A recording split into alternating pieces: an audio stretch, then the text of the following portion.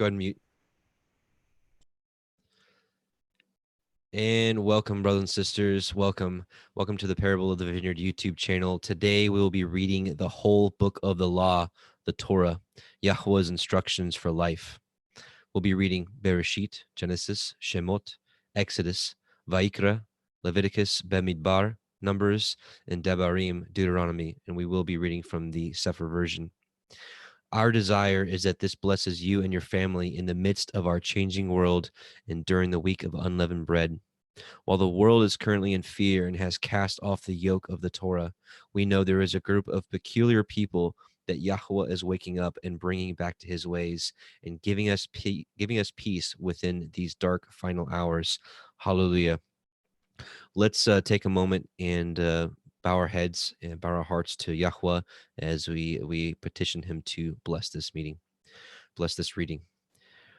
Yahweh Sebaoth, we come to you in Yahusha's name, the Elohim of Avraham, Yitzchak, and Yaakov.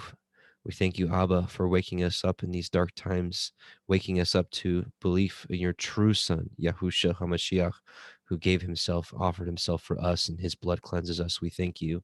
We also thank you for waking us up to your marvelous Torah, Abba, and we pray that this is a sweet savor before you, and we pray that the words of this Torah penetrate the hearts of anyone that may hear it.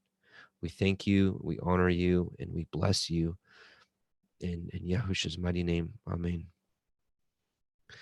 So let us take a moment, brothers and sisters, to bless Yahweh for his goodness, for Yahusha, who has cleansed us and redeemed us by his blood, and for his set-apart spirit he has given to us to lead us into all truth.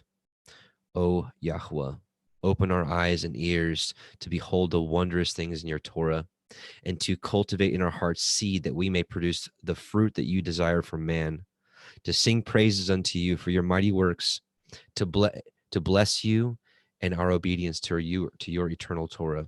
So before we get started, Yevarechecha Yahweh veyishmerecha, Ya'er Yahweh panav elecha vechnuneka, Yisa Yahweh panav elecha veyashem lecha shalom. Yahweh bless you and keep you. Yahweh make his face shine upon you and be gracious unto you. Yahweh lift up his countenance upon you and give you peace. All right, brothers and sisters, here we go. We're going to read the entire Torah. So I pray that you're ready, and I pray that these words penetrate your heart today. We'll be myself, Adam Fink. We'll have two Adams, myself. We'll have Adam Roberge. We'll have two Justins as well. We have Justin McRoberts, who's with me now. Justin Best from Christian Truthers will be joining us in a little bit, and Jeremy Fox. So two Adams, two Justins, and a Jeremy. So I'm going to do a screen share, and we will get started.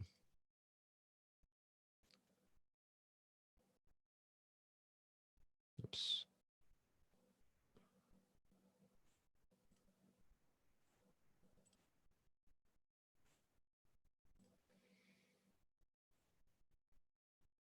Okay. Genesis, Bereshit. Genesis 1:1. In the beginning, Elohim created the heavens and the earth was without form and void, and darkness was upon the face of the deep, and the Ruach Elohim moved upon the face of the waters. And Elohim said, "Let there be light," and there was light. And Elohim saw the light, that it was good, and Elohim divided the light from the darkness. And Elohim called the light day, and the darkness he called night. And the evening and the morning were the first day. And Elohim said, "Let there be a firmament in the midst of the waters, and let it divide the waters from the waters." And Elohim made the firmament, and divided the waters which were under the firmament from the waters which were above the firmament. And it was so. And Elohim called the firmament heaven, and the evening and the morning were the second day. And Elohim said, "Let the waters under the heavens be gathered together into one place, and let the dry land appear." And it was so. And Elohim called the dry land earth, and gathering together of the waters called he seas. And Elohim saw that it was good. And Elohim said, "Let the earth bring forth grass, the herb yielding seed, and the fruit tree yielding fruit after his kind, whose seed is in itself upon the earth." And it was so. And the earth brought forth grass, and herb yielding seed after his kind, and a tree yielding fruit whose seed was in itself after his kind. And Elohim saw that it was good. And the evening and the morning were the third day. And Elohim said, let there be lights in the firmament of the heavens to divide the day from the night, and let them be for signs, and for appointed feasts, and for days and years. And let them be for lights in the firmament of the heavens to give light upon the earth. And it was so. And Elohim made two great lights, the greater light to rule the day, and the lesser light to rule the night. He made the stars also. And Elohim set them in the firmament of the heavens to give light upon the earth, and to rule over the day and over the night, and to divide the light from the darkness. And Elohim saw that it was good. And the evening and the morning were the fourth day. And Elohim said, let the waters bring forth abundantly the moving creature that has life, and the fowl that may fly above the earth in the open firmament of heaven. And Elohim created great sea monsters and every living creature that moves, which the waters brought forth abundantly after their kind, and every winged fowl after his kind. And Elohim saw that it was good. And Elohim blessed them, saying, be fruitful and multiply, and fill the waters in the seas, and let fowl multiply in the earth. And the evening and the morning were the fifth day. And Elohim said, let the earth bring forth the living creature after his kind, cattle, and creeping thing, and beast of the earth after his kind. And it was so. And Elohim made the beast of the earth after his kind, and cattle after their kind, and everything that creeps upon the earth after his kind. And Elohim saw that it was good. And Elohim said, let us make man in our image, after our likeness, and let them have dominion over the fish of the sea, and over the fowl of the air, and over the cattle, and over all the earth, and over every creeping thing that creeps upon the earth. So Elohim created man in his own image. In the image of Elohim created he him. Male and female created he them. And Elohim blessed them. And Elohim said unto them, be fruitful and multiply, and replenish the earth, and subdue it, and have dominion over the fish of the sea, and over the fowl of the air, and over every living thing that moves upon the earth. And Elohim said, behold, I have given you every herb bearing seed which is upon the face of all the earth, and every tree which is in the fruit of a tree yielding seed. To you it shall be for food. And to every beast of the earth, and to every fowl of the air, and to everything that creeps upon the earth wherein there is life, I have given every green herb for food. And it was so. And Elohim saw everything that he had made, and behold, it was very good. And the evening and the morning were the sixth day. Genesis 2. Thus the heavens and the earth were finished, and all the host of them. And on the seventh day Elohim ended his work which he had made, and he rested on the seventh day from all his work which he had made. And Elohim blessed the seventh day and sanctified it, because in it he had rested from all his work which Elohim created and made. These are the generations of the heavens and the earth when they were created in the day that Yahweh Elohim made the earth and the heavens. And every plant of the field before it was in the earth, and every herb of the field before it grew. For Yahweh Elohim had not caused it to rain upon the earth, and there was not a man to till the ground. But there went up a mist from the earth, and watered the whole face of the ground. And Yahweh Elohim formed the man of the dust of the ground, and breathed into his nostrils the breath of life, and man became a living soul. And Yahweh Elohim planted a garden eastward in Eden, and there he put the man whom he had formed. And out of the ground made Yahweh Elohim to grow every tree that is pleasant to the sight and good for food, the tree of life also in the midst of the garden, and the tree of knowledge of good and evil. And a river went out of Eden to water the garden, and from thence it was parted and became into four heads. The name of the first is Pishon, that is, which compasses the whole land of Havilah, where there is gold. And the gold of that land is good, and there is Delim and the onyx stone. And the name of the second river is Gihon, the same it is that compasseth the whole land of Cush. And the name of the third river is Hiddekel, that is, which goes toward the east of Ashur. And the fourth river is Perath. And Yahweh Elohim took the man and put him into the garden of Eden to dress it and to guard it. And Yahweh Elohim commanded man, saying, of every tree of the garden you may freely eat, but of the tree of the knowledge of good and evil you shall not eat of it. For in the day that you eat thereof, you shall surely die. Yahweh Elohim said, it is not good that the man should be alone. I will make him a helpmeet for him.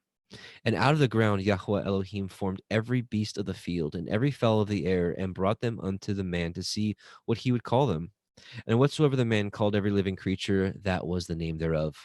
And the man gave names to all cattle, and to the fowl of the air, and to every beast of the field. But for the man there was not found a helpmeet for him. And Yahweh Elohim caused a deep sleep to fall upon the man, and he slept. And he took one of his ribs, and closed up the flesh instead thereof. And the rib which Yahweh Elohim had taken from man made he a woman, and brought her unto the man. And the man said, this is now bone of my bones, and flesh of my flesh. She shall be called woman, because she was taken out of man. Therefore shall a man leave his father and his mother, and shall cleave unto his woman, and they shall be one flesh. And they were both naked, and the man and his woman were not ashamed. Genesis 3. Now the serpent was more subtle than any beast of the field which Yahweh Elohim had made. And he said unto the woman, yea, has Elohim said, ye shall not eat of every tree of the garden? And the woman said unto the serpent, we may eat of the fruit of the trees of the garden, but of the fruit of the tree which is in the midst of the garden, Elohim has said, ye shall not eat of it, neither shall ye touch it, lest ye die. And the serpent said unto the woman, ye shall not surely die. For Elohim knows that in the day that you eat thereof, then your eyes shall be opened, and you shall be as Elohim, knowing good and evil. And when the woman saw that the tree was good for food, and that it was pleasant to the eyes, and a tree to be desired to make one wise, she took of the fruit thereof, and did eat, and gave also unto her man with her, and he did eat. And the eyes of them were both were opened, and they knew that they were naked, and they sewed fig leaves together, and made themselves aprons. And they heard the voice of Yahweh Elohim walking in the garden of the cool of the day. And the man and his woman hid themselves from the presence of Yahweh Elohim amongst the trees of the garden. And Yahweh Elohim called unto Adam and said unto him, where are you? And he said, I heard your voice in the garden, and I was afraid because I was naked, and I hid myself. And he said, who told you that you were naked? Have you eaten of the tree whereof I commanded you that you should not eat? And the man said, the woman who you gave to be with me, she gave me of the tree, and I did eat. And Yahweh Elohim said unto the woman, what is this that you have done?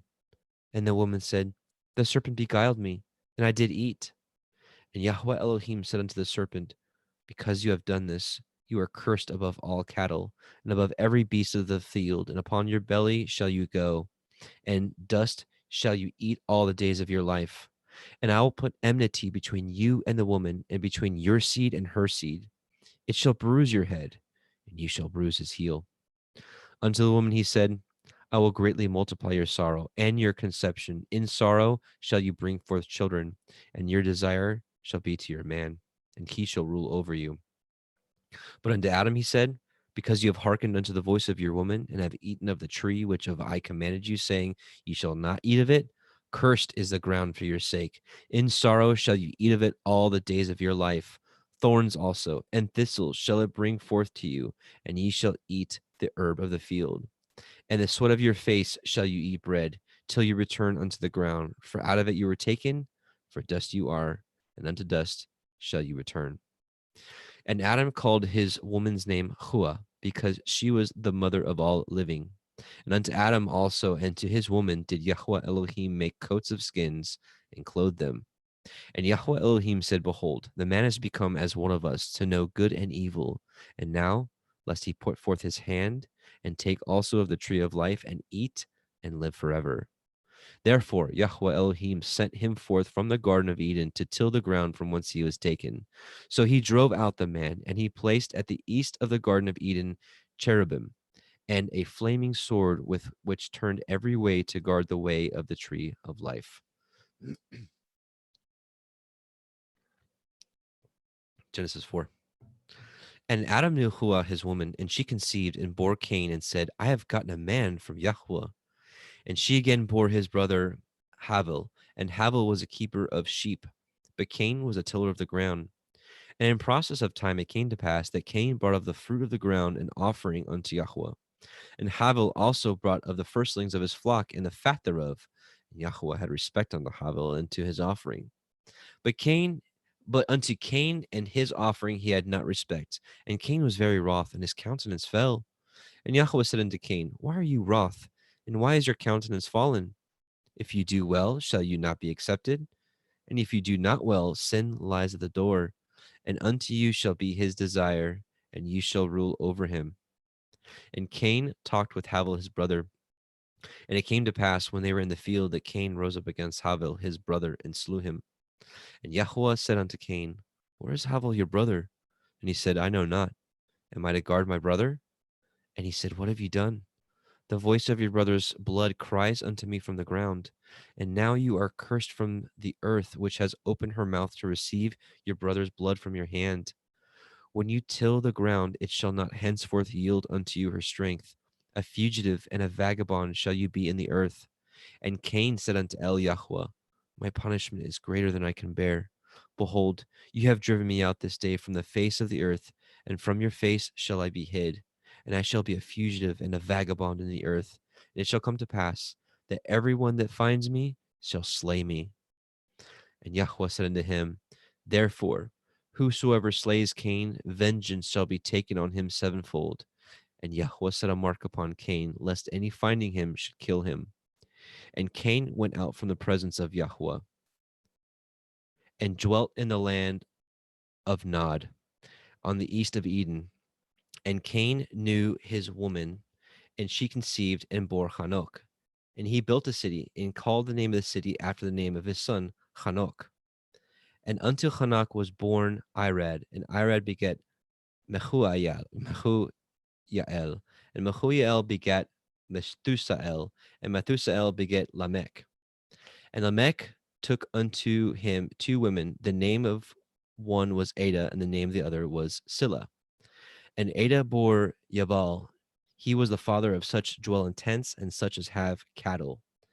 And his brother's name was Yuval. He was the father of all such as handle the harp and organ.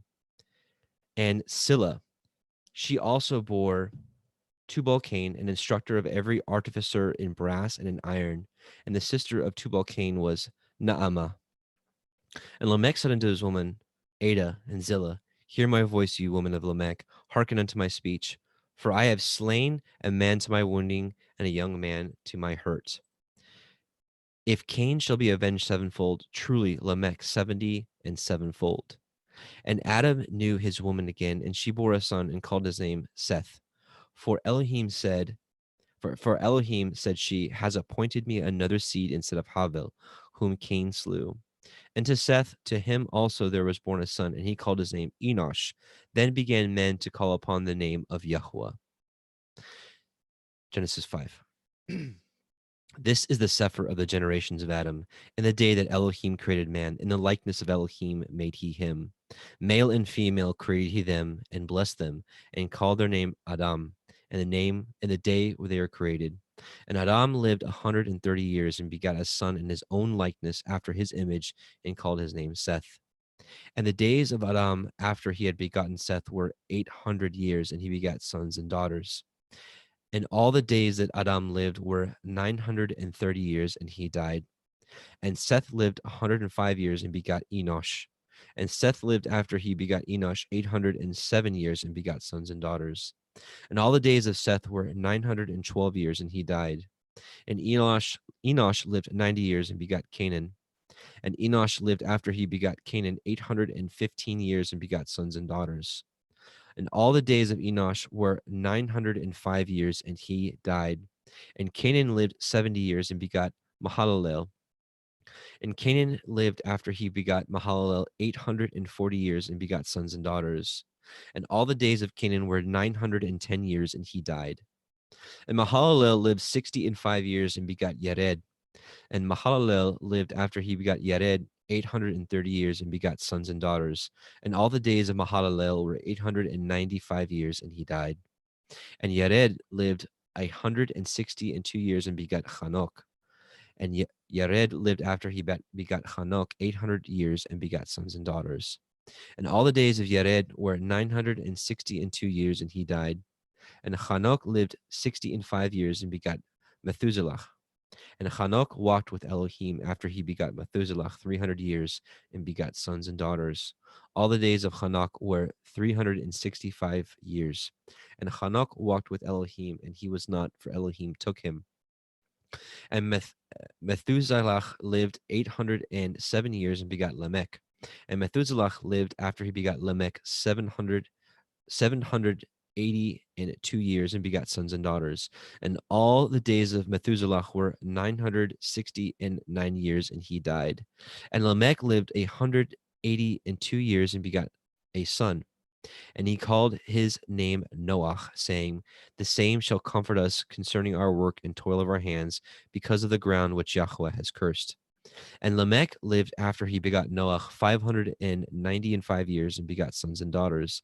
And all the days of Lamech were 777 years, and he died. And Noah was 500 years old, and Noah begot Shem, Ham, and Japheth.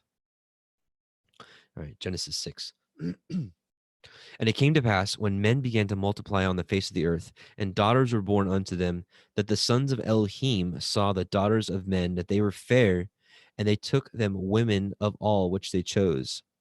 And Yahweh said, My ruach shall not always strive with man, for that he also is flesh, yet his days shall be 120 years.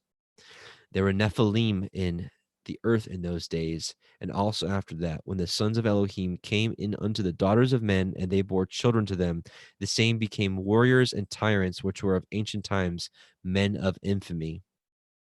And Yahweh saw that the wickedness of man was great in the earth, and that every imagination of the thoughts of his heart was only evil continually. And Yahweh repented that he had made man on the earth, and it grieved him at his heart.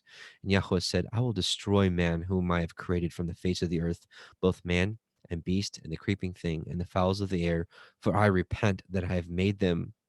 But Noah found grace in the eyes of Yahweh. These are the generations of Noah.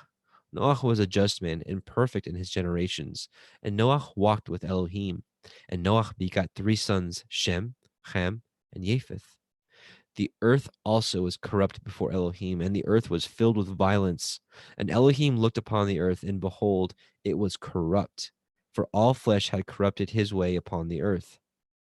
And Elohim said unto Noah, The end of all flesh is come before me, for the earth is filled with violence through them, and behold, I will destroy them with the earth.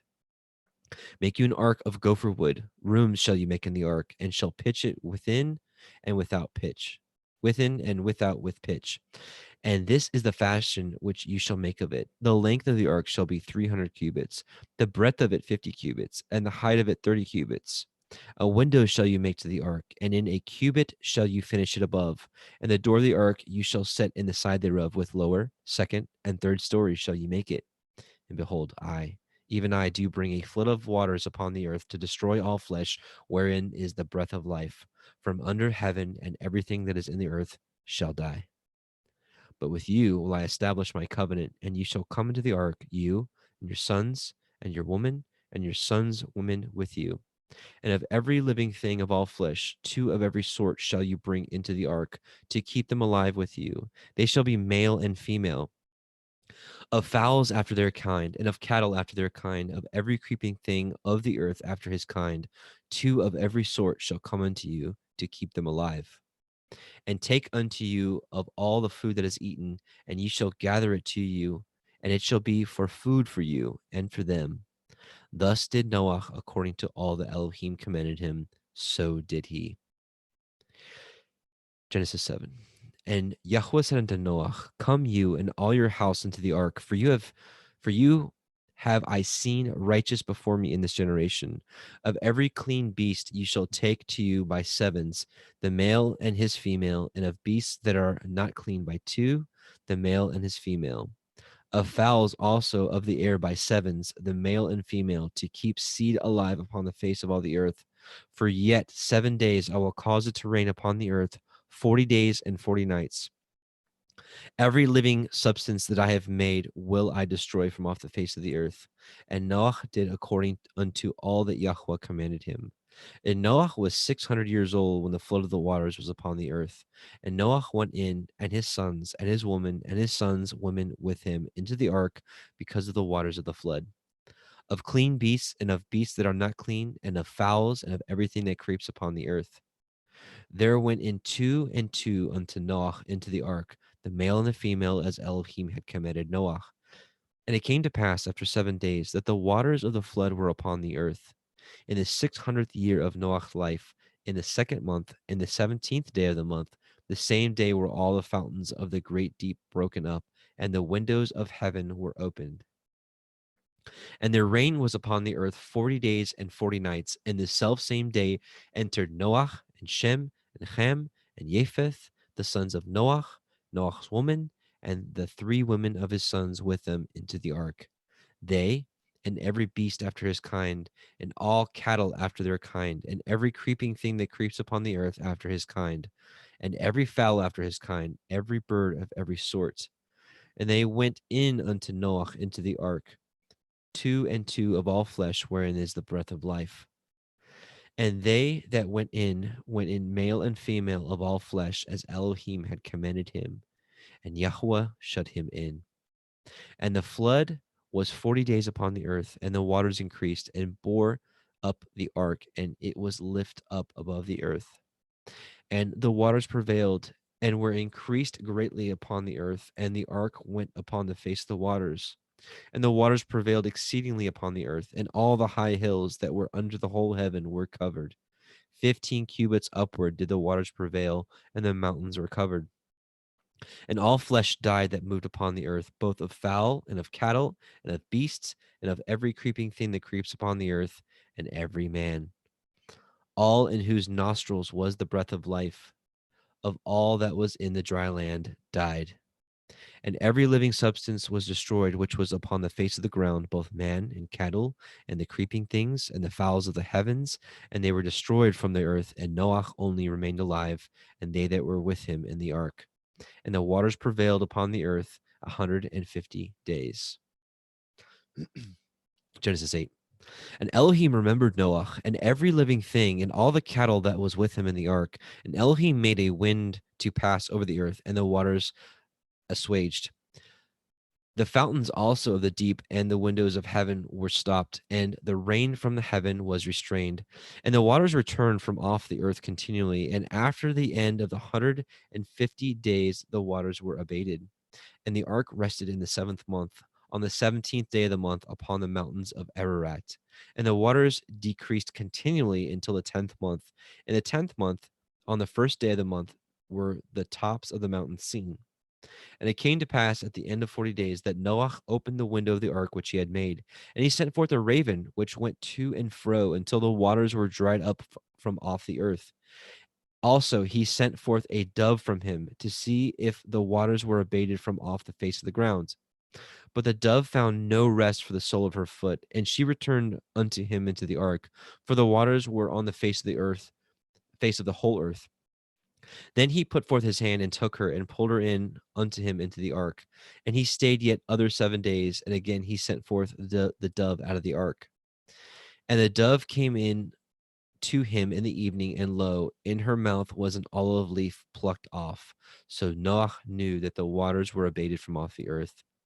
And he stayed yet other 7 days, and sent forth the dove, which returned not again unto him any more. And it came to pass in the 601st year, in the 1st month, the 1st day of the month, the waters were dried up from off the earth. And Noah removed the covering of the ark, and looked, and behold, the face of the ground was dry. And in the 2nd month, on the 7 and 20th day of the month, the earth dried. And Elohim spoke unto Noah, saying, Go forth of the ark, you and your woman and your sons' women with you. Bring forth with you every living thing that is with you, of all flesh, both of fowl and of the cattle, and of every creeping thing that creeps upon the earth, that they may breed abundantly in the earth, and be fruitful and multiply upon the earth. And Noah went forth, and his sons, and his woman, and his sons' women with him. Every beast, every creeping thing, and every fowl, and whatsoever creeps upon the earth after their kinds, went forth out of the ark. And Noah built an altar unto Yahweh, and took of every clean beast and of every clean fowl, and offered burnt offerings on the altar. And Yahweh smelled a sweet savor. And Yahweh said in his heart, I will not again curse the ground any more for man's sake. For the imagination of man's heart is evil from his youth. Neither will I again smite any more everything living as I have done. While the earth remains, seed time and harvest, and cold and heat, and summer and winter, and day and night shall not cease. And Elohim blessed Noah and his sons, and said unto them, Be fruitful, and multiply, and replenish the earth. And the fear of you and the dread of you shall be upon every beast of the earth, and upon every fowl of the air, upon all that moves upon the earth, and upon all the fish of the sea. Into your hand are they delivered. Every moving thing that lives shall be meat for you, even as the green herb have I given you all things. But flesh with the life thereof, which is the blood thereof, shall you not eat. And surely your blood of your lives will I require. At the hand of every beast will I require it. At the hand of man, at the hand of every man's brother will I require the life of man. Whoso sheds man's blood, by man shall his blood be shed. For in the image of Elohim made he man. And you, be ye fruitful, and multiply, and bring forth abundantly in the earth, and multiply therein. And Elohim spoke unto Noah and to his sons with him, saying, And I, behold, I establish my covenant with you, and with your seed after you, and with every living creature that is with you, of the fowl, of the cattle, and of every beast of the earth with you, from all that go out from the ark to every beast of the earth. And I will establish my covenant with you. Neither shall all flesh be cut off any more by the waters of a flood, neither shall there any more be a flood to destroy the earth. And Elohim said, This is the sign of the covenant which I make between me and you and every living creature that is with you for perpetual generations. I do set my bow in the cloud, and it shall be for a sign of a covenant between me and the earth. And it shall come to pass when I bring a cloud over the earth that the bow shall be seen in the cloud. And I will remember my covenant, which is between me and you and every living creature of all flesh, and the waters shall no more become a flood to destroy all the earth, all the flesh. And the bow shall be in the cloud, and I will look upon it, that I may remember the everlasting covenant between Elohim and every living creature of all flesh that is upon the earth. And Elohim said unto Noah, This is the sign of the covenant which I have established between me and all flesh that is upon the earth. And the sons of Noah that went forth of the ark were Shem, Ham, and Japheth. And Ham is the father of Canaan. These are the three sons of Noah, and of them was the whole earth overspread. And Noah began to be a husbandman, and he planted a vineyard, and he drank of the wine and was drunken, and he was uncovered within his tent. And Ham, the father of Canaan, saw the nakedness of his father, and told his two brethren without. And Shem and Japheth took a garment and laid it upon both their shoulders and went backward, and covered the nakedness of their father, and their faces were backward, and they saw not their father's nakedness. And Noah awoke from his wine and knew what his younger son had done unto him. And he said, Cursed be Canaan. A servant of servants shall he be unto his brethren. And he said, Blessed be Yahweh Elohai of Shem, and Canaan shall be his servant. Elohim shall enlarge Japheth, and he shall dwell in the tents of Shem, and Canaan shall be his servant. And Noah lived after the flood 350 years, and all the days of Noah were 950 years, and he died. Genesis 10. Now these are the generations of the sons of Noah, Shem, Ham, and Japheth. And unto them were sons born after the flood. The sons of Japheth, Gimmer, and Magog, and Madai, and Yavan, and Tubal, and Meshech, and Tirach. And the sons of Gimmer, Ashkenaz, and Riphath, and Togarma. And the sons of Yavan, Elisha, Tarshish, Kittim, and Dodanim. By these were the isles of the other nations divided in their lands, everyone after his tongue, after their families, in their nations. And the sons of Ham, Cush, and Mitzrayim, and Put, and Canaan. And the sons of Cush, Cheva, Chavila, Kavta, and Raama, Kavteka. And the sons of Raama, Sheva, and Dedan. And Cush begat Nimrod, and he began to be a warrior and hunter in the earth. He was a warrior and a hunter before Yahweh. Wherefore it is said, even as Nimrod, the warrior hunter before Yahweh. And the beginning of his kingdom was Babel, and Erech, and Akkad, and Calneh in the land of Shinar. Out of that land went forth Ashur and built Nineveh, and the city Rehoboth and Kelach. And Resen between Nineveh and Kelach, the same is a great city. And Mitzrayim begat Ludim, and Anamim, and Lehavim, and Naphtuchim, and Pathrusim, and Kalusim, out of whom came Pelishtim, and Kaphtorim. And Canaan begat Sidon, his firstborn, and Heth, and the Yebusi, and the Emori, and the Girgashi, and the Chevi, and the Arki, and the Chini, and the Arvadi, and the Tsemari, and the Hamathi, and afterward were the families of the Canaanim spread abroad. And the border of Canaanim was from Sidon as you come unto Gerar, unto Gaza as you go unto Sodom and Gomorrah, and Admah, and Sevim, and even unto Lasha. These are the sons of Ham, after their families, after their tongues, in their countries, and in their nations. And unto Shem also, the father of all the children of Eber, the brother of Japheth, the elder, even to him were children born. And the children of Shem, Elam, Ashur, Arphaxad, and Lud, and Aram. And the children of Aram, Utz, Hul, Gether, and Mash. And Arphaxad begat Shelach, and Shelach begat Eber.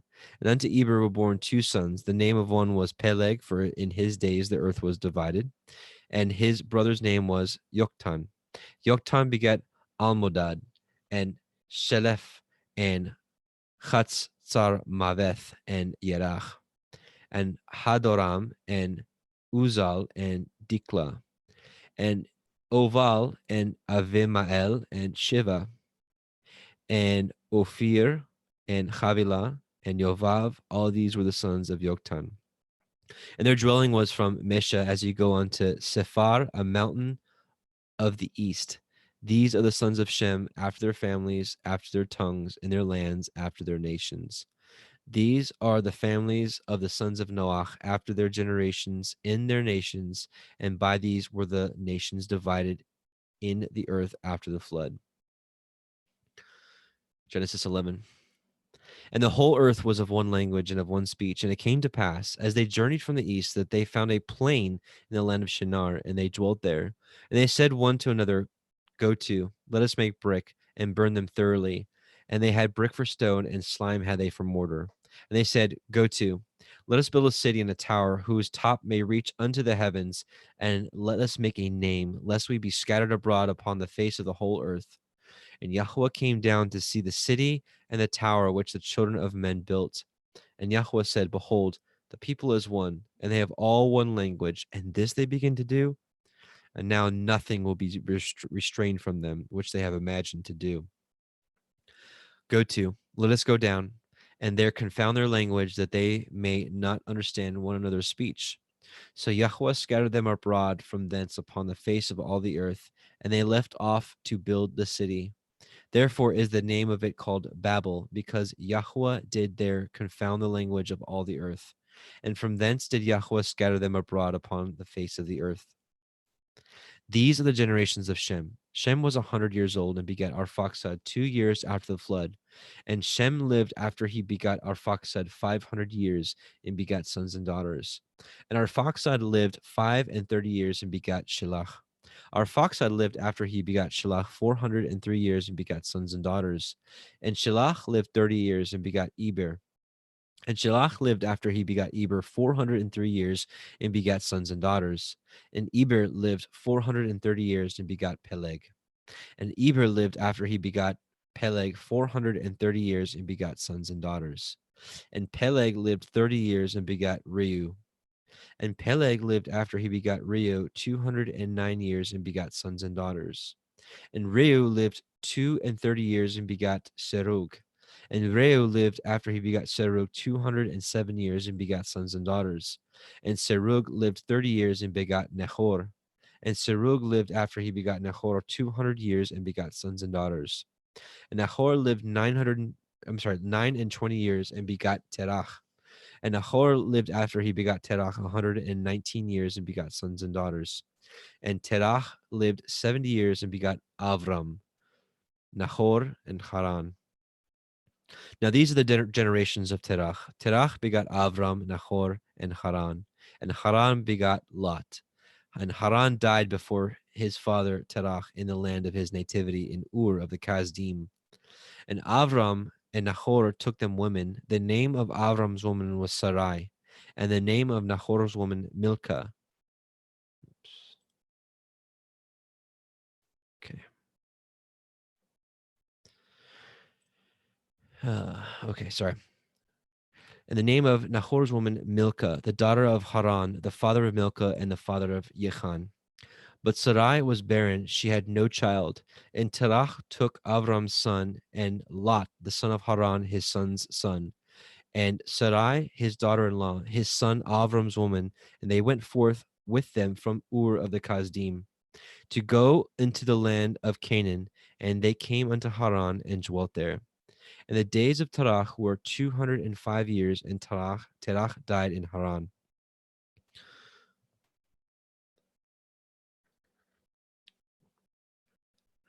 Genesis 12. Now Yahweh had said unto Avram, Get you out of your country and from your kindred and from your father's house unto a land that I will show you.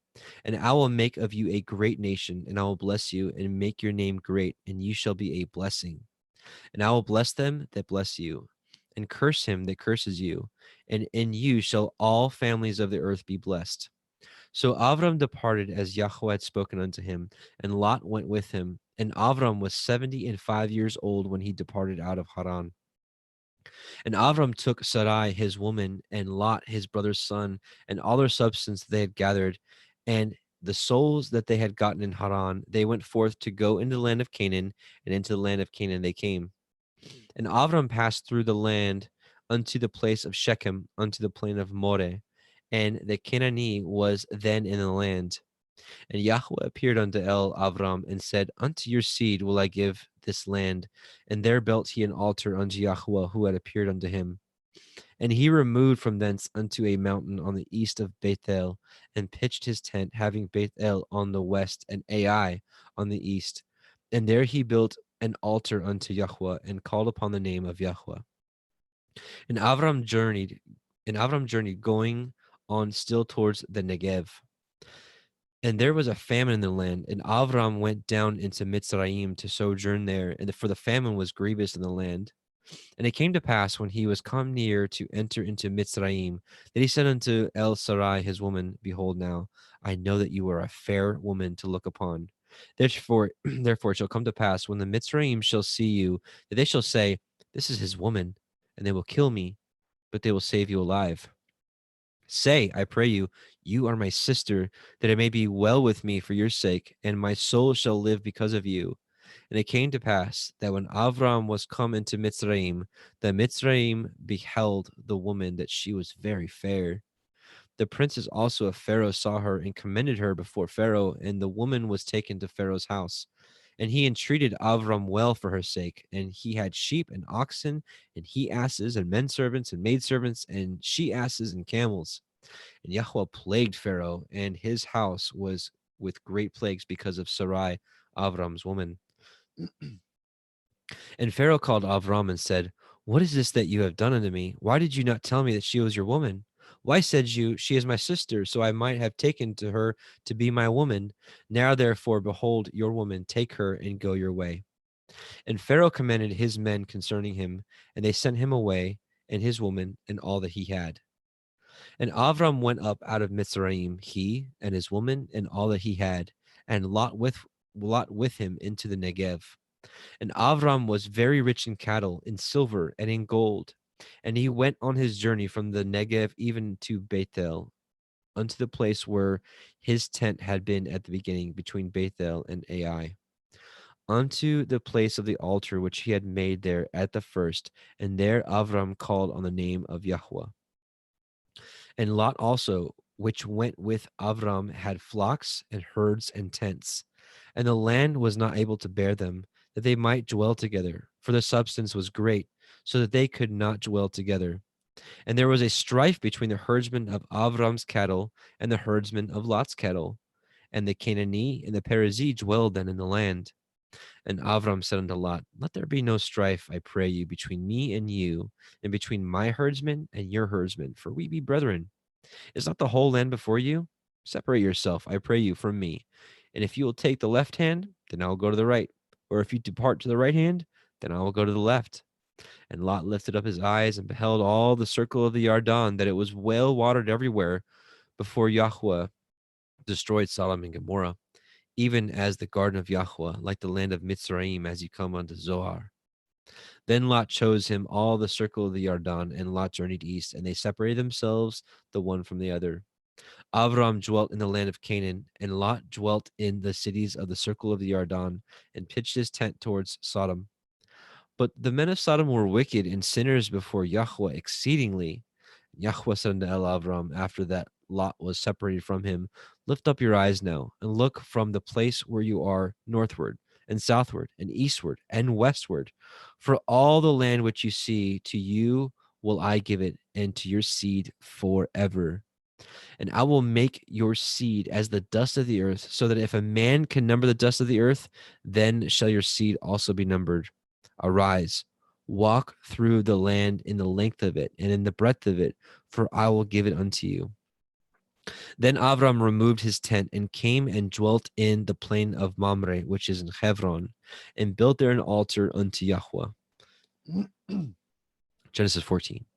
And it came to pass in the days of Amraphel, king of Shinar, Arioch, king of Elakar, and Chedorlaomer, king of Elam, and Tidal, king of nations, that these made war with Bera, king of Sodom, and with Birsha, king of Gomorrah, Shinav, king of Admah, and Shem-Eber, king of Tsevaim, and the king of Bela, which is Soar.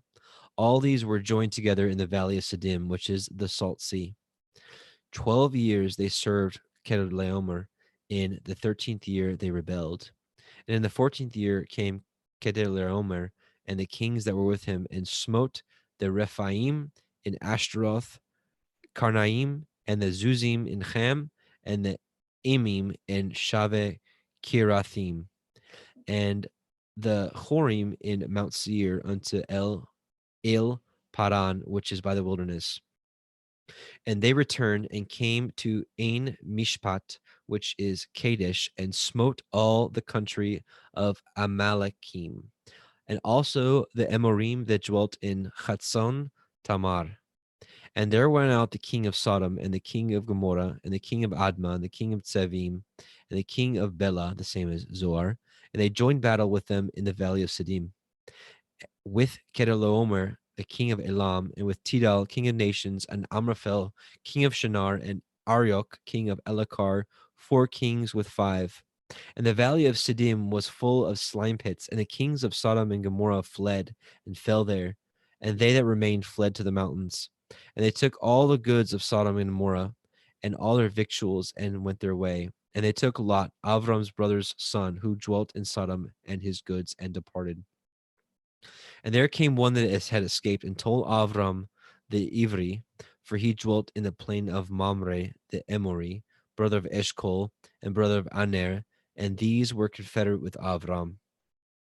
And when Avram heard that his brother was taken captive, he armed his trained servants, born in his own house, 318, and pursued them unto Dan.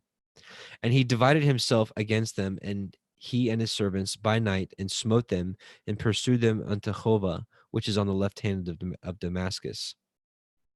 And he brought back all the goods, and also brought again his brother Lot and his goods, and all, and the women also, and the people. And the king of Sodom went out to meet him after his return from the slaughter of Chedorlaomer, and of the kings that were with him at the valley of Shave, which is the king's valley. And Melchizedek, king of Shalem, brought forth bread and wine, and he was the priest of El Elyon. And he blessed him and said, blessed be Avram of El Elyon, possessor of heaven and earth, and blessed be El Elyon, which has delivered your enemies into your hand. And he gave him tithes of all. And the king of Sodom said unto El Avram, give me the persons, and take the goods to yourselves. And Avram said to the king of Sodom, I have lifted up my hand unto YHWH, El Elyon, the possessor of heaven and earth, that I will not take from a thread, even to a shoe latchet, and that I will not take anything that is yours, lest you should say, I have made Avram rich, save only that which the young men have eaten, and the portion of the men which went with me, Aner, Eshkol, and Mamre. Let them take their portion. Genesis 15. After these things, the word of Yahweh came unto Avram in a vision, saying, Fear not, Avram, I am your shield and your exceeding great reward. And Avram said, Adonai Yahweh, what will you give me, seeing I go childless? And the steward of my house is this Eliezer of Damascus. And Avram said, Behold, to me you have given no seed, and lo, one born in my house is my heir. And behold, the word of Yahweh came unto him, saying, This shall not be your heir, but he that shall come forth out of your own generation shall be your heir. And he brought him forth abroad and said, Look now toward the heavens, and count the stars, if you be able to number them. And he said unto him, So shall your seed be. And he believed in Yahweh, and he counted it to him for righteousness. And he said unto him, I am Yahweh that brought you out of Ur of the Kasdim to give you this land to inherit it. And he said, Adonai Yahweh, whereby shall I know that I shall inherit it? And he said unto him, Take me a heifer of 3 years old, and a she-goat of 3 years old, and a ram of 3 years old, and a turtle dove, and a young pigeon. And he took unto him all these, and divided them in the midst, and laid each piece one against the other, but the birds he divided not. And when the fowls came down upon the carcasses, Avram drove them away. And when the sun was going down, a deep sleep fell upon Avram, and lo, a horror of great darkness fell upon him. And he said unto Avram, Know of a surety that your seed shall be a stranger in a land that is not theirs, and shall serve them, and they shall afflict them 400 years. And also that nation whom they shall serve will I judge, and afterward they shall come out with great substance. And ye shall go to your fathers in peace. Ye shall be buried in a good old age. But in the 4th generation they shall come hither again, for the iniquity of the Amorim is not yet full. And it came to pass that when the sun went down and it was dark, behold, a smoking furnace and a burning lamp that passed between those pieces. In the same day, Yahweh cut a covenant with Avram, saying, Unto your seed have I given this land, from the river of Mitzrayim unto the great river, the river Perath. The Kenanim and the Kenizim and the Kadmonim, and the Hittim and the Perizim and the Rephaim, and the Amorim and the Kenanim and the Girgashim and the Yebusim. And here we will stop and change over. And I see Justin Best is with us. So Justin McRoberts, Justin is going to take the next portion because he's got a limited time. Welcome, brother Justin. Muted, I think maybe. I can't hear you. I'm sorry about that. Shalom. There you are. There you are. Welcome, brother. Thank you. Thank you. So we just left off at the end of 15. So do you want to pick it up? You have a screen share and pick it up at 16. Yep, absolutely. Genesis chapter 16, Sarai and Hagar. Now Sarai, Abram's woman, bore him no children, and she had a handmaid, a Mitzri, whose name was Hagar. And Sarai said unto Abram, Behold now, Yahweh has restrained me from bearing. I pray you, go in unto my maid, that it may be that I obtain children by her. And Abram hearkened to the voice of Sarai. And Sarai, Abram's woman, took Hagar, her maid, the Mitzrayim, after Abram had dwelt 10 years in the land of Canaan, and gave her to her man Abram to be his woman. And he went in unto Hagar, and she conceived. And when she saw that she had conceived, her mistress was despised in her eyes. And Sarai said unto Abram, My wrong be upon you. I have given my maid into your bosom. And when she saw that she had conceived, I was despised in her eyes. Yahweh judge between me and you. But Abram said unto Sarai, Behold, your maid is in your hand. Do to her as it pleases you. And when Sarai dealt hardly with her, she fled from her face. And the angel of Yahweh found her by a fountain of water in the wilderness, by a fountain in the way of Shur. And he said, Hagar, Sarai's maid, whence came you, and whither will you go? And she said, I flee from the face of my mistress Sarai. And the angel of YHWH said unto her, Return to your mistress and submit yourself under her hands. And the angel of YHWH said unto her, I will multiply your seed exceedingly, that it shall not be numbered for multitude. And the angel of YHWH said unto her, Behold, you are with child, and shall bear a son, and shall call his name Yishmael, because YHWH has heard your affliction. And he will be a wild man.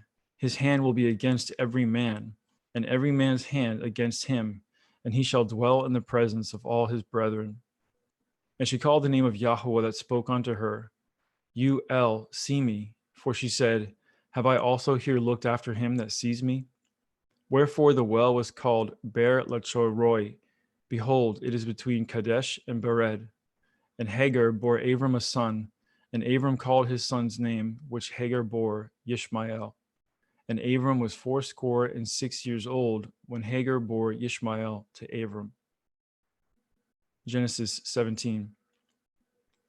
And when Abram was 90 years old and 9, YHWH appeared unto Abram and said unto him, I am El Shaddai. Walk before me and be perfect, and I will make my covenant between me and you, and will multiply you exceedingly. And Abram fell on his face, and Elohim talked with him, saying, As for me, behold, my covenant is with you, and you shall be a father of many nations. Neither shall your name any more be called Abram, but your name shall be called Abraham, for a father of many nations have I made you. And I will make you exceeding fruitful, and I will make nations of you, and kings shall come out of you. And I will establish my covenant between me and you and your seed after you in their generations for an everlasting covenant, to be Elohim unto you and to your seed after you. And I will give unto you and to your seed after you the land wherein you are a stranger, all the land of Canaan, for an everlasting possession, and I will be their Elohim. And Elohim said unto Abraham, You shall guard my covenant, therefore, you and your seed after you in their generations. This is my covenant, which ye shall guard, between me and you and your seed after you. Every male child among you shall be circumcised, and ye shall circumcise the flesh of your foreskin, and it shall be a sign of the covenant betwixt me and you. And he that is 8 days old shall be circumcised among you, every male child in your generations. He that is born in the house or bought with money of any stranger, which is not of your seed. He that is born in your house, and he that is bought with your money, must need to be circumcised. And my covenant shall be in your flesh for an everlasting covenant. And the uncircumcised male child, whose flesh of his foreskin is not circumcised, that soul shall be cut off from his people. He has broken my covenant. And Elohim said unto Abraham, As for Sarai your woman, you shall not call her name Sarai, but Sarah shall be her name. And I will bless her and give you a son also of her. Yea, I will bless her, and she shall be a mother of nations. Kings of people shall be of her. Then Abraham fell upon his face and laughed, and said in his heart, Shall a child be born unto him that is 100 years old? And shall Sarah, that is 90 years old, bear? And Abraham said unto Elohim, Oh, that Yishmael might live before you. And Elohim said, Sarah your woman shall bear you a son indeed, and you shall call his name Yitzchak, and I will establish my covenant with him for an everlasting covenant, and with his seed after him. And as for Yishmael, I have heard you. Behold, I have blessed him, and I will make him fruitful, and I will multiply him exceedingly. 12 princes shall he beget, and I will make him a great nation. But my covenant will I establish with Yitzchak, which Sarah shall bear unto you at the set time in the next year. And he left off talking with him, and Elohim went up from Abraham. And Abraham took Yishmael his son, and all that were born in his house, and all that were bought with his money, every male among the men of Abraham's house, and circumcised the flesh of their foreskin in the selfsame day, as Elohim had said unto him. And Abraham was 90 years old and 9 when he was circumcised in the flesh of his foreskin. And Yishmael his son was 13 years old when he was circumcised in the flesh of his foreskin. And the selfsame day was Abraham circumcised, and Yishmael his son. And all the men of his house, born in the house and bought with money of the stranger, were circumcised with him. And YHWH appeared unto him in the plains of Mamre, and he sat at the tent door in the heat of the day. And he lifted up his eyes and looked, and lo, 3 men stood by him. And when he saw them, he ran to meet them from the tent door and bowed himself toward the ground and said, My Adonai, if now I have found favor in your sight, pass not away, I pray you, from your servant. Let a little water, I pray you, be fetched, and wash your feet, and rest yourselves under the tree. And I will fetch a morsel of bread, and comfort ye in your hearts. After that ye shall pass on, for therefore are you come to your servant. And he said, So do as you have said. And Abraham hastened it to the tent of El-Sarah, and said, Make ready quickly 3 measures of fine meal, knead it, and make cakes upon the hearth. And Abraham ran to the herd and fetched a calf tender and good, and gave it unto a young man, and he hastened to dress it. And he took butter and milk, and the calf which he had dressed, and set it before them. And he stood by them under the tree, and they did eat. And they said unto him, Where is Sarah your woman? And he said, Behold, in the tent. And he said, I will certainly return unto you according to the time of life. And lo, Sarah your woman shall have a son. And Sarah heard it in the tent door which was behind him. Now Abraham and Sarah were old and well stricken in age, and ceased to be with Sarah after the manner of women. Therefore Sarah laughed within herself, saying, After I am waxed old, shall I have pleasure, my Lord being old also? And YHWH said unto Abraham, Wherefore did Sarah laugh, saying, Shall I of a surety bear a child, which am old? Is anything too hard for YHWH? At the time appointed I will return unto you, according to the time of life, and Sarah shall have a son. Then Sarah denied, saying, I laughed not, for she was afraid. And he said, Nay, but you did laugh. And the men rose up from thence and looked towards Sedom, and Abraham went with them to bring them on the way. And YHWH said, Shall I hide from Abraham that thing which I do? Seeing that Abraham shall surely become a great and mighty nation, and all the nations of the earth shall be blessed in him. For I know him, that he will command his children, his household after him, and they shall guard the way of YHWH, to do justice and judgment, that YHWH may bring upon Abraham that which he has spoken of him. And YHWH said, Because the cry of Sodom and Gomorrah is great, and because their sin is very grievous, I will go down now, and see whether they have done altogether according to the cry of it, which is come unto me, and if not, I will know. And the men turned their faces from thence and went towards Sodom. But Abraham stood yet before YHWH. And Abraham drew near and said, Will you also destroy the righteous with the wicked? Perchance there be 50 righteous within the city. Will you also destroy and not spare the place for the 50 righteous that are therein? That be far from you to do after this manner, to slay the righteous with the wicked, and that the righteous should be as the wicked. That be far from you. Shall not judge of all the earth do right? And YHWH said, If I find in Sodom 50 righteous within the city, then I will spare all the place for their sakes. And Abraham answered and said, Behold now, I have taken upon me to speak unto Adonai, which am but dust and ashes. Perchance there shall lack 5 of the 50 righteous. Will you destroy all the city for a lack of 5? And he said, If I find there 40 and 5, I will not destroy it. And he spoke unto him yet again and said, Perchance there shall be 40 found there. And he said, I will not do it for 40's sake. And he said unto him, Oh, let not Adonai be angry, and I will speak. Perchance there shall be 30 found there. And he said, I will not do it if I find 30 there. And he said, Behold now, I have taken upon me to speak unto Adonai. Perchance there shall be found 20 there. And he said, I will not destroy it for 20's sake. And he said, Oh, let not Adonai be angry, and I will speak yet but this once. Perchance 10 shall be found there. And he said, I will not destroy it for 10's sake. And YHWH went his way as soon as he had left communing with Abraham, and Abraham returned unto his place. Genesis 19. And there came 2 angels to Sodom at evening, and Lot sat in the gate of Sodom. And Lot, seeing them, rose up to meet them, and he bowed himself with his face towards the ground. And he said, Behold now, My lords, turn in, I pray you, into your servant's house, and tarry all night, and wash your feet, and ye shall rise up early and go on your ways.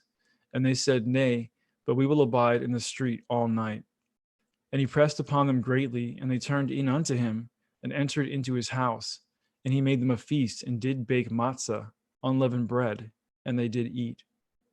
But before they lay down, the men of the city, even the men of Sodom, compassed the house round, both old and young, all the people from every quarter.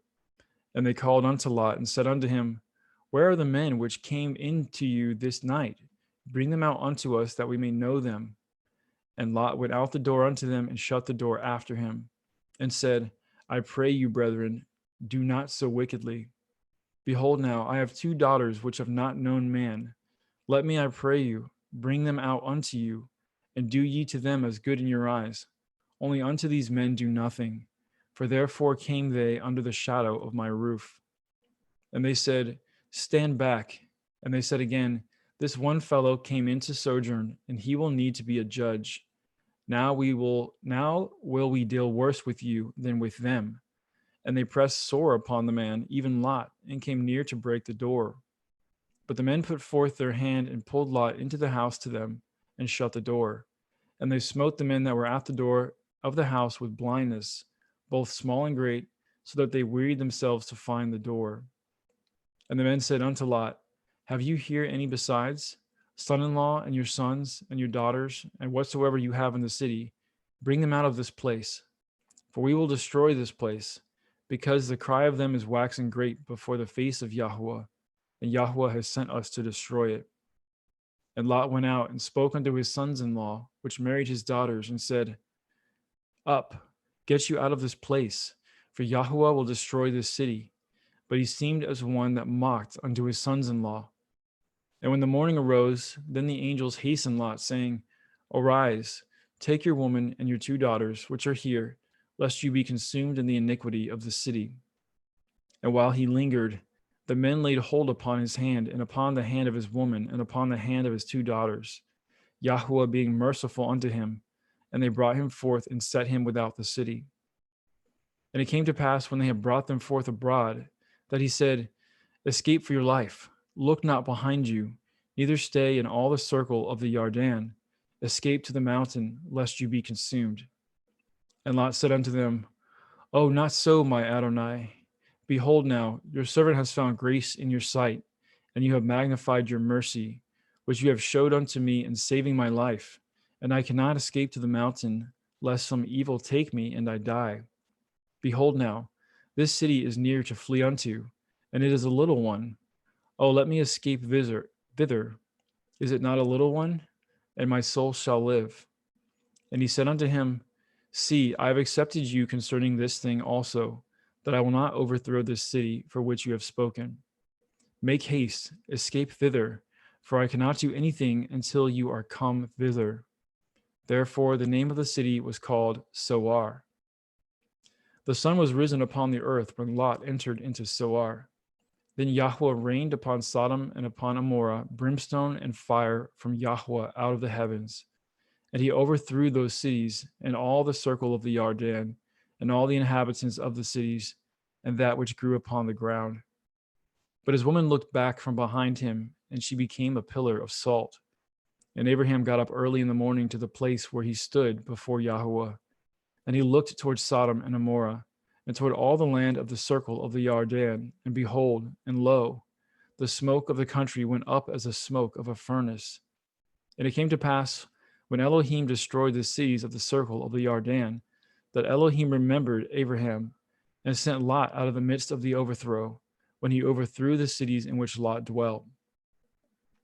And Lot went up out of Soar, and dwelt in the mountain, and his 2 daughters with him, for he feared to dwell in Soar, and he dwelt in a cave, he and his 2 daughters.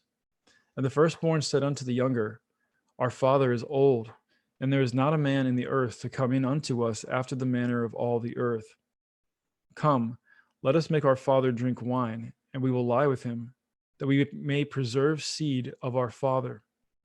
And they made their father drink wine that night, and the firstborn went in, and lay with her father, and he perceived not when she lay down, nor when she arose. And it came to pass on the morrow that the firstborn said unto the younger, Behold, I lay yesternight with my father. Let us make him drink wine this night also, and go in, and lie with him, that we may preserve seed for our father. And they made their father drink wine that night also. And the younger arose, and lay with him. And he perceived not when she lay down, nor when she arose. Thus were both the daughters of Lot with child by their father. And the firstborn bore a son, and called his name Moab. The same is the father of Moabim unto this day. And the younger, she also bore a son, and called his name Ben-Ami. The same is the father of the children of Ammon unto this day. Genesis 20. Let's get a sip of water.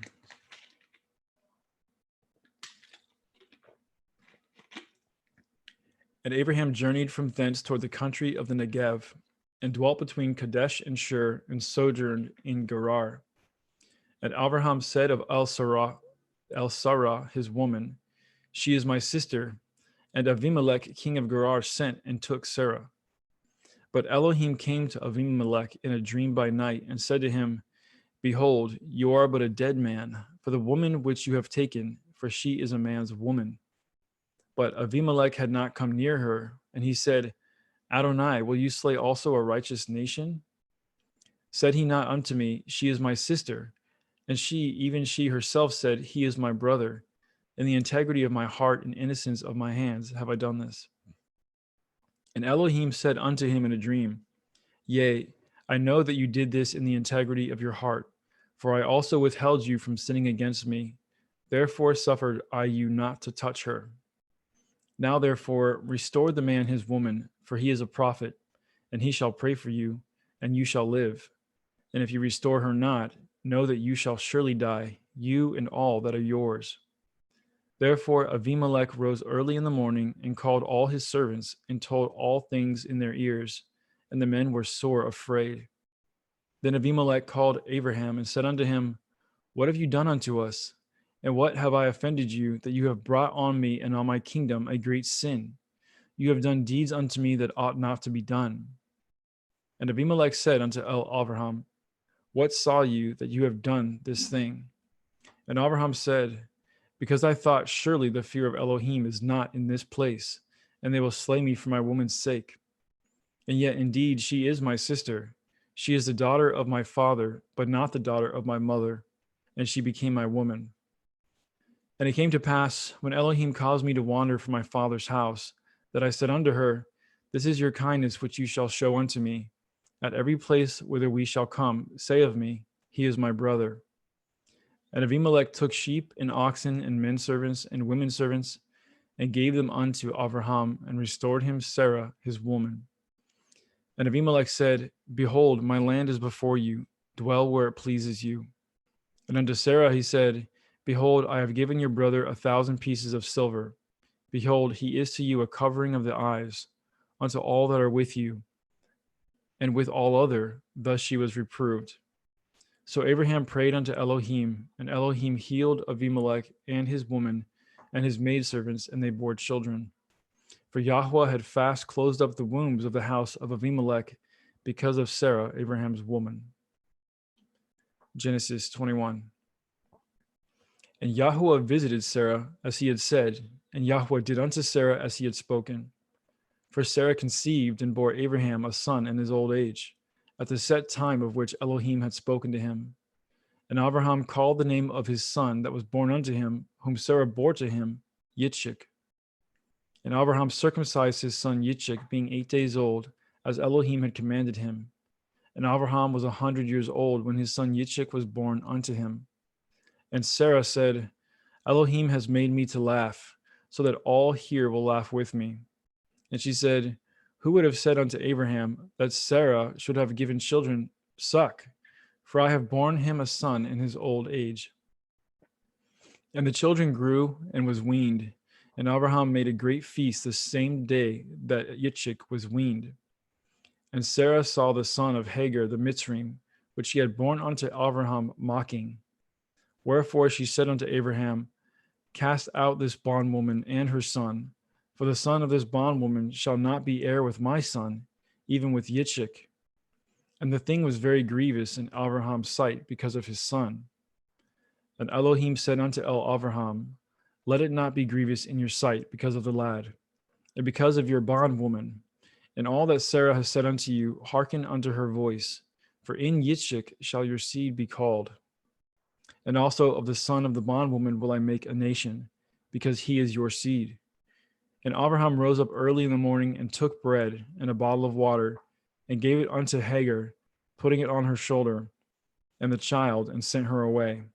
And she departed and wandered in the wilderness of Beersheba. And the water was spent in the bottle, and she cast the child under one of the shrubs.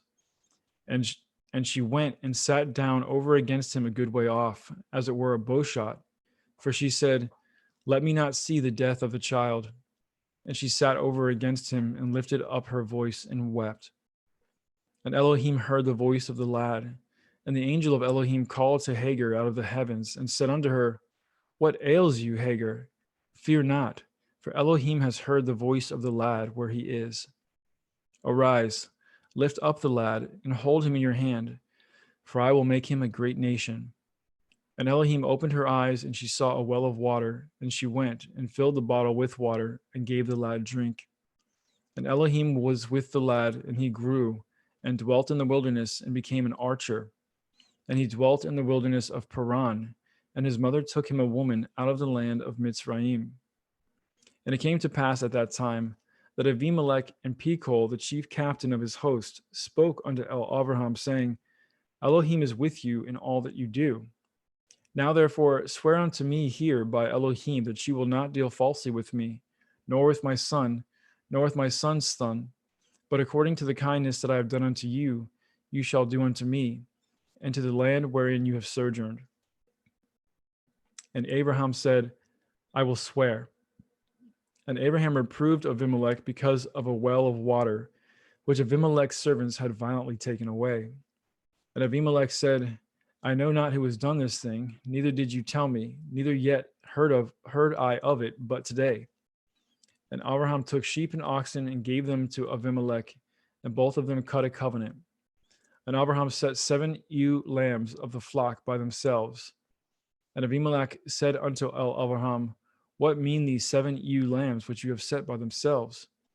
And he said, for these 7 ewe lambs shall you take of my hand, and they may be a witness unto me that I have dug this well. Wherefore he called that place Beersheba, because there they swore, both of them. Thus they cut a covenant of Beersheba. Then Avimelech rose up, and Pekol, the chief captain of his host, and they returned into the land of the Pelishtim. And Abraham planted a grove in Beersheba, and called there on the name of Yahweh El Olam. And Abraham sojourned in the Pelishtim's land many days. Genesis 22. And it came to pass after these things that Elohim did try Abraham, and said unto him, Abraham. And he said, behold, here I am. And he said, take now your son, your Yakid, Yitzchak, whom you love, and get you into the land of the Moriah, and offer him there for a burnt offering upon one of the mountains which I will tell you of. And Abraham rose up early in the morning, and saddled his ass, and took 2 of his young men with him, and Yitzchak his son, and clave wood for the burnt offering, and rose up, and went unto the place which Elohim has told him. Then on the 3rd day, Abraham lifted up his eyes, and saw the place afar off. And Abraham said unto his young men, abide ye here with the ass, and I and the lad will go yonder and worship, and come again to you. And Abraham took the wood of the burnt offering, and laid it upon Yitzchak his son. And he took the wood fire in his hand, and a knife, and they went both of them together. And Yitzchak spoke unto Abraham his father, and said, my father. And he said, here I am, my son. And he said, behold the fire and the wood, but where is the lamb for a burnt offering? And Abraham said, my son, Elohim will provide himself a lamb for a burnt offering. So they went both of them together. And they came to the place which Elohim had told him of. And Abraham built an altar there, and laid the wood in order, and bound Yitzchak his son, and laid him on the altar upon the wood. And Abraham stretched forth his hand, and took the knife to slay his son.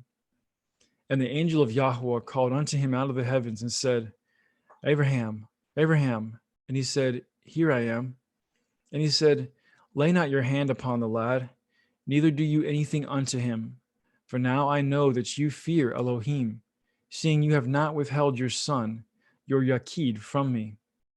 And Abraham lifted up his eyes and looked, and behold, behind him a ram caught in a thicket by the thorns, by his horns. And Abraham went and took the ram and offered him up for a burnt offering in the stead of his son. And Abraham called the name of that place YHWH, as it is said to this day, in the mount of Yahweh it shall be seen. And the angel of Yahweh called unto Abraham out of the heavens the second time, and said, By myself have I sworn, says Yahweh, for because you have done this thing, and have not withheld your son, your Yakid, that in blessing I will bless you, and in multiplying I will multiply your seed as the stars of the heavens, and as the sand which is upon the seashore, and your seed shall possess the gate of his enemies. And in your seed shall all the nations of the earth be blessed, because you have obeyed my voice.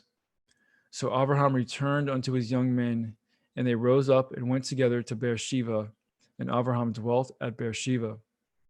And it came to pass after these things, that it was told Abraham, saying, Behold, Milcah, she has also borne children unto your brother Nachor, Huz his firstborn, and Buz his brother, and Kemuel the father of Aram, and Kesed, and Chazo, and Pildash, and Yidlaph, and Bethuel. And Bethuel begat Rivkah. These 8 Milcah did bear to Nachor, Abraham's brother. And his concubine, whose name was Reumah, she bore also Teva, and Gama, and Thahash, and Ma'akah. Genesis chapter 23. And Sarah was 107 and 20 years old. These were the years of the life of Sarah. And Sarah died in Kiryat Arba. The name is Hebron, in the land of Canaan. And Abraham came to mourn for Sarah and to weep for her. And Abraham stood up from before his dead and spoke unto the sons of Heth, saying, I am a stranger and a sojourner with you. Give me possession of a burying place with you, that I may bury my dead out of my sight. And the children of Heth answered Abraham, saying unto him, Hear us, my lord. You are a mighty prince among us. In the choice of our sepulchres bury your dead. None of us shall withhold from you this sepulchre, his sepulchre, but that you may bury your dead. And Abraham stood up and bowed himself to the people of the land, even to the children of Heth.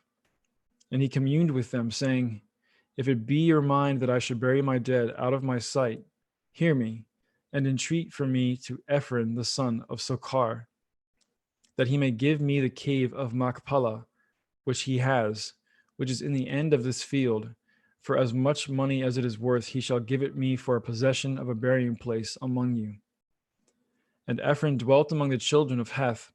And Ephron the Hittite answered, and Abraham in the audience of the children of Heth, even of all that went in at the gate of the city, saying, Nay, my lord, hear me. The field I give you, and the cave that is therein, I give it to you. In the presence of the sons of my people, I give it to you. Bury your dead. And Abraham bowed down himself before the people of the land. And he spoke unto Ephron in the audience of the people and of the land, saying, But if you will give it, I pray you hear me. I will give you money for the field. Take it of me, and I will bury my dead there. And Ephron answered Abraham, saying unto him, My lord, hearken unto me. The land is worth 400 shekels of silver. What is that betwixt me and you? Bury therefore your dead. And Abraham hearkened unto Ephron, and Abraham weighed to Ephron the silver, which he had named in the audience of the sons of Heth, 400 shekels of silver, current money with the merchant. And the field of Ephron, which was in Machpelah, which was before Mamre, the field, and the cave which was therein, and all the trees that were in the field, that were in the borders round about, were made sure. unto Abraham for a possession in the presence of the children of Heth, before all that went in at the gate of the city. And after this, Abraham buried Sarah his woman in the cave of the field of Machpelah before Mamre. The same is Hebron in the land of Canaan. And the field and the cave that is therein were made sure unto Abraham for a possession of a burying place by the sons of Heth. Genesis 24. And Abraham was old and well stricken in age, and Yahweh had blessed Abraham in all things. And Abraham said unto his eldest servant of his house, that ruled over all that he had, Put, I pray you, your hand under my thigh, and I will make you swear by Yahweh, the Elohai of heaven and the Elohai of the earth, that you shall not take a woman unto my son of the daughters of Canaanim, among whom I dwell. But you shall go unto my country and unto my kindred, and take a woman unto my son YHWH. And the servant said unto him, Perchance the woman will not be willing to follow me unto this land. Must I needs bring your son again unto the land from whence you came? And Abraham said unto him, Beware that you bring not my son thither again. Yahweh Elohai of heaven, which took me from my father's house and from the land of my kindred, and which spoke unto me, and that swore unto me, saying, Unto your seed will I give this land. He shall send his angel before you, and you shall take a woman unto my son from thence. And if the woman will not be willing to follow you, then you shall be clear from this my oath. Only bring not my son thither again. And the servant put his hand under the thigh of Abraham his master, and swore to him concerning that matter. And the servant took 10 camels of the camels of his master, and departed, for all the goods of his master were in his hand. And he arose, and went to Aram Naharaim, unto the city of Nachor. And he made his camels to kneel down without the city by a well of water at the time of the evening, even the time that women go out to draw water. And he said, O Yahweh Elohai of my master, Abraham, I pray you, send me good speed this day, and show kindness unto my master, Abraham. Behold, I stand here by the well of water, and the daughters of the men of the city come out to draw water. And let it come to pass that the damsel to whom I shall say, Let down your pitcher, I pray you that I may drink, and she shall say, Drink, and I will give your camels drink also. Let this same be she that you have appointed for your servant YHWH, and thereby shall I know that you have showed kindness unto my master. And it came to pass before he had done speaking, that behold, Rivkah came out, who was born to Bethuel, son of Milcah, the woman of Nachor, Abraham's brother, with her pitcher upon her shoulder. And the damsel was very fair to look upon, a virgin, neither had any man known her. And she went down to the well and filled her pitcher and came up. And the servant ran to meet her and said, Let me, I pray you, drink a little water of your pitcher. And she said, Drink, my lord. And she hasted and let down her pitcher upon her hand and gave him drink. And when she had done giving him drink, she said, I will draw water for your camels also, until they have done drinking. And she hasted and emptied her pitcher into the trough and ran again unto the well to draw water, and drew for all his camels. And the man wondering at her held his peace, to wit whether Yahweh had made his journey prosperous or not.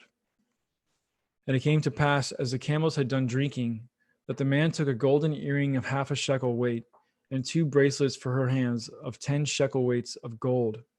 And he said, Whose daughter are you? Tell me, I pray you, is there room in your father's house for us to lodge in? And she said unto him, I am the daughter of Bethuel, son of Milcah, which she bore unto Nachor. She said moreover unto him, We have both straw and provender enough, and room to lodge in. And the man bowed down his head and worshipped Yahweh. And he said, Blessed be Yahweh Elohai of my master Abraham, who has not left destitute my master of his mercy and his truth. I being in the way, Yahweh led me to the house of my master's brethren. And the damsel ran and told them of her mother's house these things. And Rivkah had a brother, and his name was Lavan. And Lavan ran out unto the man unto the well. And it came to pass, when he saw the earring and the bracelets upon his sister's hands, and when he heard the words of Rivkah his sister, saying, Thus spoke the man unto me, that he came unto the man, and behold, he stood by the camels at the well. And he said, Come in, you blessed of Yahuwah. Wherefore stand you without? For I have prepared the house and room for the camels. And the man came into the house, and he ungirded his camels, and gave straw and provender for the camels, and water to wash his feet, and the men's feet that were with him. And there was set meat before him to eat. But he said, I will not eat until I have told my errand. And he said, Speak on. And he said, I am Abraham's servant, and Yahweh has blessed my master greatly, and he has become great. And he has given him flocks and herds and silver and gold, and men servants and maidservants and camels and asses. And Sarah, my master's woman, bore a son to my master when she was old, and unto him he has given all that he has. And my master made me swear, saying, You shall not take a woman to my son of the daughters of the Canaanim, in whose land I dwell. But you shall go to my father's house, and to my kindred, and take a woman unto my son. And I said unto my master, Perchance the woman will not follow me. And he said unto me, Yahweh, before whom I walk, will send his angel with you, and prosper your way. And you shall take a woman for my son of the kindred and of my father's house. Then shall you be clear from this my oath, when you come to my kindred, and if they give not you one, you shall be clear from my oath. And I came this day unto the well, and said, O Yahweh Elohai of my master Abraham, if now you do prosper my way which I go. Behold, I stand by the well of water, and it shall come to pass that when the virgin comes forth to draw water, and I say to her, Give me, I pray you, a little water of your pitcher to drink. And she say to me, Both drink you, and also I will draw for your camels. Let the same be the woman whom Yahweh has appointed out for my master's son. And before I had done speaking in my heart, behold, Rivkah came forth with her pitcher on her shoulder, and she went down unto the well and drew water. And I said unto her, Let me drink, I pray you. And she made haste and let down her pitcher from her shoulder, and said, Drink, and I will give your camels drink also. So I drank, and she made the camels to drink also. And I asked her and said, Whose daughter are you? And she said, The daughter of Bethuel, Nachor's son, whom Milcah bore unto him. And I put the earring upon her face and the bracelets upon her hands. And I bowed down my head and worshipped Yahweh, and blessed Yahweh Elohai of my master Abraham, which had led me in the right way to take my master's brother's daughter unto his son. And now, if ye will deal kindly and truly with my master, tell me, and if not, tell me, that I may turn to the right hand or to the left. Then Lavan and Bethuel answered and said, The thing proceeds from Yahweh. We cannot speak unto you bad or good. Behold, Rivkah is before you. Take her and go, and let her be your master's son's woman, as Yahweh has spoken. And it came to pass that when Abraham's servant heard their words, he worshipped Yahweh, bowing himself to the earth. And the servant brought forth jewels of silver and jewels of gold and raiment, and gave them to Rivkah. And he also gave to her brother and to her mother precious things. And they did eat and drink, he and the men that were with him, and tarried all night. And they rose up in the morning, and he said, Send me away unto my master. And her brother and her mother said, Let the damsel abide with us a few days, at the least 10. After that she shall go. And he said unto them, Hinder me not, seeing Yahweh has prospered my way. Send me away that I may go to my master. And they said, We will call the damsel and inquire at her mouth. And they called Rivkah and said unto her, Will you go with this man? And she said, I will go. And they sent away Rivkah their sister, and her nurse, and Abraham's servant, and his men. And they blessed Rivkah and said unto her, You are our sister. Be the mother of thousands of millions, and let your seed possess the gate of those which hate them. And Rivkah arose, and her damsels, and they rode upon the camels and followed the man. And the servant took Rivkah and went his way. And Yitzchak came from the way of the well of Ber-lachoi-roi, for he dwelt in the country of the Negev. And Yitzchak went out to meditate in the field in the evening, and he lifted up his eyes and saw, and behold, the camels were coming. And Rivkah lifted up her eyes, and when she saw Yitzchak, she lighted off the camel. For she had said unto the servant, What man is this that walks in the field to meet us? And the servant had said, It is my master. Therefore she took a veil and covered herself. And the servant told Yitzchak all things that he had done. And Yitzchak brought her into his mother Sarai's tent, and took Rivkah, and she became his woman, and he loved her. And Yitzchak was comforted after his mother's death.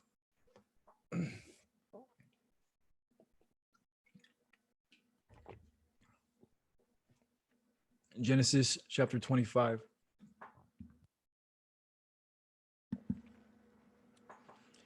And again Abraham took a woman, and her name was Keturah, and she bore him Zimran, and Yokshan, and Medan, and Midian, and Yishbak, and Shuach. And Yokshan begot Shiva, and Dedan, and the sons of Dedan were Ashurim, Letushim, and Leumim. And the sons of Midian, Ephah, and Epher, and Hanok, and Avida, and Eldaah, and these were the children of Keturah. And Abraham gave all that he had unto Yitzchak. But unto the sons of the concubines which Abraham had, Abraham gave gifts, and sent them away from Yitzchak his son, while he yet lived, eastward unto the east country. And these are the days of the years of Abraham's life which he lived, 160 years. Then Abraham gave up his ruach, and died in a good old age, an old man and full of years, and was gathered to his people. And his sons Yitzchak and Yishmael buried him in the cave of Machpelah, in the field of Ephron, the son of Sochar, the Hittite, which is before Mamre, the field which Abraham purchased of the sons of Heth. There was Abraham buried, and Sarah his woman. And it came to pass after the death of Abraham, that Elohim blessed his son Yitzchak, and Yitzchak dwelt by the well of Be'er Lachah-roi. Now these are the generations of Yishmael, Abraham's son, whom Hagar the Mitzrayim, Sarah's handmaid, bore unto Abraham. And these are the names of the sons of Yishmael, by their names according to their generations: the firstborn of Yishmael, Nevayoth, and Kedar, and Adbeel, and Mivsam, and Mishma, and Duma, and Massa, Hadar, and Tema, Yetur, Naphish, and Kedama. These are the sons of Yishmael, and these are their names, by their towns and by their castles, 12 princes according to their nations. And these are the years of the life of Yishmael, 137 years. And he gave up his ruach and died, and was gathered unto his people. And they dwelt from Havilah unto Shur, that is before Mitzrayim, as you go towards Asherah. And he died in the presence of all his brethren. And these are the generations of Yitzchak, Abraham's son. Abraham begot Yitzchak, and Yitzchak was 40 years old when he took Rivkah to be his woman, the daughter of Bethuel, the Arami of Paddan Aram, the sister to Lavan, the Arami. And Yitzchak entreated Yahweh for his woman, because she was barren. And Yahweh was entreated of him, and Rivkah his woman conceived. And the children struggled together within her. And she said, If it be so, why am I thus? And she went to inquire of Yahweh. And Yahweh said unto her, 2 nations are in your womb, and 2 manner of people shall be separated from your generation. And the one people shall be stronger than the other people, and the elder shall serve the younger. And when her days to be delivered were fulfilled, behold, there were twins in her womb. And the first came out red, all over like a hairy garment, and they called his name Esau. And after that came his brother out, and his hand took hold on Esau's heel, and his name was called Yaakov. And Yitzchak was 80 years old when she bore them. And the boys grew, and Esau was a cunning hunter, a man of the field, and Yaakov was an upright man, dwelling in tents. And Yitzchak loved Esau because he did eat of his venison, but Rivkah loved Yaakov. And Yaakov sawed pottage, and Esau came from the field, and he was faint. And Esau said to Yaakov, Feed me, I pray you, with that same red pottage, for I am faint. Therefore his name was called Edom. And Yaakov said, Sell me this day your birthright. And Esau said, Behold, I am at the point to die, and what profit shall this birthright do to me? And Yaakov said, Swear to me this day. And he swore unto him, and he sold his birthright unto Yaakov. Then Yaakov gave Esau bread and pottage of lentils, and he did eat and drink, and rose up and went his way. Thus Esau despised his birthright.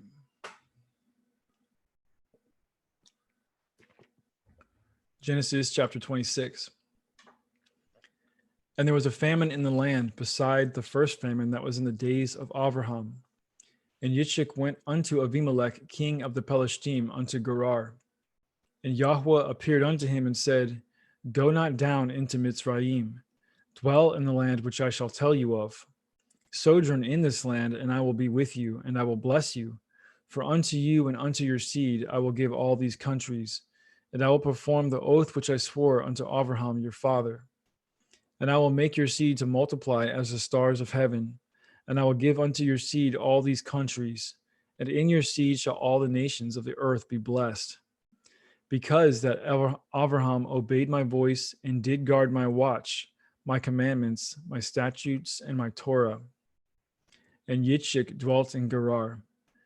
And the men of the place asked him of his woman, and he said, She is my sister. For he feared to say, She is my woman, lest, said he, the men of the place should kill me for Rivkah, because she was fair to look upon. And it came to pass, when he had been there a long time, that Abimelech, king of the Pelishtim, looked out a window and saw, and behold, Yitzchak was sporting with Rivkah his woman. And Abimelech called Yitzchak and said, Behold, of a surety she is your woman. And how said you, She is my sister? And Yitzchak said unto him, Because I said, Lest I die for her. And Abimelech said, What is this you have done unto us? One of the people might lightly have lain with your woman, and you should have brought guiltiness upon us. And Abimelech charged all his people, saying, He that touches this man or his woman shall surely be put to death. Then Yitzchak sowed in that land, and received in the same year 100-fold, and Yahweh blessed him. And the man waxed great, and went forward, and grew until he became very great. For he had possession of flocks, and possession of herds, and great store of servants, and the Pelishtim envied him. For all the wells which his father's servants had dug in the days of Abraham his father, the Pelishtim had stopped them, and filled them with earth. And Abimelech said unto Yitzchak, Go from us, for you are much mightier than we. And Yitzchak departed thence, and pitched his tent in the valley of Gerar, and dwelt there. And Yitzchak dug the wells of water, which they had dug in the days of Abraham his father, for the Pelishtim had stopped them after the death of Abraham, and he called their names after the names by which his father had called them. And Yitzchak's servants dug in the valley, and found there a well of springing water. And the herdsmen of Gerar did strive with Yitzchak's herdsmen, saying, The water is ours. And he called the name of the well Esek, because they strove with him. And they dug another well, and strove for that also, and he called the name of it Sitnah. And he removed from thence, and dug another well, for that they strove not, and he called the name of it Rechovoth. And he said, For now Yahweh has made room for us, and we shall be fruitful in the land. And he went up from thence to Beersheba, and Yahweh appeared unto him the same night, and said, I am Elohai of Abraham your father. Fear not, for I am with you, and I will bless you, and multiply your seed for my servant Abraham's sake. And he built an altar there, and called upon the name of Yahweh, and pitched his tent there, and there Yitzchak's servants dug a well. Then Abimelech went to him from Gerar, and Akuzoth, one of his friends, and Pekol, the chief captain of his army.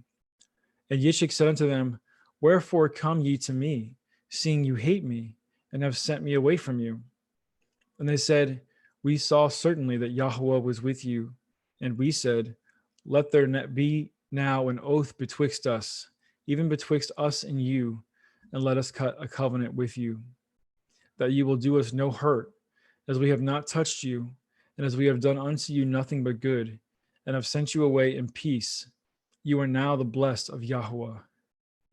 And he made them a feast, and they did eat and drink. And they rose up early in the morning and swore to one another. And Yitzchak sent them away, and they departed from him in peace. And it came to pass the same day that Yitzchak's servants came and told him concerning the well which they had dug, and said unto him, We have found water. And he called it Shavah. Therefore the name of the city is Be'er Shavah unto this day. And Esau was 40 years old when he took to be his woman Yehudith, the daughter of BeRi the Hittite, and Basmath, the daughter of Elon the Hittite, which were a grief of mind unto Yitzchak and to Rivkah.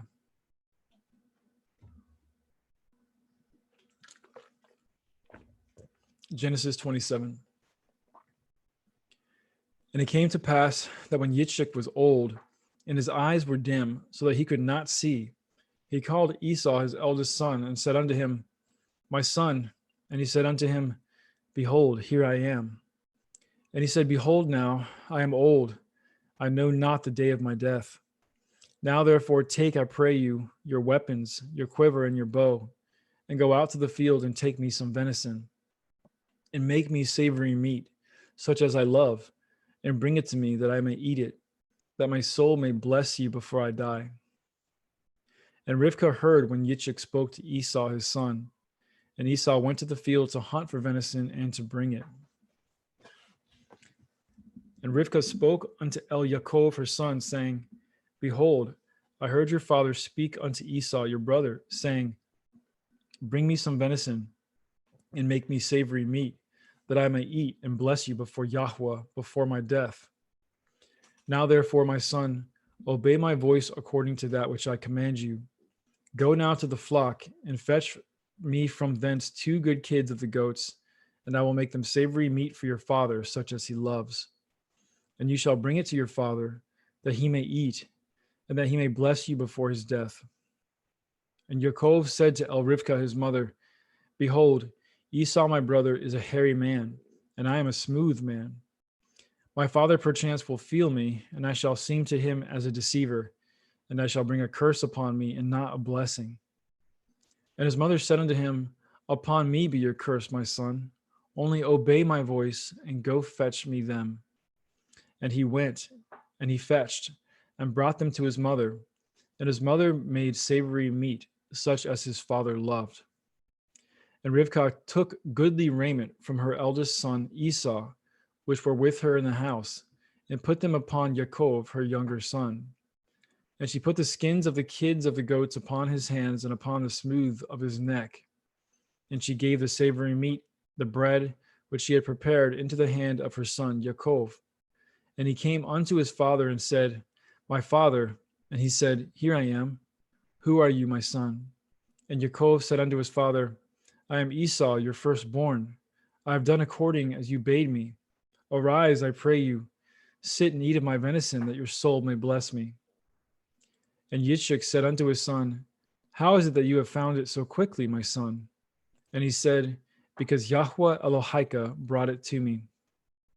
And Yitzchak said unto Yaakov, Come near, I pray you, that I may feel you, my son, whether you be my very son Esau or not. And Yaakov went near unto Yitzchak his father, and he felt him, and said, The voice is Yaakov's voice, but the hands are the hands of Esau. And he discerned him not, because his hands were hairy, as his brother Esau's hands. So he blessed him. And he said, Are you my very son Esau? And he said, I am. And he said, Bring it near to me, and I will eat of my son's venison, that my soul may bless you. And he brought it near to him, and he did eat. And he brought him wine, and he drank. And his father Yitzchak said unto him, Come near now, and kiss me, my son. And he came near and kissed him. And he smelled the smell of his raiment. And he blessed him, and said, See, the smell of my son is as the smell of a field which Yahweh has blessed.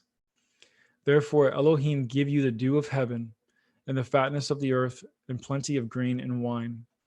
Let people serve you, and nations bow down to you. Be Lord over your brethren, and let your mother's sons bow down to you. Cursed be everyone that curses you, and blessed be he that blesses you. And it came to pass, as soon as Yitzchak had made an end of blessing Yaakov, and Yaakov was yet scarce gone out from the presence of Yitzchak his father, that Esau his brother came in from his hunting.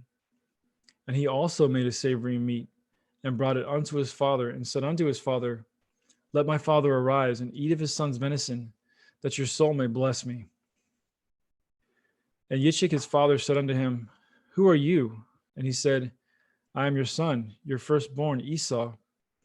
And Yitzchak trembled very exceedingly, and said, Who? Where is he that has taken venison and brought it to me? And I have eaten of all before you came, and have blessed him. Yea, and he shall be blessed. And when Esau heard the words of his father, he cried with a great and exceeding bitter cry, and said unto his father, Bless me, even me also, O my father. And he said, Your brother came with subtlety, and has taken away your blessing.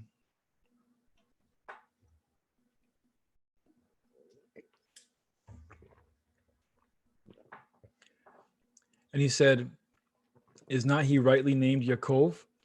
For he has supplanted me these 2 times. He took away my birthright, and behold, now he has taken away my blessing. And he said, Have you not reserved a blessing for me? And Yitzchak answered and said unto Esau, Behold, I have made him your lord, and all his brethren have I given to him for servants, and with grain and wine have I sustained him. And what shall I do now unto you, my son? And Esau said unto his father, Have you but one blessing, my father? Bless me, even me also, O my father. And Esau lifted up his voice and wept.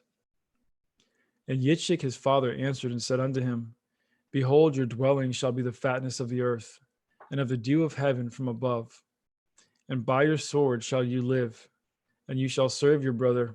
And it shall come to pass, when you shall have the dominion, that you shall break his yoke from off your neck. And Esau hated Yaakov because of the blessing wherewith his father blessed him. And Esau said in his heart, The days of mourning for my father are at hand. Then will I slay my brother Yaakov. And these words of Esau, her elder son, were told to Rivkah. And she sent and called Yaakov, her younger son, and said unto him, Behold, your brother Esau, as touching you, comforts himself, purposing to kill you. Now therefore, my son, obey my voice and arise. Flee to Lavan, my brother, to Haran, and tarry with him a few days until your brother's fury turns away, until your brother's anger turn away from you, and he forget that which you have done to him. Then I will send and fetch you from thence. Why should I be deprived also of you both in one day? And Rivkah said to Yitzchak, I am weary of my life because of the daughters of Heth. If Yaakov take a woman of the daughters of Heth, such as these which are of the daughters of the land, what good shall my life do to me? Genesis 28. And Yitzchak called Yaakov and blessed him, and charged him, and said unto him, You shall not take a woman of the daughters of Canaan.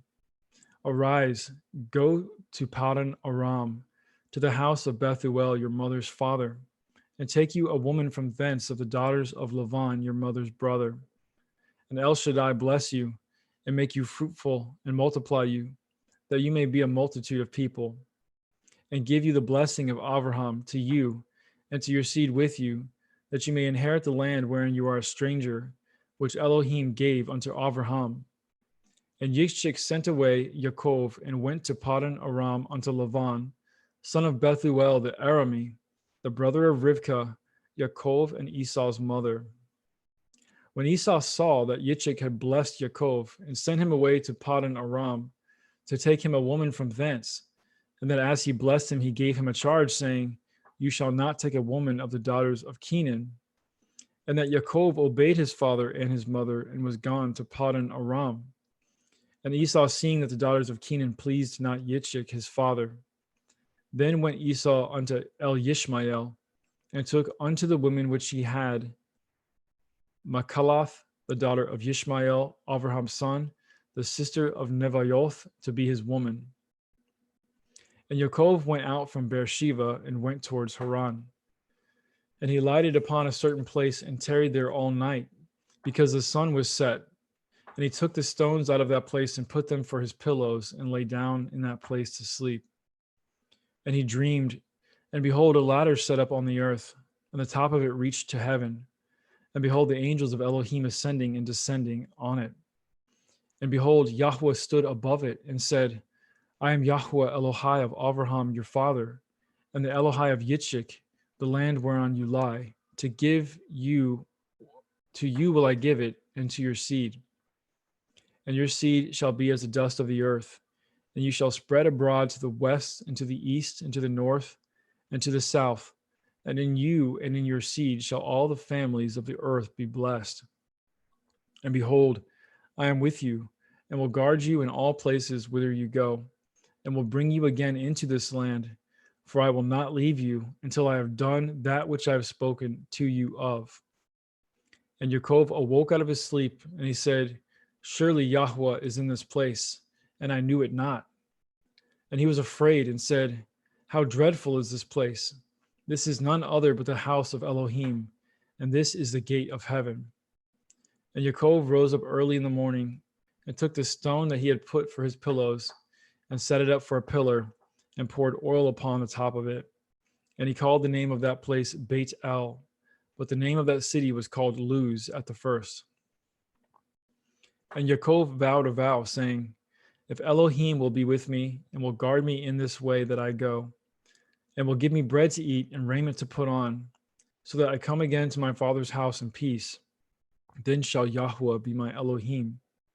And this stone, which I have set for a pillar, shall be Elohim's house. And of all that you shall give me, I will surely give the 10th unto you. Genesis 29.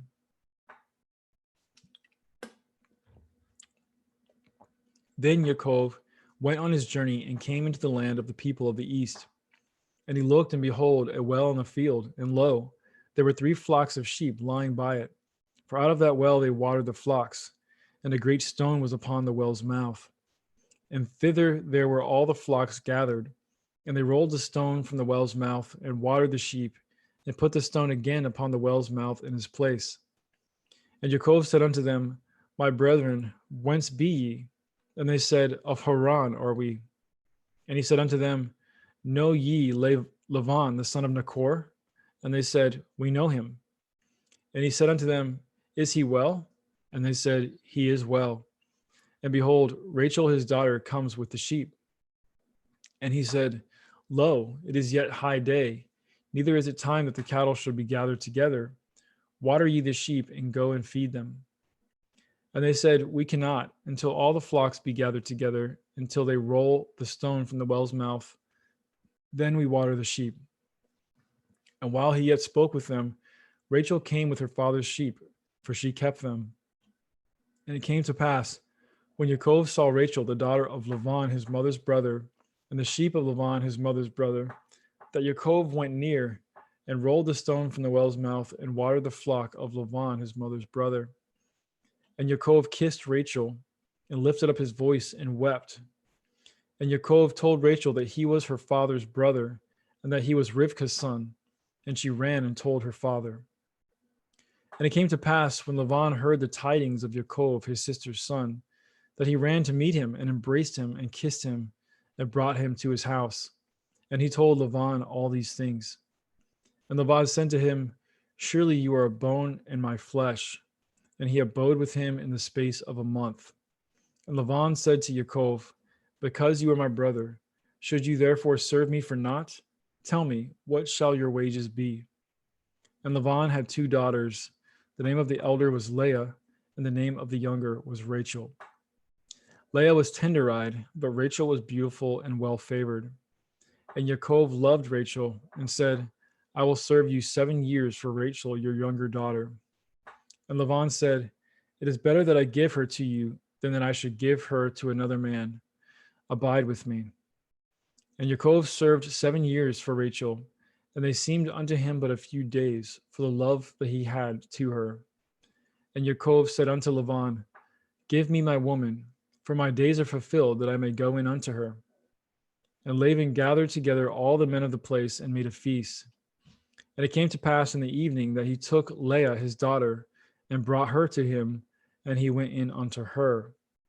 And Laban gave unto his daughter Leah Zilpah his maid for a handmaid. And it came to pass that in the morning, behold, it was Leah. And he said to Laban, What is this you have done unto me? Did I not serve you for Rachel? Wherefore then have you beguiled me? And Laban said, It must not be so done in our country, to give the younger before the firstborn. Fulfill her week, and we will give you this also for the service which you shall serve me yet 7 other years. And Yaakov did so and fulfilled her week, and he gave him Rachel his daughter to be his woman also. And Laban gave Rachel his daughter Bilhah his handmaid to be her maid. And he went in also unto Rachel, and he loved also Rachel more than Leah, and served with him yet 7 other years. And when Yahweh saw that Leah was hated, he opened her womb, but Rachel was barren. And Leah conceived and bore a son, and she called his name Reuben. For she said, Surely Yahweh has looked upon my affliction. Now therefore my man will love me. And she conceived again and bore a son, and said, Because Yahweh has heard that I was hated, he has therefore given me this son also. And she called his name Shimon. And she conceived again and bore a son, and said, Now this time my man will be joined unto me, because I have borne him 3 sons. Therefore was his name called Levi. And she conceived again and bore a son. And she said, Now will I praise Yahweh. Therefore she called his name Yehudah, and left bearing. Genesis chapter 30.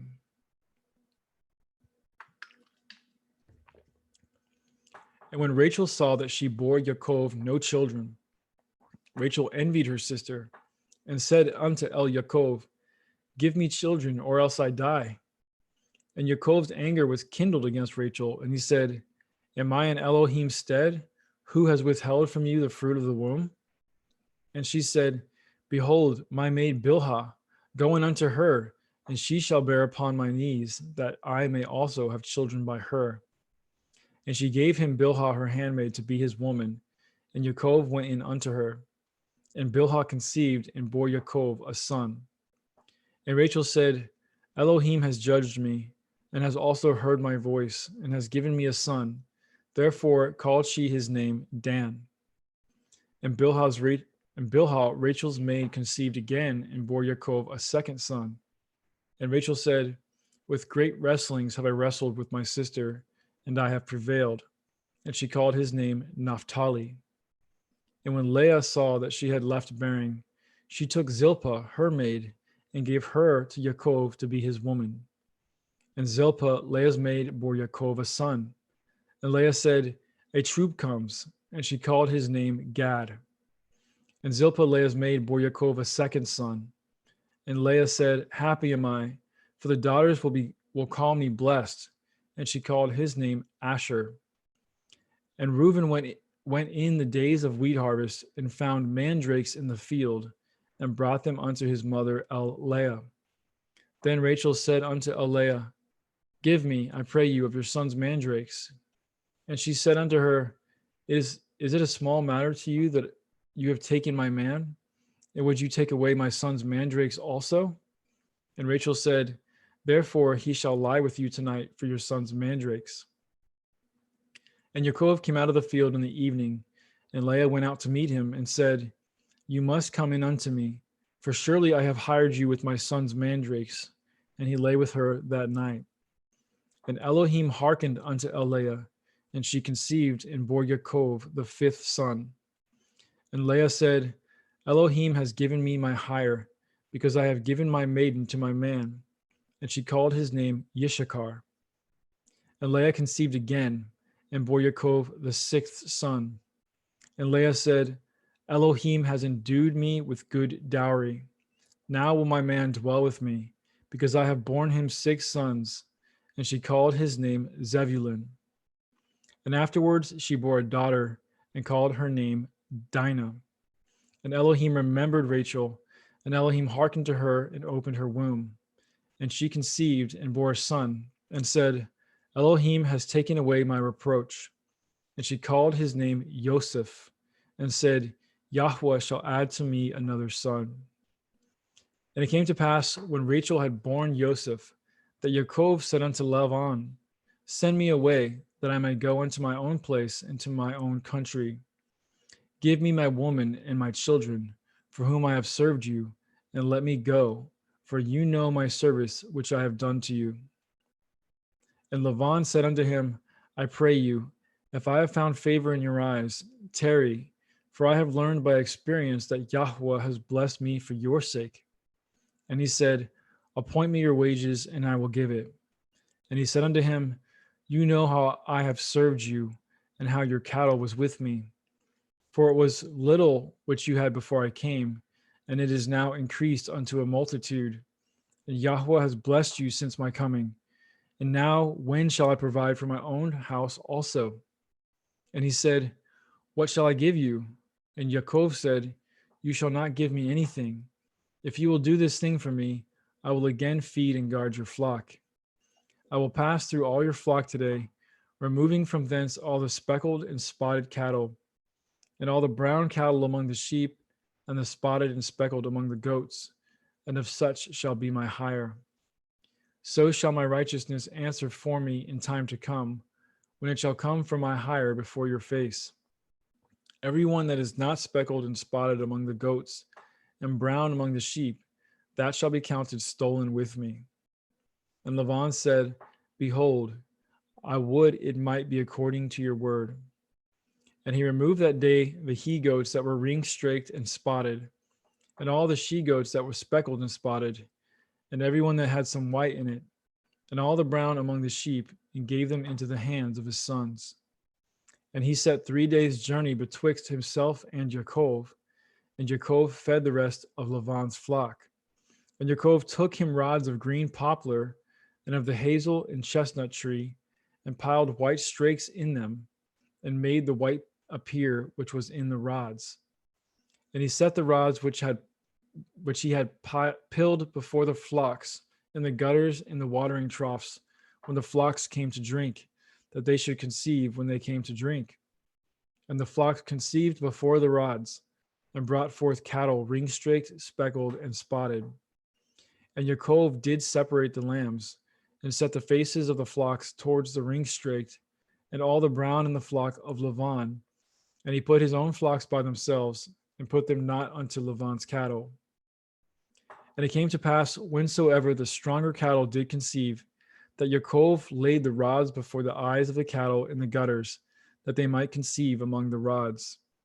But when the cattle were feeble, he put them not in. So the feebler were Laban's, and the stronger Yaakov's. And the man increased exceedingly, and had much cattle, and maidservants, and manservants, and camels, and asses. Thank you, brother. Praise Yah. Thank Praise you. Yah. Brother Justin McRoberts, pick up at chapter 31.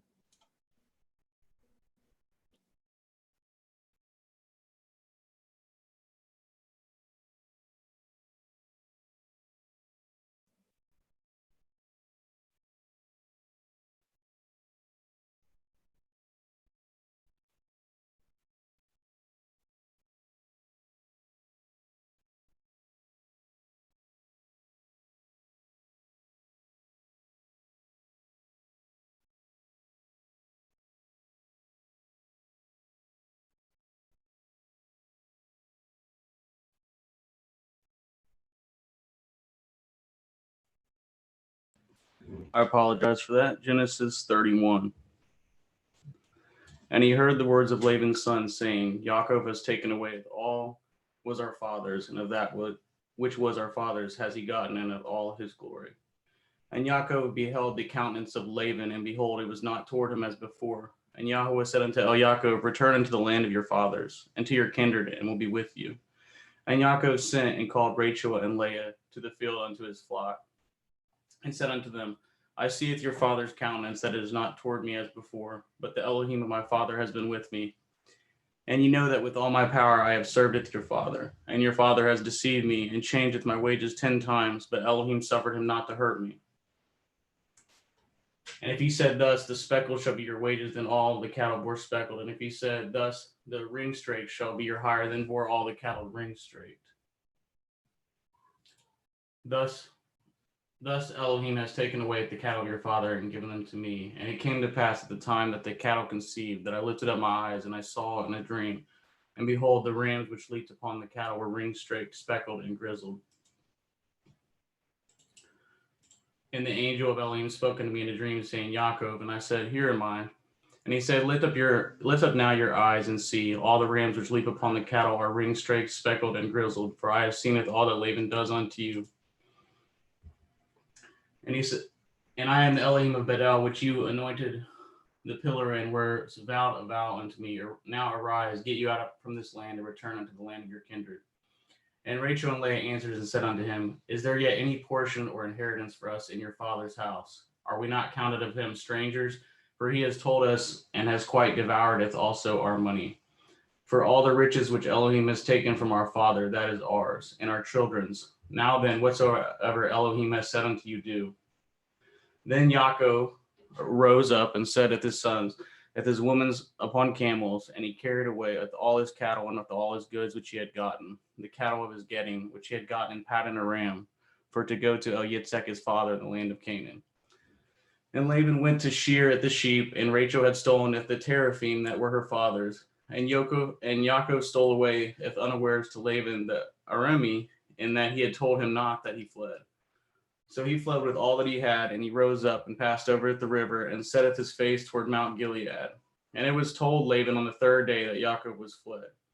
And he tooketh his brethren with him and pursued after him 7 days' journey, and they overtook him in Mount Gilead.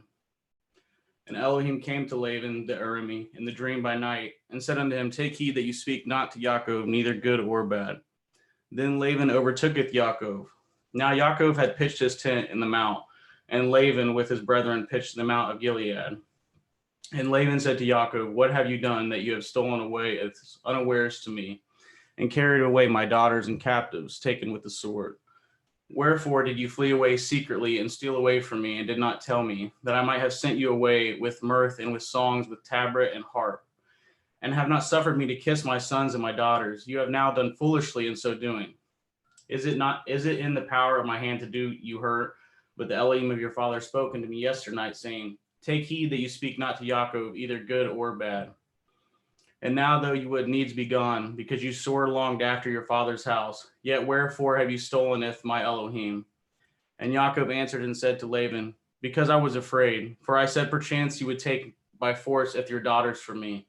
With whomsoever you findeth your Elohim, let him not live. Before our brethren discern what is yours with me, and take it to you. For Yaakov knew not that Rachel had stolen them. And Laban went into Yaakov's tent, and into Leah's tent, and into the two maiden servants' tents, but he found them not. Then went he out of Laban's tent, and entered into Rachel's tent. Now Rachel had taken at the teraphim, and put them in the camel's furniture, and sat upon them. And Laban searched all the tent, but he found them not. And she said to her father, Let it not displease my lord, that I cannot rise up before you, for the custom of women is upon me. And he searched, but found not the teraphim. And Yaakov was wroth, and chode with Laban. And Yaakov answered and said to Laban, What is my transgression? What is my sin, that you have hotly pursued after me? Whereas you have searched all my stuff, what have you found of all your household stuff? Set it here before my brethren and your brethren, that they may be judged betwixt us both. This 20 years have I been with you. Your ewes and your she-goats have not cast their young, and the rams of your flock have I not eaten. That which was torn of beasts I brought not unto you. I bore the loss of it. Of my hand did you require it, whether stolen by day or stolen by night. And thus I was in the day that the drought consumed me, and the frost by night, and my sleep departed from my eyes. Thus have I been 20 years in your house. I served you 14 years for your 2 daughters, and 6 years for your cattle, and you have changed my wages 10 times. Except the Elohai of my father, the Elohai of Abraham, and the fear of Yitzhak had been with me, surely you had sent me away now empty. Elohim has seen at my affliction, at the labor of my hands, and rebuked you yesternight. And Laban answered and said unto Yaakov, these daughters are my daughters, and these children are my children, and these cattle are my cattle, and all that you see is mine. And what can I do this day unto these my daughters, or unto these children which they have borne? Now therefore, let us cut a covenant, I and you, and let it be for a witness between me and you. And Yaakov took a stone and set it up for a pillar, and Yaakov said it unto his brethren, Gasher stones, and they took stones and made a heap, and they did eat there upon the heap. And Laban called it Yegar Sahudotha, but Yaakov called it Gal-Aid. And Laban said, this heap is a witness between me and you this day. Therefore was the name of it called Galeed. And Mitzpah, for he said, Yahweh watch between me and you when we are absent one from another. If you shall afflicteth my daughters, or if you shall take other women besides my daughters, no man is with us. See Elohim as witness betwixt me and you. And Laban said to Yaakov, behold this heap, and behold this pillar which I have cast betwixt me and you. This heap be witness, and this pillar be witness, that I will not pass over at this heap to you, and you shall not pass over at this heap and at this pillar unto me for harm. The Elohai of Abraham, the Elohai of Abraham and the Elohai of Nachor and the Elohai of their father judge betwixt us. And Yaakov swore by the fear of his father Yitzhak. Then Yaakov offered sacrifice upon the mountain, called his brethren to eat bread, and they did eat bread and tarried all night in the mount. And early in the morning Laban rose up and kissed his sons and his daughters and blessed them, and Laban departed and returned unto his place. Genesis chapter 32. And Yaakov went on his way, and the angels of Elohim met him. And when Yaakov saw them, he said, this is Elohim's host. And he called the name of that place Machanaim. And Yaakov sent messengers before him to Esau his brother unto the land of Seir in the country of Edom. And he commanded them, saying, thus shall you speak unto my lord Esau, your servant Yaakov, says thus, I have sojourned with Laban and stayed there until now. And I have oxen and asses, flocks and men servants and women servants. And I have sent to tell my lord that I may find grace in your sight. And the messengers returned to Yaakov, saying, we came to your brother Esau, and also he comes to you, and 400 men with him. Then Yaakov was greatly afraid and distressed, and he divided at his people that was with him, and at his flocks, and at his herds, and his camels, in 2 bands, and said, if Esau come to the one company and smite it, then the other company which is left shall escape.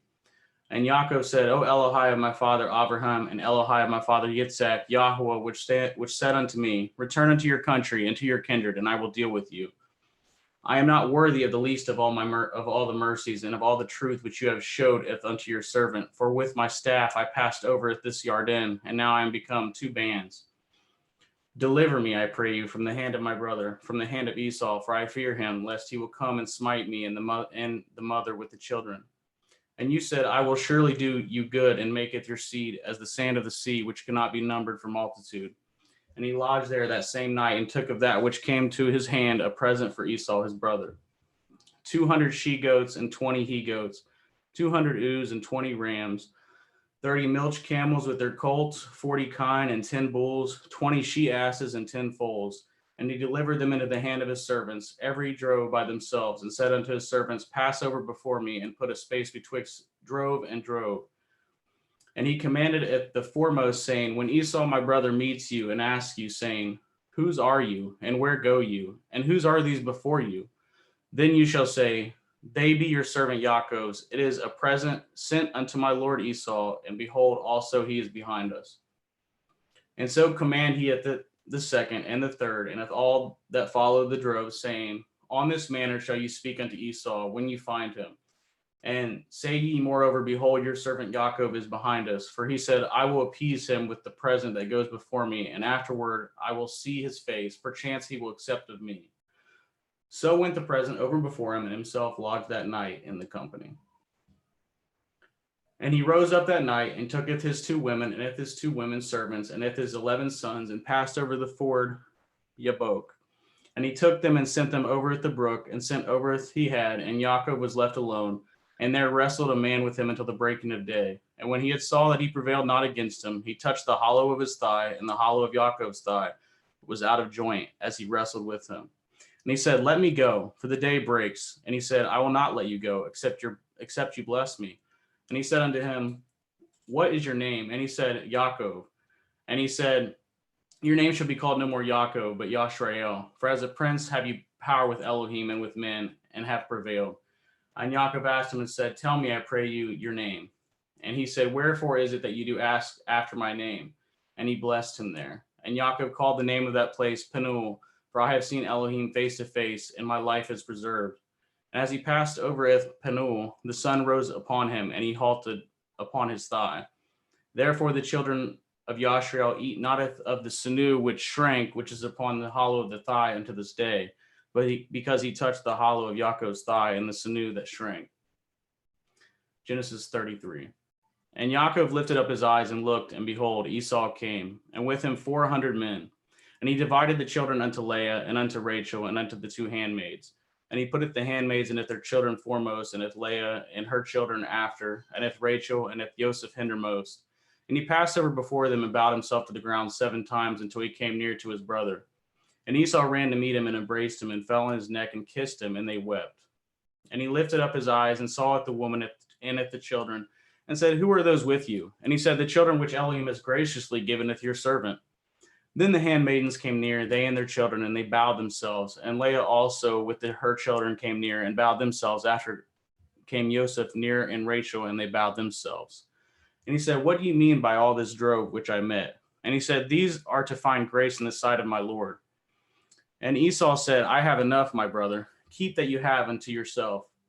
And Yaakov said, nay, I pray you, if now I have found grace in your sight, then receive my present at my hand, for therefore I have seen your face, as though I had seen the face of Elohim, and you are pleased with me. Take, I pray you, with my blessing that is brought to you, because Elohim has dealt graciously with me, and because I have enough. And he urged him, and he took it, and let us take our journey, and let us go, and I will go before you. And he said, let us take our journey, and let us go, and I will go before you. And he said unto him, my Lord knows that the children are tender, and the flocks and herds with young are with me. And if men should overdrive them one day, all the flock will die.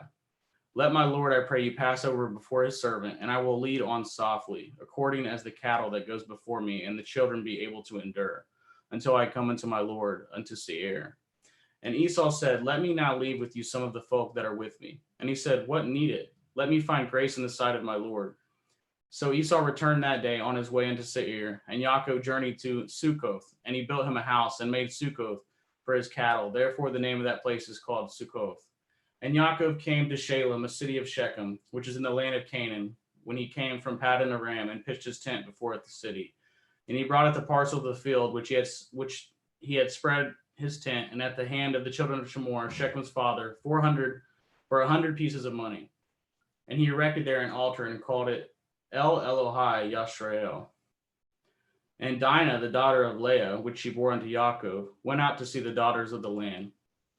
And when Shechem, the son of Shemor, the Shivi, prince of the country, saw her, he took her and lay with her and defiled her. And his soul clave unto Dinah, the daughter of Yaakov, and he loved at the damsel, and spoke kindly unto the damsel. And Shechem spoke unto his father Hamor, saying, get me at this damsel to be my woman. And Yaakov heard that he had defiled Dinah, his daughter. Now his sons were with his cattle in the field, and Yaakov held his peace until they were come. And Hamor, the father of Shechem, went out unto Yaakov to commune with him. And the sons of Yaakov came out of the field when they had heard it, and the men were grieved, and they were very wroth, because they had wrought folly in Yashrael and lying with Yaakov's daughter, which thing ought not to be done.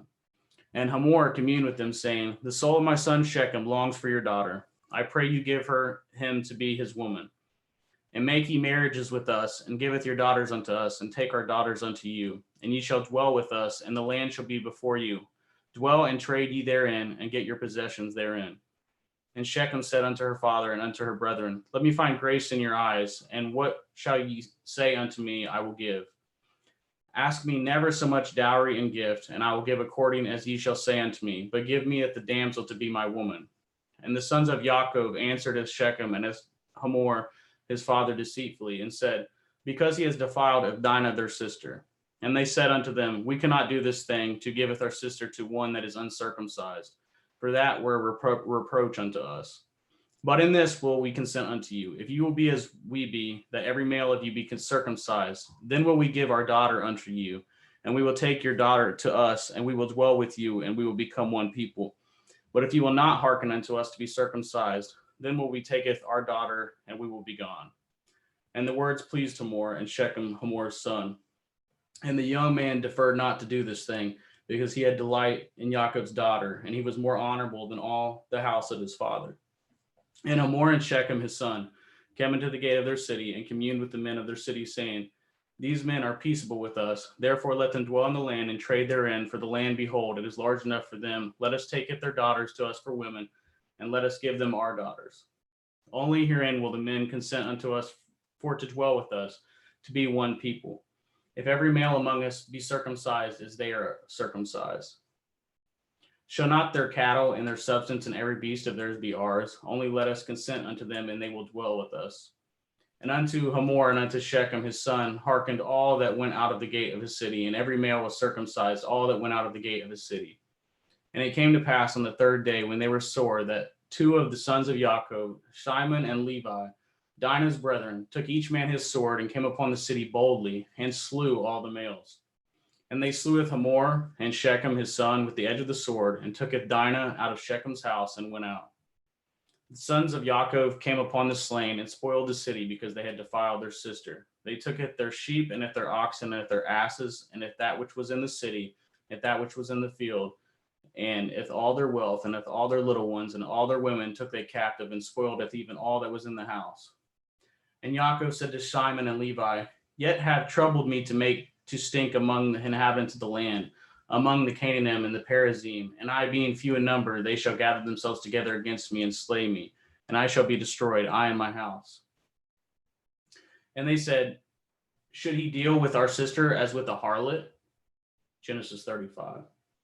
And Elohim said unto Jacob, Arise, and go up to Bethel and dwell there, and make there an altar unto Elohim that appeared unto you when you fled from the face of Esau your brother. Then Jacob said unto his household and to all that were with him, Put away the strange Elohai that are among you, and be clean, and change your garments. And let us arise, and go up to Bethel, and will make there an altar unto Elohim, who answered me in the day of my distress, and was with me in the way which I went. And they gave unto Jacob all the strange Elohai which were in their hand, and all their earrings which were in their ears, and Jacob hid them under the oak which was by Shechem. And they journeyed, and the terror of Elohim was upon the cities which were round about them, and they did not pursue after the sons of Jacob. So Jacob came to Luz, which is in the land of Canaan, that is Bethel, and all the people that were with him. And he built there an altar, and called the place El Bethel, because there Elohim appeared unto him when he had fled from the face of his brother. But Deborah, Rivkah's nurse, died, and she was buried beneath Bethel under an oak, and the name of it was called Alon Bakuth. And Elohim appeared unto Jacob again when he came out of Paddan Aram, and blessed him. And Elohim said unto him, Your name is Jacob. Your name shall not be called any more Jacob, but Yashrael shall be your name. And he calleth his name Yashrael. And Elohim said unto him, I am El Shaddai. Be fruitful and multiply. A nation and a company of nations shall be of you, and kings shall come out of your loins. And at the land which I gave Abraham and Yitzhak, to you I will give it, and to your seed after you will I give it the land. And Elohim went up from him in the place where he talked with him. And Jacob set up a pillar in the place where he talked with him, even a pillar of stone. And he poured a drink offering thereon, and he poured oil thereon. And Jacob called at the name of the place where Elohim spoke with him, Bethel. And they journeyed from Bethel, and there was but a little way to come to Ephrath. And Rachel travailed, and she had hard labor. And it came to pass when she was in hard labor that the midwife said unto her, Fear not, you shall have this son also. And it came to pass as her soul was in departing, for she died, that she called his name Benoni, but his father called him Benjamin. And Rachel died, and she was buried in the way of Ephrath, which is in Bethlehem. And Jacob set a pillar upon her grave. That is the pillar of Rachel's grave unto this day. And Yashrael journeyed and spread his tent beyond Migdal Eder. And it came to pass, when Yashrael dwelt in that land, that Reuben went and lay with Bilhah, his father's concubine, and Yashrael heard it. Now the sons of Jacob were 12. The sons of Leah, Reuben, Jacob's firstborn, and Shimon, and Levi, and Yehuda, and Issachar, and Zebulun. The sons of Rachel, Joseph, and Benjamin. And the sons of Bilhah, and Rachel's handmaid, Dan and Naphtali. And the sons of Zilpah, Leah's handmaid, Gad, and Asher. These are the sons of Jacob, which were born to him in Paddan Aram. And Yaakov came unto Yitzhak, his father, unto Mamre, unto Kiart Arba, which is Chevron, where Abraham and Yitzhak sojourned. And the days of Yitzhak were 180 years. And Yitzhak gave up his ruach and died, and was gathered unto his people, being old and full of days. And his sons Esau and Yaakov buried him. Genesis 36. Now these are the generations of Esau, who is Edom. Esau tooketh his woman of the daughters of Canaan, Eth Adah, the daughter of Elon the Hittite, and Eth Olivamah, the daughter of Anah, the daughter of Tizv on the Hivi, and Eth Basmath, Ishmael's daughter, sister of Naboth. And Adah bore to Esau Eth Eliphaz, and Basmath bore Eth Reuel, and Oholivamah bore Eth Yeish, and Eth Ya'alam, and Eth Korach. These are the sons of Esau, which were born unto him in the land of Canaan. And Esau tooketh his woman, and his sons, and his daughters, and all the persons of his house, and his cattle, and all his beasts, and all his substance, which he had got in the land of Canaan, and went into the country from the face of his brothers Yaakov. For the riches were more than that they might dwell together, and the land wherein they were strangers could not bear them both because of their cattle. Thus dwelt Esau in Mount Seir, and Esau is Edom. And these are the generations of Esau, the father of the Edom, in Mount Seir. These are the names of Esau's sons: Eliphaz, the son of Adah, the woman of Esau; Reuel, the son of Basmath, the woman of Esau. And the sons of Eliphaz were Taman, Omar, Sapho, and Gatam, and Kenaz. And Timnah was concubine to Eliphaz, Esau's son, and she bore to Eliphaz Amalek. And these were the sons of Adah, Esau's woman. And these are the sons of Reuel, Nakath, and Zerach, Shema, and Mizah. These were the sons of Basmath, Esau's woman. And these were the sons of Olivamah, the daughter of Anah, the daughter of Tizivon, Esau's woman. And she bore to Esau Eth Yeish, and Eth Ya'alam, and Eth Korach. And these were dukes of the sons of Esau, the sons of Eliphaz, the firstborn son of Esau: Duke Taman, Duke Omar, Duke Sapho, Duke Kenaz, Duke Korach, Duke Gatam, and Duke Amalek. These are the dukes that come of Eliphaz in the land of Edom. These were the sons of Adah. And these are the sons of Reuel, Esau's son: Duke Nakath, Duke Zerach, Duke Shema, Duke Mizah. These are the dukes that came of Reuel in the land of Edom. These are the sons of Basmath, Esau's woman. And these are the sons of Oholivamah, Esau's woman: Duke Yeish, Duke Ya'alam, Duke Korach. These were the dukes that came of Olivamah, daughter of Anah, Esau's woman. These are the sons of Esau, who is Edom, and these are their dukes. These are the sons of Seir, the Hori, who inhabited the land: Lotan, and Shovel, and Tizivon, and Anah, and Dishon, and Etzer, and Dishon. These are the dukes of Horium, and the children of Seir in the land of Edom.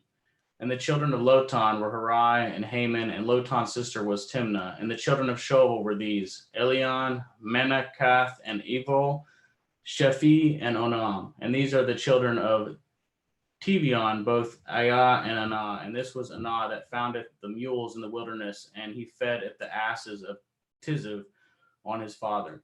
And the children of Anah were these: Dishon and Oholivamah, the daughter of Anah. And these are the children of Dishon: Himdan, and Eshban, and Yithran, and Haran. The children of Etzer are these: Bilhan, and Zavon, and Akon.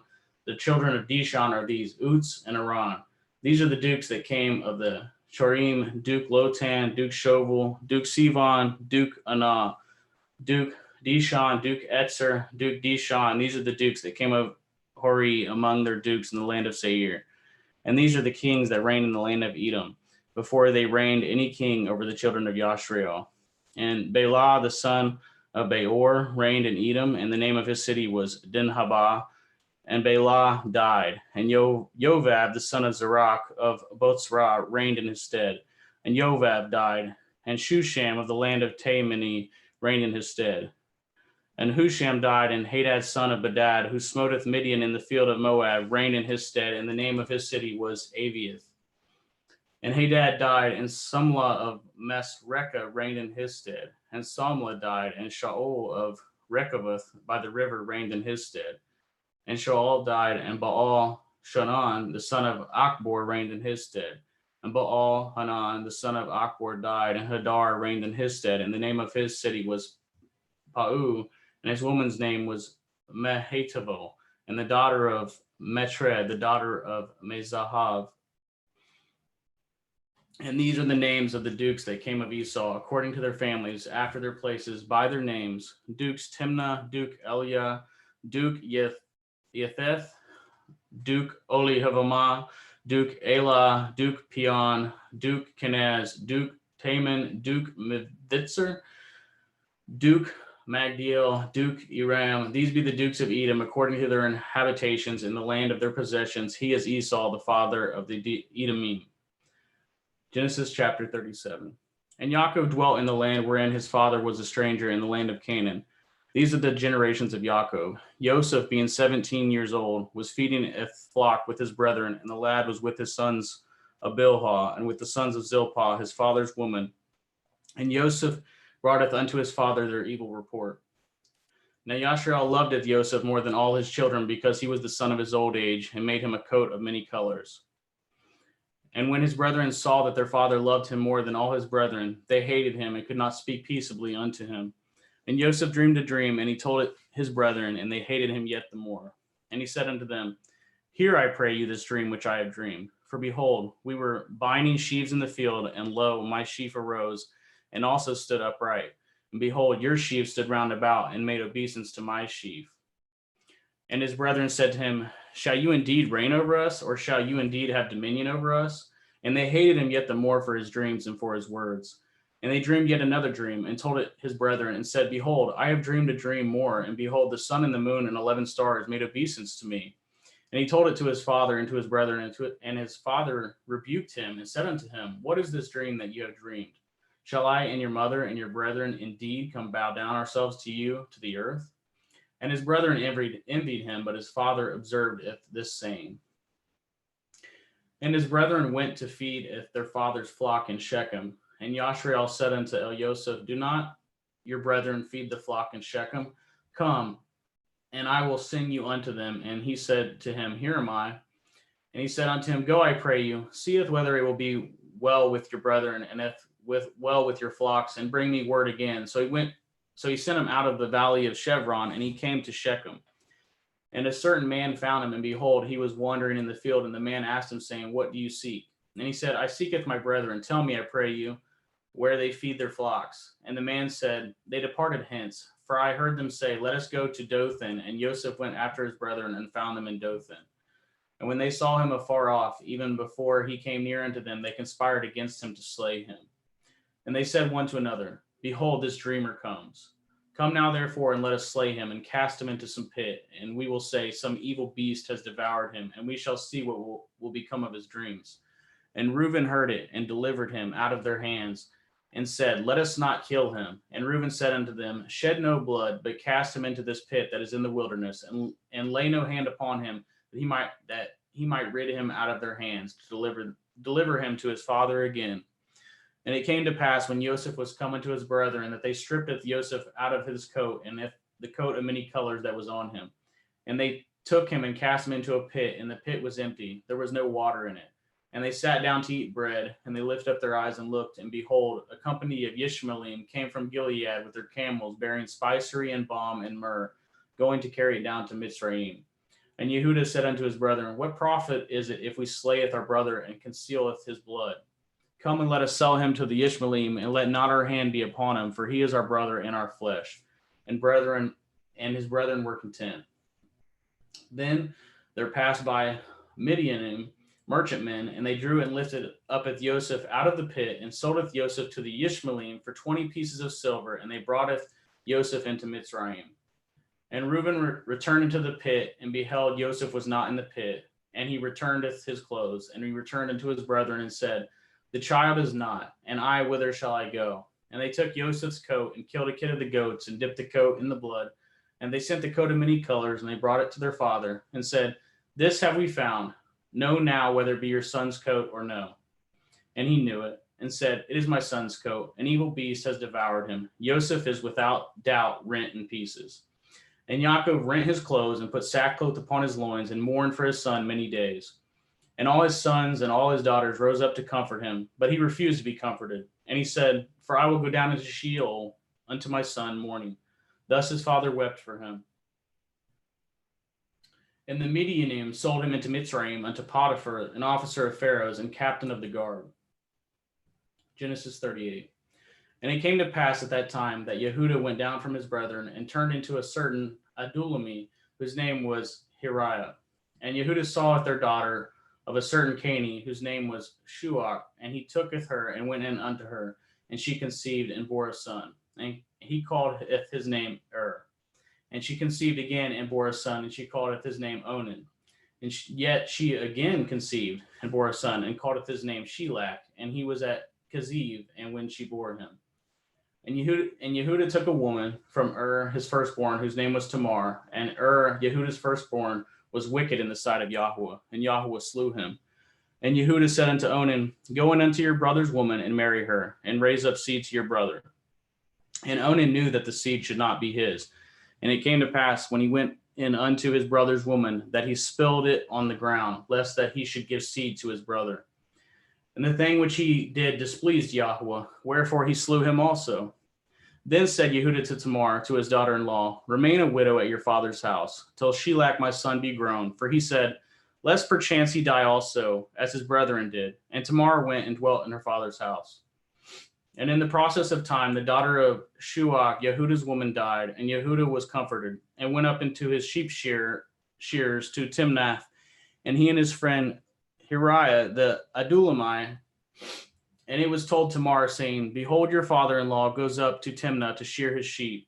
And she put her widow's garments off from her, and covered her with a veil, and wrapped herself, and sat in an open place, which is by the way to Timnah. For she saw that Shelach was grown, and she was not given unto him to be his woman.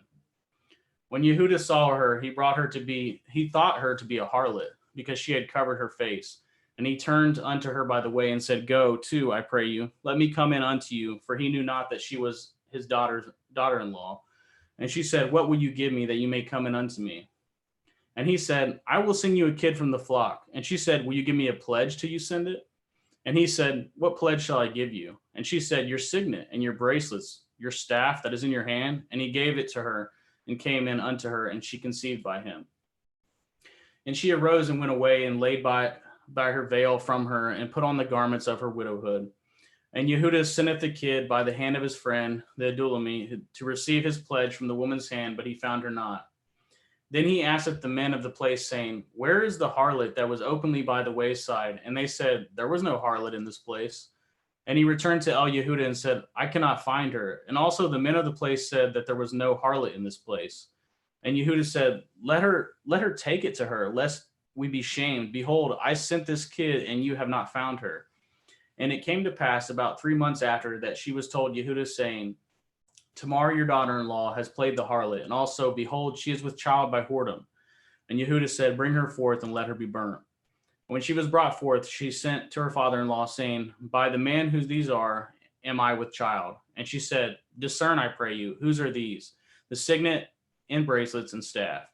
And Yehudah acknowledged them, and said, She has been more righteous than I, because that I gave her not to Shelach my son, and he knew her again no more. And it came to pass in the time of her travail, that behold, twins were in her womb. And it came to pass when she travailed, that the one put out his hand, and the midwife took and bound upon his hand a scarlet thread, saying, This came out first. And it came to pass as he drew back his hand, that behold, the brother came out, and she said, Have you broken forth? This breach be upon you. Therefore his name is called Peretz. And afterward came out his brother, that had a scarlet thread upon his hand, and his name was called Zerach. Genesis chapter 39. And Joseph was brought down to Mitzrayim, and Potiphar, an officer of Pharaoh, captain of the guard, a Mitzri, brought him of the hands of the Ishmaelim, which had brought him down thither. And Yahweh was with Joseph, and he was a prosperous man, and he was in the house of his master, the Mitzri. And his master saweth that Yahweh was with him, and that Yahweh made all that he did to prosper in his hand. And Joseph found grace in his sight, and he served him, and he made him overseer over his house, and all that he had put in his hand. And it came to pass from the time that he had made him overseer in the house and over all that he had, the Yahweh blessed at the Mitzri's house for Joseph's sake. And the blessing of Yahweh was upon all that he had in the house and in the field. And he left all that he had in Joseph's hand, and he knew not aught he had, save the bread which he did eat. And Joseph was a goodly person and well favored. And it came to pass after these things that his master's woman casteth her eyes upon Joseph, and she said, Lie with me. But he refused, and said unto his master's woman, Behold, my master knows not which is with me in the house, and he has committed all that he has to my hand. There is none greater in this house than I, neither has he kept anything from me but you. Because you are his woman, how then can I do this great wickedness and sin against Elohim? And it came to pass, as she spoke to Joseph day by day, that he hearkened not unto her, to lie by her, or to be with her. And it came to pass about this time that Joseph went into the house to do his business, and there arose none of the men of the house there within. And she caught him by the garment, saying, Lie with me. And he left his garment in her hand, and fled, and got him out. And it came to pass, when she saw that he had left his garment in her hand, and was fled forth, that she called unto the men of the house, and spoke unto them, saying, See, he has brought in an LBRY unto us to mock us. He came in unto me to lie with me, and cried with a loud voice. And it came to pass, when he had heard that I lifted up my voice and cried, that he left his garment with me, and fled, and got him out. And she laid up his garment by her until his Lord came home. And she spoke unto him according to these words, saying, The LBRY servant which you have brought unto us came in unto me to mock me. And it came to pass, as I lifted up my voice and cried, that he left his garment with me, and fled out. And it came to pass, when his master heard at the words of his woman, which she spoke unto him, saying, After this manner did your servant to me, that his wrath was kindled. And Joseph's master took him, and put him in the prison, a place where the king's prisoners were bound, and he was there in prison. But Yahweh was with Joseph, and showed him mercy, and gave him favor in the sight of the keeper of the prison. And the keeper of the prison committed to Joseph's hand all the prisoners that were in the prison, and if whatsoever they did there, he was the doer of it. The keeper of the prison looked as not to anything that was under his hand, because Yahweh was with him, and that which he did, Yahweh made him to prosper. Genesis chapter 40. And it came to pass after these things, that the butler of the king of Mitzrayim and his baker had offended the Lord, the king of Mitzrayim. And Pharaoh was wroth against two of his officers, against the chief of his butlers, and against the chief of his bakers. And he put them in ward in the house of the captain of the guard, into the prison, the place where Joseph was bound. And the captain of the guard was charged at Joseph with him, and he served them, and they continued a season in a ward. And they dreamed a dream, both of them, each man his dream in one night, each man according to the interpretation of his dream, the butler and the baker of the king of Mitzrayim, which were bound in the prison. And Joseph came in unto them in the morning, and looked upon them, and behold, they were sad. And he asked of Pharaoh's officers that were with him in the ward of the Lord's house, saying, Wherefore look ye so sadly today? And they said unto him, We have dreamed a dream, and there is no interpreter of it. And Joseph said unto them, Do not interpretations belong to Elohim? Tell me them, I pray you. And the chief butler tooketh his dream to Joseph, and said to him, In my dream, behold, a vine was before me. And in the vine were 3 branches, and it was as though it budded. And her blossoms shot forth, and the clusters thereof brought forth ripe grapes. And Pharaoh's cup was in my hand, and I took it the grapes, and pressed them into Pharaoh's cup, and gave it the cup into Pharaoh's hand. And Joseph said unto him, This is the interpretation of it. The 3 branches are 3 days. Yet within 3 days shall Pharaoh lift up your head, and restore unto your place, and you shall deliver Pharaoh's cup into his hand, after the former manner when you were his butler. But think on me when it shall be well with you, and show kindness, I pray you, unto me, and make mention of me unto Pharaoh, and bring me out of this house. For indeed I was stolen away out of the land of the LBRY, and here also I have done nothing, that they should put me in this dungeon. When the chief baker saw that the interpretation was good, he said unto Joseph, I also was in my dream, and behold, I had 3 white baskets on my head. And in the uppermost basket there was of all manner of baked meats for Pharaoh, and the birds did eat them out of the basket upon my head. And Joseph answered and said, This is the interpretation thereof. The 3 baskets are 3 days. Yet within 3 days shall Pharaoh lift up your head from off you, and shall hang you on a tree, and the birds shall eat your flesh from off you. And it came to pass the 3rd day, which was at Pharaoh's birthday, that he made a feast unto all his servants, and he lifted up his head off the chief butler and at the chief baker among the servants. And he restored at the chief butler unto his butlership again, and he gave the cup into Pharaoh's hand. but he hanged the chief baker as Joseph had interpreted to them. Yet did not the chief butler remembereth Joseph, but forgot him. Genesis chapter 41. And it came to pass at the end of the 2 full years that Pharaoh dreamed, and behold, he stood by the river. And behold, there came up out of the river 7 well-favored kine and fat-fleshed, and they fed in a meadow. And behold, 7 other kine came up after them out of the river, ill-favored and lean-fleshed, and stood by the other kine upon the bank of the river. And the ill-favored and the lean-fleshed kine did eat up at the 7 well-favored and fat kine. So Pharaoh awoke. And he slept and dreamed the second time, and behold, 7 ears of grain came upon one stalk, rank and good. And behold, 7 thin ears, and blasted with the east wind sprung up after them. And 7 thin ears devoured at the 7 rank and full ears. And Pharaoh awoke, and behold, it was a dream. And it came to pass in the morning that his ruach was troubled, and he sent and called for the magicians of Mitzrayim and at the wise men thereof. And Pharaoh hath told them his dream, but there was none that could interpret them unto Pharaoh. Then spoke the chief butler unto Pharaoh, saying, I do remembereth my faults this day. Pharaoh was wroth with the servants, and put me in ward in the captain of the guard's house, both me and at the chief baker. And we dreamed a dream in one night, I and he. We dreamed each man according to the interpretation of his dream. And there was there with us a young man, and a servant to the captain of the guard. And we told him, and he interpreted to us our dreams, to each man according to his dream he did interpret. And it came to pass as he interpreted to us, so it was. Me he restored into my office, and him he hanged.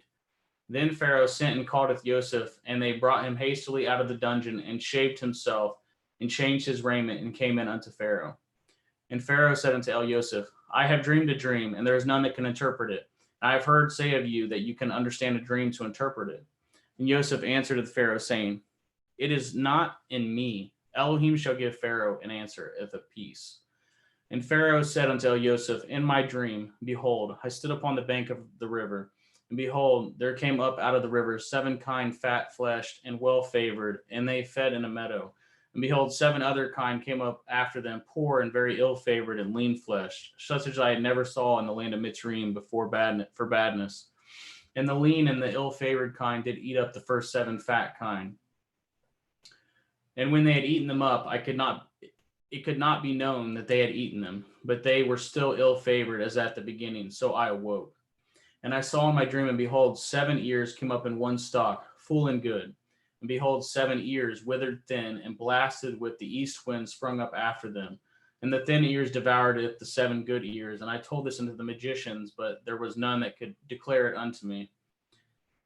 And Joseph said unto Pharaoh, The dream of Pharaoh is one. Elohim has showed Pharaoh what he is about to do. The 7 kine are 7 years, and the 7 good ears are 7 years. The dream is one. And the 7 thin and ill-favored kine that come up after them are 7 years, and the 7 empty ears blasted with the east wind shall be 7 years of famine. This is the thing which I have spoken unto Pharaoh. Oh, what Elohim is about to do, he shows it unto Pharaoh. Behold, there come 7 years of great plenty throughout all the land of Mitzrayim, and there shall rise after them 7 years of famine, and all the plenty shall be forgotten in the land of Mitzrayim. And the famine shall consumeth the land. And the plenty shall not be known in the land by the reason of the famine following, for it shall be very grievous. And for that the dream was doubled unto Pharaoh twice. It is because the thing is established by Elohim, and Elohim will shortly bring it to pass. Now therefore let Pharaoh look out a man discreet and wise, and set him over the land of Mitzrayim. Let Pharaoh do this, and let him appoint officers over at the land to take up a 5th part of the land of Mitzrayim in the 7 plenteous years.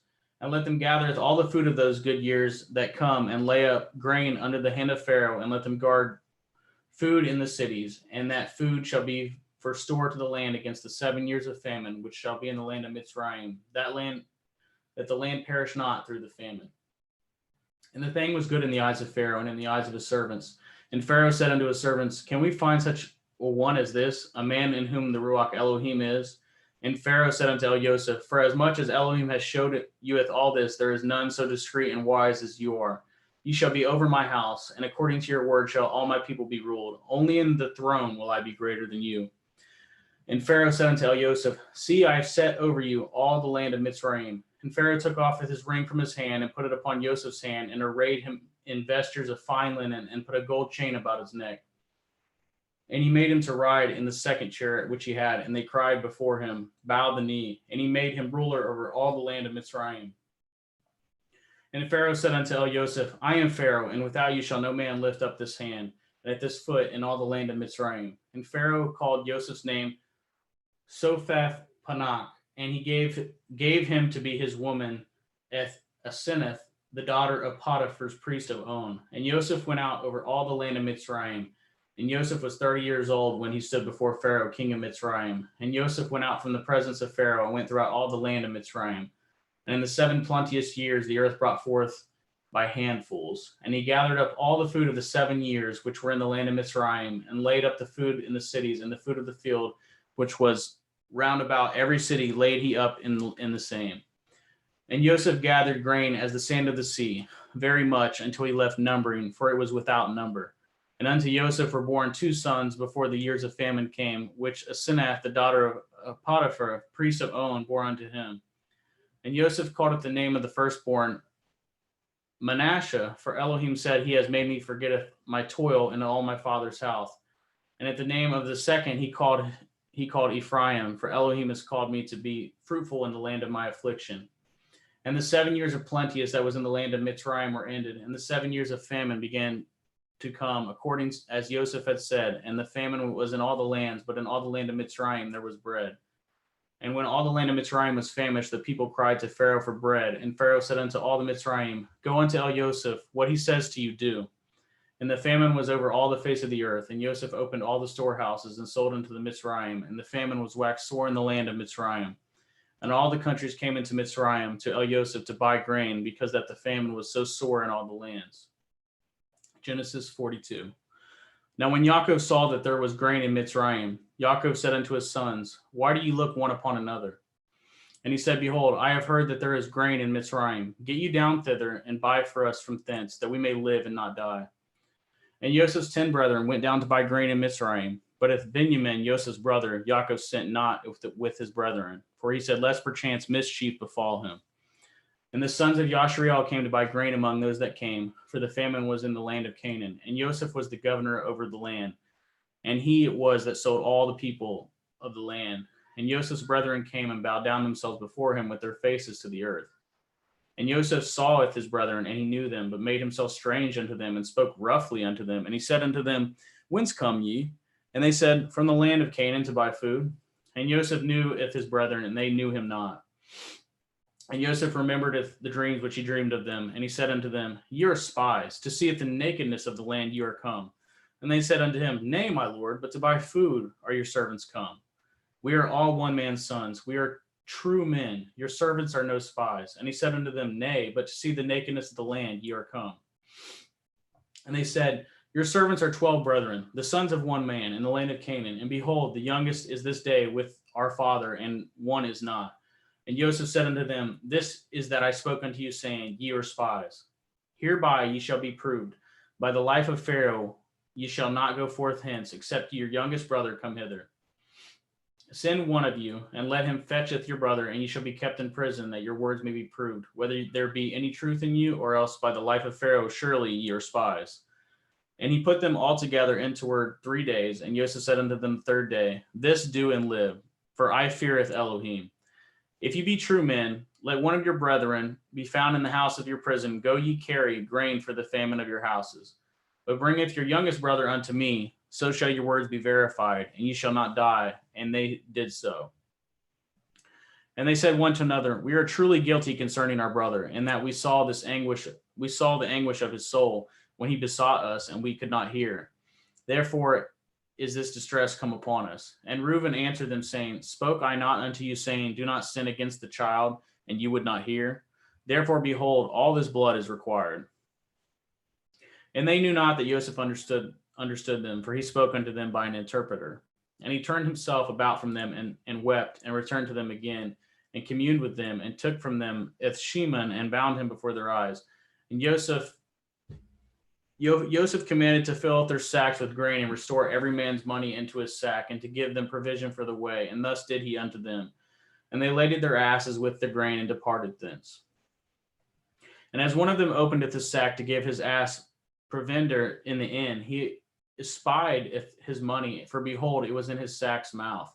And he said unto his brethren, my money is restored, and lo, it is even in my sack. And their heart failed them, and they were afraid, saying one to another, what is this that Elohim has done unto us? And they came unto Yaakov their father unto the land of Canaan, and told him all that befall unto them, saying, the man who is the Lord of the land spoke roughly unto us, and took us for spies at the country. And we said unto him, we are true men, we are no spies. We be 12 brethren, the sons of our father. One is not, and the youngest is this day with our father in the land of Canaan. And the man, the Lord of the country, said unto us, hereby shall I know that ye are true men.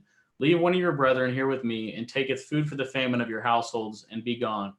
And bringeth your youngest brother unto me, then I shall know that ye are no spies, but ye are true men, and so will I deliver you with your brother, and ye shall traffic in the land. And it came to pass, as they emptied their sacks, that behold, every man's bundle of money was in his sack. And when both they and their father saw the bundles of money, they were afraid. And Yaakov saw their father, and said unto them, me have ye bereaved of my children. Joseph is not, and Shimon is not, and you will taketh Benjamin away. All these things are against me. And Reuben spoke unto his father, saying, slayeth my 2 sons, if I bring him not to you, deliver him into my hand, and I will bring him to you again. And he said, my son shall not go down with you, for his brother is dead, and he is left alone. If mischief shall befall him by the way in which ye go, then shall you bring down my gray hairs with sorrow to Sheol. Genesis chapter 43. And the famine was sore in the land, and it came to pass, when they had eaten up at the grain which they had brought out of Mitzrayim, their father said unto them, go again, buy us a little food. And Yehudah spoke unto him, saying, the man did solemnly protest unto us, saying, ye shall not see my face, except your brother be with you. If you will sendeth our brother with us, we will go down and buy you food. But if you will not send him, we will not go down. For the man said unto us, ye shall not see my face, except your brother be with you. And Yashrael said, wherefore dealt ye so ill with me, as to tell the man whether ye had yet a brother? And they said, the man asked us strangely of our state and of our kindred, saying, is your father yet alive? Have ye another brother? And we told him according to the tenor of these words. Could we certainly know that he would say, bringeth your brother down? And Yehudah said unto Yashrael his father, send the lad with me, and we will arise and go, that we may live and not die, both we and you, and also our little ones. I will be surety for him. Of my hand shall you require him, if I bring him not unto you, and set him before you, then let me bear the blame forever. For example, we had lingered, surely now we had returned the second time. And their father Yashrael said unto them, if it must be so now, do this. Take of the best fruits in the land in your vessels, and carry down the man a present, a little balm, a little honey, spices and myrrh, nuts and almonds. And take a double money in your hand, and the money that was brought again in the mouth of your sacks. Carry it again in your hand, and perchance it was an oversight. Taketh your brother, and arise, go again unto the man. And El Shaddai give you mercy before the man, that he may send away with your other brother, and with Benjamin, if I be bereaved of my children, I am bereaved. And the men took that present, and they took double money in their hand, and Benjamin, and rose up and went down to Mitzrayim and stood before Joseph. And when Joseph saw Benjamin with them, he said to the ruler of the house, bring these men home and slay, and make ready, for these men shall dine with me at noon. And the men did as Joseph bade, and the man brought the men into Joseph's house. And the men were afraid, because they were brought into Joseph's house. And they said, because of the money that was returned in our sacks at the first time are we brought in, that he may seek occasion against us, and fall upon us, and take us for bondmen and with our asses. And they came near to the steward of Joseph's house, and they communed with him at the door of the house, and said, O sir, we came indeed down at the first time to buy food. And it came to pass, when we came to the inn, that we opened our sacks, and behold, every man's money was in the mouth of his sack, and our money is full weight, and we have brought it again in our hand. And other money have we brought down in our hand to buy food. We cannot tell who put our money in our sacks. And he said, peace be to you, fear not. Your Elohim and the Elohim of your father has given you the treasure in your sacks. I had your money, and he brought it Shimon out unto them. And the man brought the men into Joseph's house, and gave them water, and they washed their feet, and he gave their asses provender. And they made ready at the present against Joseph, came at noon, for they had heard that they should eat bread there. And when Joseph came home, they brought of him the present which was in their hand into the house, and bowed themselves to him in the earth. And he asked them of their welfare, and said, Is your father well? The old man of whom you spoke, is he yet alive? And they answered, Your servant our father is in good health. He is yet alive. And they bowed down their heads and made obeisance. And he lifted up his eyes and saw his brother, Benjamin, and his mother, and said, Is this your younger brother of whom you spoke unto me? And he said, Elohim be gracious unto you, my son. And Joseph made haste, for his heart did yearn upon his brother, and he sought where to weep. And he entered into his chamber and wept there. And he washed his face and went out and refrained himself and said, Set on bread. And they set on for him by himself, and for them by themselves, and for the Mitzrayim which did eat with him by themselves, because the Mitzrayim might not eat bread with the Ivrim, for that is an abomination unto the Mitzrayim. And they sat before him, the firstborn according to his birthright, and the youngest according to his youth. And the men marveled one at another. And he took and sent messes unto them from before him. But Benjamin's mess was 5 times so much as any of theirs. And they drank and were merry with him. Genesis 44. And he commanded at the steward of the house, saying, Fill up the men's sacks with food, and as much as they can carry, and put every man's money in his sack's mouth. And putteth my cup, the silver cup, in the sack's mouth of the youngest, and his grain money, and he did according to the word that Joseph had spoken. As soon as the morning was light, the men were sent away, they and their asses. And when they were gone out of the city, and not yet afar off, Joseph said unto his stewards, Up, follow after the men, and when you do overtake them, say unto them, Wherefore have you rewarded evil for good? Is not this it which my Lord drinks, and whereby indeed he divines? Ye have done evil in so doing. And he overtook them, and he spoke unto them at these same words. And they said unto him, Wherefore says my Lord these words? Far be it that your servants should do according to this thing. Behold the money which we found in our sacks' mouths. We brought again unto you out of the land of Canaan.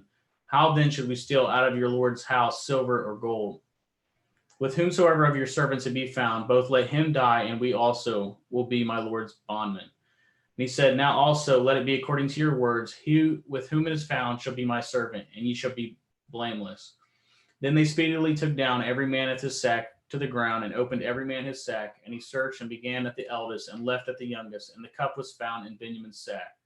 Then they rent their clothes, and laded every man his asses, and returned to the city. And Yehudah and his brethren came to Joseph's house, for he was yet there, and they fell before him on the ground. And Joseph said unto them, What deed is this that ye have done? Know ye not that such a man as I can certainly divine? And Yehudah said, What shall we say unto my Lord? What shall we speak? Or how shall we clear ourselves? Elohim has found out that the iniquity of your servants. Behold, we are my Lord's servants, both we and he also with whom the cup is found. And he said, Far be it that I should do so. But the man in whose hand the cup is found, he shall be my servant. And as for you, get up in peace unto your father. Then Yehudah came near unto him and said, O my Lord, let your servant, I pray you, speak a word of my Lord's ears, and let not your anger burn against your servant, for you are even as Pharaoh. My Lord asketh his servant, saying, Have ye a father or a brother? And we said unto my Lord, We have a father, and an old man, and a child of his old age, a little one, and his brother is dead, and he is alone, left of his mother, and his father loves him. And you said unto your servants, Bring down unto me, that I may set my eyes upon him. And we said unto my Lord, The lad cannot leave with his father, for if he should leave with his father would die. And you said unto your servants, Except your youngest brother come down with you, ye shall see my face no more. And it came to pass, when we came up unto your servant my father, we told him the words of my Lord. And our father said, Go again, and buy us a little food. And we said, We cannot go down. If our youngest brother be with us, then we will go down, for we may not see the man's face, except our youngest brother be with us. And your servant my father said unto us, Ye know that my woman bore me 2 sons, and the one went out from me, and I said, Surely he is torn in pieces, and I saw him not since. And if ye take this also from me, and mischief befall him, ye shall bring downeth my gray hairs with sorrow to Sheol. Now therefore, when I come to your servant my father, and the lad be not with us, seeing that his life is bound up in the lad's life, it shall come to pass, when he sees that the lad is not with us, he will die. And your servant shall bring down at the gray hairs of your servant our father with sorrow to Sheol. For your servant became surety for the lad unto my father, saying, If I bring him not unto you, then I shall bear the blame to my father forever. Now therefore I pray you, let your servant abide instead of the lad in a bondman to my Lord, and let the lad go up with his brethren. For how shall I go up to my father, and the lad be not with me, lest perchance I see the evil that should come on my father. Genesis 45. Then Joseph could not refrain himself before all them that stood by him, and he cried, caused every man to go out from me. And there stood no man with him, while Joseph made himself known unto his brethren. And he wept at the loud, and the Mitzrayim in the house of Pharaoh heard.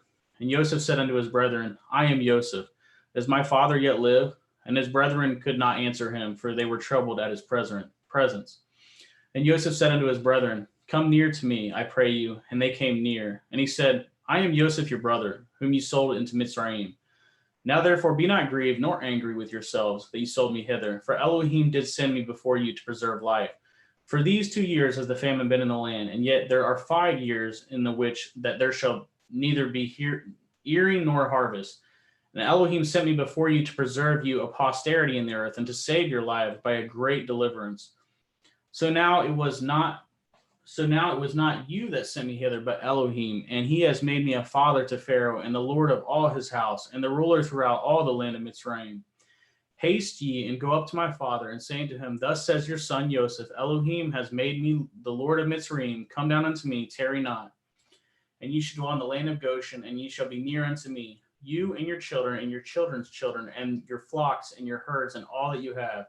And there will I nourish you, for yet there are 5 years of famine, lest you and your household and all that you have come to poverty.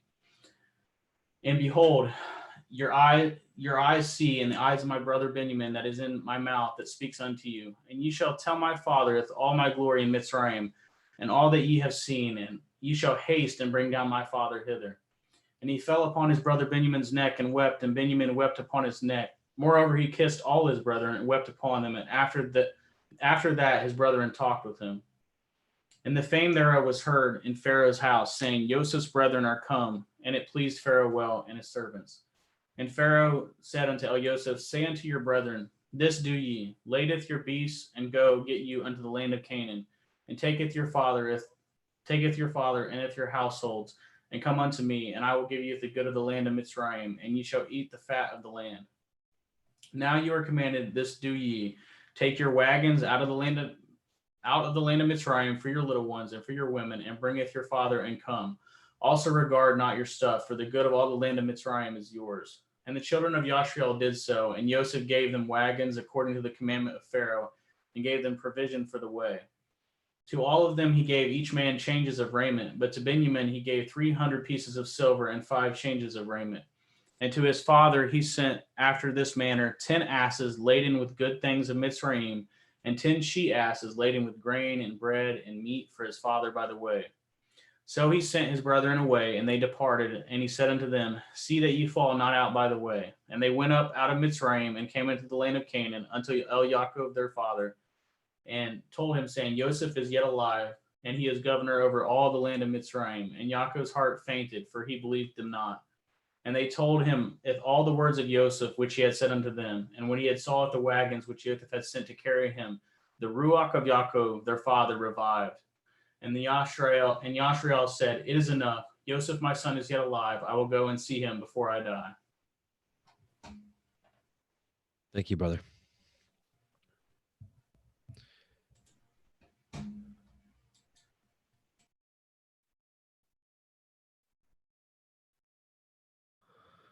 Genesis 46.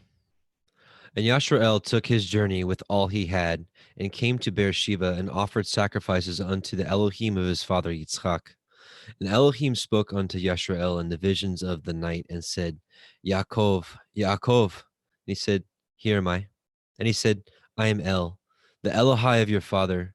Fear not to go down into Mitzrayim, for I will there make of you a great nation. And I will go down with you into Mitzrayim, and I will also surely bring you up again, and Joseph shall put his hand upon your eyes. And Yaakov rose up from Beersheba, and the sons of Yashrael carried Yaakov their father, and their little ones, and their women, in the wagons which Pharaoh had sent to carry him. And they took their cattle and their goods, which they had gotten in the land of Canaan, and came into Mitzrayim, Yaakov and all his seed with him. His sons and his sons' sons with him, his daughters and his sons' daughters, and all his seed brought he with him into Mitzrayim. And these are the names of the children of Yashrael, which came into Mitzrayim: Yaakov and his sons, Reuben, Yaakov's firstborn. And the sons of Reuben, Chanok, and Palu, and Chetzron, and Carmi. And the sons of Shimon, Yemuel, Yamin, Ochad, and Yakin, and Sochar, and Shaul, the son of a Canaanite woman. And the sons of Levi, Gershon, Kohath, and Merari. And the sons of Yehuda, and Onan, and Shelach, and Peretz, and Zerach. But and Onan died in the land of Canaan. And the sons of Peretz were Chetzron and Chamul. The sons of Yisachar, Tola, Pua, and Yov, and Shimron. The sons of Zebulun, Sered, and Elyon, and Yachael. These be the sons of Leah, which she bore unto Yaakov in Padan Aram, with his daughter Dinah.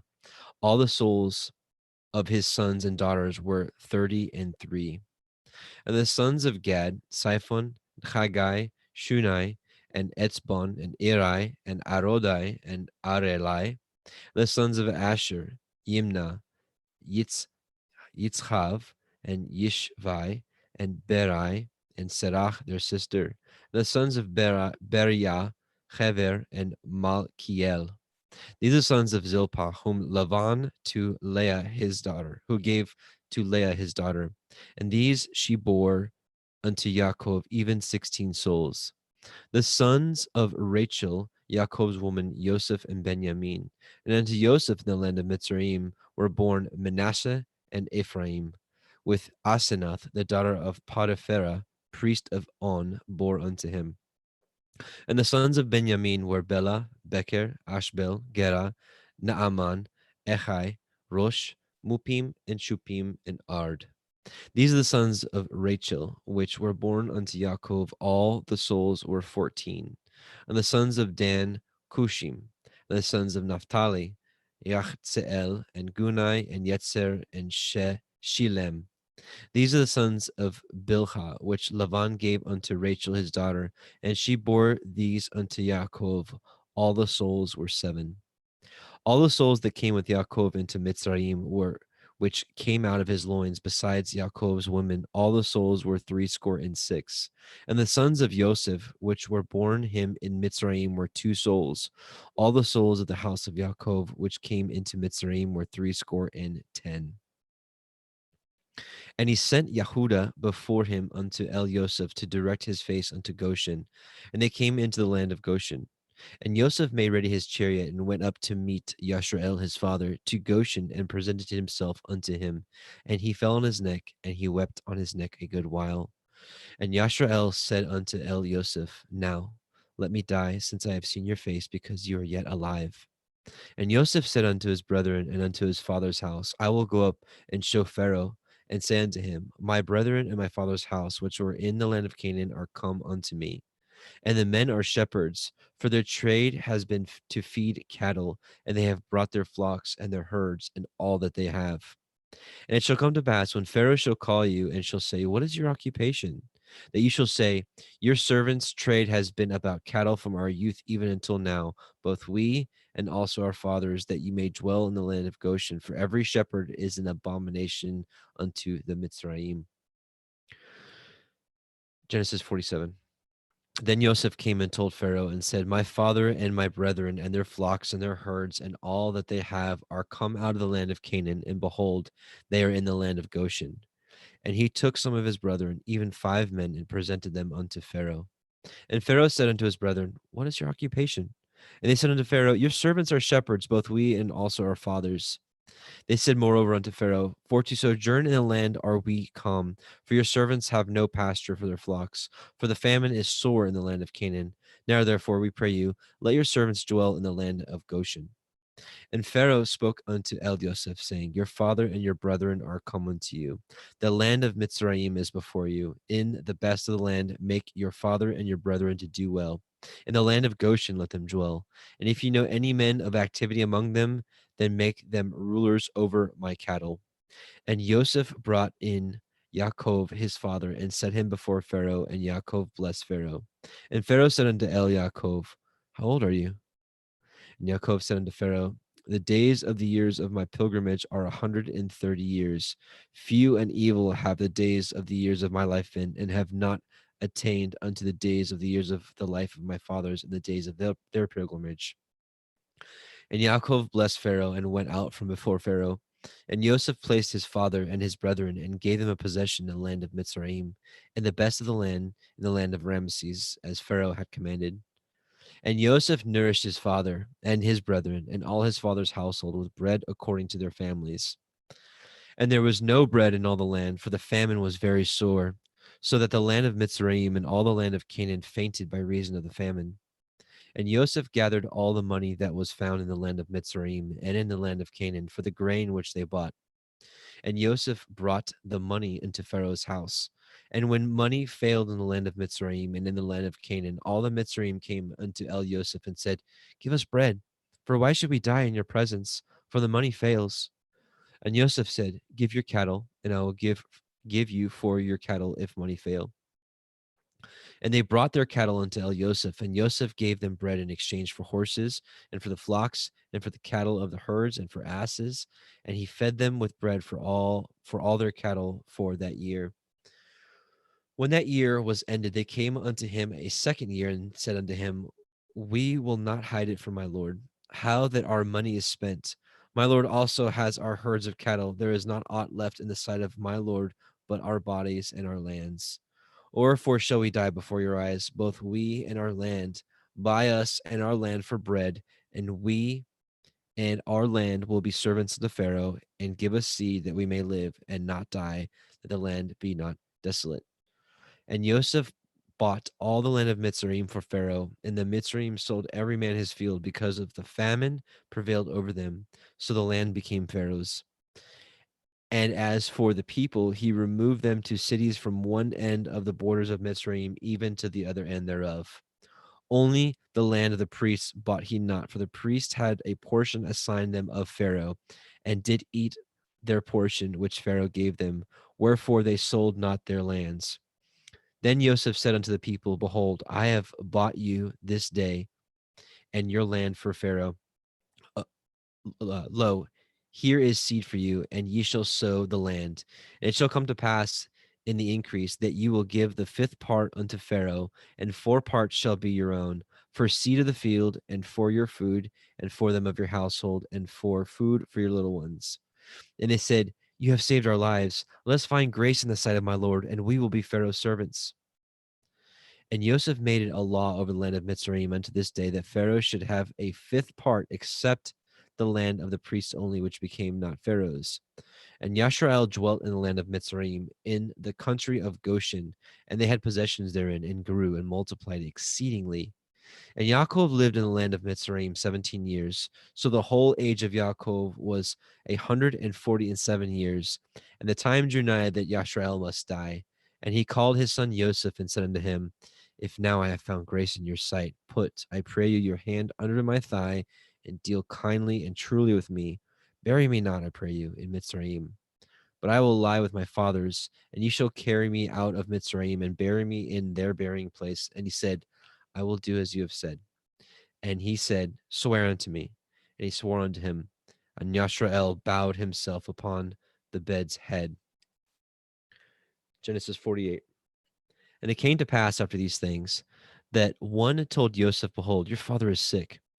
And he took him with him, his 2 sons, Manasseh and Ephraim. And one told Yaakov and said, behold, your son Joseph comes unto you. And Yashrael strengthened himself and sat upon the bed. And Yaakov said unto Joseph, El Shaddai appeared unto me at Luz in the land of Canaan, and blessed me, and said unto me, behold, I will make you fruitful and multiply you, and I will make of you a multitude of people, and will give this land to your seed after you for an everlasting possession. And now your 2 sons, Ephraim and Manasseh, which were born unto you in the land of Mitzrayim, before I came unto you in Mitzrayim, are mine. As Reuben and Shimeon, they shall be mine. And your issue, which you beget after them, shall be yours, and shall be called after the name of their brethren in their inheritance. And as for me, when I came from Padan Aram, Rachel died by me in the land of Canaan, in the way when yet there was but a little way to come unto Ephratah. And I buried her there in the way of Ephratah, the same as Bethlehem. And Yashrael beheld Joseph's sons and said, Who are these? And Joseph said unto his father, These are my sons, whom Elohim has given me in this place. And he said, Bring them, I pray you, unto me, and I will bless them. Now the eyes of Yeshrael were dim for age, so that he could not see. And he brought them near unto him, and he kissed them and embraced them. And Yashrael said unto Elioseph, I had not thought to see your face, and lo, Elohim has showed me also your seed. And Joseph brought them out from between his knees, and he bowed himself with his face to the earth. And Joseph took them both, Ephraim in his right hand toward Yashrael's left hand, and Manasseh in his left hand toward Yashrael's right hand, and brought them near unto him. And Yashrael stretched out his right hand and laid it upon Ephraim's head, who was the younger, and his left hand on Manasseh's head, guiding his hands wittingly, for Manasseh was the firstborn.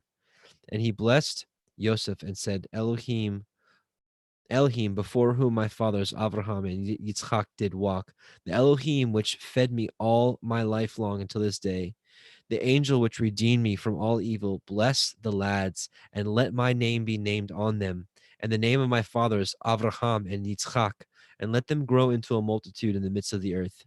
And when Joseph saw that his father had laid his right hand upon the head of Ephraim, it displeased him.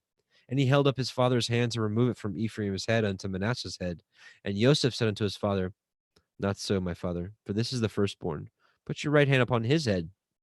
And his father refused and said, I know it, my son, I know it. He shall also become a people, and he also shall be great. But truly his younger brother shall be greater than he, and his seed shall become a multitude of nations. And he blessed them that day, saying, And you shall Yashrael bless, saying, Elohim make you as Ephraim and as Manasseh. And he set Ephraim before Manasseh. And Yashrael said unto Elioseph, Behold, I die, but Elohim shall be with you, and bring you again into the land of your fathers. Moreover, I have given to you one portion above your brethren, which I took out of the hand of the LBRY with my sword and with my bow. Genesis 49. And Yaakov, And Yaakov called unto his sons and said, Gather yourselves together, that I may tell you that which shall befall you in the last days. Gather yourselves together and hear, ye sons of Yaakov, and hearken unto Yashrael your father. Reuben, you are my firstborn, my might, in the beginning of my strength, the excellency of dignity, and the excellency of power. Unstable as water, you shall not excel, because you went up to your father's bed, then defiled it. He went up to my couch. Shimon and Levi are brethren. Instruments of cruelty are in their habitations. O my soul, come not into their secret, unto their assembly. My honor, be not united. For in their anger they slew a man, and in their self-will they dug down a wall. Cursed be their anger, for it was fierce, and their wrath, for it was cruel. I will divide them in Yaakov, and scatter them in Yashrael. Yehuda, you are he whom your brethren shall praise. Your hand shall be in the necks of your enemies. Your father's children shall bow down before you. Yehuda is a lion's whelp. From the prey, my son, you are gone up. He stooped down. He couched as a lion, and as an old lion, who shall rouse him up? The scepter shall not depart from Yehuda, nor a Torah giver from between his feet, until Shiloh come, and unto him shall the gathering of the people be. Binding his foal unto the vine, and his ass's colt unto the choice vine, he washed his garments in wine, and his clothes in the blood of grapes. His eyes shall be red with wine, and his teeth white with milk. Zebulun shall dwell at the haven of the sea. He shall be a haven for ships, and his border shall be unto Sidon. Issachar is a strong asses couching down between two burdens. And he saw that rest was good, and the land that it was pleasant, and bowed his shoulder to bear, and became a servant unto tribute. Dan shall judge his people as one of the tribes of Yashrael. Dan shall be a serpent by the way, an adder in the path that bites the horse's heels, so that his rider shall fall backwards. I have waited for your Yeshua, O Yahweh. Gad, a troop shall overcome him, but he shall overcome at the last. Out of Asher his bread shall be fat. He shall yield royal dainties. Naphtali is a hind let loose. He gives goodly words. Joseph is a fruitful bough, even a fruitful bough by a well, whose branches run over the wall. The archers have sorely grieved him and shot at him and hated him. But his bow abode in strength, and the arms of his hands were made strong by the hands of the mighty Elohim of Yaakov. From thence is the shepherd, the stone of Yashrael. Even by the Elohim of your father, who shall help you, and by El Shaddai, who shall bless you with blessings of heaven above, blessings of the deep that lies under, blessings of the breasts and the womb. The blessings of your father have prevailed above the blessings of my progenitors unto the utmost bound of the everlasting hills. They shall be on the head of Joseph, and on the crown of the head of him that was separate from his brethren. Benjamin shall raven as a wolf. In the morning he shall devour the prey, and at night he shall divide the spoil. All these are the 12 tribes of Yashrael, and this is it that their father spoke unto them and blessed them, every one according to his blessing he blessed them. And he charged them and said unto them, I am to be gathered unto my people. Bury me with my fathers in the cave that is in the field of Ephron the Hittite, in the cave that is in the field of Machpelah, which is before Mamre in the land of Canaan, which Avraham bought with the field of Ephron the Hittite for possession of a burying place. There they buried Abraham and Sarah his woman. There they buried Yitzchak and Rivka his woman, and there I buried Leah. The purchase of the field and of the cave that is therein was from the children of Heth. And when Yaakov had made an end of commanding his sons, he gathered up his feet into the bed and yielded up his ruach and was gathered unto his people. Genesis 50. And Joseph fell upon his father's face and wept upon him and kissed him. And Joseph commanded his servants, the physicians, to embalm his father, and the physicians embalmed Yashrael. And 40 days were fulfilled for him. For so are fulfilled the days of those which are embalmed. And the Mitzrayim mourned for him 10 days. And when the days of his mourning were past, Joseph spoke unto the house of Pharaoh, saying, If now I have found grace in your eyes, speak, I pray you, in the ears of Pharaoh, saying, My father made me swear, saying, Lo, I die. In my grave which I have dug for me in the land of Canaan, there shall you bury me. Now therefore, let me go up, I pray you, and bury my father, and I will come again. And Pharaoh said, Go up, bury your father, according as he made you swear. And Joseph went up to bury his father, and with him went all the servants of Pharaoh, the elders of his house, and all the elders of the land of Mitzrayim. And all the house of Joseph and his brethren and his father's house, only their little ones and their flocks and their herds they left in the land of Goshen. And there went up with him both chariots and horsemen, and it was a very great company. And they came to the threshing floor of Atad, which is beyond the Yarden, and there they mourned with a great and very sore lamentation. And he made a mourning for his father 7 days. And when the inhabitants of the land, the Canaanim, saw the mourning in the floor of Atad, they said, This is a grievous mourning to the Mitzrayim. Wherefore the name of it was called Avel Mitzrayim, which is beyond the Yarden. And his sons did unto him according as he commanded them. For his sons carried him into the land of Canaan, and buried him in the cave of the field of Machpelah, which Avraham bought with the field for a possession of a burying place of Ephron the Hittite before Mamre. And Joseph returned into Mitzrayim, he and his brethren, and all that went up with him to bury his father after he had buried his father. And when Joseph's brethren saw that their father was dead, they said, Joseph will perchance hate us, and will certainly requite us all the evil which we did unto him. They sent a messenger unto Joseph, saying, Your father did command before he died, saying, So shall you say unto Joseph, Forgive, I pray you now, the transgression of your brethren and their sin, for they did unto you evil, and now we pray you, forgive the transgression of the servants of the Elohai of your father. And Joseph wept when they spoke unto him. And his brethren also went and fell down before his face, and they said, Behold, we be your servants. And Joseph said unto them, Fear not, for am I in the place of Elohim? But as for you, you thought evil against me, but Elohim meant it unto good, to bring to pass as it is this day, to save much people alive. Now therefore, fear ye not, I will nourish you and your little ones. And he comforted them and spoke kindly to them. And Yosef dwelt in Mitzrayim, he and his father's house, and Yosef lived 110 years. And Yosef saw Ephraim's children of the third generation. The children also of Machir, the son of Manasseh, were brought up upon Yosef's knees. And Yosef said unto his brethren, I die, and Elohim will surely visit you, and bring you out of this land unto the land which he swore unto Abraham, to Yitzchak, and to Yaakov. And Yosef took an oath of the children of Yashrael, saying, Elohim will surely visit you, and you shall carry up my bones from hence. So Yosef died, being 110 years old, and they embalmed him, and he was put in a coffin in Mitzrayim. And there was the end of the book of Bereshit, Genesis. Now we will go into Shemot, Exodus.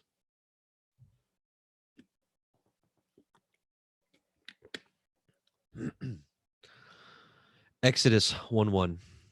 Now these are the names of the children of Yashrael, which came into Mitzrayim. Every man in his household came with Yaakov: Reuben, Shimon, Levi, Yehuda, Issachar, Zebulun, and Benjamin, Dan, Naphtali, Gad, and Asher. And all the souls that came out of the loins of Yaakov were 70 souls. For Joseph was in Mitzrayim already. And Joseph died, and all his brethren, and all that generation. And the children of Yashrael were fruitful and increased abundantly and multiplied and waxed exceedingly mighty, and the land was filled with them. Now there arose up a new king over Mitzrayim, which knew not Joseph. And he said unto his people, Behold, the people of the children of Yashrael are more and mightier than we. Come on, let us deal wisely with them, and lest they multiply. And it come to pass that when there falls out any war, they join also unto our enemies and fight against us, and so get them up out of the land. Therefore they did set over them taskmasters to afflict them with their burdens, and they built for Pharaoh treasure cities, Pithom and Ramesses. But the more they afflicted them, the more they multiplied and grew, and they were grieved because of the children of Yashrael.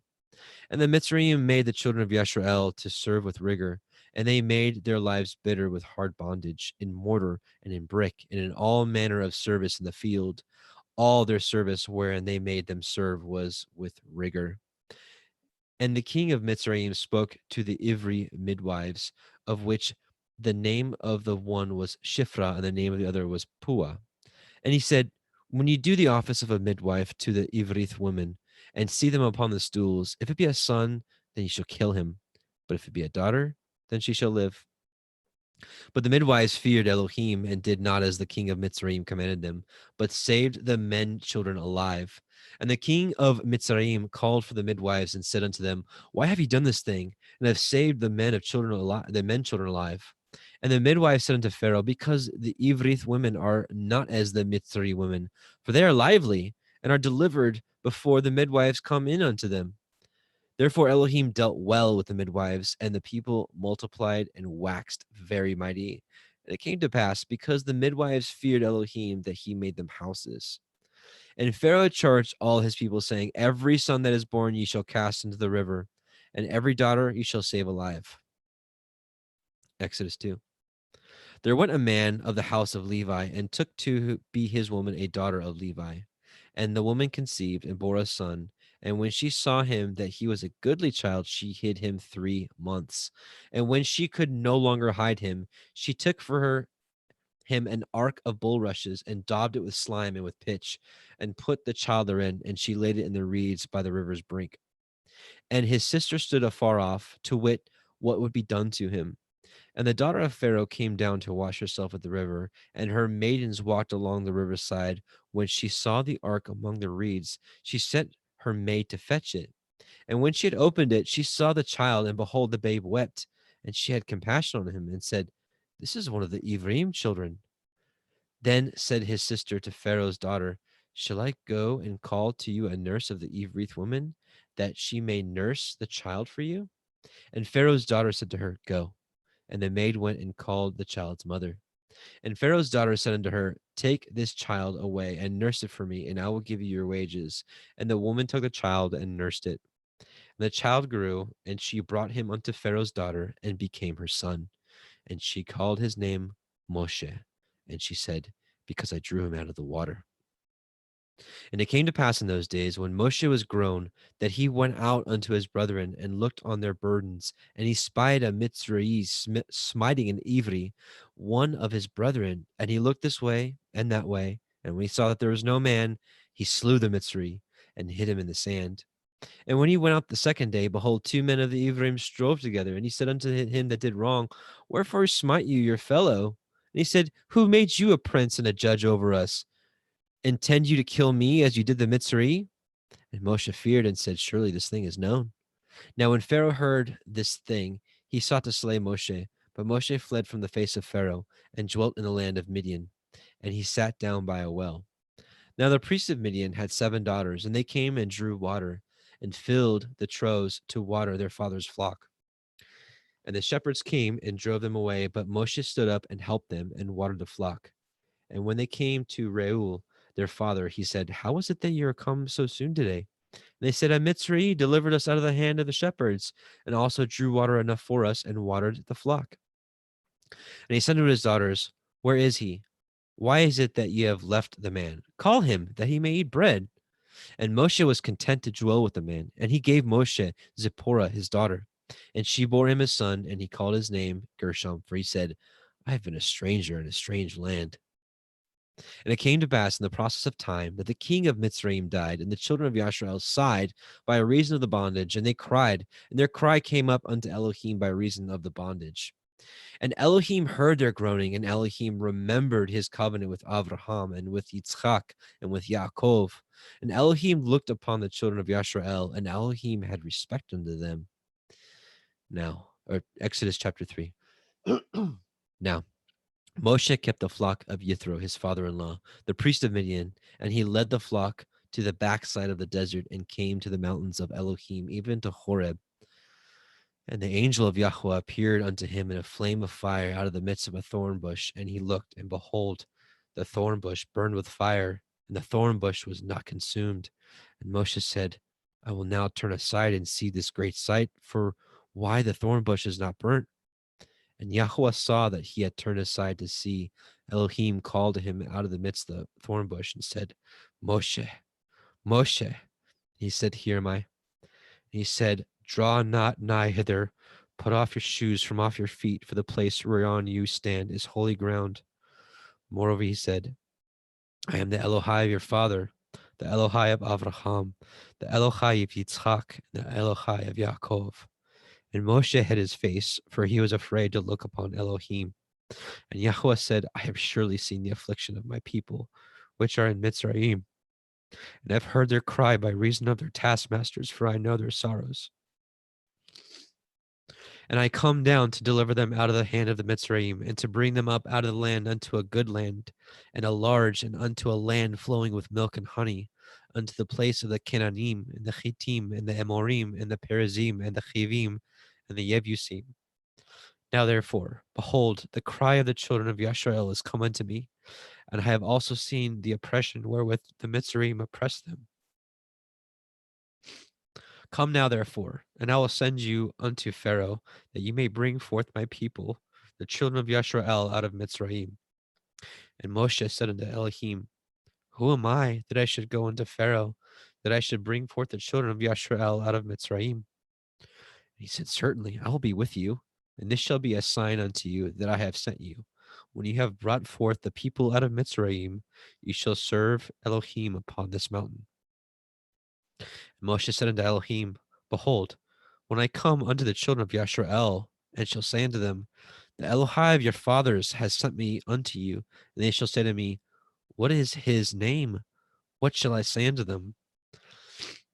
And Elohim said unto Moshe, Echayah, Asher Echayah, I am that I am.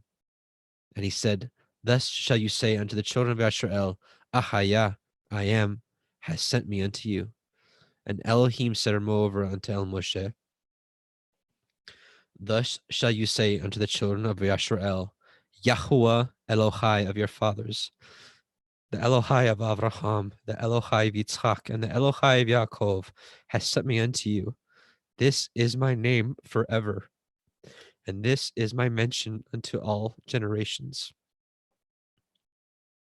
Go and gather the elders of Yashrael together, and say unto them, Yahweh Elohai of your fathers, the Elohai of Avraham, of Yitzchak, and Yaakov appeared unto me, saying, I have surely visited you, and seen that which is done unto you in Mitzrayim. And I have said, I will bring you up out of the affliction of the Mitzrayim unto the land of the Canaanim, and the Chittim, and the Amorim, and the Perizim, and the Chavim, and the Yebusim, unto a land flowing with milk and honey. And they shall hearken to your voice, and ye shall come, you and the elders of Yashrael, unto the king of Mitzrayim, and ye shall say unto him, Yahuwah Elohai of the Ivrim has met with us. And now let us go, we beseech you, 3 days' journey into the wilderness.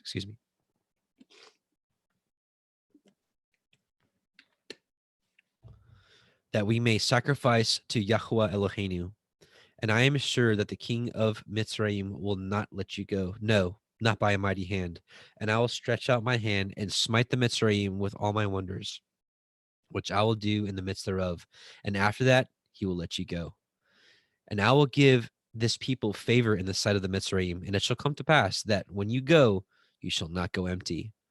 But every woman shall borrow of her neighbor and of her that sojourns in her house jewels of silver and jewels of gold and raiment, and ye shall put them upon your sons and upon your daughters, and ye shall spoil the Mitzrayim. Exodus 4. And Moshe answered and said, But behold, they will not believe me, nor hearken unto my voice, for they will say, Yahuwah has not appeared unto you. And Yahuwah said unto him, What is that in your hand? And he said, A rod. And he said, Cast it on the ground. And he cast it on the ground and became a serpent.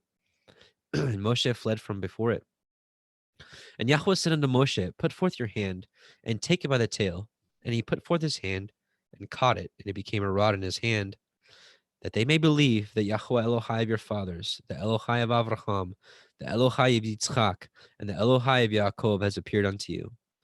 And Yahweh said furthermore unto him, Put now your hand into your bosom. And he put his hand into his bosom. And when he took it out, behold, his hand was leprous as snow.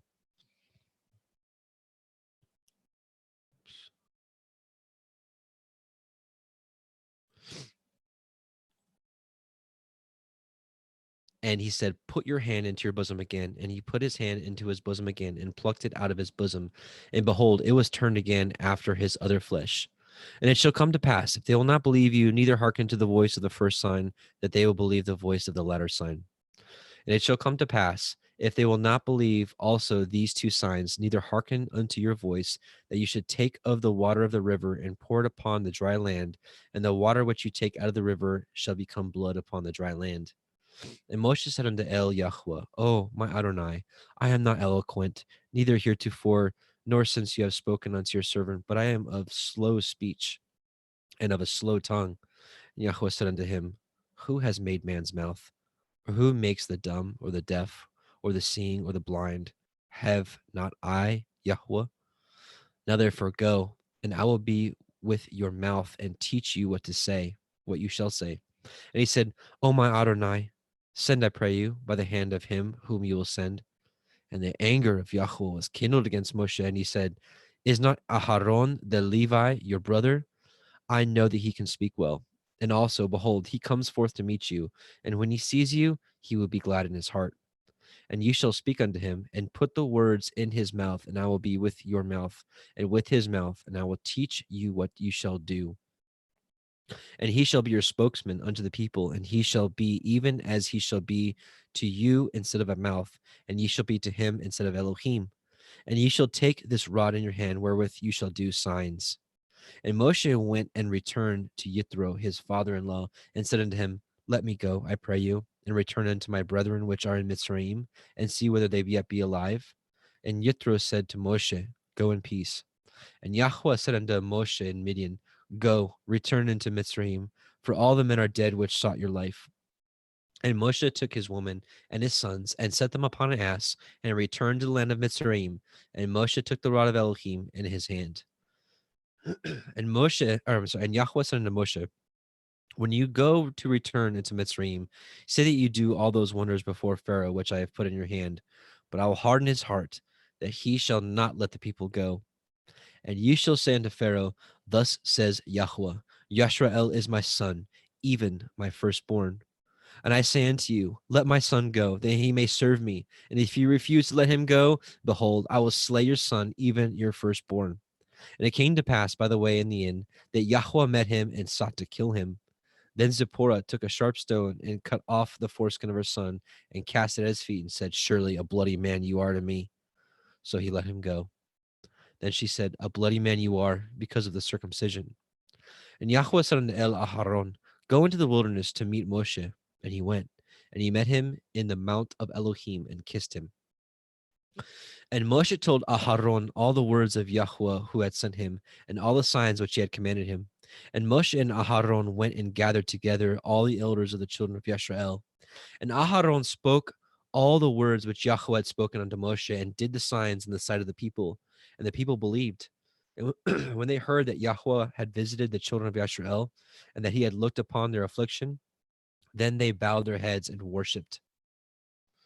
Exodus 5. And afterward, Moshe and Aharon went in and told Pharaoh, thus says Yahweh Elohai of Yisrael, let my people go, that they may hold a feast unto me in the wilderness. And Pharaoh said, who is Yahweh, that I should obey his voice and let Yisrael go? I know not Yahweh, neither will I let Yisrael go. And they said, the Elohai of the Ivrim has met with us. Let us go, we pray you, 3 days' journey into the desert, and sacrifice unto Yahweh Eloheinu, lest he fall upon us with pestilence or with the sword. And the king of Mitzrayim said unto them, wherefore do ye, Moshe and Aharon, let the people from their works get you unto your burdens? And Pharaoh said, behold, the people of the land now are many, and ye make them rest from their burdens. And Pharaoh commanded this same day the taskmasters of the people and their officers, saying, ye shall no more give the people straw to make brick, as heretofore. Let them go and gather straw for themselves. And the tale of the bricks which they did make heretofore ye shall lay upon them. Ye shall not diminish aught thereof, for they be idle.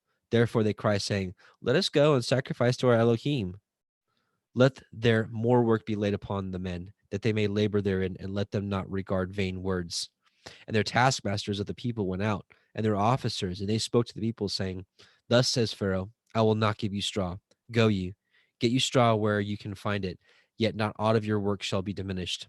So the people were scattered abroad throughout all the land of Mitzrayim to gather stubble instead of straw. And the taskmasters hasted them, saying, fulfill your works, your daily tasks, as when there was when there was straw. And the officers of the children of Yisrael, which Pharaoh's taskmasters had set over them, were beaten and demanded, wherefore have you not fulfilled your task in making brick both yesterday and today as heretofore? Then the officers of the children of Yisrael came and cried unto Pharaoh, saying, wherefore deal you thus with your servants? There is no straw given unto your servants. And they say to us, make brick, and behold, your servants are beaten, but the fault is in your own people. And he said, ye are idle. Therefore ye say, let us go and do sacrifice to Yahweh. Go therefore now and work, for there shall no straw be given you, yet ye shall deliver the tale of bricks. And the officers of the children of Yisrael did see that they were in evil case after it was said, ye shall not diminish aught from your bricks of your daily tasks. And they met Moshe and Aharon, who stood in the way, as they came forth from Pharaoh. And they said unto him, Yahweh look upon you and judge, because you have made our savor to be abhorred in the eyes of Pharaoh and in the eyes of his servants, to put a sword in their hand to slay us. And Moshe returned unto Yahweh and said, Adonai, wherefore have you so evil entreated this people? Why is it that you have sent me? For since I came to Pharaoh to speak in your name, he has done evil to this people, neither have you delivered your people at all. Exodus chapter 6. Then Yahweh said unto Moshe, now you shall see what I will do to Pharaoh, for with a strong hand shall he let them go, and with a strong hand shall he drive them out of his land. And Elohim spoke unto Moshe and said to him, I am Yahweh, and I appeared unto Avraham, unto Yitzchak, and unto Yaakov by El Shaddai, but by the name of Yahweh was I not known to them. And I have also established my covenant with them, to give them the land of Canaan, the land of their pilgrimage, wherein they were strangers. And I have also heard the groaning of the children of Yashrael, whom the Mitzrayim keep in bondage, and I have remembered my covenant. Wherefore say unto the children of Yashrael, I am Yahweh, and I will bring you out from under the burdens of the Mitzrayim, and I will rid you out of their bondage, and I will redeem you with a stretched out arm with great judgments. And I will take you to me for a people, and I will be to you Elohim, and ye shall know that I am Yahweh Elohim, which brings you out from under the burdens of the Mitzrayim. And I will bring you in unto the land concerning the which I did swear to give it to Avraham, to Yitzchak, and to Yaakov, and I will give it to you for a heritage. I am Yahweh. And Moshe spoke so unto the children of Yisrael, but they hearkened not unto Moshe for anguish of the Ruach and for cruel bondage. And Yahweh spoke unto Moshe, saying, Go in, speak unto Pharaoh, king of Mitzrayim, that he let the children of Yisrael go out of his land. And Moshe spoke before Yahweh, saying, Behold, the children of Yisrael have not hearkened unto me. How then shall Pharaoh hear me, who am of uncircumcised lips? And Yahweh spoke unto El Moshe and El Aharon, and gave them a charge unto the children of Yisrael, and unto Pharaoh, king of Mitzrayim, to bring the children of Yisrael out of the land of Mitzrayim. These be the heads of their fathers' houses, the sons of Reuben, the firstborn of Yisrael, Chanok and Palu, Chetzron and Carmi. These be the families of Reuben. And the sons of Shimon, Yemuel and Yamin, and Ochad and Yakin, and Sochar, and Shaul, and the son of a Canaanite woman. These are the families of Shimon. And these are the names of the sons of Levi, according to their generations, Gershon, Kohath, and Merari. And the years of the life of Levi were 137 years. The sons of Gershom, Livni, and Shimi, according to their families. And the sons of Kohath, Amram, Yitzchar, Hebron, and Uziel. And the years of the life of Kohath were 133 years. And the sons of Merari, Machlai, and Mushai. These are the families of Levi, according to their generations. Hang on, give me just a moment.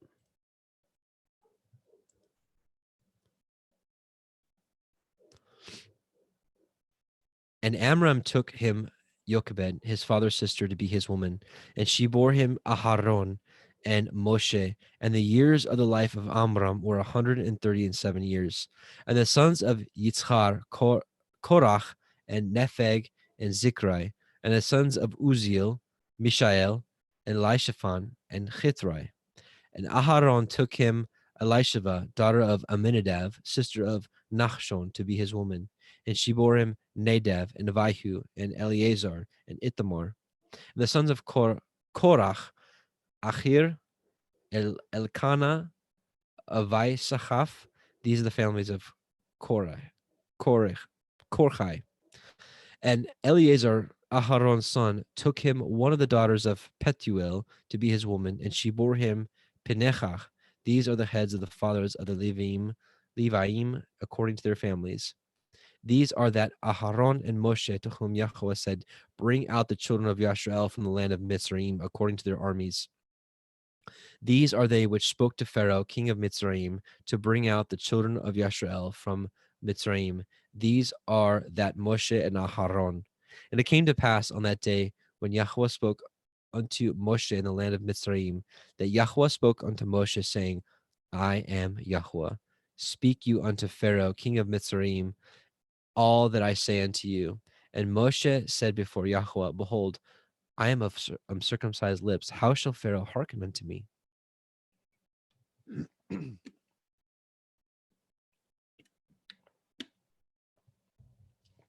Exodus chapter 7. And Yahweh said unto Moshe, See, I have made you an Elohim to Pharaoh, and Aharon your brother shall be your prophet.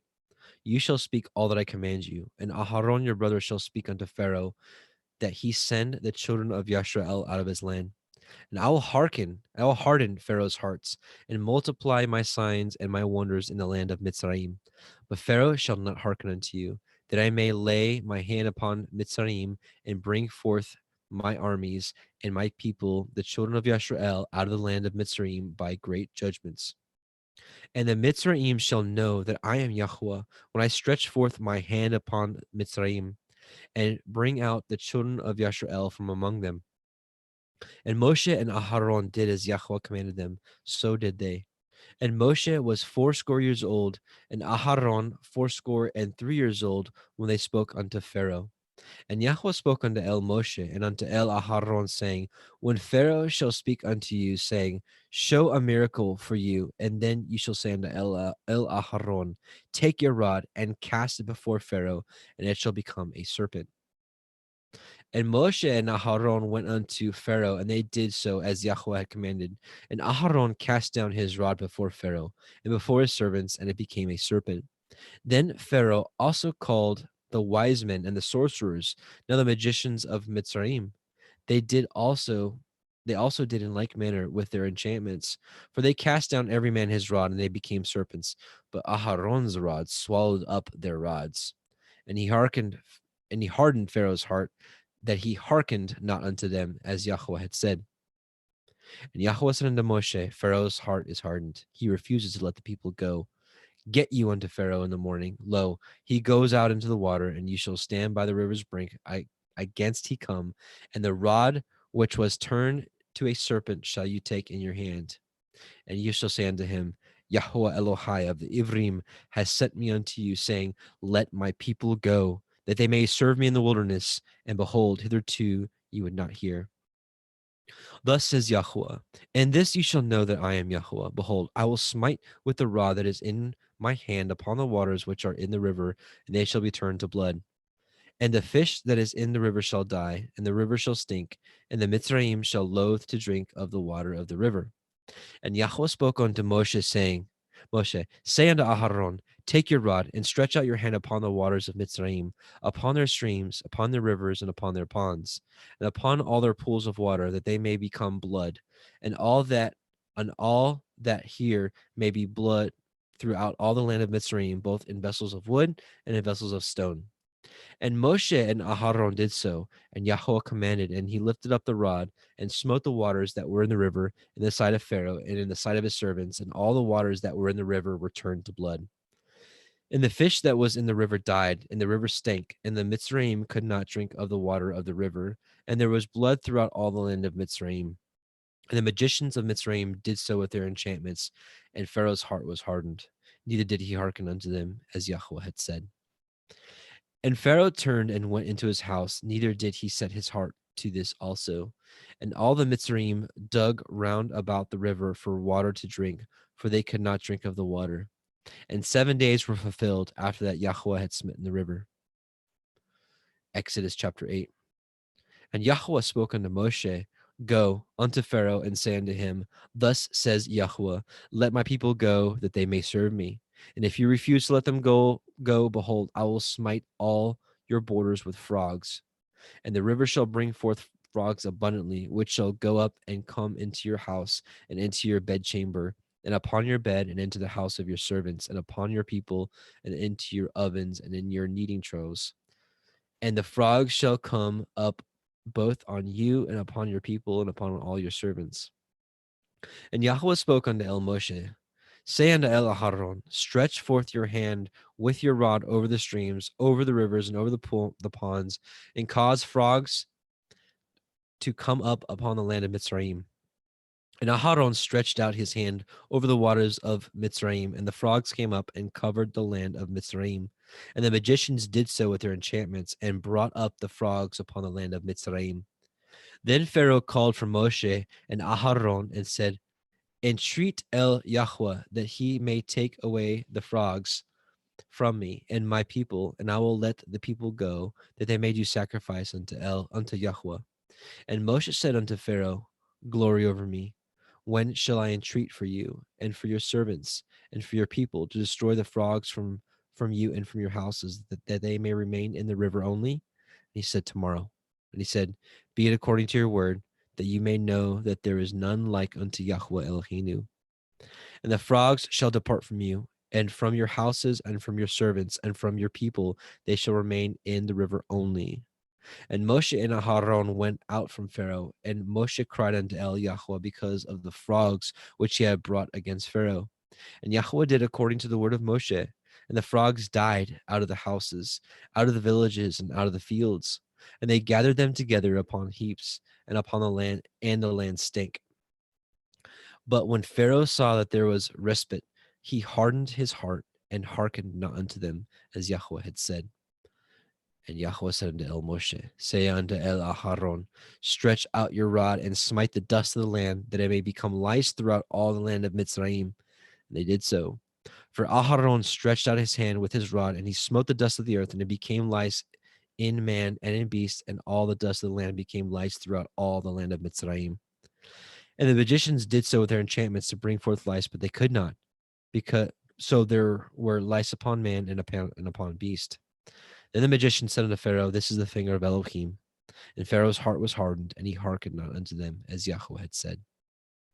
And Yahweh said unto Moshe, rise up early in the morning, and stand before Pharaoh. Lo, he comes forth to the water, and say unto him, thus says Yahweh, let my people go, that they may serve me. Else, if you will not let my people go, behold, I will send swarms of flies upon you, and upon your servants, and upon your people, and into your houses. And the houses of the Mitzrayim shall be full of the swarm of flies, and also the ground whereon they are. And I will sever in that day the land of Goshen, in which my people dwell, that no swarms of flies shall be there, to the end you may know that I am Yahweh in the midst of the earth. And I will put a division between my people and your people. Tomorrow this shall this sign be. And Yahweh did so. And there came a grievous swarm of flies into the house of Pharaoh, and into his servants' houses, and into all the land of Mitzrayim. The land was corrupted by reason of the swarm of the flies. And Pharaoh called for Moshe and for Aharon, and said, go ye, sacrifice to your Elohim in the land. And Moshe said, it is not meet so to do, for we shall sacrifice the abomination of the Mitzrayim to Yahweh Eloheinu. Lo, shall we sacrifice the abomination of the Mitzrayim before their eyes, and will they not stone us? We will go 3 days' journey into the wilderness, and sacrifice to Yahweh Eloheinu as he commanded us. And Pharaoh said, I will let you go, that you may sacrifice to Yahweh Elohika in the wilderness. Only ye shall not go very far away. Entreat for me. And Moshe said, behold, I go out from you, and I will entreat El Yahweh that the swarms of flies may depart from Pharaoh, from his servants, and from his people tomorrow. But let not Pharaoh deal deceitfully anymore in letting the people go to sacrifice, and not letting the people go to sacrifice to Yahweh. And Moshe went out from Pharaoh and entreated Yahweh. And Yahweh did according to the word of Moshe. And he removed the swarms of flies from Pharaoh, from his servant, and from his people. There remained not one. And Pharaoh hardened his heart at this time also, neither would he let the people go. Exodus chapter 9.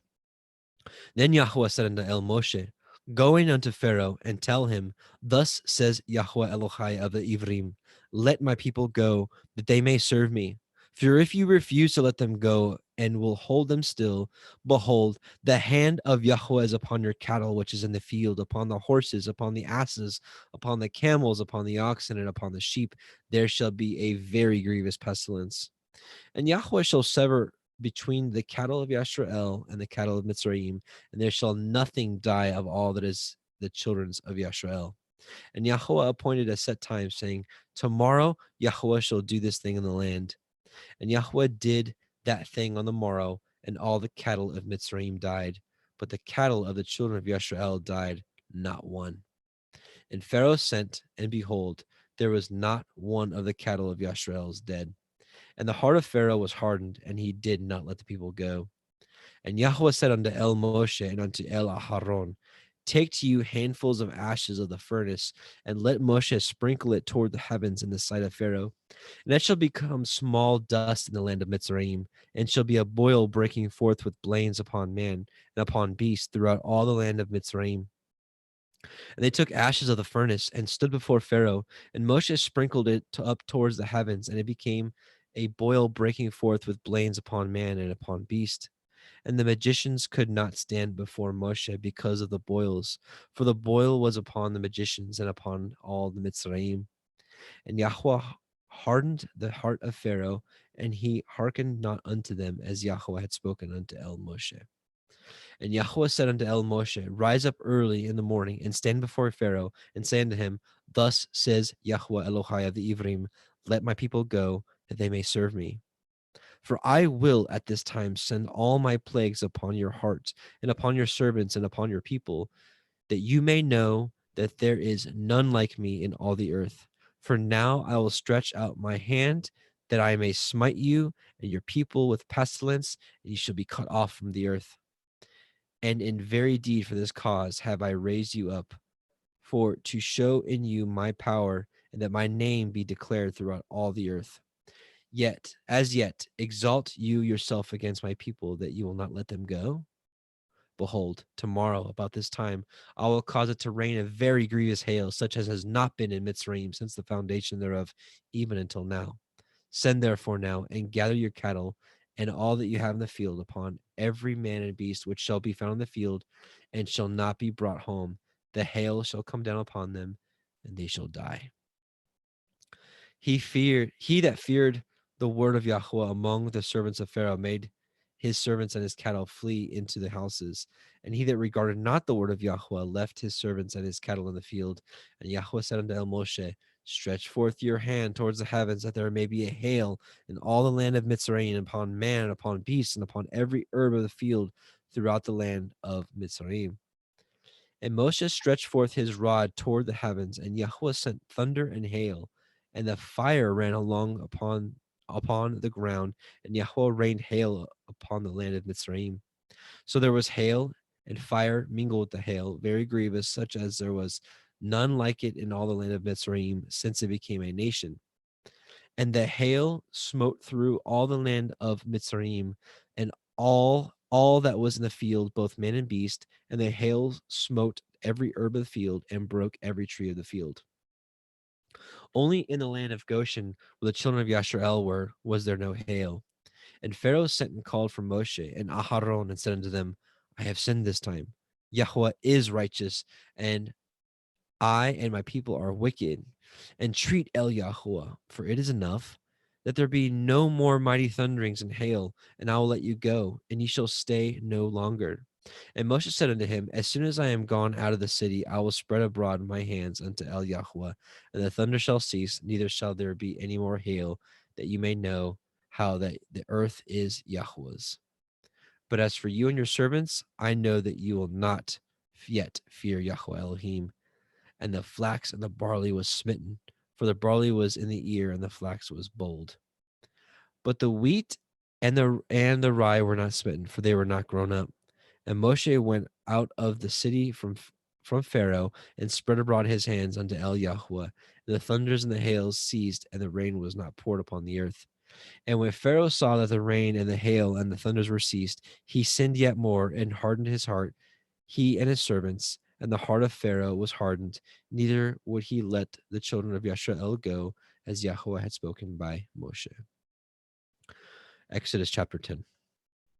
And Yahweh said unto El Moshe, go in unto Pharaoh, for I have hardened his heart, and the heart of his servants, that I might show these my signs before him, and that you may tell in the ears of your son and of your son's son, that what things I have wrought in Mitzrayim, and my signs which I have done among them, that ye may know how that I am Yahweh. And Moshe and Aharon came in unto Pharaoh, and said unto him, thus says Yahweh Elohai of the Ivrim, how long will you refuse to humble yourselves before me?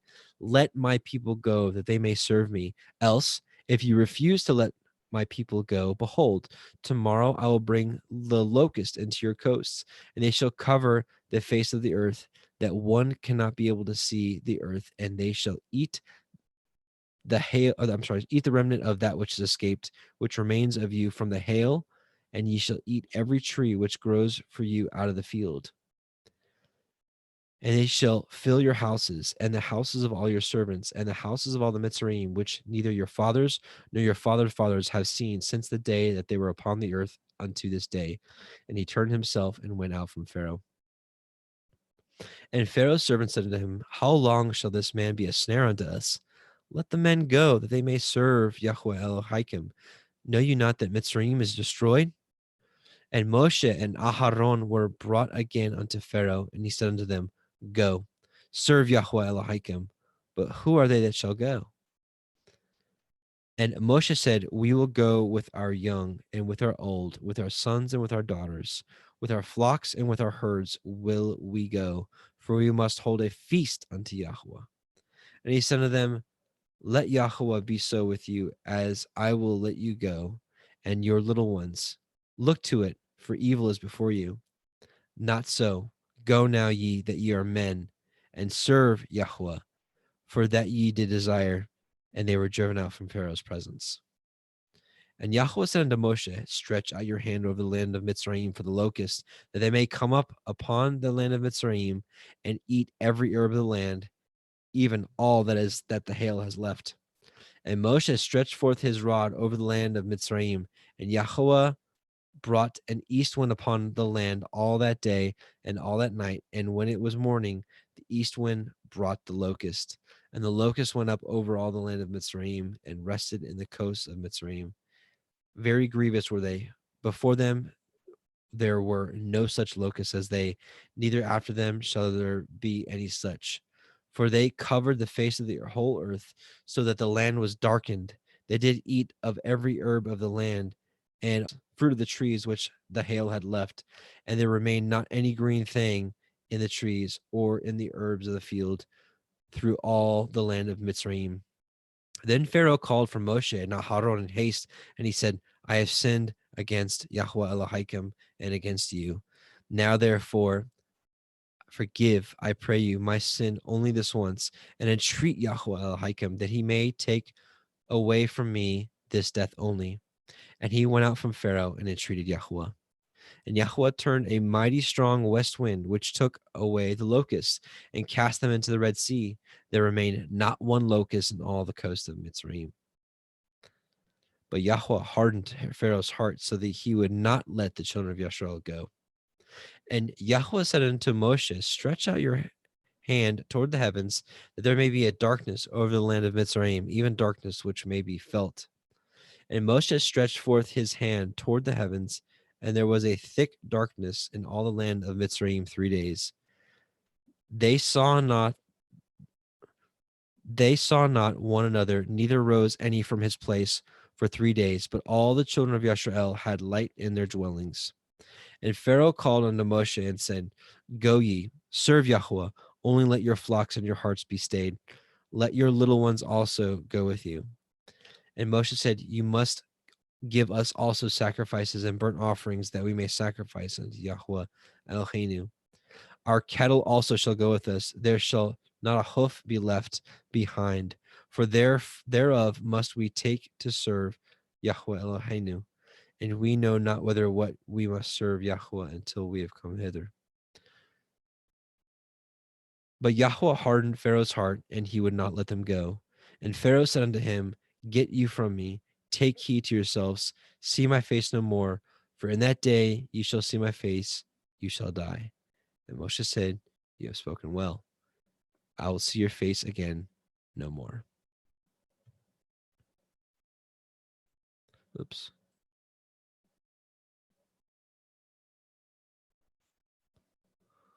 Okay. And Brother Jeremy? Yes, you with sir. us? Okay. I'm going to pick it back up at chapter 11, verse 1. Yep.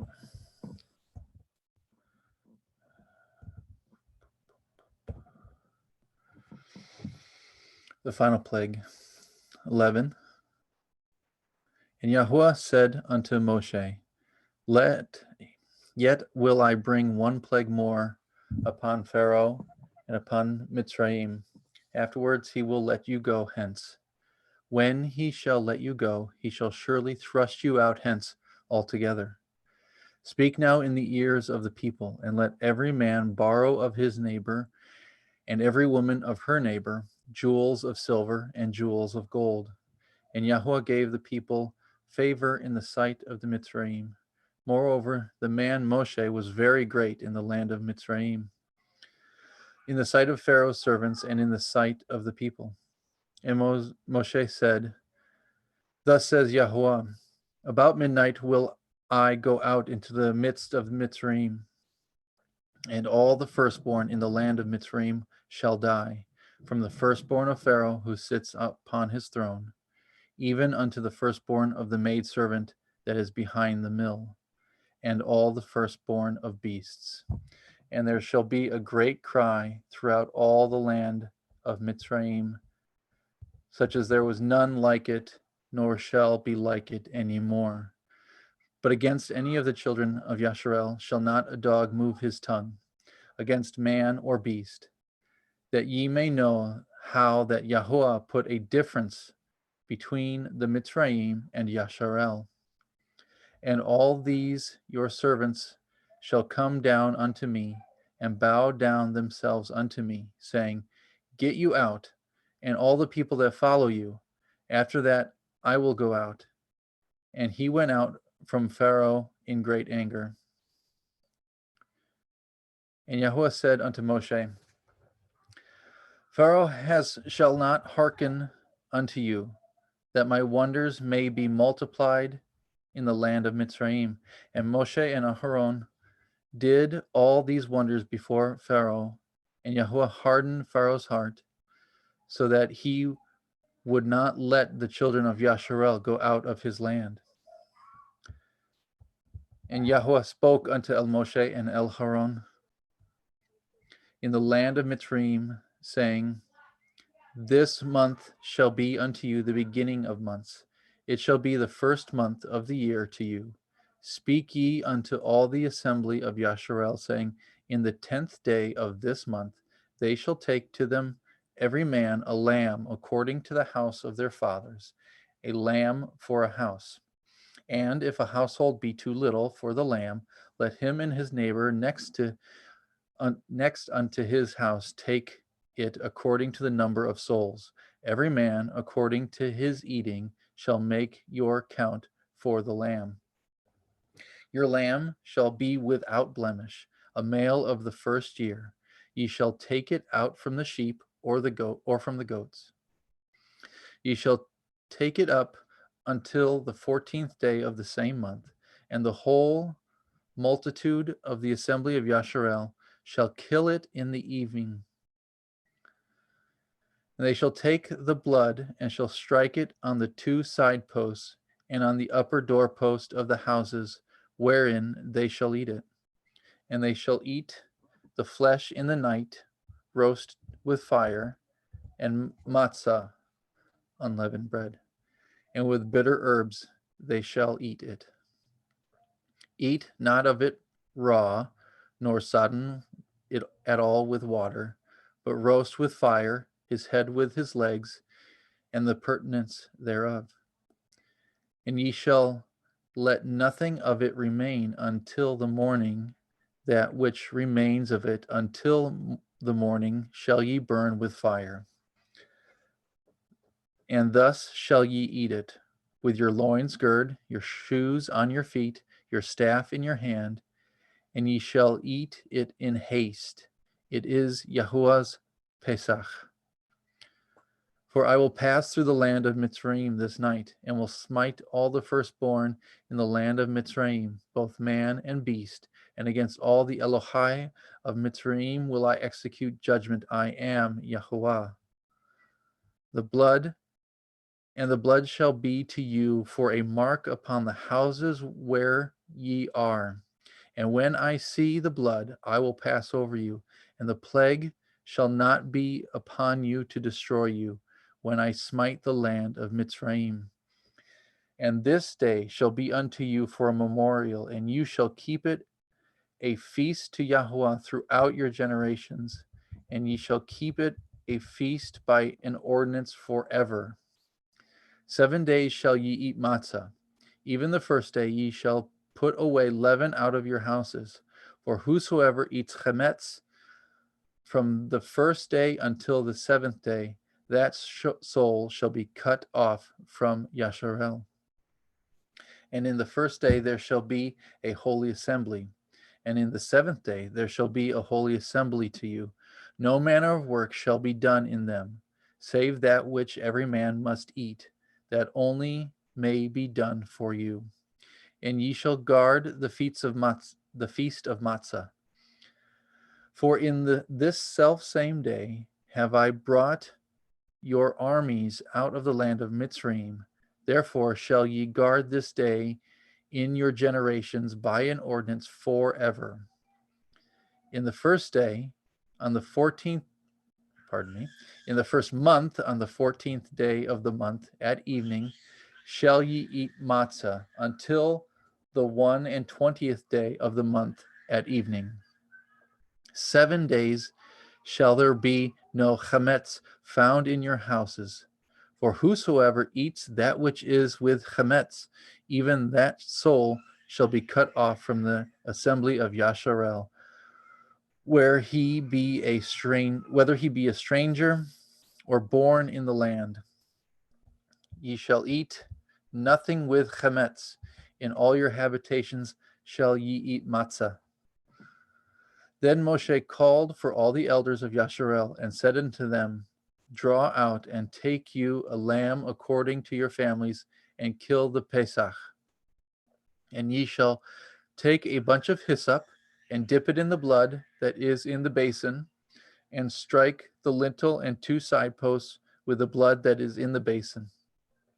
And none of you shall go out at the door of your house until the morning. For Yahuwah shall pass through to smite the Mitzrayim when he sees the blood upon the lintel and on the 2 side posts. Yahuwah will pass over the door and will not suffer the destroyer to come in unto your houses to smite you. And ye shall guard this thing for an ordinance to you and your sons forever. And it shall come to pass when ye are come to the land which Yahuwah will give you according as he has promised, that ye shall guard this service. And it shall come to pass when your children shall say unto you, What mean ye by this service? That ye shall say, This is the sacrifice of Yahuwah's Pesach, who passed over the houses of the children of Yasharel in Mitzrayim, when he smote the Mitzrayim and delivered our houses, and the people bowed the head and worshipped. And the children of Yasharel went away and did as Yahuwah commanded Moshe and Aharon, so did they. Exodus 12:20. And it came to pass that at midnight Yahuwah smote all the firstborn in the land of Mitzrayim, from the firstborn of Pharaoh that sat on his throne unto the firstborn of the captive that was in the dungeon, and all the firstborn of cattle. And Pharaoh rose up in the night, and he and all his servants, and all the Mitzrayim. There was a great cry in Mitzrayim, for there was not a house where there was not one dead. And he called for Moshe and Aharon by night, and said, Rise up and get you forth from among my people, both ye and the children of Yasharel, and go and serve Yahuwah, as ye have said. Also take your flocks and your herds, as ye have said, and be gone, and bless me also. And the Mitzrayim were urgent upon the people, that they might send them out of the land in haste, for they said, We be all dead men. And the people took their dough before it was leavened, their kneading troughs being bound up in their clothes upon their shoulders. And the children of Yasharel did according to the word of Moshe, and they borrowed of the Mitzrayim jewels of silver and jewels of gold and raiment. And Yahuwah gave the people favor in the sight of Mitzrayim, so that they lent unto them such things as they required, and they spoiled the Mitzrayim. And the children of Yasharel journeyed from Ra'amech to Sukkot, about 6,000 on foot, that were men beside children. A mixed multitude went up also with them, and flocks and herds, very much cattle. And they baked matzah cakes, the dough which they brought forth out of Mitzrayim, for it was not leavened, because they were thrust out of Mitzrayim and could not tarry, neither had they prepared for themselves any victuals. Now the sojourning of the people of the children of Yasharel, who dwelt in the land of Mitzrayim, and in the land of Canaan, they and their fathers, was 430 years. And it came to pass, at the end of 430 years, even the self same day, it came to pass that all the hosts of Yahweh went out from the land of Mitzrayim. It was a night to be much observed unto Yahweh for bringing them out of the land of Mitzrayim. This is that night of Yahweh to be observed for all the children of Yasharel in their generations. And Yahweh said unto Moshe and Aharon, this is the ordinance of the Pesach. There shall no stranger eat thereof, but every man's servant that is bought for money, when ye have circumcised him, then shall he eat thereof.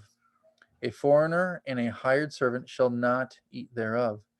In one house shall it be eaten. You shall not carry forth aught the flesh abroad out of the house, neither shall ye break a bone thereof. And all the assembly of Yasharel shall keep it. And when a stranger shall sojourn with you, and will keep the Pesach of Yahweh, let all his males be circumcised. Then let him come near and keep it, and he shall be as one that is born in the land. For no uncircumcised person shall eat thereof. One Torah shall there be to him that is homeborn, and unto the stranger that sojourns among you. Thus did all the children of Yasharel, as Yahweh commanded Moshe and Aharon, so did they. And it came to pass the selfsame day that Yahweh did bring the children of Yasharel out of the land of Mitzrayim by their armies. Exodus 13. And Yahweh spoke unto Moshe, saying, sanctify unto me all the firstborn, whatsoever opens the womb among the children of Yasharel, both man and of beast, it is mine. And Moshe said unto the people, remember this day in which ye came from Mitzrayim out of the house of bondage, for by strength of hand Yahweh brought you out of this place. There shall no chametz be eaten. This day came ye out of in the month of Aviv. And it shall be when Yahweh shall bring you into the land of the Canaanim, and the Chittim, and the Emorim, and the Chivaim, and the Yevusim, which he swore unto your father, to give you a land flowing with milk and honey, that you shall keep this service in this month. 7 days you shall eat matzah, and in the seventh day shall be a feast to Yahweh. Matzah shall be eaten 7 days, and there shall be no chametz be seen with you, neither shall there be leaven seen with you in all your quarters. And you shall show your son in that day, saying, this is done because of that which Yahweh did unto me when I came forth out of Mitzrayim. And it shall be as a sign upon your hand, and for a memorial between your eyes, that Yahweh's Torah may be in your mouth. For with a strong hand has Yahweh brought you out of Mitzrayim. You shall therefore guard this ordinance in his appointed time from year to year. And it shall be when Yahweh shall bring you into the land of the Canaanim, as he swore unto you and to your fathers, shall give it to you, that you shall set apart unto Yahweh all that open the womb, and every firstling that comes of a beast which you have. The males shall be Yahweh's, and every firstling of an ass you shall redeem with a lamb. And if you will not redeem it, then you shall break his neck. And all the firstborn of man among your children shall you redeem. It shall be when your son asks you in time to come, saying, what is this? That you shall say unto him, By strength of hand, Yahweh brought us out of Mitzrayim from the house of bondage. And it came to pass, when Pharaoh would hardly let us go, that Yahweh slew all the firstborn in the land of Mitzrayim, both the firstborn of man and the firstborn of beast. Therefore I sacrifice to Yahweh all that opens the womb, being males. But all the firstborn of my children I redeem.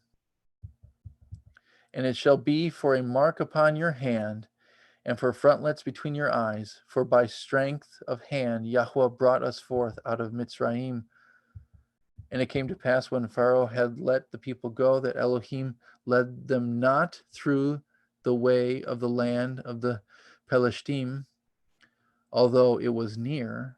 For Elohim said, lest perchance the people repent when they see war, and they return to Mitzrayim. But Elohim led the people about through the way of the wilderness of the Red Sea. And the children of Yasharel went up harnessed out of the land of Mitzrayim.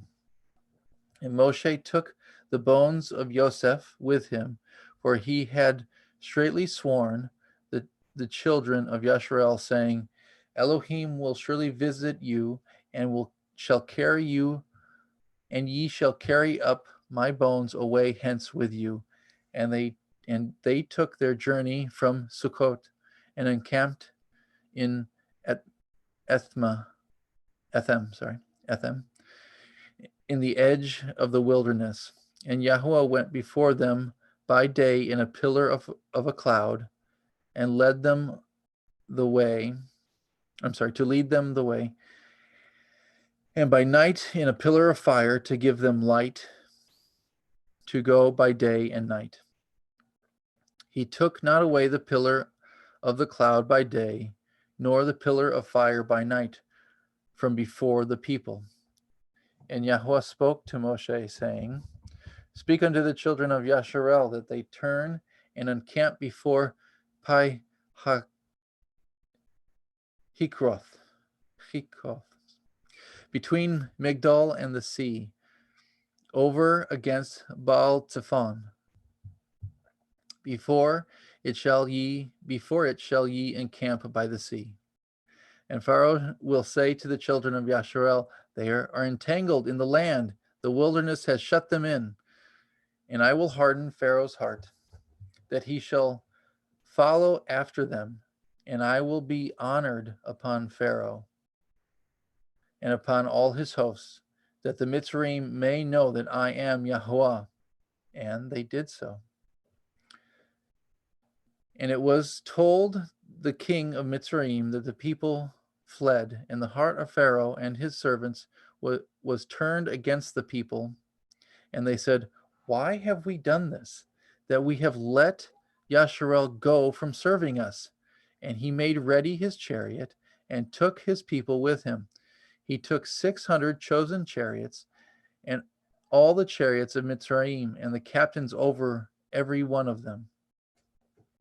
And Yahweh hardened the heart of Pharaoh, the king of Mitzrayim, and he pursued after the children of Yasharel, and the children of Yasharel went out with a high hand. But the Mitzrayim pursued after them all the horses and chariots of Pharaoh, and the horsemen and his army, and overtook them encamping by the sea, besides Pi-haKiroth,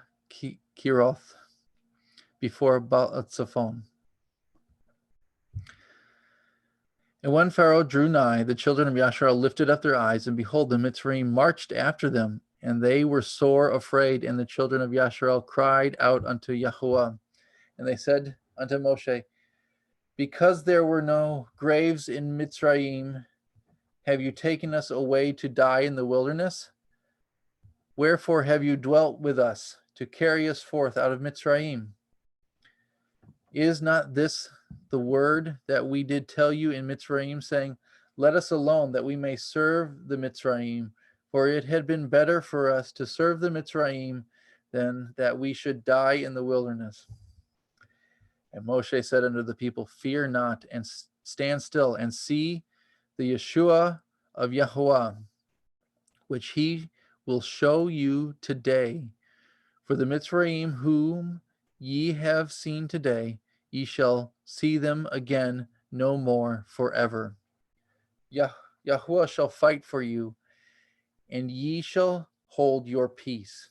And Yahuwah said unto Moshe, Wherefore cry you unto me? Speak unto the children of Yasharel, that they go forward. But lift up your rod and stretch out your hand over the sea and divide it. And the children of Yasharel shall go on dry ground through the midst of the sea. And I, behold, I will harden the hearts of the Mitzrayim, and they shall follow them. And I will get me honor upon Pharaoh and upon all his hosts, upon his chariots and upon his horsemen. And the Mitzrayim shall know that I am Yahuwah when I have gotten me honor upon Pharaoh, upon his chariots and upon his horsemen. And the angel of Elohim, which went before the camp of Yasharel, removed and went before them, and the pillar of cloud went from before their face and stood behind them. And it came to pass, and it came between the camp of Mitzrayim and the camp of Yasharel, and it was a cloud and a darkness to them, but it gave light by night to these, so that the one came not near the other all the night. And Moshe stretched out his hand over the sea, and Yahuwah caused the sea to go back by a strong east wind all that night, and made the sea dry land, and the waters were divided. And the children of Yasharel went into the midst of the sea upon the dry ground, and the waters were a wall unto them on their right hand and on their left. And the Mitzrayim pursued and went in after them in the midst of the sea, even all Pharaoh's horses, his chariots, and his horsemen. And it came to pass that in the morning watch, Yahuwah looked unto the host of Mitzrayim through the pillar of fire and the cloud, and troubled the host of Mitzrayim, and took off their chariot wheels, that they drove them heavily, so that the Mitzrayim said, Let us flee from the face of Yasharel, for Yahuwah fights for them against the Mitzrayim. And Yahuwah said unto Moshe, Stretch out your hand over the sea, that the waters may come again upon the Mitzrayim, upon their chariots, and upon their horsemen. And Moshe stretched forth his hand over the sea, and the sea returned to his strength when the morning appeared. And the Mitzrayim fled against it, and Yahuwah overthrew the Mitzrayim in the midst of the sea. And the waters returned and covered the chariots and the horsemen and all the host of Pharaoh that came into the sea after them. There remained not so much as one of them. But the children of Yasharel walked upon dry land in the midst of the sea, and the waters were a wall unto them on their right hand and on their left. Thus Yahuwah saved Yasharel that day out of the hand of Mitzrayim, and Yasharel saw the Mitzrayim dead upon the seashore. And Yasharel saw that great work which Yahuwah did upon the Mitzrayim, and the people feared Yahuwah and believed Yahuwah and his servant Moshe. The Song of Moshe. Adam, did you want me to read it, or did you want to? What happened? Yeah, let's just keep it a reading. Okay. As exciting the other would be, let's just keep it a reading. Okay. Then sang Moshe and the children of Yasharel this song unto Yahuwah, and spoke, and sang, I will sing unto Yahuwah, for he has triumphed gloriously. The horse and his rider has he thrown into the sea. Yahuwah, Yah is my strength and song, and he is become my Yeshua. He is my El, and I will prepare him a habitation, my father's Elohai, and I will exalt him. Yahweh is a man of war. Yahweh is his name. Pharaoh's chariots and his host has he cast into the sea. His chosen captains are also drowned in the Red Sea. The depths have covered them. They sank into the bottom as a stone. Your right hand, O Yahweh, is become glorious in power. Your right hand, O Yahweh, has dashed in pieces the enemy. In the greatness of your excellence, In the greatness of your excellence have you overthrown them that rose up against you. You set forth your wrath, which consumed them as stubble. And with the blast of your nostrils, the waters were gathered together. The floods stood upright as a heap, and the depths were congealed in the heart of the sea. The enemy said, I will pursue, I will overtake, I will divide the spoil. My lust shall be satisfied upon them. I will draw my sword, my hand shall destroy them. You blew with your ruach, the sea covered them. They sank as lead in the mighty waters. Who is like unto you, O Yahweh, among the Elohim? Who is like you, glorious in holiness, fearful in praise, doing wonders? You stretch out your right hand, the earth swallowed them. You in your mercy have led forth the people which you have redeemed. You have guided them in your strength unto your holy habitation. The people shall hear and be afraid. Sorrow shall take hold of the inhabitants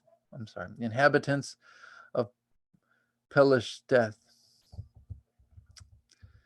The dukes of Edom shall be amazed. The mighty men of Moab trembling shall take hold upon them. All the inhabitants of Canaan shall melt away. Fear and dread shall fall upon them. By the greatness of your arm, they shall be as still as a stone, till your people pass over, O Yahweh, till the people pass over, which you have purchased. You shall bring them in and plant them in the mountain of your inheritance, in the place, O Yahweh, which you have made for you to dwell in the sanctuary, O Yahweh, which your hands have established. Yahweh shall reign forever and forever. For the horse of Pharaoh went in with his chariots and with his horsemen into the sea, and Yahweh brought again the waters of the sea upon them. But the children of Yasharel went on dry land in the midst of the sea.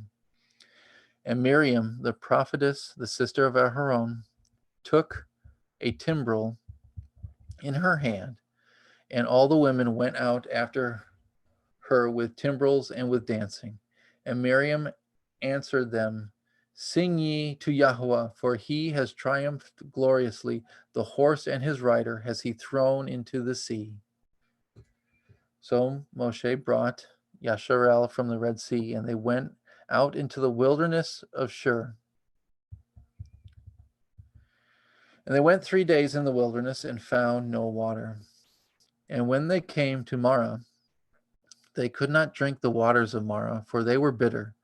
Therefore, the name of it was called Marah. The people murmured against Moshe, saying, What shall we drink? And he cried unto Yahuwah, and Yahuwah showed him a tree, which when he had cast it into the waters were made sweet. There he made for them a statute and an ordinance, and there he proved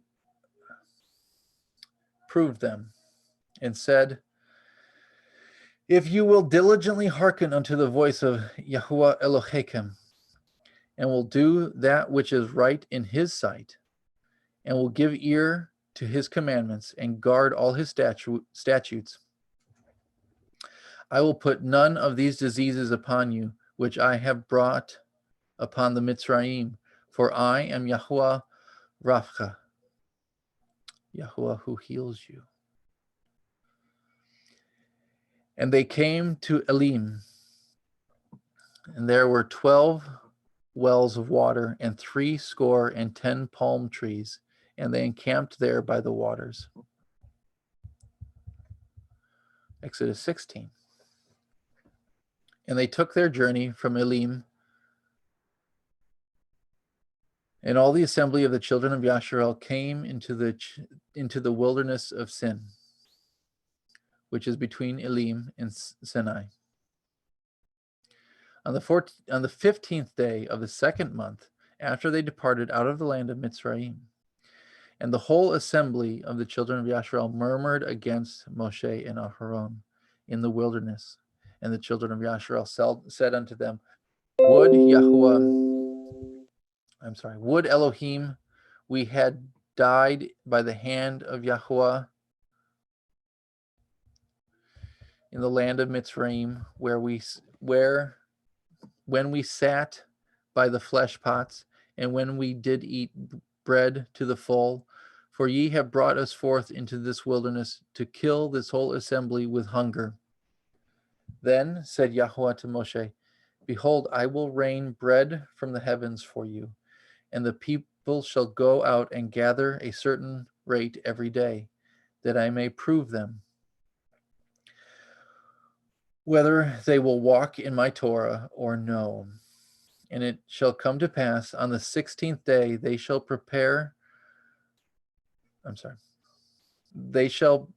when it shall come to pass that on the 6th day they shall prepare that which they bring in, and it shall be twice as much as they gather daily. And Moshe and Aharon said unto the children of Yasharel, At evening, when ye shall know that Yahuwah has brought you out of the then you shall know that Yahuwah has brought you out of the land of Mitzrayim. And in the morning, then ye shall see the glory of Yahuwah. For he that hears your murmurings against Yahuwah, and what ye are that ye murmur against us. And Moshe said, This shall be when Yahuwah shall give you in the evening flesh to eat, and in the morning bread to the full, that Yahuwah hears your murmurings which ye murmur against him. And what are we? Your murmurings are not against us, but against Yahuwah. And Moshe spoke unto Elharon, Say unto all the assembly of the children of Yasharel, Come near before Yahuwah, for he has heard your murmurings. And it came to pass, as Aharon spoke unto the whole assembly of the children of Yasharel, that they looked toward the wilderness, and behold, the glory of Yahuwah appeared in the cloud. And Yahuwah spoke unto Moshe, saying, I have heard the murmurings of the children of Yasharel. Speak unto them, saying, At evening ye shall eat flesh, and in the morning ye shall be filled with bread, and ye shall know that I am Yahuwah Elohechem. And it came to pass that at evening the quails came up and covered the camp, and in the morning the dew lay around about the host. And when the dew that lay was gone up, behold, upon the face of the wilderness there lay a small round thing, as small as the hoarfrost on the ground. And the children of Yasharel saw it, and said one to another, It is manna, for they knew not what it was. And Moshe said unto them, This is the bread which Yahuwah has given you to eat. This is the thing which Yahuwah has commanded. Gather of it each man according to his eating, an omer for every man, according to the number of your persons. Take ye every man for them which are in his tents. And the children of Yasharel did so, and gathered some more and some less. And when they did meet it with an omer, he that gathered much had nothing over, and he that gathered little had no lack. They gathered every man according to his eating. And Moshe said, let no man leave it till the morning. Notwithstanding, they hearkened not unto Moshe, but some of them left of it until the morning. And it bred worms and stank, and Moshe was wroth with them. And they gathered it every morning, every man according to his eating, and when the sun waxed hot, it melted. And it came to pass that on the sixth day they gathered twice as much bread, 2 omers for one man. And all the rulers of the assembly came and told Moshe.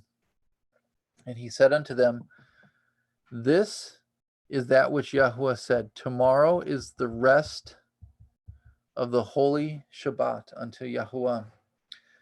Bake that which ye will bake today, and seethe that which ye will seethe, and that which remains over lay up for you to be kept until the morning. And they laid it up till the morning, and Moshe, as Moshe bade, and it did not stink, neither was there any worm therein. And Moshe said, eat that today, for today is a Shabbat unto Yahuwah. Today ye shall not find it in the field. 6 days shall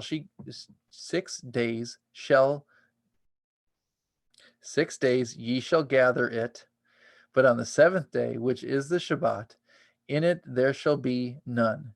And it came to pass, there went out some of the people on the 7th day for to gather, and they found none.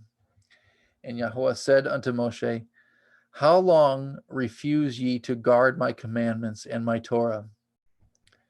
See, for that Yahuwah has given you the Shabbat, therefore he gives you on the 6th day the bread of 2 days.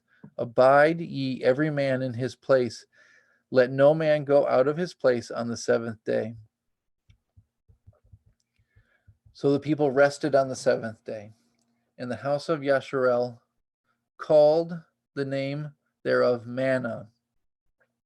And it was like coriander seed, white, and the taste of it was like wafers made with honey.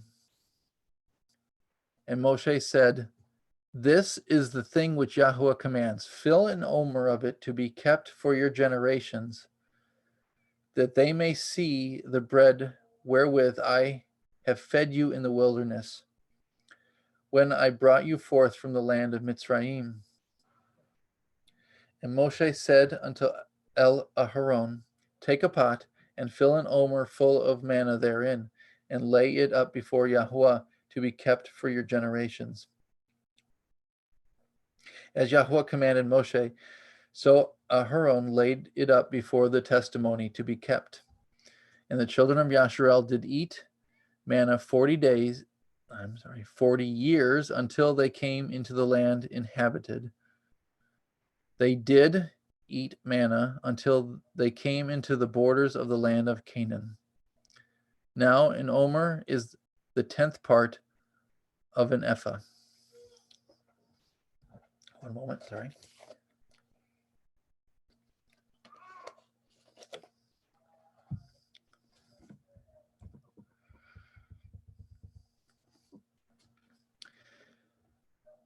And all the assembly of the children of Yasharel journeyed from the wilderness of Sin after their journeys, according to the commandment of Yahuwah, and pitched in Rephidim.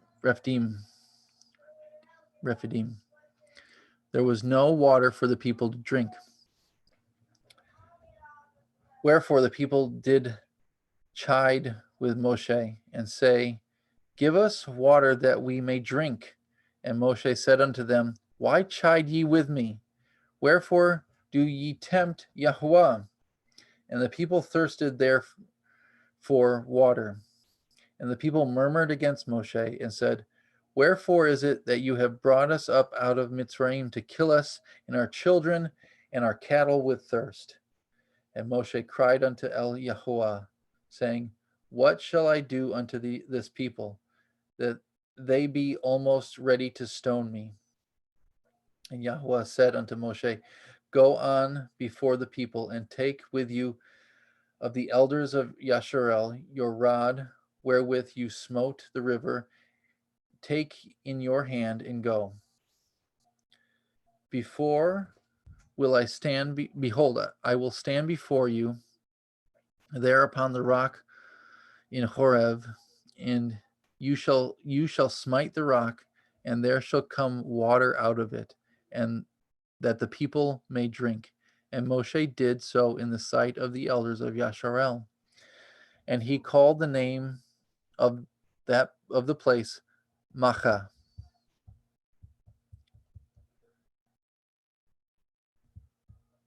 And Merivah, because of the chiding of the children of Yasharel, and because they tempted Yahweh, saying, Is Yahweh among us or not?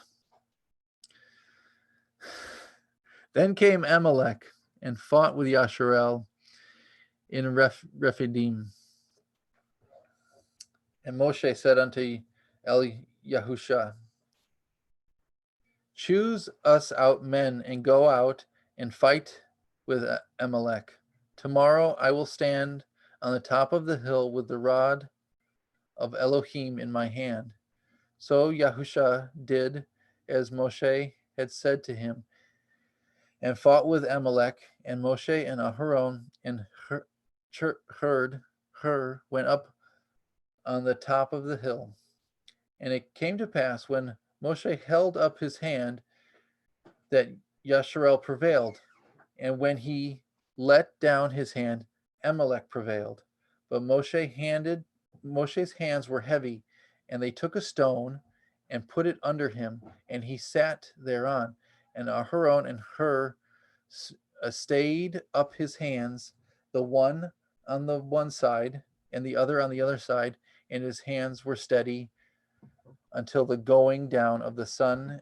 And I apologize, I need to pause for just a moment if I can, and I can't. Daddy, I love you. Or, Except what? no. I'm sorry.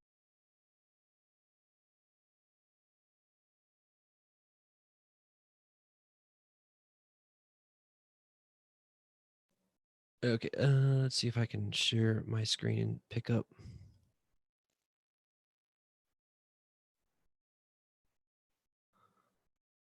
He was a 17. What was it? Justin, did you see he was at 17? What? I believe he just started at 17.2. Okay. Okay, so 17:3 or 17:2.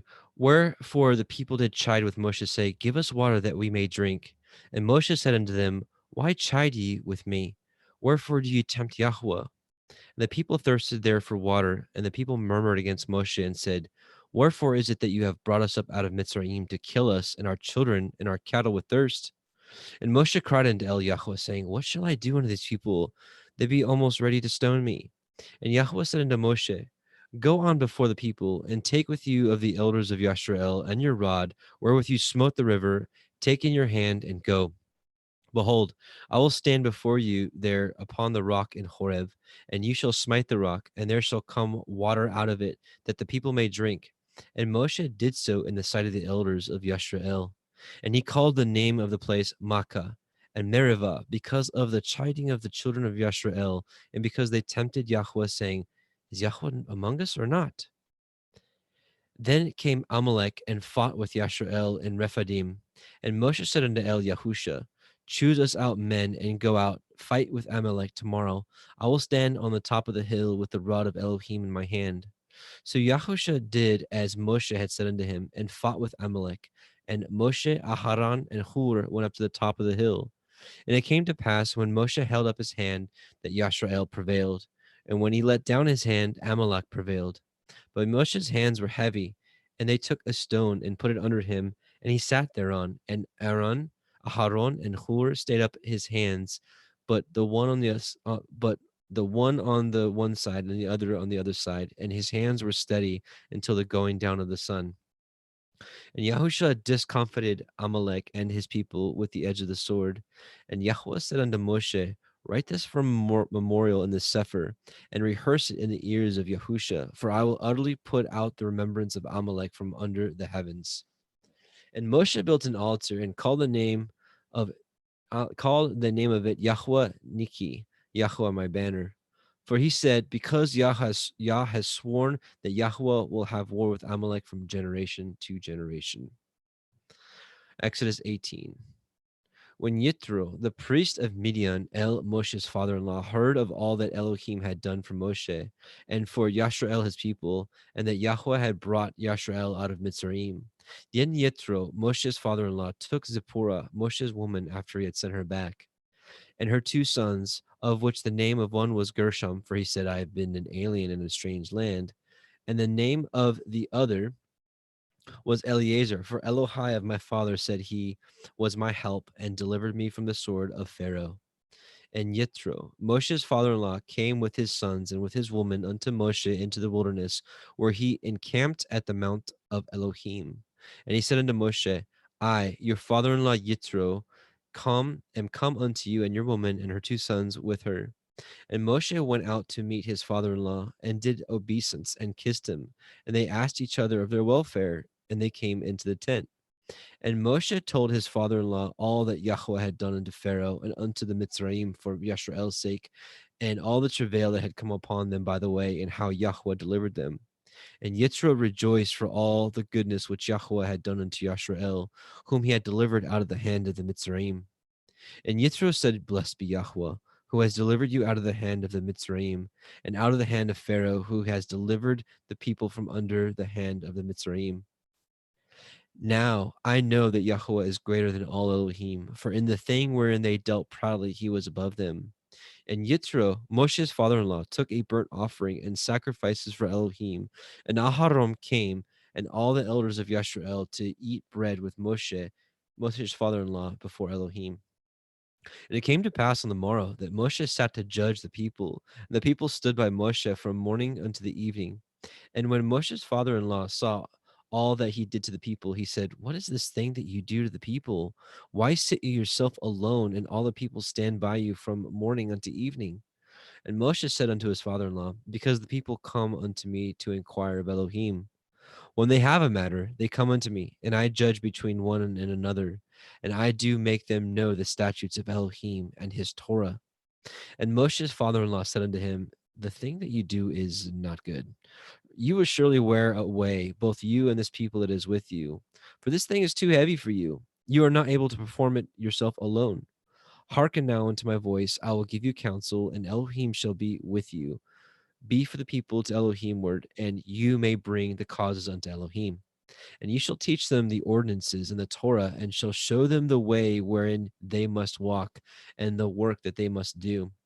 Moreover, you shall provide out of all the people able men, such as fear Elohim, men of truth, hating covetousness, and place such over them to be rulers of thousands, and rulers of hundreds, and rulers of 50s, and rulers of 10s. And let them judge the people at all seasons. And it shall be that every great matter they shall bring unto you, but every small matter they shall judge. So it shall be easier for yourself, and they shall bear the burden with you. If you shall do this thing, Elohim command you so, then you shall be able to endure, and all this people shall go to their place in peace. So Moshe hearkened to the voice of his father-in-law, and did all that he had said. And Moshe chose able men out of all Yashrael, and made them heads over the people, rulers of thousands, rulers of hundreds, rulers of 50s, and rulers of 10s.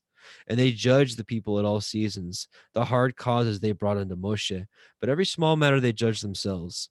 And Moshe let his father-in-law depart, and he went his way into his own land. Exodus 19. In the 3rd month, when the children of Yashrael were gone forth out of the land of Mitzrayim, the same day came they into the wilderness of Sinai. For they were departed from Rephidim, and were come to the desert of Sinai, and had pitched in the wilderness, and there Yashrael camped before the mount. And Moshe went up unto Elohim, and Yahweh called unto him out of the mountain, saying, Thus shall you say to the house of Yaakov, and tell the children of Yashrael, you have seen what I did unto the Mitzrayim, and how I bore you on eagle's wings, and brought you unto myself. Now therefore, if you will obey my voice indeed, and guard my covenant, then ye shall be a peculiar treasure unto me above all people, for all the earth is mine. And ye shall be unto me a kingdom of priests, and a holy nation. These are the words which you shall speak unto the children of Yisrael. And Moshe came and called for the elders of the people, and laid before their faces all these words which Yahweh commanded him. And all the people answered together and said, All that Yahweh has spoken, we will do. And Moshe returned the words of the people unto Yahweh. And Yahweh said unto Moshe, Lo, I come unto you in a thick cloud, that the people may hear when I speak with you, and believe you forever. And Moshe told the words of the people unto Yahweh. And Yahweh said unto Moshe, Go unto the people, and sanctify them today and tomorrow, and let them wash their clothes, and be ready against the third day. For the third day Yahweh will come down in the sight of all the people upon Mount Sinai. And ye shall set bounds unto the people round about, saying, Take heed to yourselves, that you not go up unto the mount, or touch the border of it. Whosoever touches the mount shall surely be put to death. There shall not a hand touch it, but he shall surely be stoned or shot through, whether it be beast or man, it shall not live. When the shofar sounds long, they shall come up to the mount. And Moshe went down from the mount unto the people, and sanctified the people, and they washed their clothes. And he said unto the people, Be ready against the third day. Come not at your women. And it came to pass on the third day in the morning that there were thunders and lightnings and a thick cloud upon the mount, and the voice of the shofar exceeding loud, so that all the people was in the camp, all the people that was in the camp trembled. And Moshe brought forth the people out of the camp to meet with Elohim. They stood at the nether part of the mount. And Mount Sinai was altogether on a smoke, because Yahweh descended upon it in fire. And the smoke thereof ascended as the smoke of a furnace, and the whole mount quaked greatly. And when the voice of the shofar sounded long and waxed louder and louder, Moshe spoke, and Elohim answered him by a voice. And Yahweh came down upon Mount Sinai on the top of the mount, and Yahweh called Moshe up to the top of the mount, and Moshe went up. And Yahweh said unto Moshe, Go down, charge the people, lest they break through unto Yahweh to gaze, and many of them perish. And let the priests also which come near to Yahweh sanctify themselves, lest Yahweh break forth upon them. And Moshe said unto Yahweh, the people cannot come up to Mount Sinai. For you charged us, saying, Set bounds about the mount, and sanctify it. And Yahweh said unto him, Away, get you down, and you shall come up, you and Aharon with you. But let not the priests and the people break through to come up unto Yahweh, lest he break forth upon them. So Moshe went down unto the people and spoke unto them. Exodus 20. And Elohim spoke all these words, saying, I am Yahweh Elohika, which have brought you out of the land of Mitzrayim, out of the house of bondage. You shall have no other Elohim before me. You shall not make unto you any graven image, or any likeness of anything that is in the heavens above, or that is in the earth beneath, or that is in the water under the earth. You shall not bow down yourself to them, nor serve them, for I, Yahweh Elohika, am an jealous El, visiting the iniquity of the fathers upon the children unto the third and fourth generations of them that hate me, and showing mercy unto thousands of them that love me and guard my commandments. You shall not take the name of Yahweh Elohika in vain, for Yahweh will not hold him guiltless that takes his name in vain. Remember the day of the Shabbat to keep it holy. 6 days you shall labor and do all your work, but the seventh day is a Shabbat of Yahweh Elohika. In it you shall not do any work, you, nor your son, nor your daughter, nor your manservant, nor your maidservant, nor your cattle, nor your stranger that is within your gates. For in 6 days Yahweh made the heavens and the earth, the sea, and all that is in them, and rested the seventh day. Wherefore Yahweh blessed the day of the Shabbat and hallowed it. Honor your father and your mother, that your days may be long upon the land which Yahweh Elohika gives you. You shall not kill. You shall not break wedlock. You shall not steal. You shall not bear false witness against your neighbor. You shall not lust after your neighbor's house. You shall not lust after your neighbor's woman, nor his manservant, nor his maidservant, nor his ox, nor his ass, nor anything that is your neighbor's. And all the people saw the thunderings and the lightnings and the noise of the shofar and the mountain smoking. And when the people saw it, they removed and stood afar off. And they said unto Moshe, Speak with us, and we will hear, but let not Elohim speak with us, lest we die. And Moshe said unto the people, Fear not, for Elohim is come to prove you, and that his fear may be before your faces, that you sin not. And the people stood afar off, and Moshe drew near the thick darkness where Elohim was. And Yahweh said unto Moshe, Thus you shall say unto the children of Yisrael, You have seen that I have talked with you from heaven. You shall not make with me Elohai of silver, neither shall you make unto you Elohai of gold. An altar of earth you shall make unto me, and shall sacrifice thereon your burnt offerings, and your peace offerings, your sheep, your oxen. In all places where I record my name, I will come unto you, and I will bless you. And if you will make me an altar of stone, you shall not build it of hewn stone. For if you lift up your tool upon it, you have polluted it. Neither shall you go up by steps unto my altar, that your nakedness be not discovered thereon. Let's see. Just a moment here.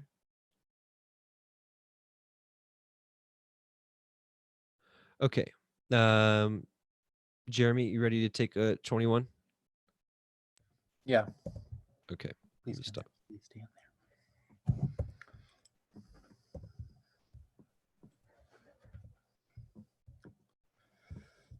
Get to 21, goodness.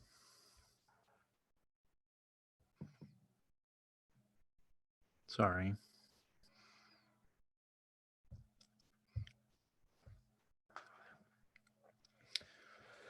Now these are the judgments which you shall set before them.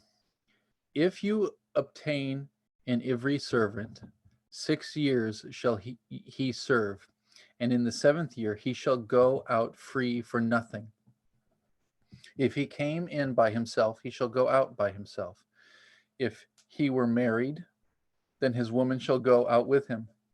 If his master have given him a woman, and she have borne him sons or daughters, the woman and her children shall be her master's, and he shall go out by himself. And if the servant shall plainly say, I love my master and my woman and my children, I will not go free. Then his master shall bring him unto the judges, and he shall also bring him to the door or unto the door post, and his master shall pierce his ear with an awl, and he shall serve him forever. And if a man surrender his daughter to be a maidservant, she shall not go out as the men servants do. If she pleases not her master, who has betrothed him to himself, then shall he let her be redeemed to surrender her unto a strange nation, and he shall have no power, seeing he has dealt deceitfully with her. And if he have betrothed her unto his son, he shall deal with her after the manner of daughters. If he take him another woman, her food, her raiment, and her duty of marriage shall not be diminished. And if he do not these 3 unto her, then shall she go out free without money. And if he smites a man so that he dies, he that smites a man so that he dies shall be surely put to death.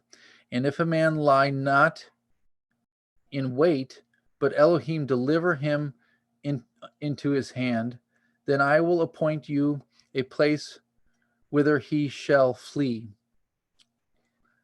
But if a man come presumptuously upon his neighbor to slay him with guile, you shall take him from my altar, that he may die. And he that smites his father or his mother shall be surely put to death.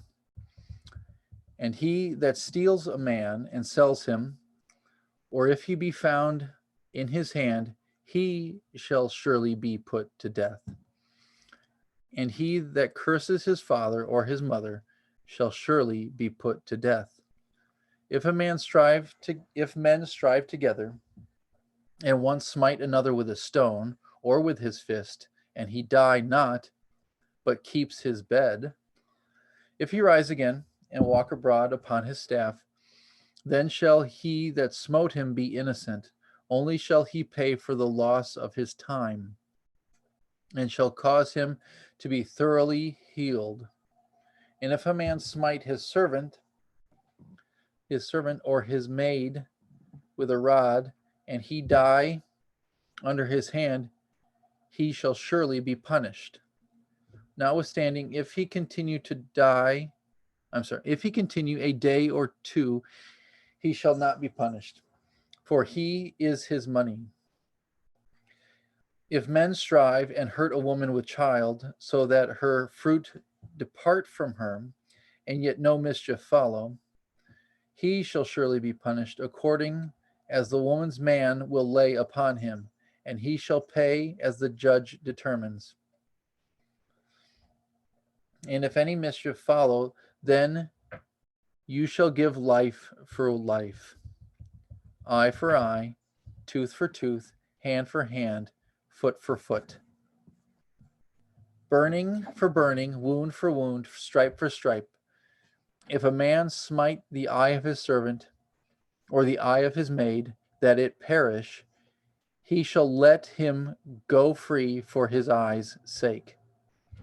And if he smite out his manservant's tooth, or his maidservant's tooth, then he shall let him go free for his tooth's sake. And if an ox gore a man or a woman that they die, then the ox shall surely be stoned, and his flesh shall not be eaten, but the owner of that ox shall be innocent. But if the ox were wont to push with his horn in time past, and it has been testified to his owner, and he has not kept him in, but that he has killed a man or a woman, that ox shall be stoned, and his owner also shall be put to death. If there be laid upon him a sum of money, then he shall give for the ransom of his life whatsoever is laid upon him. Whether he have gored a son or have gored a daughter, according to this judgment shall be done unto him. If the ox shall push a manservant or a maidservant, he shall give unto their master 30 shekels of silver, and the ox shall be stoned. And if a man shall open a pit, or if a man shall dig a pit and not cover it, and an ox or an ass fall therein, the owner of the pit shall make it good and give the money unto the owner, and the dead beast shall be his. And if the ox of one man hurts the ox of another, that he die, then they shall sell the live ox and divide the money of it, and the dead ox also shall they divide. Or if it be known that the ox has used to push in time past, his owner has not kept him in, he shall surely pay ox for ox, the dead shall be his own. If a man shall steal an ox or a sheep and kill it or sell it, he shall restore 5 oxen for an ox and 4 sheep for a sheep. If a thief be found breaking up and being smitten that he die, there shall be no blood be shed for him. If the sun be risen upon him, there shall be blood shed for him, for he should make full restitution. If he have nothing, then he shall be sold for his theft. If the theft be certainly found in his hand alive, whether it be ox or ass or sheep, he shall restore double. If a man shall cause a field or vineyard to be eaten, and shall put in his beast, and shall feed in another man's field, of the best of his own field and of the best of his own vineyard shall he make restitution. If fire break out and catch in thorns, so that the stacks of grain or the standing grain or field be consumed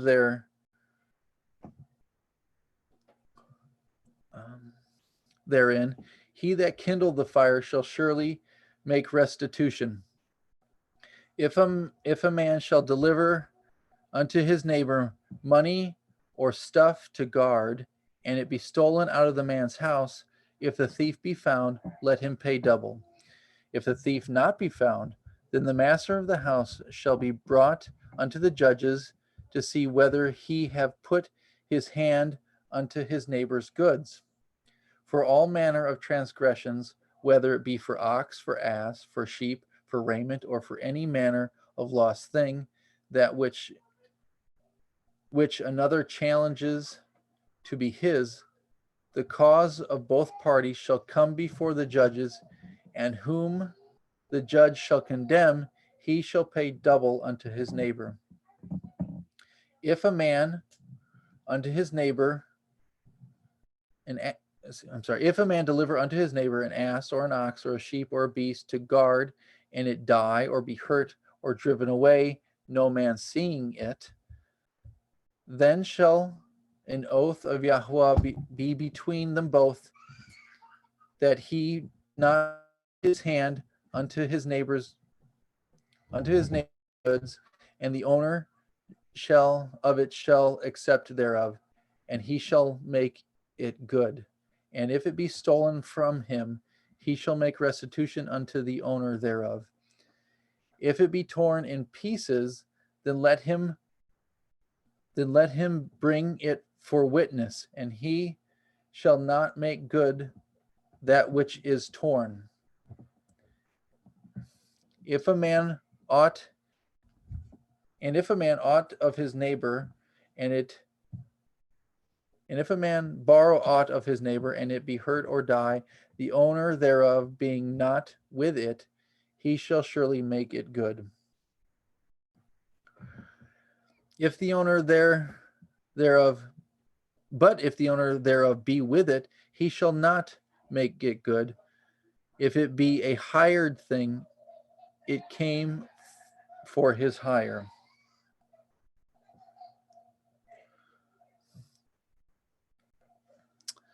If a man entice a maid that is not betrothed, and lie with her, he shall surely endow her to be his woman.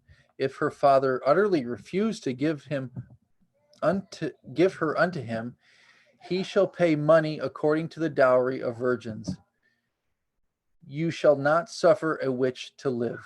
Whosoever lie with a beast shall surely be put to death. He that sacrifices unto any Elohim, save unto YHWH only, he shall be utterly destroyed. You shall neither vex a stranger nor oppose him, for ye were strangers in the land of Mitzrayim.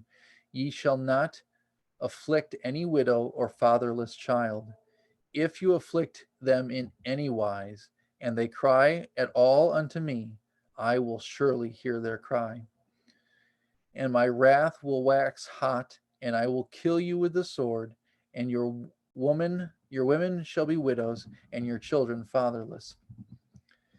If you lend money to any of my people that is poor by you, you shall not be to him as an user, neither shall you lay upon him usury. If you at all take your neighbor's raiment to pledge, you shall deliver it him by the sun by that the sun goes down. For that is his covering only. It is his raiment for his skin. Wherein shall he sleep? And it shall come to pass, when he cries unto me, I shall hear him, for I am gracious. You shall not revile the Elohim, nor curse the ruler of your people. You shall not delay to offer the first of your ripe fruits, or of your liquors. The firstborn of your son shall you give unto me. Likewise shall you do with your oxen and with your sheep. 7 days it shall be with his dam. On the 8th day you shall give it to me. His dame. Sorry. Ye shall be holy, and ye shall be holy men unto me. Neither shall ye eat any flesh that is tore of beasts in the field. Ye shall cast it to the dogs. You shall not raise a false report. Put not your hand with the wicked to be an unrighteous witness. You shall not follow a multitude to do evil, neither shall you speak in a cause to decline after many to pervert judgment. Neither shall you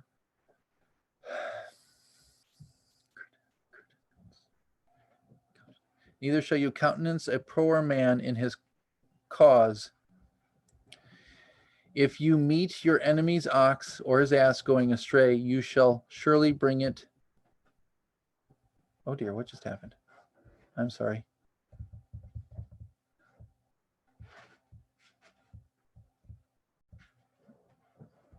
There it is. If you meet your enemy's ox or his ass going astray, you shall surely bring it back to him again. If you see the ass of him that hates you lying under his burden, and would forbear to help him, you shall surely help with him. You shall not pervert the judgment of your poor in his cause. Keep far from a false matter. The innocent and righteous slay you not. For I will not justify the wicked. You shall take no gift, for the gift blinds the wise and perverts the words of the righteous. You shall not oppress a stranger, for ye know the heart of a stranger, seeing ye were strangers in the land of Mitzrayim. And 6 years you shall sow your land, and shall gather in the fruit thereof. But the 7th year you shall let it rest and lie still. The poor of your people may eat, and what they leave the beasts of the field shall eat. In like manner you shall deal with your vineyard and with your oliveyard. 6 days you shall do your work, and on the 7th day you shall rest, that your ox and your ass may rest, that the son of your handmaid and the stranger may be refreshed. And in all things that I have said unto you, be guarded, and make no mention of the name of other Elohim, neither let it be heard out of your mouth. 3 times you shall keep a feast unto me in the year. You shall guard the feast of matzah, unleavened bread. You shall eat matzah 7 days, as I command you, in the time appointed in the month of Aviv. For in it you came out of Mitzrayim, and none shall appear before me empty. And the feast of Katsir, the first fruit of your labors, which you have sown in the field, and the feast of Akfi in gathering, which is in the end of the year, when you have gathered in the labors out of your field.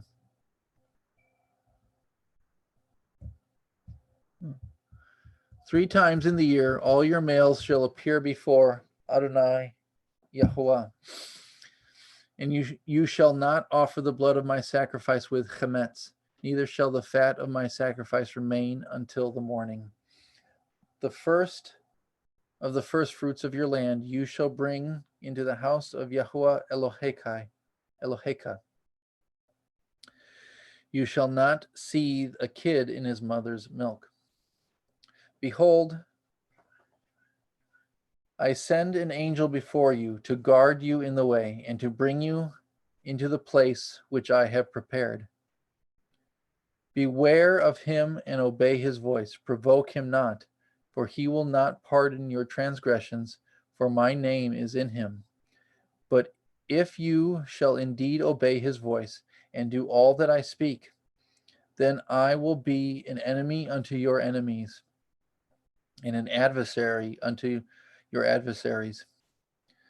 For my angels shall go before you and bring you unto the Ivarim and the Chittim and the Perazim and the Kenanim and the Chivaim and the Yevusim,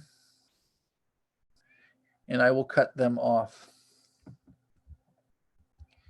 You shall not bow down to their Elohim, nor serve them, nor do after their works, but you shall utterly overthrow them and quite break down their images. And ye shall serve Yahuwah Elohechem, and he shall bless your bread and your water, and I will take sickness away from the midst of you. There shall nothing cast their young, nor be barren in your land, and the number of your days I will fulfill. I will send my fear before you, and will destroy all the people to whom you shall come, and I will make all your enemies turn their backs unto you.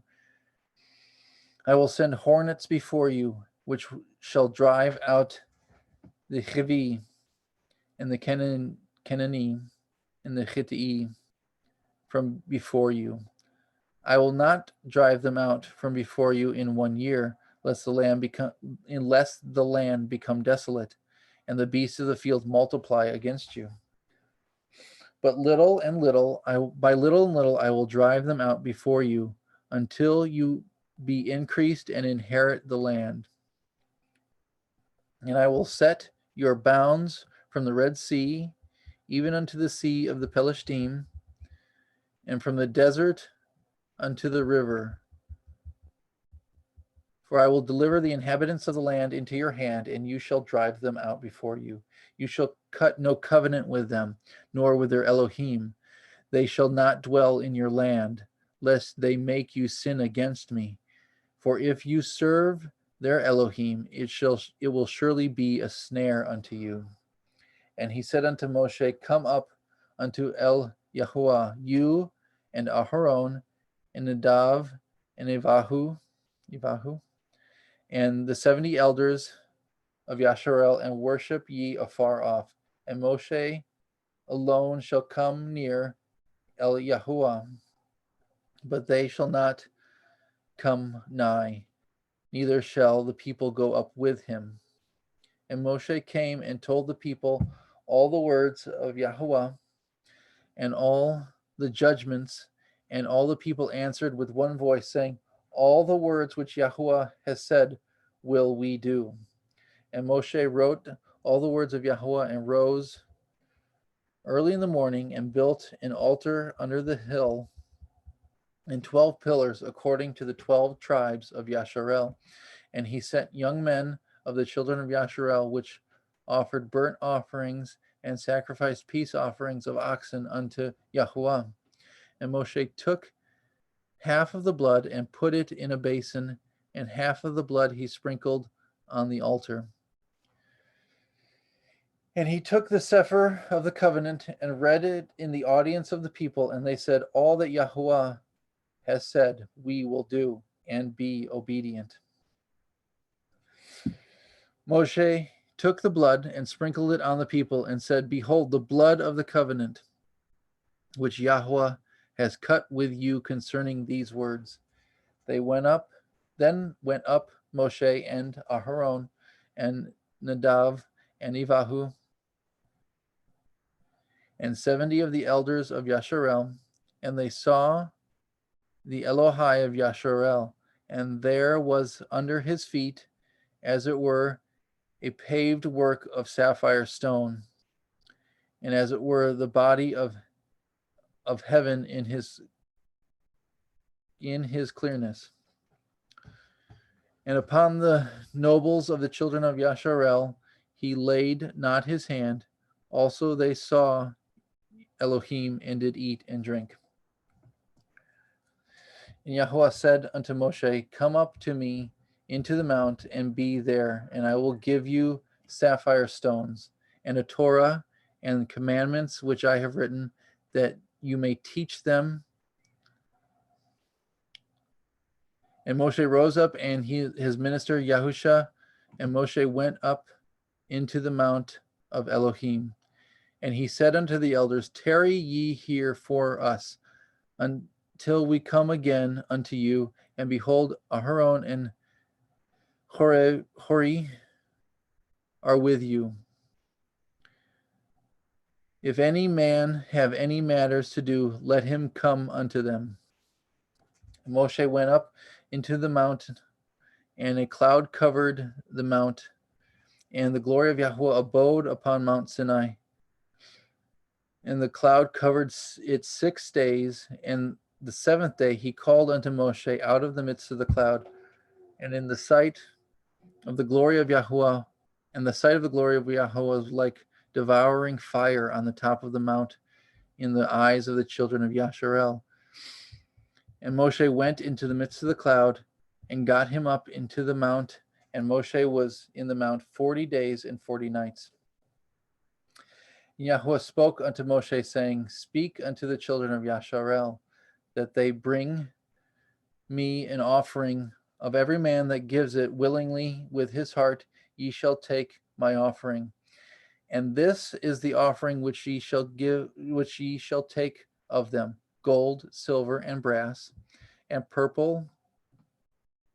blue and purple and scarlet and fine linen, and goat's hair, and ram's skin dyed red, and badger skin, and shittim wood, oil for the light, spices for anointing oil, and for sweet incense, onyx stones, and stones to be set in the ephod and the breastplate.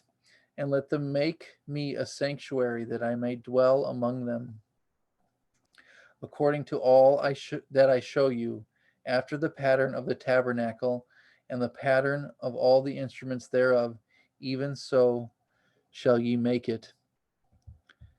And they shall make an ark of shittim wood. 2 cubits and a half shall it be the length thereof, and a cubit and a half the breadth thereof, and a cubit and a half the height thereof. And you shall overlay it with pure gold. Within and without shall ye overlay it, and shall make upon it a crown of gold round about. And you shall cast 4 rings of gold for it, and put them in the 4 corners thereof. And 2 rings shall be in the one side of it, and 2 rings on the other side of it. And you shall make staves of shittim wood, and overlay them with gold. And you shall put the staves in the rings by the sides of the ark, and the ark, that the ark may be borne with them. The staves shall be in the rings of the ark, and they shall not be taken from it. You shall put into the ark the testimony which I shall give you. And you shall make a mercy seat of pure gold. 2 cubits and a half shall be the length thereof, a cubit and a half the breadth thereof. And you shall make 2 cherubim of gold of beaten work, shall you make them, in the 2 ends of the mercy seat. and make one cherubim on the one end, and the other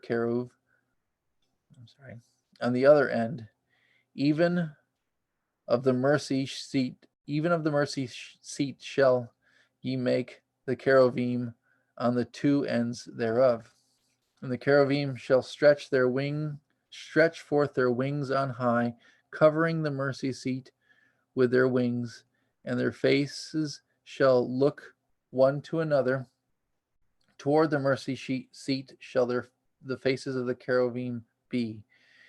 And you shall put the mercy seat above the ark, and in the ark you shall put the testimony that I shall give you. And there I will meet with you, and I will commune with you from above the mercy seat, from between the two cherubim which are upon the ark of the testimony, and of all the things which I will give you in commandment unto the children of Yasharel. You shall also make a table of shittim wood. 2 cubits shall be the length thereof, a cubit the breadth thereof, and a cubit and a half the height thereof. And you shall overlay it with pure gold, and make thereto a crown of gold round about. And you shall make unto it a border of a hand breadth round about, and you shall make a gold crown to the border thereof round about. And you shall make for it 4 rings of gold, and put the 4 rings on the 4 corners that are on the 4 feet thereof. Over against the border shall the rings be for the places for the staves to bear the table. And you shall make the staves of shittim wood, and overlay them with gold, that the table be borne with them. And you shall make the dishes thereof, and the spoons thereof, and the covers thereof, and the bowls thereof, to cover withal of pure gold shall you make them. And you shall set upon the table showbread before me always. And you shall make a menorah, 7 branch. You shall make a menorah of pure gold, of beaten work shall the menorah be made. His shaft and his branches and his bowls and his knops and his flowers shall be of the same. And 6 branches shall come out of the sides of it, 3 branches of the menorah out of the one side, and 3 branches of the menorah out of the other side. 3 bowls made like unto almonds, with a knop and a flower in one branch, and 3 bowls made like almonds in the other branch, with a knop and a flower, so that the 6 branches that come out of the menorah, so that in the 6 branches that are come out of the menorah, and in the menorah shall be 4 bowls made like unto almonds, with their knops and their flowers, and there shall be a knop under 2 branches of the same, and a knop under 2 branches of the same, and a knop under 2 branches of the same, according to the 6 branches that proceed out of the menorah. Their knops and their branches shall be of the same, all of it shall be one beaten work of pure gold. And you shall make the 7 lamps thereof, that they shall light the lamps, and they shall light the lamps thereof, that they may give light over against it. And the tongs thereof, and the snuff dishes thereof, shall be of pure gold. Of a talent of pure gold shall he make it, with all the vessels. And look that you make them after their pattern, which was shown you in the mount. Adam, Thank you, brother. You want me to stop? Okay. Yeah, we're gonna have Justin take over here. Thank you, brother. Mhm.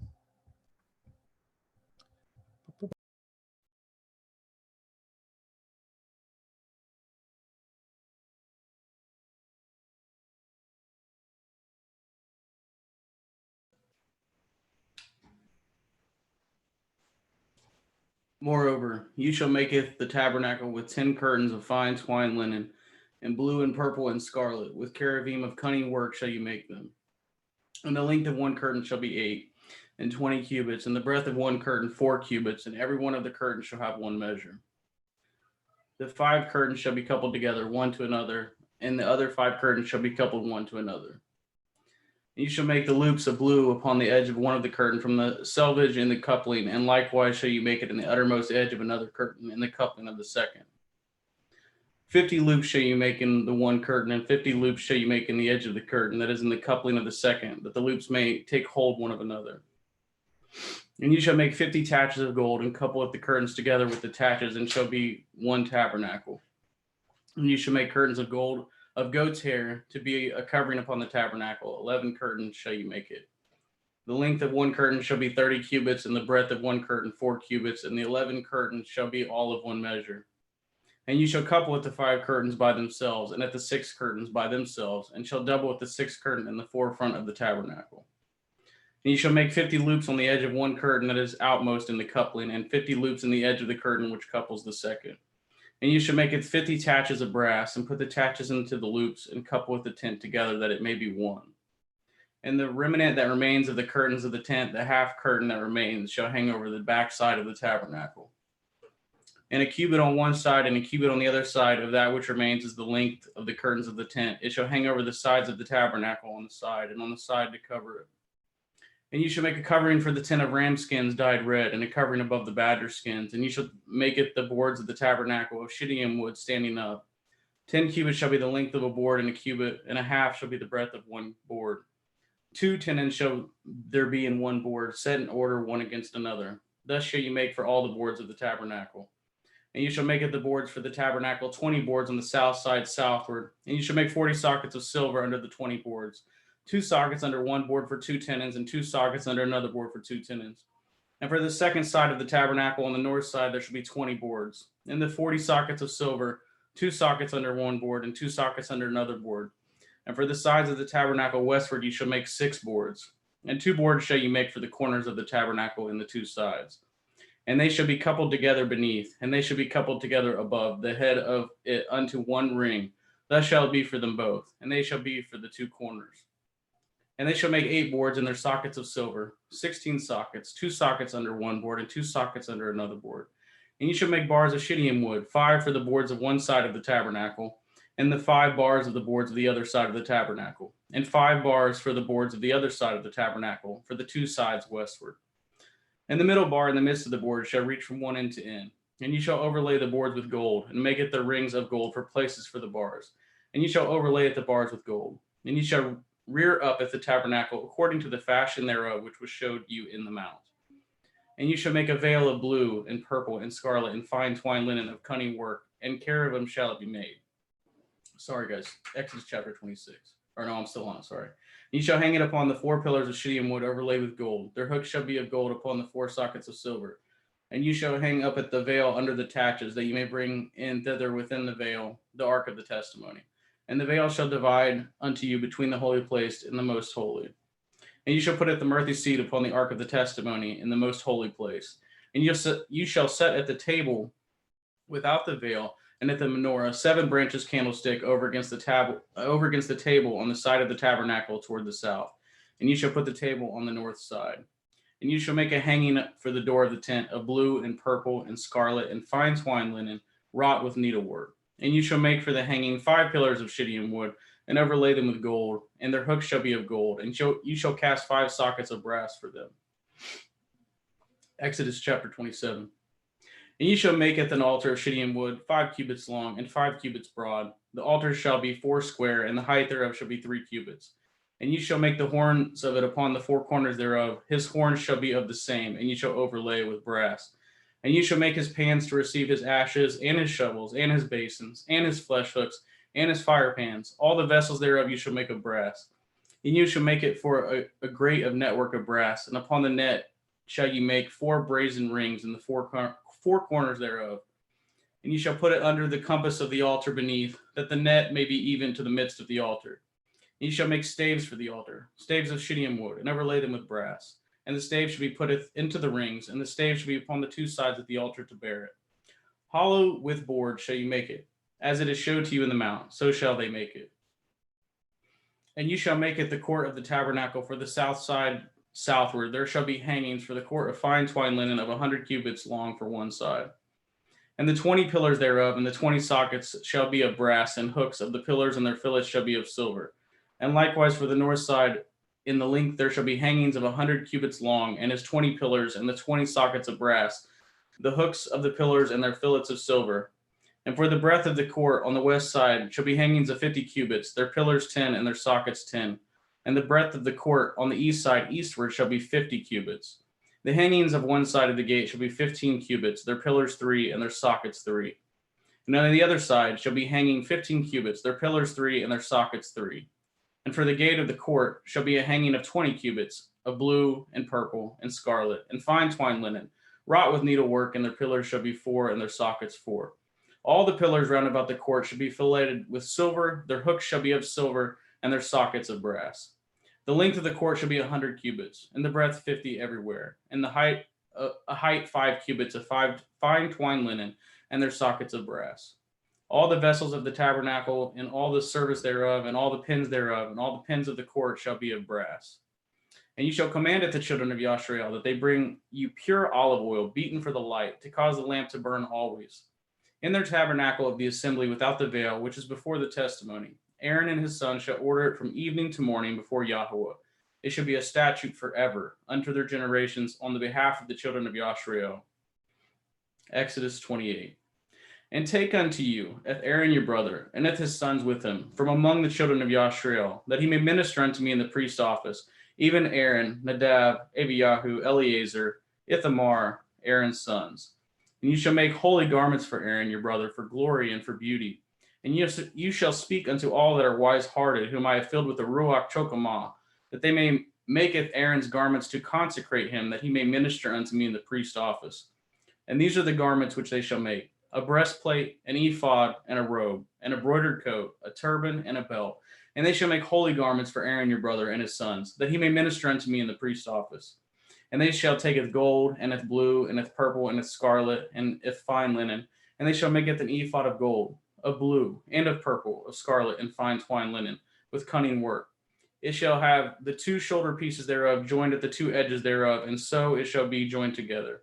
And the belt of the ephod which is upon it shall be of the same, according to the work thereof, even of gold, of blue, and purple, and scarlet, and fine twined linen. And you shall take at the two onyx stones, and grave on them the names of the children of Yashrael, 6 of their names on one stone, and at the other 6 names of the rest on the other stone, according to their birth. With the work of an engraver in stone, like the engravings of a signet, shall you engrave the 2 stones with the names of the children of Yashrael. You shall make them to be set in ouches of gold. And you shall put it the 2 stones upon the shoulders of the ephod for stones of memorial unto the children of Yashrael. And Aaron shall beareth the names before YHWH upon his 2 shoulders for memorial. And you shall make ouches of gold, and 2 chains of pure gold at the ends. Of wreathen work shall you make them, and fasten the wreathen chains to the ouches. And you shall make the breastplate of judgment with cunning work. After the work of the ephod you shall make it. Of gold, of blue, and of purple, and of scarlet, and of fine twined linen shall you make it. 4 square it shall be, being doubled. A span shall be the length thereof, and a span shall be the breadth thereof. And you shall set in it the setting of stones, even 4 rows of stones. The first row shall be sardis, a topaz, and a carbuncle. This shall be the first row. And the second row shall be an emerald, a sapphire, and a diamond. And the third row a ligure, an agate, and an amethyst. And the fourth row a beryl, an onyx, and a jasper. They shall be set in gold in their enclosings. And the stones shall be with the names of the children of Yashrael, 12 according to their names, like the engravings of a signet. Everyone with his name shall they be according to their 12 tribes. You shall make upon them the breastplate chains of the ends of wreathen work of pure gold. And you shall make upon the breastplate 2 rings of gold. And you shall put at the 2 rings on the 2 ends of the breastplate. And you shall put at the 2 wreathen chains of gold in the 2 rings which are on the ends of the breastplate. And at the other 2 ends of the 2 wreathen chains you shall fasten in the 2 ouches, and put on the shoulder pieces of the ephod before it. And you shall make 2 rings of gold, and you shall put them upon the 2 ends of the breastplate and the border thereof, which is in the side of the ephod inward. And 2 other rings of gold you shall make, and shall put them on the 2 sides of the ephod underneath, toward the forepart thereof, over against the other coupling thereof, above the belt of the ephod. And they shall bind at the breastplate by the rings thereof unto the rings of the ephod, which is a lace of blue, that it may be above the belt of the ephod, and that the breastplate be not loosed from the ephod. And Aaron shall beareth the names of the children of Yashrael in the breastplate of judgment upon his heart, when he goes in unto the holy place for memorial before Yahweh continually. And ye shall put in the breastplate of judgment at the Urim and at the Tumiim, and they shall be upon Aaron's heart, when he goes in before Yahweh. And Aaron shall bear at the judgment of the children of Yashrael upon his heart before Yahweh continually. And ye shall make it the robe of the ephod of all blue, and there shall be a hole in the top of it, in the midst thereof. It shall have a binding of woven work round about the whole of it, as it were the whole of a harbergen, that it be not rent. And beneath upon the hem of it ye shall make pomegranate, 8 of blue, and of purple, and of scarlet, round about the hem thereof, and bells of gold between them round about. A golden bell and a pomegranate, a golden bell and a pomegranate upon them of the robe round about. And it shall be upon Aaron to minister, and his sound shall be heard when he goes out into the holy place before Yahweh, and when he comes out, that he die not. And you shall make a plate of pure gold, engrave upon it like the engravings of a signet, Kodesh Yahweh, holiness unto Yahweh. And you shall put it on a blue lace, that it may be upon the turban. Upon the forefront of the turban it shall be. And it shall be upon Aaron's forehead, that Aaron may beareth the iniquity of the holy things, which the children of Yashrael shall hallow in all their holy gifts, and shall be always upon the forehead, that they may be accepted before Yahweh. And you shall embroider the coat of fine linen, and you shall make the turban of fine linen, and you shall make the belt of needlework. And for Aaron's son you shall make coats, and you shall make for them belts, and bonnets you shall make for them, for glory and for beauty. And you shall put them upon Aaron your brother, and at his sons with him, and shall anoint them, and consecrate them, and sanctify them, that they may minister unto me in the priest office. And you shall make them linen breeches to cover their nakedness from the loins, even unto the thighs they shall reach. And they shall be upon Aaron and upon his sons, when they come in unto me, and unto the tabernacle of the assembly, or when they come near unto the altar to minister in the holy place, that they bear not iniquity, and die. It shall be a statute forever unto him and his seed after him. Exodus 29. And this is the thing that ye shall do unto them that hallow them, to minister unto me in the priest office. Take 1 young bullock, and 2 rams without blemish, and matzah cakes tempered with oil, and matzah wafers anointed with oil, of wheaten flour shall you make them.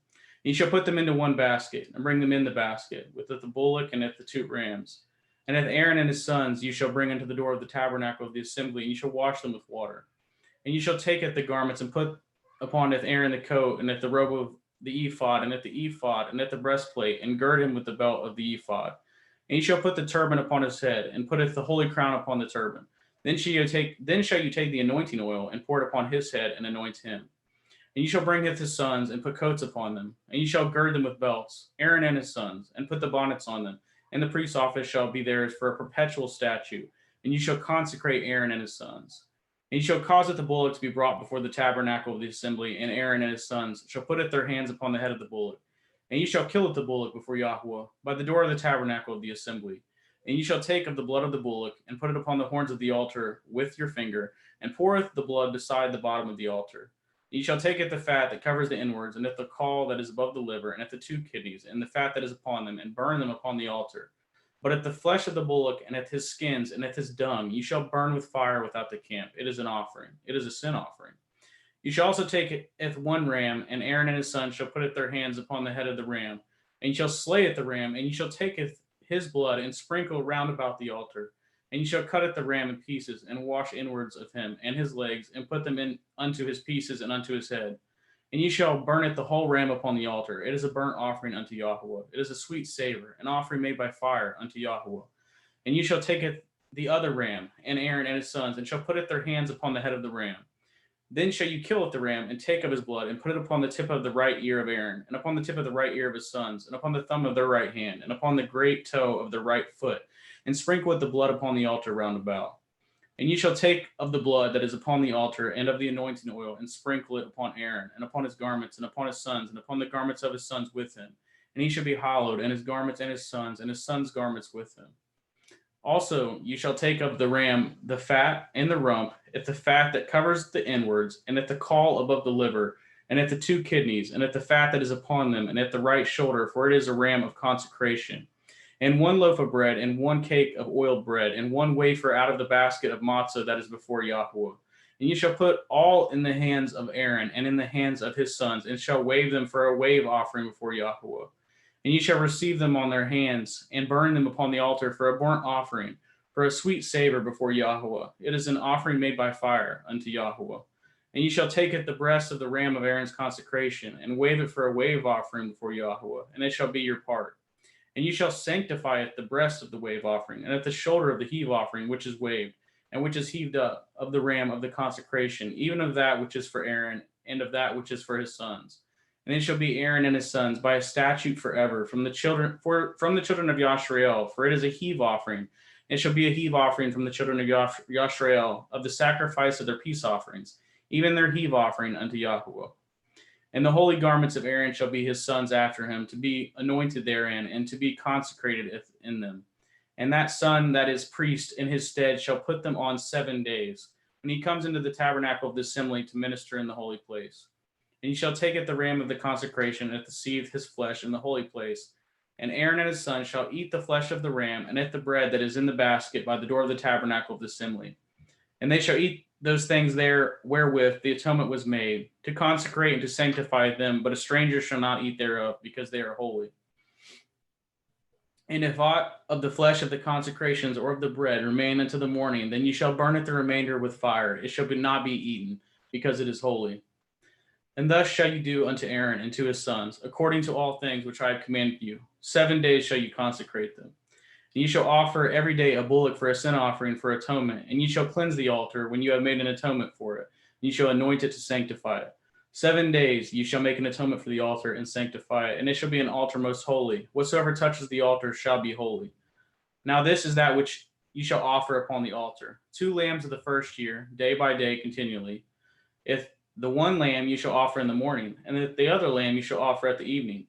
And with the one lamb, 1/10 deal of flour, mingled with the 4th part of hin beaten oil, and the 4th part of a hin of wine for a drink offering. And if the other lamb you shall offer at evening, and shall do thereto according to the meat offering of the morning, and according to the drink offering thereof for a sweet savor, an offering made by fire unto YHWH. This shall be a continual burnt offering throughout your generations at the door of the tabernacle of the assembly before YHWH, where I will meet you, to speak there unto you. And there I will meet with the children of Yashrael, and the tabernacle shall be sanctified by my glory. And I will sanctify at the tabernacle of the assembly, and at the altar I will sanctify also both Aaron and his sons to minister to me in the priest office. And I will dwell among the children of Yashrael, and I will be their Elohim.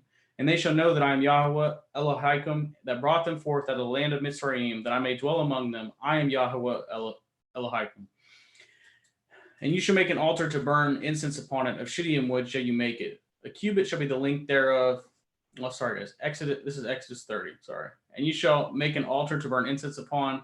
Of shittim wood shall you make it. A cubit shall be the length thereof, and a cubit the breadth thereof. 4 square shall it be, and 2 cubits shall be the height thereof, and the horns thereof shall be of the same. You shall overlay it with pure gold at the top thereof, and at the sides thereof round about it, and the horns thereof. And you shall make unto it a crown of gold round about. And 2 golden rings shall you make to it under the crown of it. By the 2 corners thereof, upon the 2 sides of it shall you make it. And they shall be for places for the staves to bear it withal. And you shall make it the staves of shittim wood, and overlay them with gold. And you shall put it before the veil that is by the ark of the testimony, before the mercy seat that is over the testimony, where I will meet you. And Aaron shall burn therein sweet incense every morning when he dresses the lamps, and he shall burn incense upon it. And when Aaron lights at the lamps at evening, he shall burn incense upon it, a perpetual incense before YHWH throughout your generations. You shall offer no strange incense thereon, nor burnt sacrifice, nor meat offering, neither shall ye pour drink offering thereon. And Aaron shall make an atonement upon the horns of it once in a year without the blood of the sin offering of atonements. Once in the year shall he make atonement upon it throughout your generations. It is most holy unto YHWH. And YHWH spoke unto Moshe, saying, when you take the sum of the children of Yashrael after their number, then shall they give every man a ransom for his soul unto YHWH. When you number them, that there be no plague among them, when you number them. This shall they give. Every one that passes among them that are numbered, half a shekel after the shekel of the sanctuary. A shekel is 20 gerahs. A half shekel shall be the offering of YHWH. Every one that passes among them that are numbered, from 20 years old and above, shall give an offering unto YHWH. The rich shall not give more, and the poor shall not give less. than half a shekel, when they giveth the offering unto Yahweh to make an atonement for your souls. And ye shall taketh the atonement money of the children of Yashrael, and shall appoint it for the service of the tabernacle of the assembly, that it may be a memorial unto the children of Yashrael before Yahweh to make an atonement for your souls. And Yahweh spoke unto Moshe, saying, Then shall you also make a laver of brass, and his foot also of brass, to wash withal. And you shall put it between the tabernacle of the assembly of the altar, and you shall put water therein. For Aaron and his sons shall washeth their hands, and at their feet thereat. When they go into the tabernacle of the assembly, they shall wash with water, that they die not.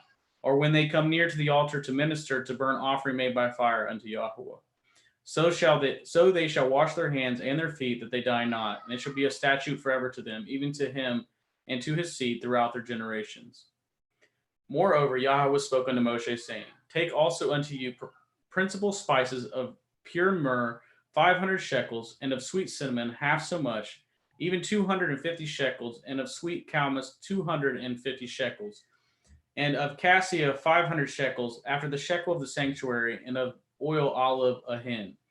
And you shall make it an oil of holy ointment, an ointment compound after the art of the apothecary. It shall be a holy anointing oil. And you shall anoint at the tabernacle of the assembly therewith, at the ark of the testimony, and at the table, and at all the vessels, and at the menorah, and at his vessels, and at the altar of incense, and the altar of burnt offerings with all his vessels, and the laver, and at his foot. And you shall sanctify them, that they may be most holy. Whatsoever touches them shall be holy. And you shall anoint Aaron and his sons, and consecrate them, that they may minister unto me in the priest's office. And you shall speak unto the children of Yashrael, saying, This shall be a holy anointing oil unto me throughout your generations. Upon man's flesh shall it not be poured, neither shall you make any other like it, after the composition of it. It is holy, and it shall be holy unto you. Whosoever compounds any like it, or whosoever puts any of it upon a stranger, shall even be cut off from his people. And Yahweh said unto Moshe, Take unto you sweet spices, stacte, and oncha, and galbanum, and these sweet spices with pure frankincense, of each shall be a like weight. And ye shall make it a perfume, a confection, after the art of the apothecary, tempered together, pure and holy. And ye shall beat some of it very small, and put of it before the testimony in the tabernacle of the assembly, where I will meet with you. It shall be unto you most holy. And as for the perfume which ye shall make, ye shall not make to yourselves according to the composition thereof. It shall be unto you holy for Yahweh. Whosoever shall make like unto that, to smell thereto, shall even be cut off from his people.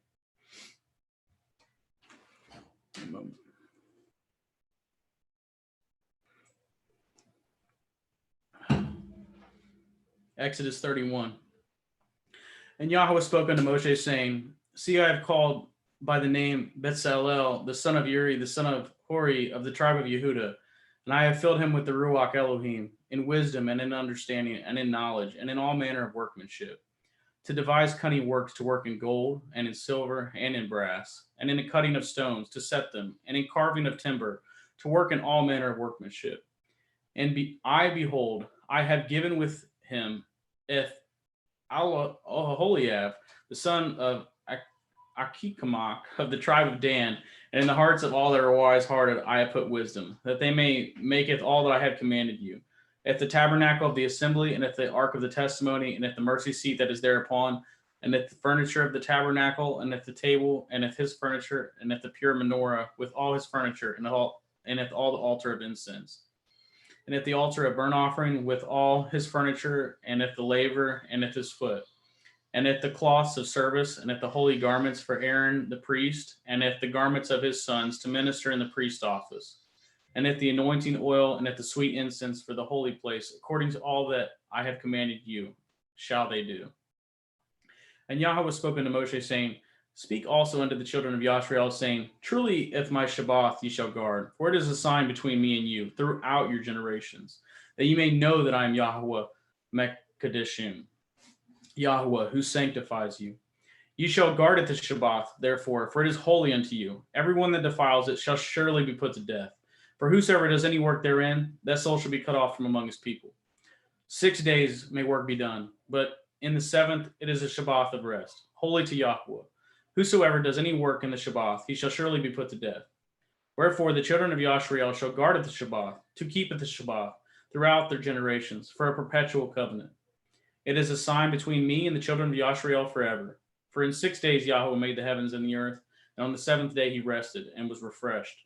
And he gave unto Moshe, when he had made an end of communing with him upon the Mount Sinai, 2 sapphires of testimony, sapphire stones, written with the finger of Elohim.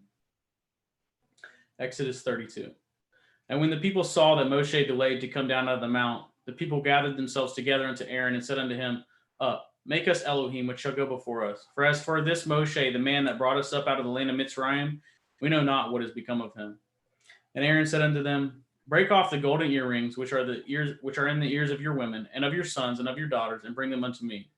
And all the people broke off at the golden earrings which were in the ears, and brought them unto Aaron. And he received them at their hand, and fashioned it with a graving tool, after he had made it a molten calf. And they said, These be your Elohim, O Yashrael, which brought you up out of the land of Mitzrayim. And when Aaron saw it, he built an altar before it. And Aaron made proclamation and said, Tomorrow is a feast to Yahweh. And they rose up early on the morrow and offered burnt offerings and brought peace offerings. And the people sat down to eat and to drink, and they rose up to play. And Yahweh said unto Moshe, Go, get you down, for your people, which you brought out of the land of Mitzrayim, have corrupted themselves. They have turned aside quickly out of the way which I commanded them. They have made them a molten calf, and have worshipped it, and have sacrificed thereunto, and said, These be your Elohim, O Yashrael, which have brought you up out of the land of Mitzrayim. And Yahweh said unto Moshe, I have seen it, this people, and behold, it is a stiff-necked people. Now therefore let me alone, that my wrath may wax hot against them, and that I may consume them, and will make of you a great nation. And Moshe hath besought Yahweh Eloheinu, and said, Yahweh, why does your wrath wax hot against your people, which have brought you forth out of the land of Mitzrayim with a great power and with a mighty hand? Wherefore should the Mitzrayim speak and say, For mischief did he bring them out, to slay them in the mountains, and to consume them from the face of the earth? Turn from your fierce wrath, and repent of this evil against your people. Remember Abraham, Yitzhak, and Yashrael, your servants, to whom you swore by your own self, and said unto them, I will multiply your seed as the stars of heaven, and all this land that I have spoken of will I give to your seed, and they shall inherit it forever. And Yahweh repented of the evil which he had thought to do unto his people. And Moshe turned and went down from the mount, and the 2 sapphires of testimony were in his hand. The sapphires were written on both their sides, and on one side and on the other were they written. And the sapphires were the work of Elohim, and the writing was the writing of Elohim, graven upon the sapphires. And when Yahusha heard at the noise of the people as they shouted, he said unto Moshe, There is a noise of war in the camp. And he said, It is not the voice of them that shout for mastery, neither is it the voice of them that cry for being overcome, but the noise of them that sing do I hear. And it came to pass, as soon as he came nigh into the camp, that he saw the calf and the dancing, and Moshe's anger waxed hot. And he cast the sapphires out of his hands, and broke them beneath the mount. And he took the calf which he had made, and burned it in the fire, and ground it to powder, and strawed it upon the water, and made the children of Yashrael to drink of it. And Moshe said unto Aaron, What did this people unto you, that you have brought so great a sin upon them? And Aaron said, Let not the anger of my Lord wax hot. You know with the people that they are set on mischief. For they said unto me, Make us Elohim, which shall go before us. For as for this Moshe, the man that brought us up out of the land of Mitzrayim, we know not what has become of him. And I said unto them, Whosoever has any gold, let them break it off. So they gave it me. Then I cast it into the fire, and there came out this calf. And when Moshe saw that the people were naked, for Aaron had made them naked unto their shame among their enemies. Then Moshe stood in the gate of the camp and said, Who is on Yahweh's side? Let him come unto me. And all the sons of Levi gathered themselves together unto him. And he said unto them, Thus says Yahweh Elohai of Yashrael, Put every man his sword by his side, and go in and out from the gate to gate throughout the camp, and slay every man at his brother, and every man at his companion, and every man at his neighbor. And the children of Levi did according to the word of Moshe, and there fell of the people that day about 3,000 men. For Moshe had said, Consecrate yourselves today to Yahweh, even every man upon his son and upon his brother, that he may bestow upon you a blessing this day. And it came to pass on the morrow that Moshe said unto the people, Ye have sinned a great sin, and now I will go up unto El Yahweh. Perchance I shall make an atonement for your sin. And Moshe returned unto El Yahweh and said, Oh, this people have sinned a great sin, and have made them Elohai of gold. Yet now if you will forgive their sin, and if not, blot me, I pray you, out of the CEPHER which you have written. And Yahweh said unto Moshe, Whosoever has sinned against me, him will I blot out of my CEPHER. Therefore now go, leadeth the people unto the place which I have spoken unto you. Behold, my angel shall go before you. Nevertheless, in the day when I will visit their sin upon them. And Yahweh plagueth the people because they made it the calf which Aaron had made. Exodus 33. And Yahweh said unto Moshe, Depart and go up hence, you and the people which you have brought up out of the land of Mitzrayim, unto the land which I swore unto Abraham, to Yitzhak, and to Yaakov, saying, Unto your seed will I give it. And I will send an angel before you, and I will drive out the Canaanite, and the Amorite, and the Hittite, and the Perizzite, and the Hivi, and the Jebusite, unto the land flowing with milk and honey. For I will not go up in the midst of you, for you are a stiff-necked people, lest I consume you in the way. And when the people heard the evil report, they mourned, and no man did put on him his ornaments. For Yahweh said unto Moshe, Say unto the children of Yashrael, You are a stiff-necked people. I will come up into the midst of you in a moment, and consume you. Therefore now put off your ornaments from you, that I may know what to do unto you. And the children of Yashrael stripped themselves of the ornaments by the Mount Horeb. And Moshe took the tabernacle and pitched it without the camp, afar off from the camp, and called it the tabernacle of the assembly. And it came to pass that everyone which sought Yahweh went out unto the tabernacle of the assembly, which was without the camp. And it came to pass when Moshe went out unto the tabernacle, that all the people rose up, stood every man at his tent door, and looked after Moshe, until he was gone into the tabernacle.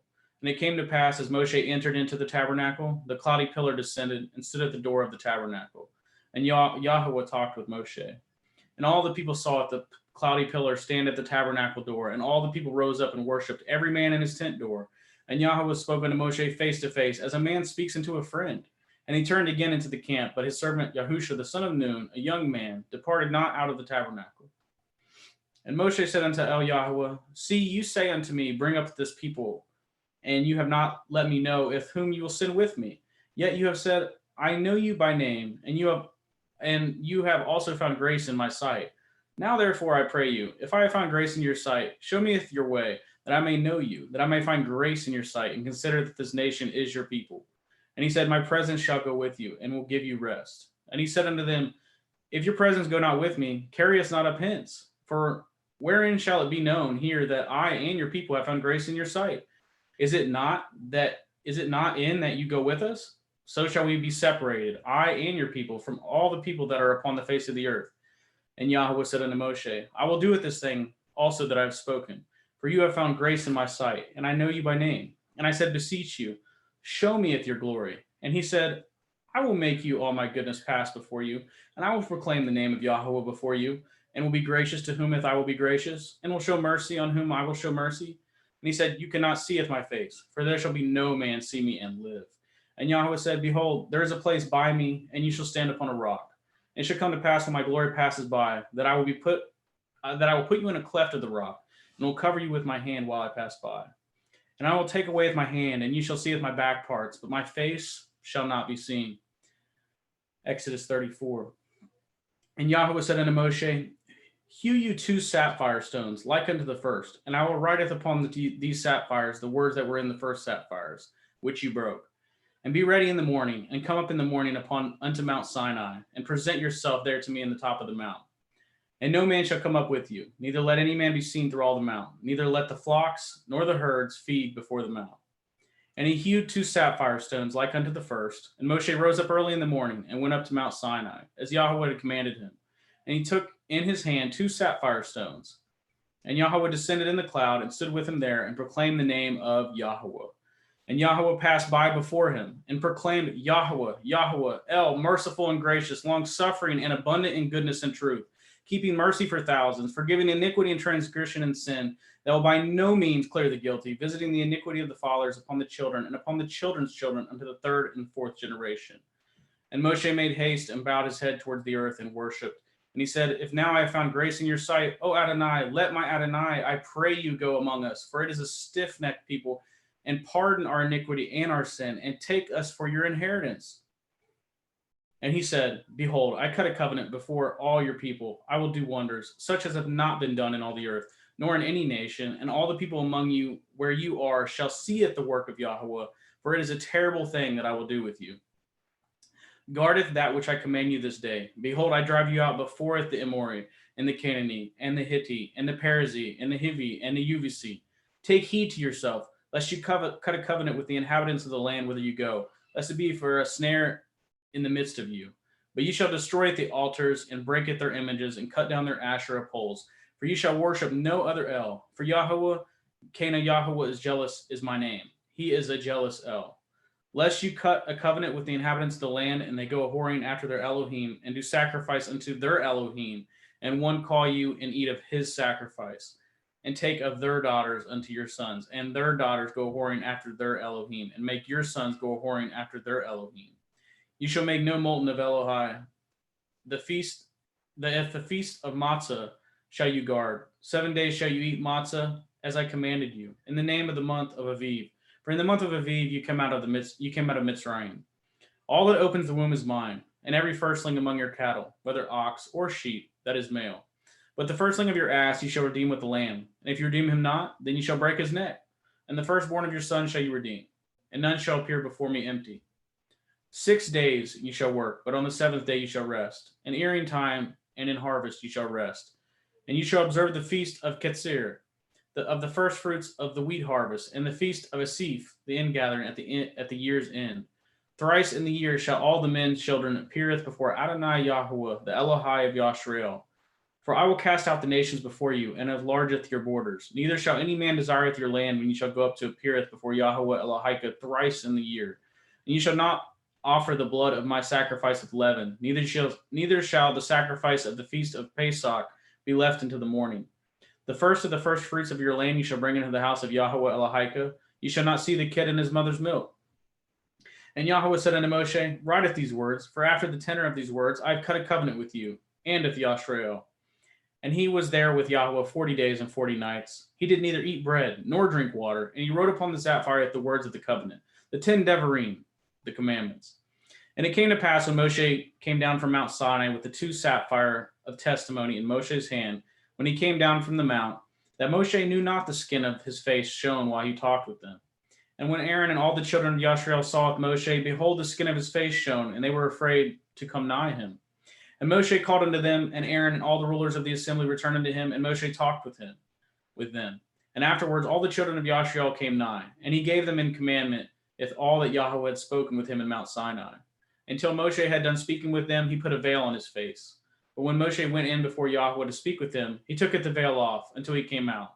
And he came out and spoke unto the children of Yashrael, which he was commanded. And the children of Yashrael saw the face of Moshe, that the skin of Moshe's face shone. And Moshe putteth the veil upon his face until he went in to speak with him. One moment.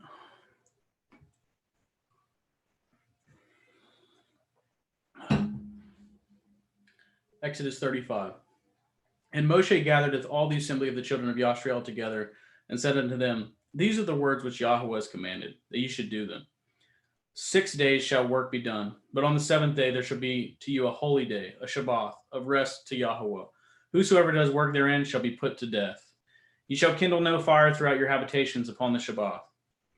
And Moshe spoke unto all the assembly of the children of Yashrael, saying, this is the thing which Yahweh commanded, saying, take ye from among you an offering unto Yahweh. Whosoever is of a willing heart, let him bringeth the offering of Yahweh, gold and silver and brass and blue and purple and scarlet and fine linen and goat's hair and ram skins dyed red and badger skins and shittim wood and oil for the light and spices for anointing oil and for the sweet incense and onyx stones and stones to be set for the ephod and for the breastplate.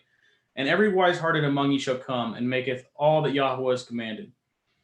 At the tabernacle, at his tent, and at his covering, at his taches, at his boards, at his bars, and at his pillars, and at his sockets, at the ark, and at the staves thereof, with at the mercy seat, and at the veil of the covering, at the table, and at the staves, and at all the vessels, and at all the showbread, at the menorah, 7-branch candlestick, also for the light, and at his furniture, and at his lamps, with the oil for light, and at the incense altar, and at his staves, and at his anointing oil, and at the sweet incense, and the hanging, and at the hanging of the door, at the entering of the tabernacle.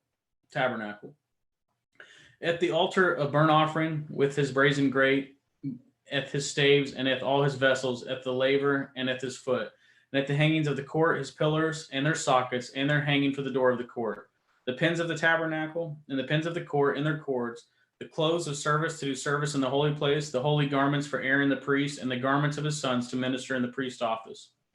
And all the assembly of the children of Yashrael departed from the presence of Moshe, and they came every one whose heart stirred him up, and everyone whom his Ruach made willing, and they brought Yahweh's offering to the work of the tabernacle of the assembly, and for all his service, and for the holy garments. And they came both men and women, and as many as were willing-hearted, and brought bracelets and earrings and rings and tablets and all jewels of gold, and every man that offered an offering of gold unto Yahweh. And every man with whom was found blue and purple and scarlet and fine linen and goat's hair and red skins of rams, badger skins brought them. Everyone that did offer an offering of silver and brass broughteth Yahweh's offering, and every man with whom was found shittim wood for any work of the service brought it. And all the women that were wise-hearted did spin with their hands, and broughteth that which they had spun, both at the blue and at the purple and at the scarlet and at the fine linen. And all the women whose heart stirred them up in wisdom spun at goat's hair. And the rulers brought at the onyx stones, and the stones to be set for the ephod and for the breastplate, and at the spice, and at the oil for the light, and for the anointing oil, and for the sweet incense. And the children of Yashriel brought a willing offering unto Yahweh, every man and woman, whose heart made them willing to bring for all manner of work, which Yahweh commanded to be made by the hand of Moshe. And Moshe said unto the children of Yashriel, See, Yahweh is called by name Bezalel, the son of Uri, the son of Hori, of the tribe of Yehudah, and he has filled him with the Ruach Elohim in wisdom and in understanding and in knowledge and in all manner of workmanship, and to devise curious works, to work in gold and in silver and in brass, and in the cutting of stones, to set them in carving of wood, to make any manner of cunning work. And he has put it in his heart that he may teach both he and HalleluYah, the son of Achikam of the tribe of Dan. Them has he filled with the wisdom of heart, to work all manner of work of the engraver, of the cunning workman, and of the embroiderer, in blue and in purple, in scarlet and in fine linen, and of weaver, even of them that do any work, and of those that devise cunning work. Exodus 36. Then wrought Bezalel and HalleluYah, and every wise-hearted man in whom Yahweh will put wisdom and understanding, know how to work with all manner of work for service of the sanctuary, according to all that Yahweh had commanded. And Moshe called Bezalel and HalleluYah, and every wise-hearted man in whose heart Yahweh put wisdom, even everyone whose heart stirred him up to come up to work to do it. And they received of Moshe all the offering which the children of Yashriel had brought for the work of the service of the sanctuary, to make it withal. And they brought yet unto him free offerings every morning. And all the wise men that wroughteth all the work of the sanctuary came every man from his work which they had made. And they spoke unto Moshe, saying, The people bring much more than enough for the service of the work, which Yahweh has commanded to make.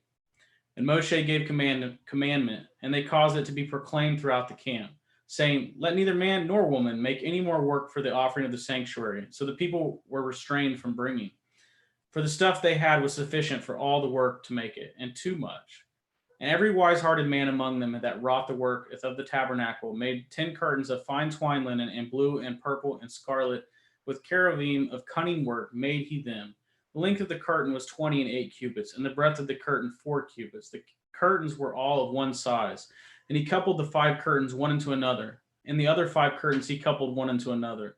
And he made loops of blue on the edge of one curtain from the selvage of the coupling. Likewise he made in the uttermost side of another curtain, in the coupling of the second. 50 loops made he in one curtain, and 50 loops made he in the edge of the curtain, which was in the coupling of the second. The loops held one curtain to another. And he made 50 taches of gold, and coupled at the curtains one to another with the taches, so it became one tabernacle. And he made curtains of goat hair for the tent over the tabernacle. 11 curtains he made them. The length of one curtain was 30 cubits, and 4 cubits was the breadth of one curtain. The 11 curtains were of one size. And he coupled at the 5 curtains by themselves, and at the 6 curtains by themselves. And he made 50 loops upon the uttermost edge of the curtain in the coupling, and 50 loops made he upon the edge of the curtain which couples the second. And he made 50 taches of brass to couple with the tent together, that it might be one.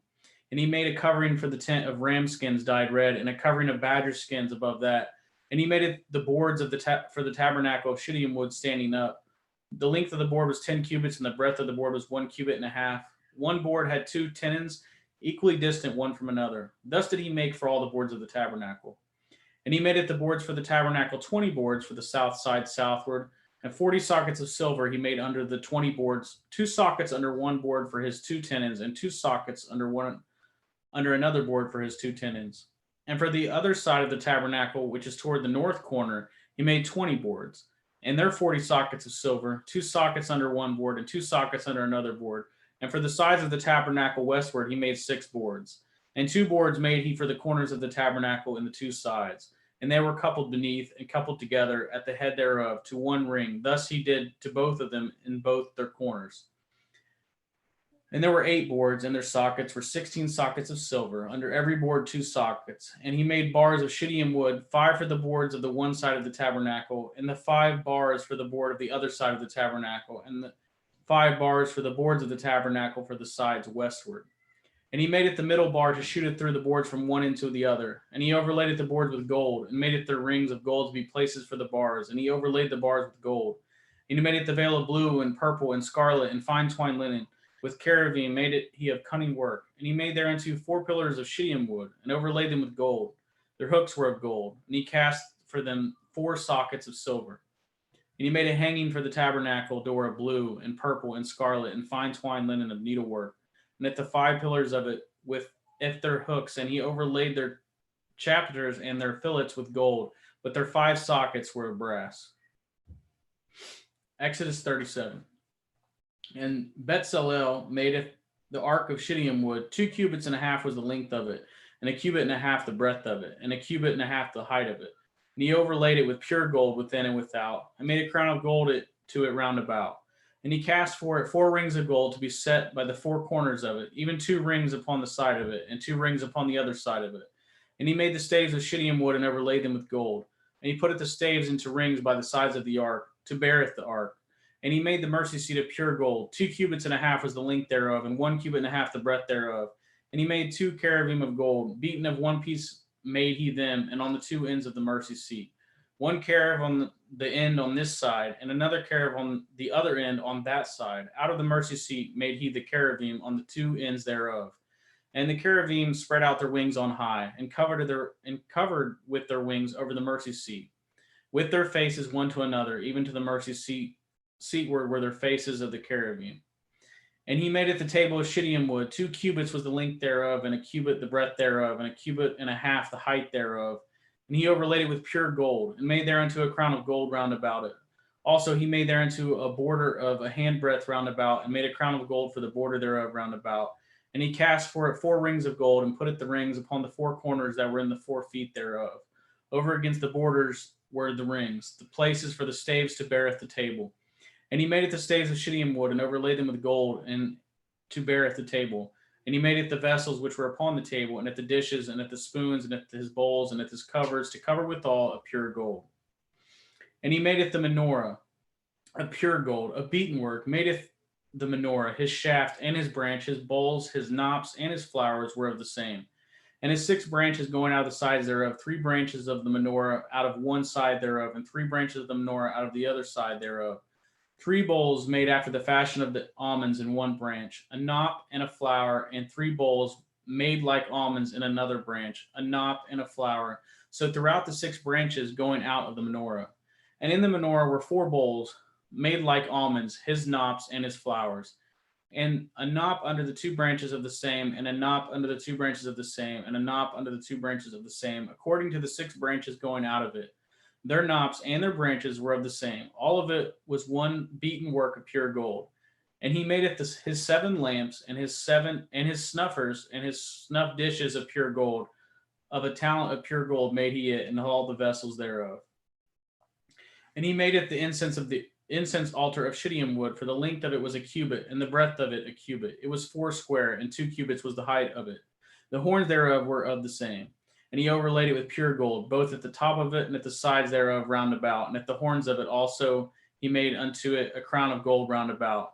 And he made 2 rings of gold for it, under the crown thereof, by the 2 corners of it, upon the 2 sides thereof, to be places for the staves to bear it withal. And he made it the staves of shittim wood, and overlaid them with gold. And he made the holy anointing oil, and the pure incense of sweet spices, according to the work of the apothecary. Exodus 38. And he made it the altar of burnt offerings of shittim wood. 5 cubits was the length thereof, and 5 cubits the breadth thereof. It was 4 square, and 3 cubits the height thereof. And he made the horns thereof, the 4 corners of it. The horns thereof were of the same, and he overlaid it with brass. He madeth all the vessels of the altar, at the pots, at the shovels, at the basins, at the flesh hooks, at the fire pans. All the vessels thereof made he of brass. And he made for the altar a brazen grate of network under the compass thereof, beneath unto the midst of it. And he cast 4 rings for the 4 ends of the grate of brass, so to be placed for the staves. And he made it the staves of shittim wood and overlaid them with brass. And he put the staves into the rings on the sides of the altar to bear it withal. He made the altar hollow with the boards. And he made it the laver of brass, and at the foot of it of brass, and the looking glasses of the women assembling, which assembled at the door of the tabernacle of the assembly. And he made it the court on the south side southward. The hangings of the court were of fine twined linen and 100 cubits. Their pillars were 20, and their brazen sockets were 20. The hooks of the pillars and their fillets were of silver. And for the north side, the hangings were 100 cubits. Their pillars were 20, and their sockets of brass 20. The hooks of pillars and their fillets of silver.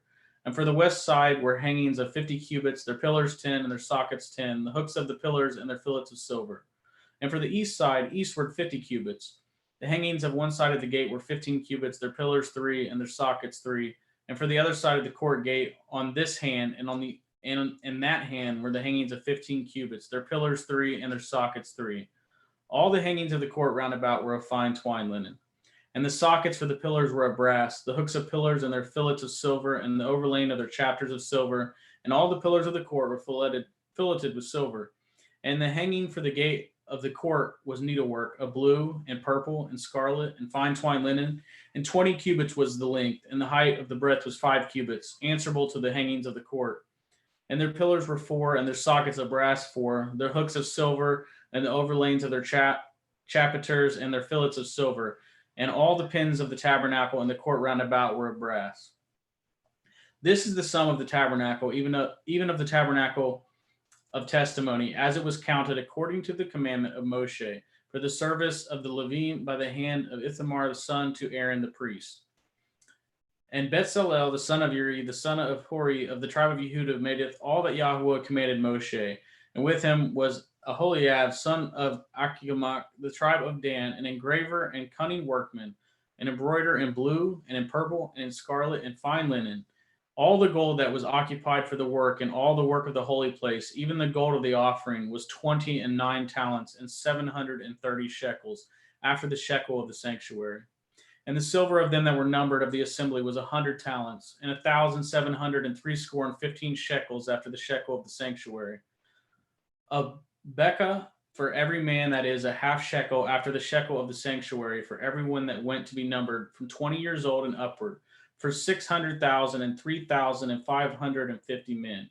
And of the 100 talents of silver were cast at the sockets of the sanctuary, at the sockets of the veil, and 100 sockets of the 100 talents, a talent for a socket. And if of the 1,770 and 5 shekels, he made hooks for the pillars and overlaid their chapiters and filleted them. And the brass of the offering was 70 talents and 2,400 shekels. And therewith he made at the sockets to the door of the tabernacle of the assembly, and at the brazen altar, and at the brazen gate for it, and all the vessels of the altar, and at the sockets of the court round about, and at the sockets of the court gate, and at all the pins of the tabernacle, and all the pins of the court round about.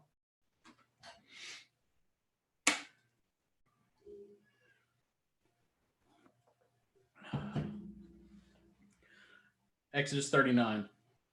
And of blue and purple and scarlet they made clothes of service to do service in the holy place, and made it the holy garments for Aaron, as YHWH commanded it Moshe. And he made it the ephod of gold, blue, and purple, and scarlet, and fine twined linen. And they did beat it the gold into thin plates, and cut it into wires, to work it in the blue, and in the purple, and in the scarlet, and in the fine linen with cunning work. They made shoulder pieces for it, to couple it together. By the 2 edges was it coupled together. And the belt of his ephod was that was upon it, was of the same, according to the work thereof, of gold, blue, and purple, and scarlet, and fine twined linen, as YHWH commanded it Moshe. And they wrought at the onyx stones enclosed in ouches of gold, graven as signets are graven with the names of the children of Yashrael. And he put them on the shoulder of the ephod, that they should be stones for a memorial to the children of Yashrael, as YHWH commanded it Moshe. And he made it the breastplate of cunning work, like the work of an ephod, of gold, blue, and purple, and scarlet, and fine twined linen. It was 4 square they made at the breastplate. Double a span was the length thereof, and a span the breadth thereof, being doubled. And they set it in 4 rows of stones. The first row was a sardius, a topaz, and a carbuncle. This was the first row. And the second row, an emerald, and a sapphire, and a diamond. And the third row, a ligure, and an agate, and an amethyst. In the fourth row, a beryl, an onyx, and a jasper. They were enclosed in ouches of gold in their enclosings. And the stones were according to the names of the children of Yashrael, 12 according to their names, like the engravings of a signet, everyone with his name according to the 12 tribes. And they made upon the breastplate chains at the ends of the wreathen work of pure gold, and they made 2 ouches of gold, and 2 gold rings, and put the 2 rings in the 2 ends of the breastplate. And they put the 2 wreathen chains of gold and the 2 rings on the ends of the breastplate. And at the 2 ends of the 2 wreathen chains, they fastened into the 2 ouches and put them on the shoulder pieces of the ephod before it. And they made 2 rings of gold and put them on the 2 ends of the breastplate upon the border of it, which was on the side of the ephod inward. And they made 2 other golden rings and put them on the 2 sides of the ephod underneath toward the fore part of it, over against the other coupling thereof above the belt of the ephod. And they did bind at the breastplate by his rings unto the rings of the ephod with a lace of blue, that it might be above the belt of the ephod, and that the breastplate might not be loosed from the ephod, as Yahweh commanded it Moshe. And he madeth the robe of the ephod of woven work of all blue, and there was a hole in the midst of the robe, as the hole of a habergeon, with a band round about the hole, that it should not be rent. And they made upon the hems of the robe pomegranates of blue and purple and scarlet and twine linen, and they made bells of pure gold, and put the bells between the pomegranates upon the hem of the robe, round about between the pomegranates. A bell and a pomegranate, round about the hem of the robe, to minister in, as Yahweh commanded it Moshe. And they made it the coats of fine linen of woven work for Aaron and for his sons, and at the turban of fine linen, and at goodly bonnets of fine linen, and at linen breeches of fine twine linen, and at the belt of fine twine linen, and a blue and purple and scarlet of needlework, as Yahweh commanded it Moshe. And they made it the plate of the holy crown of pure gold, and wrote upon it writing like to the engravings of a signet, Kodesh El Yahweh. And they tied unto it a lace of blue to fasten it on high upon the turban of, as Yahweh commanded it Moshe. Thus was all the work of the tabernacle of the tent of the assembly finished. And the children of Yashrael did according to all Yahweh commanded it Moshe, so did they. And they brought it the tabernacle unto Moshe at the tent, and with all the furniture, and his taches, his boards, his bars, and his pillars, and his sockets, and at the coverings of the ram skins dyed red, and the coverings of the badger skins, and at the veil of the covering, at the ark of the testimony, and at the staves thereof, and at the mercy seat, and the table, and the vessels thereof, and at the showbread, and at the pure menorah, and with the lamps thereof, even with the lamps to be set in order, and with all the vessels thereof, and at the oil for light, and at the golden altar, and at the anointing oil, and the sweet incense, and at the hanging for the tabernacle door. The brazen altar, his grate of brass, at his staves, at all his vessels, at the laver and his foot, at the hangings of the court, at his pillars, at his sockets, at the hanging for the court gate, at his cords, at his pins, and all the vessels of the service of the tabernacle for the tent of the assembly, at the cloths for the service to do service in the holy place, at the holy garments for Aaron the priest, and with his son's garments to minister in the priest's office, according to all that Yahweh commanded Moshe. So the children of Yashrael madeth all the work, and Moshe did look upon all the work, and behold, they had done it as Yahweh had commanded. Even so had they done it, and Moshe blessed them. Exodus 40. And Yahweh spoke unto Moshe, saying, on the first day of the first month shall you set up at the tabernacle of the tent of the assembly, and you shall put therein at the ark of the testimony, and cover the ark with it the veil. And you shall bring it the table, and set in order the things that are to be set in order upon it. And you shall bring it the menorah, and light at the lamps thereof. And you shall set at the altar of gold for the incense before the ark of the testimony, and put at the hanging of the door to the tabernacle. And you shall set at the altar of the burnt offering before the door of the tabernacle of the tent of the assembly. And you shall set up the laver between the tent of the assembly and the altar, and shall put water therein. And you shall set up the court round about, and hang up the hangings of the court gate. And you shall take it the anointing oil, and anoint the tabernacle, and with all that is therein, and shall hallow it, with all the vessels thereof, and it shall be holy. And you shall anoint it the altar and the burnt offering, and with all the vessels, and sanctify the altar, and with all shall be an altar most holy. And you shall anoint it the laver, and at his foot, and sanctify it. And you shall bring it Aaron and his sons unto the door of the tabernacle of the assembly, and wash them with water. And you shall put upon it Aaron at the holy garments, and anoint him, and sanctify him, that he may minister unto me in the priest's office. And you shall bring it his sons, and clothe them with coats, and you shall anoint them as you anointed it their father, that they may minister unto me in the priest's office. Their anointing shall surely be an everlasting priesthood throughout their generations. Thus did Moshe according to all that Yahweh commanded him, so did he.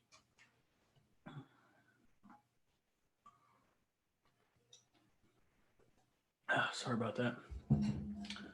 Verse 17. And it came to pass in the first month, in the second year, on the first day of the month, that the tabernacle was reared up.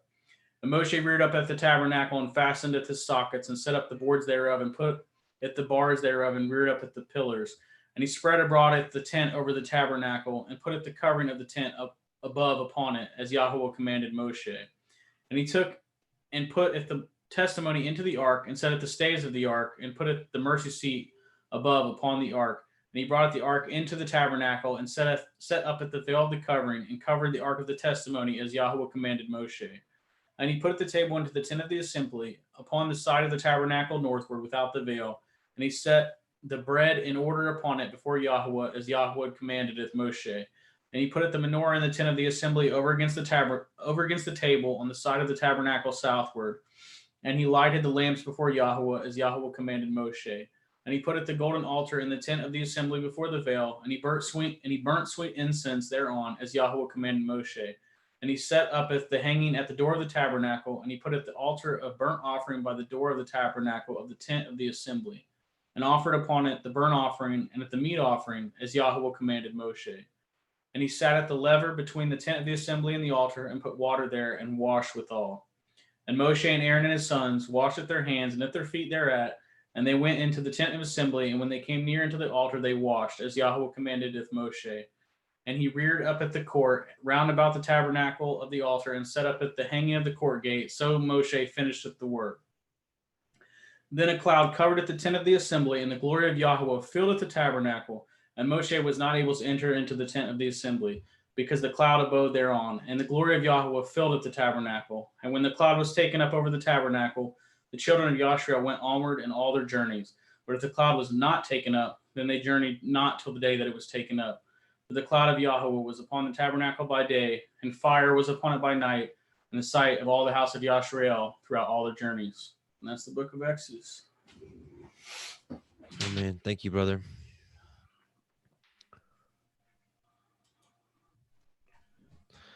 Okay, now we are ready to go into Vayikra, Leviticus.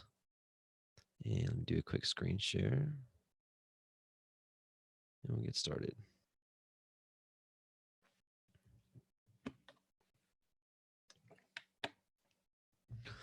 Leviticus 1:1.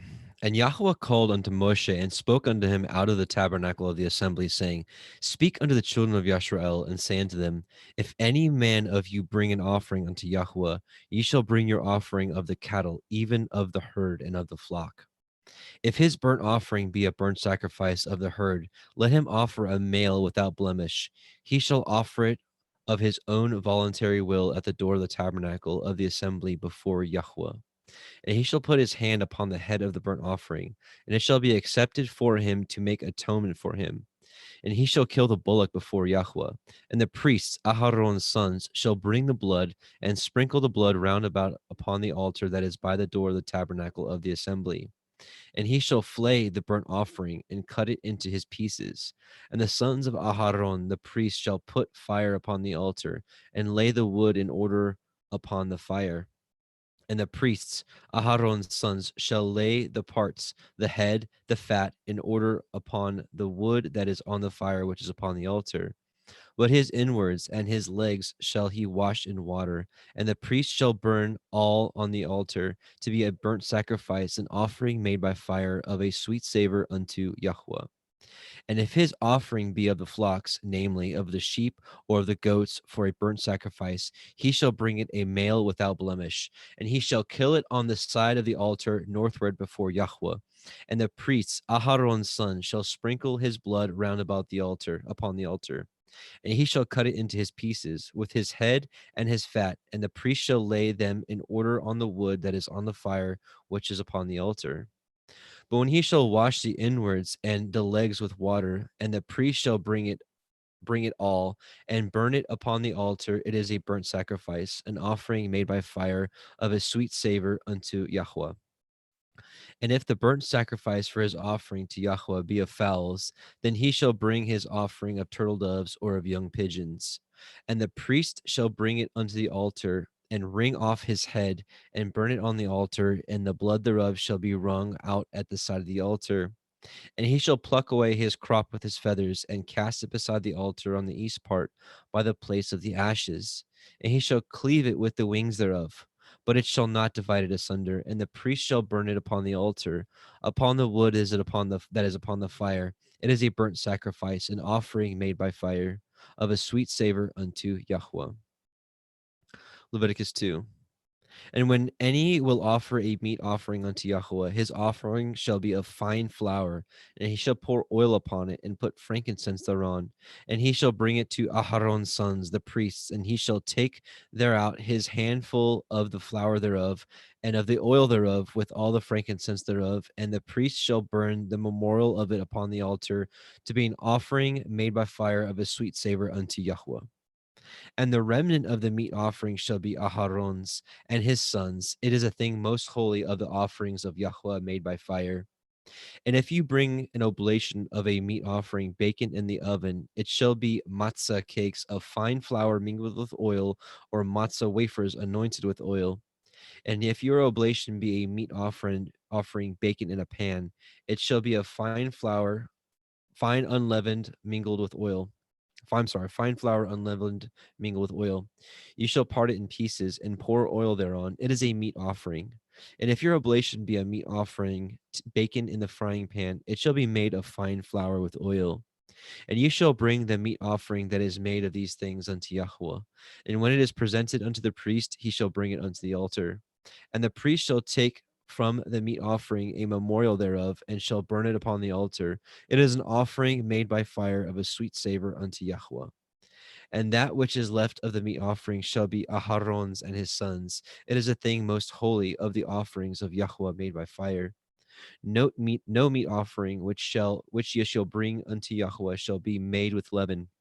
For ye shall burn no leaven, nor any honey in any offering of Yahweh made by fire. As for the oblation of the firstfruits, ye shall offer them unto Yahweh, but they shall not be burnt on the altar for a sweet savor. And every oblation of your meat offering shall you season with salt, neither shall you suffer the salt of the covenant of your Elohim to be lacking from your meat offering. With all your offerings ye shall offer salt. And if you offer a meat offering of your first fruits unto Yahweh, you shall offer for the meat offering of your first fruits green ears of grain dried by the fire, even grain beaten out of full ears. And ye shall put oil upon it and lay frankincense thereon. It is a meat offering. And the priest shall burn the memorial of it, part of the beaten grain thereof, and part of the oil thereof, with all the frankincense thereof. It is an offering made by fire unto Yahweh. Leviticus chapter 3. And if his oblation be a sacrifice of peace offering, if he offer it of the herd, whether it be a male or female, he shall offer it without blemish before Yahweh. And he shall lay his hand upon the head of his offering and kill it at the door of the tabernacle of the assembly. And Aharon's sons, the priests, shall sprinkle the blood upon the altar round about. And he shall offer the sacrifice of the peace offering, an offering made by fire unto Yahweh. The fat that covers the inwards, and all the fat that is upon the inwards, and the two kidneys, and the fat that is on them, which is by the flanks, and the caul above the liver, which the kidneys with the kidneys, he shall take away. And Aharon's sons shall burn it upon the altar, upon the burnt sacrifice, which is upon the wood that is on the fire. It is an offering made by fire of a sweet savor unto Yahweh. Just a moment. And if his offering for a sacrifice of peace offering unto Yahweh be of the flock, male or female, he shall offer it without blemish. If he offer a lamb for his offering, then shall he offer before Yahweh. And he shall lay his hand upon the head of his offering, and kill it before the tabernacle of the assembly. And Aharon's sons shall sprinkle the blood thereof round about upon the altar. And he shall offer of the sacrifice of the peace offering, an offering made by fire unto Yahweh. The fat thereof and the whole rump it shall he take off hard by the backbone, and the fat that covers the inwards, and all the fat that is upon the inwards, and the two kidneys, and the fat that is upon them, which is by the flanks, and the caul above the liver, with the kidneys it shall he take away. And the priest shall burn it upon the altar. It is the food of the offering made by fire unto Yahweh. And if his offering be a goat, then he shall offer it before Yahweh. And he shall lay his hand up upon the head of it and kill it before the tabernacle of the assembly. And the sons of Aharon shall sprinkle the blood thereof upon the altar round about. And he shall offer thereof his offering, even an offering made by fire unto Yahweh. The fat that covers the inwards, and all the fat that is upon the inwards, and the two kidneys, and the fat that is upon them, which is by the flanks, and the caul above the liver, with the kidneys, it shall he take away. And the priest shall burn them upon the altar. It is a food of the offering made by fire for a sweet savor. All the fat is Yahweh's. It shall be a perpetual state for your generations throughout all your dwellings, that ye eat neither fat nor blood. Leviticus chapter 4. And Yahweh spoke unto Moshe, saying, Speak unto the children of Yisrael, saying, If a soul shall sin through ignorance against any of the commandments of Yahweh concerning things which ought not to be done, and shall do against any of them, if the priest that is anointed do sin according to the sin of the people, then let him bring for his sin which he has sinned a young bullock without blemish unto Yahweh for a sin offering. And he shall bring the bullock unto the door of the tabernacle of the assembly before Yahweh, and shall lay his hand upon the bullock's head, and kill the bullock before Yahweh. And the priest that is anointed shall take of the bullock's blood, and bring it to the tabernacle of the assembly. And the priest shall dip his finger in the blood, and sprinkle of the blood 7 times before Yahweh, before the veil of the sanctuary. And the priest shall put some of the blood upon the horns of the altar of sweet incense before Yahweh, which is in the tabernacle of the assembly, and shall pour all the blood of the bullock at the bottom of the altar of the burnt offering, which is at the door of the tabernacle of the assembly. And he shall take off from it all the fat of the bullock for the sin offering, the fat that covers the inwards, and all the fat that is upon the inwards, and the two kidneys, and the fat that is upon them, which is by the flanks, the caul above the liver, with the kidneys, it shall he take away. As it was taken off from the bullock of the sacrifice of peace offerings, and the priest shall burn them upon the altar of the burnt offering. And the skin of the bullock, and all his flesh, with his head, and with his legs, and his inwards, and his dung, even the whole bullock shall he carry forth without the camp unto a clean place where the ashes are poured out, and burn him on the wood with fire. Where the ashes are poured out shall he be burnt. And if the whole assembly of Yisrael sin through ignorance, and the thing be hid from the eyes of the assembly, and they have done somewhat against any of the commandments of Yahweh concerning things which should not be done, and are guilty, when the sin which they have sinned against it is known, then the assembly shall offer a young bullock for the sin, and bring him before the tabernacle of the assembly. And the elders of the assembly shall lay their hands upon the head of the bullock before Yahweh, and the bullock shall be killed before Yahweh. And the priest that is anointed shall bring of the bullock's blood to the tabernacle of the assembly. And the priest shall dip his finger in some of the blood, and sprinkle it 7 times before Yahweh, even before the veil.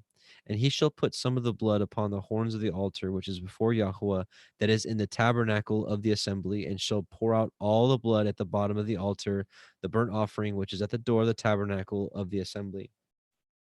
And he shall take all his fat from him, and burn it upon the altar. And he shall do with the bullock as he did with the bullock for a sin offering.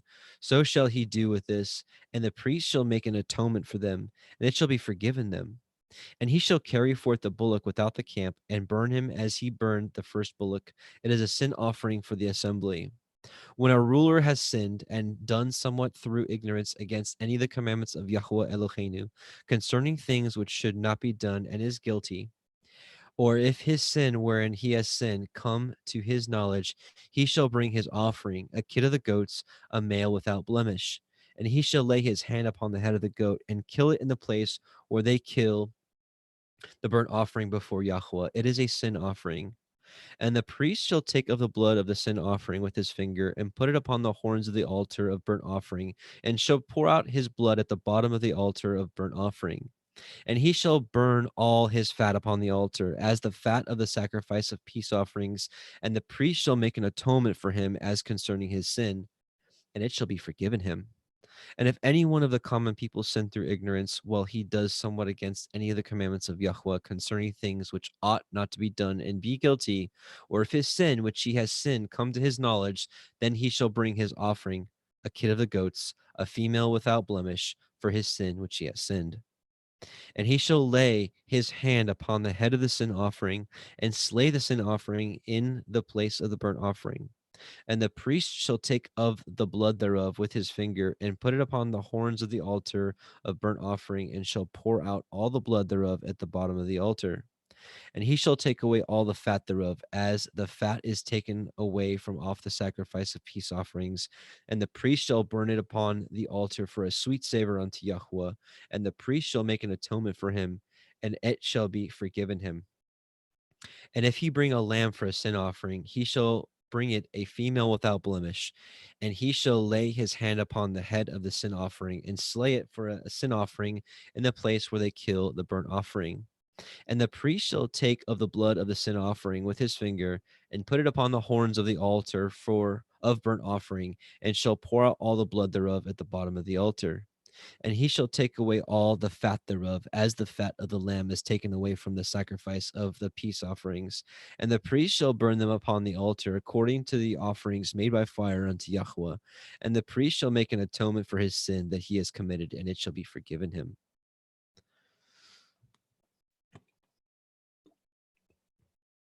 Leviticus chapter 5. And if a soul sin, and hear the voice of swearing, and is a witness, whether he has seen or known of it, if he do not utter it, then he shall bear his iniquity. Or if a soul touch any unclean thing, whether it be a carcass of unclean beast, or a carcass of unclean cattle, or the carcass of unclean creeping things, and if it be hidden from him, he also shall be unclean and guilty. Or if he touch the uncleanness of man, whatsoever uncleanness it be, that a man shall be defiled withal, and if it be hid from him, when he knows of it, then he shall be guilty. Or if a soul swear, pronouncing with his lips to do evil or to do good, whatsoever it be that a man shall pronounce with an oath, and it be hid from him, when he knows of it, then he shall be guilty in one of these. And it shall be, when he shall be guilty in one of these things, that he shall confess that he has sinned in that thing, and he shall bring his trespass offering unto Yahweh for his sin which he has sinned, a female from the flock, a lamb or a kid of the goats for a sin offering, and the priest shall make an atonement for him concerning his sin. And if he be not able to bring a lamb, then he shall bring for his trespass which he has committed 2 turtle doves or 2 young pigeons unto Yahweh, one for a sin offering and the other for a burnt offering. And he shall bring them unto the priest, who shall offer that which is for the sin offering first, and wring off his head from off his neck, but shall not divide it asunder. And he shall sprinkle of the blood of the sin offering upon the side of the altar, and the rest of the blood shall be wrung out at the bottom of the altar. It is a sin offering. And he shall offer the second for a burnt offering according to the manner, and the priest shall make an atonement for him which his sin which he has sinned, and it shall be forgiven him. But if he not be able to bring 2 turtle doves or 2 young pigeons, then he that sinned shall bring for his offering the 10th part of an ephah of fine flour for a sin offering. He shall put no oil upon it, neither shall he put any frankincense thereon, for it is a sin offering. Then shall he bring it to the priest, and the priest shall take his handful of it, even a memorial thereof, and burn it on the altar, according to the offerings made by fire unto Yahweh. It is a sin offering. And the priest shall make an atonement for him as touching his sin, that he has sinned in one of these, and it shall be forgiven him. And the remnant shall be the priest's as a meat offering.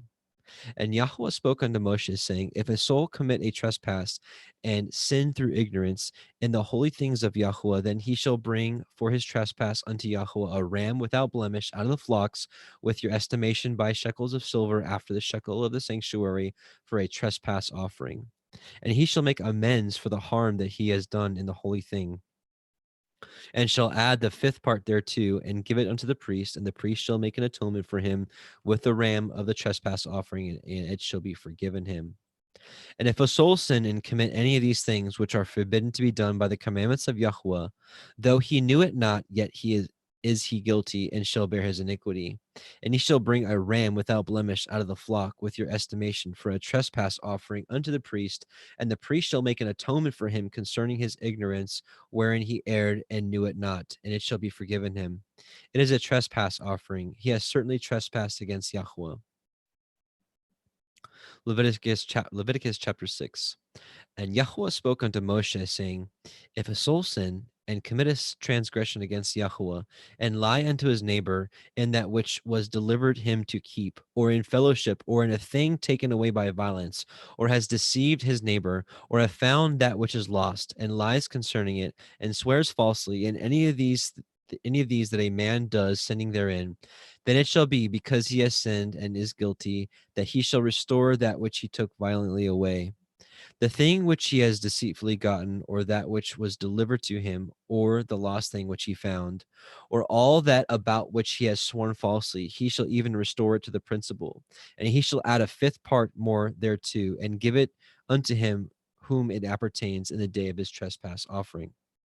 And he shall bring his trespass offering unto Yahweh, a ram without blemish out of the flock, with your estimation for a trespass offering unto the priest. And the priest shall make an atonement for him before Yahweh, and it shall be forgiven him for anything of all that he has done in trespassing thereon. And Yahweh spoke unto Moshe, saying, command Aharon and his sons, saying, this is the Torah of the burnt offering. It is the burnt offering because of the burning upon the altar all night unto the morning, and the fire of the altar shall be burning it. And the priest shall put on his linen garment, and his linen breeches shall he put upon his flesh, and take up the ashes which the fire has consumed with the burnt offering on the altar, and he shall put them beside the altar. And he shall put off his garments, and put on other garments, and carry forth the ashes without the camp unto a clean place. And the fire upon the altar shall be burning in it, and it shall not be put out. And the priest shall burn wood on it every morning, and lay the burnt offering in order upon it. And he shall burn thereon the fat of the peace offerings. The fire shall ever be burning upon the altar, it shall never go out. And this is the Torah of the meat offering. The sons of Aharon shall offer it before Yahweh before the altar. And he shall take of it his handful of the flour of the meat offering, and of the oil thereof, and all the frankincense which is upon the meat offering, and shall burn it upon the altar for a sweet savor, even the memorial of it unto Yahweh. And the remainder thereof shall Aharon and his sons eat with matzah, unleavened bread. Shall it be eaten in the holy place? In the court of the tabernacle of the assembly they shall eat it. It shall not be baken with leaven. I have given it unto them for their portion of my offerings made by fire. It is most holy, as is the sin offering, and as the trespass offering. All the males among the children of Aharon shall eat of it. It shall be a statute forever in your generations concerning the offerings of Yahweh made by fire. Everyone that touches them shall be holy. And Yahweh spoke unto Moshe, saying, this is the offering of Aharon and of his sons, which they shall offer unto Yahweh in the day when he is anointed, the 10th part of an ephah of fine flour for a meat offering perpetual, half of it in the morning and half thereof at night. In a pan it shall be made with oil, and when it is baken, you shall bring it in, and the baken pieces of the meat offering shall you offer for a sweet savor unto Yahweh. And the priest of his sons that is anointed in his stead shall offer it. It is a statute forever unto Yahweh. It shall be wholly burnt. For every meat offering for the priest shall be wholly burnt. It shall not be eaten. And Yahweh spoke unto Moshe, saying, speak unto Aharon and to his sons, saying, this is the Torah of the sin offering. In the place where the burnt offering is killed, shall the sin offering be killed before Yahweh. It is most holy. The priest that offers it for sin shall eat it. In the holy place shall it be eaten, in the court of the tabernacle of the assembly. Whosoever shall touch the flesh thereof shall be holy. And when there is sprinkled of the blood thereof upon any garment, you shall wash that whereon it was sprinkled in the holy place. But the earthen vessel wherein it is sodden shall be broken, and if it be sodden in a brazen pot, it shall be both scoured and rinsed in water. All the males among the priests shall eat thereof. It is most holy. And no sin offering whereof any of the blood is brought into the tabernacle of the assembly to reconcile withal in the holy place shall be eaten. It shall be burnt in the fire. Leviticus chapter 7. Likewise, this is the Torah of the trespass offering. It is most holy. In the place where they kill the burnt offering shall they kill the trespass offering, and the blood thereof shall he sprinkle round about upon the altar. And he shall offer of it all the fat thereof, with the rump and the fat that covers the inwards, and the 2 kidneys and the fat that is on them, which is by the flanks, and the caul that is above the liver, with the kidneys, it shall he take away. And the priest shall burn them upon the altar for an offering made by fire unto Yahuwah. It is a trespass offering. Every male among the priests shall eat thereof. It shall be eaten in the holy place. It is most holy. As the sin offering is, so is the trespass offering. There is one Torah for them. The priest that makes atonement therewith shall have it. And the priest that offers any man's burnt offering, even the priest shall have to himself the skin of the burnt offering which he has offered. And all the meat offering that is baken in the oven, and all that is dressed in the frying pan and in the pan, shall be the priest's that offers it. And every meat offering mingled with oil and dry shall the sons of Aharon have, one as much as another. And this is the Torah of the sacrifice of peace offerings, which he shall offer unto Yahuwah. If he offer it for a thanksgiving, then he shall offer it with a sacrifice of thanksgiving matzah, unleavened cakes mingled with oil, and matzah wafers anointed with oil, and cakes mingled with oil of fine flour fried. Besides the cakes, he shall offer for his offering chametz, leavened bread, with the sacrifice of thanksgiving of his peace offerings. And of it he shall offer one out of the whole oblation for a heave offering unto Yahuwah, and it shall be the priests that sprinkles the blood of the peace offerings. And the flesh of the sacrifice of his peace offerings for thanksgiving shall be eaten the same day that it is offered. He shall not leave any of it until the morning. But if the sacrifice of his offering be a vow or a voluntary offering, it shall be eaten the same day that he offers his sacrifice, and on the morrow also the remainder of it shall be eaten. But the remainder of the flesh of the sacrifice on the 3rd day shall be burnt with fire. And if any of the flesh of the sacrifice of his peace offerings be eaten at all on the 3rd day, it shall not be accepted, neither shall it be imputed unto him that offers it. It shall be an abomination, and the soul that eats of it shall bear his iniquity. And the flesh that touches any unclean thing shall not be eaten. It shall be burnt with fire. And as for the flesh, all that be clean shall eat thereof. But the soul that eats of the flesh of the sacrifice of peace offerings that pertain unto Yahuwah, having his uncleanness upon him, even that soul shall be cut off from his people. Moreover, the soul that shall touch any unclean thing, as the uncleanness of man, or any unclean beast, or any abominable unclean thing, and eat of the flesh of the sacrifice of peace offerings, which pertain unto Yahuwah, even that soul shall be cut off from his people. And Yahuwah spoke unto Moshe, saying, Speak unto the children of Yisrael, saying, Ye shall eat no manner of fat of ox, or of sheep, or of goat. And the fat of the beast that dies of itself, and the fat of that which is torn with the beast may be used in any other use, but ye shall in no wise eat it. For whosoever eats of the fat of the beast, of which men offer an offering made by fire unto Yahuwah, even the soul that eats it shall be cut off from his people. Moreover, ye shall eat no manner of blood, whether it be of fowl or of beast, or in any of your dwellings. Whatsoever soul it be that eats any manner of blood, even that soul shall be cut off from his people. And Yahuwah spoke unto Moshe, saying, Speak unto the children of Yisrael, saying, He that offers the sacrifice of his peace offerings unto Yahuwah shall bring his oblation unto Yahuwah of the sacrifice of his peace offerings. His own hand shall bring the offerings of Yahuwah made by fire.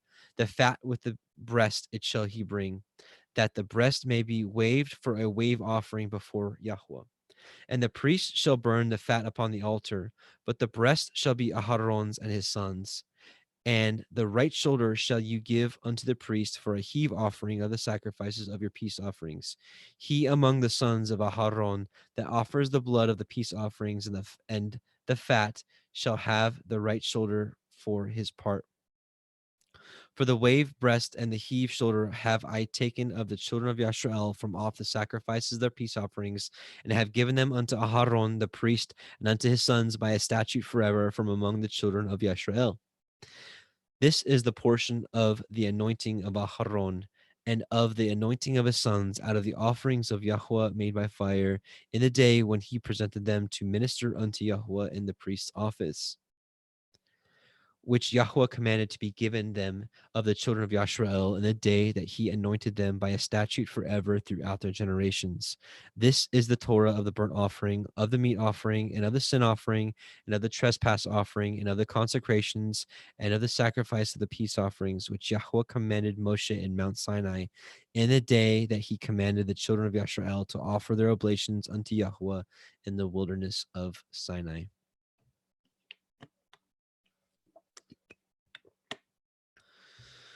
Leviticus chapter 8.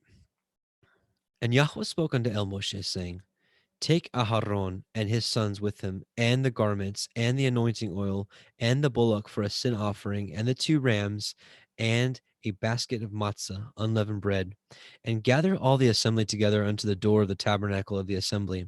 And Moshe did as Yahweh commanded him, and the assembly was gathered together unto the door of the tabernacle of the assembly. And Moshe said unto the assembly, This is the thing which Yahweh commanded to be done. And Moshe brought Aharon and his sons and washed them with water.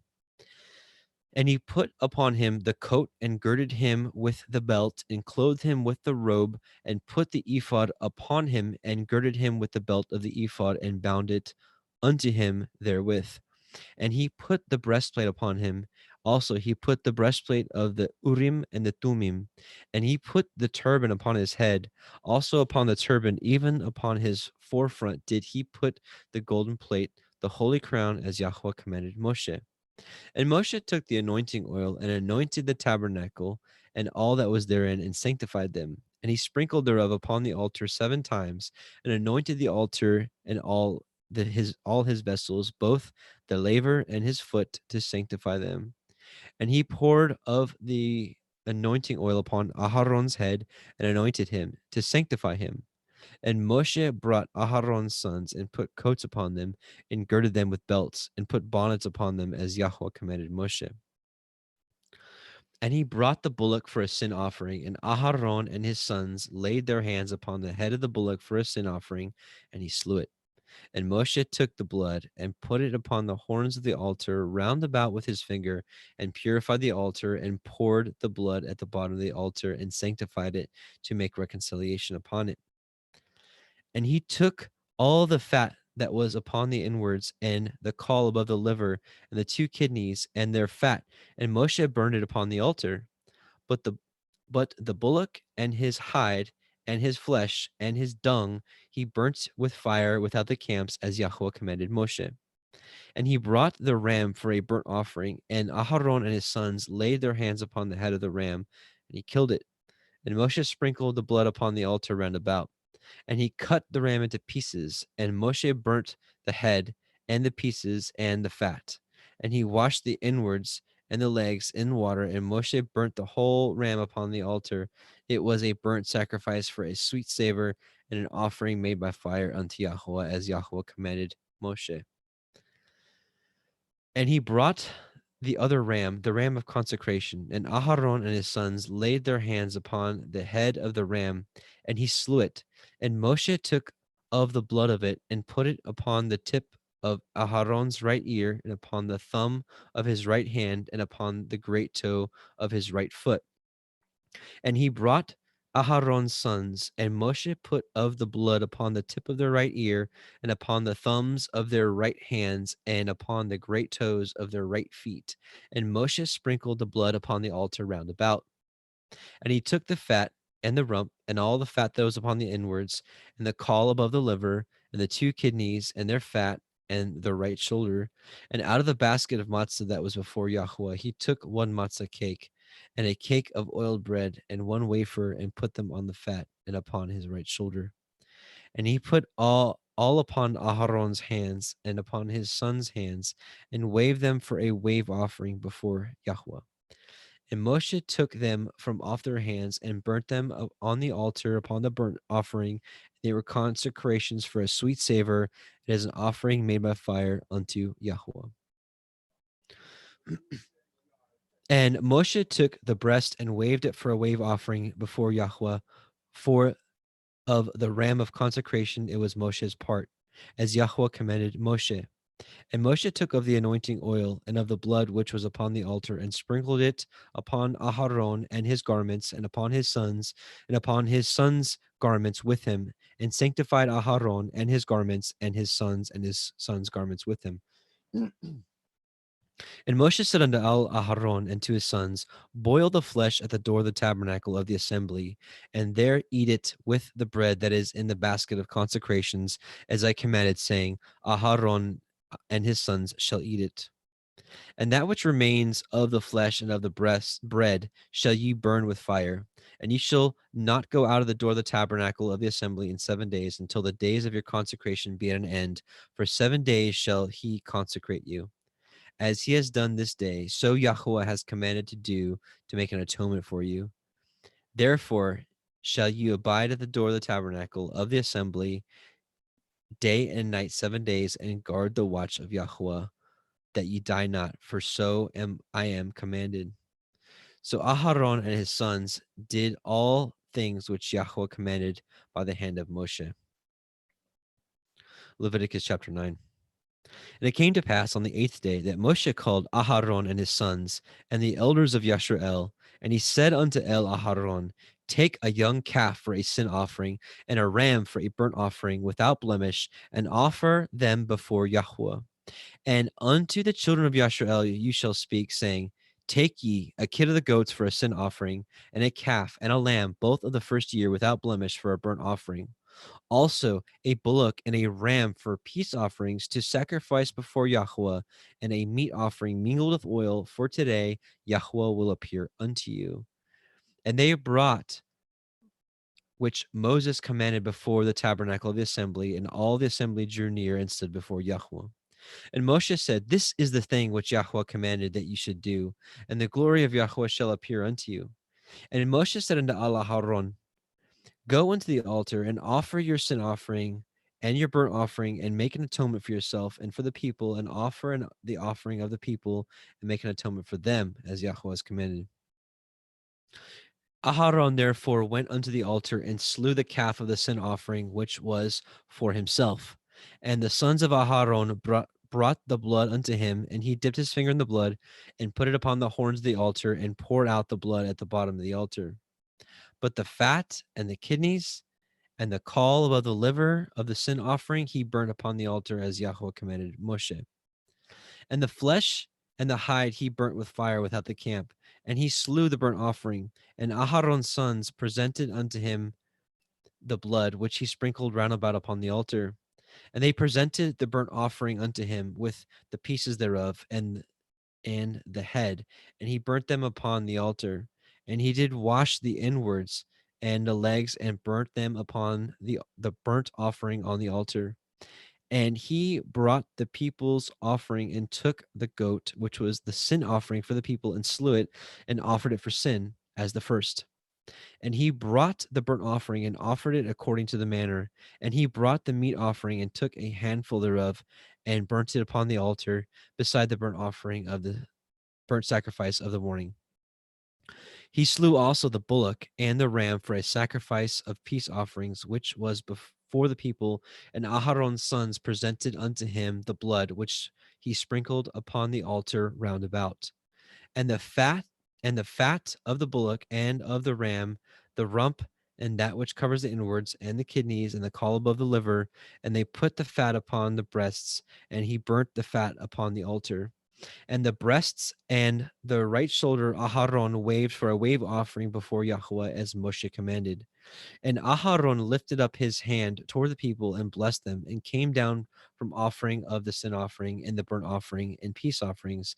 And Moshe and Aharon went into the tabernacle of the assembly, and came out, and blessed the people, and the glory of Yahweh appeared unto all the people. And there came a fire from out before Yahweh, and consumed upon the altar the burnt offering and the fat, which when all the people saw, they shouted and fell on their face.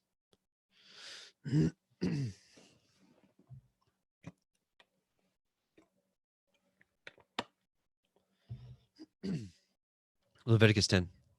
And Nadab and Abihu, the sons of Aharon, took either of them his censer, and put fire therein, and put incense thereon, and offered strange fire before Yahweh, which he commanded them not. And there went out fire from Yahweh, and devoured them, and they died before Yahweh. Then Moshe said unto Aharon, this is that Yahweh spoke, saying, I will be sanctified in them that come nigh me, and before all the people I will be glorified. And Aharon held his peace. And Moshe called Mishael, Elishaphan, the sons of Uzziel, the uncle of Aharon, and said unto them, come near, carry your brethren from before the sanctuary out of the camp. So they went near and carried them in their coats out of the camp, as Moshe had said. And Moshe said unto Aharon and unto Eleazar and unto Ithamar his sons, uncover not your heads, neither rend your clothes, lest ye die, and lest the wrath come upon all the people, but let your brethren, the whole house of Yashrael, bewail the burning which Yahweh has kindled. And ye shall not go out from the door of the tabernacle of the assembly, lest you die. For the anointing oil of Yahweh is upon you, and they did according to the word of Moshe. And Yahweh spoke unto Aharon, saying, do not drink wine nor strong drink, you nor your sons with you, when you go into the tabernacle of the assembly, lest you die. It shall be a statute forever throughout your generations.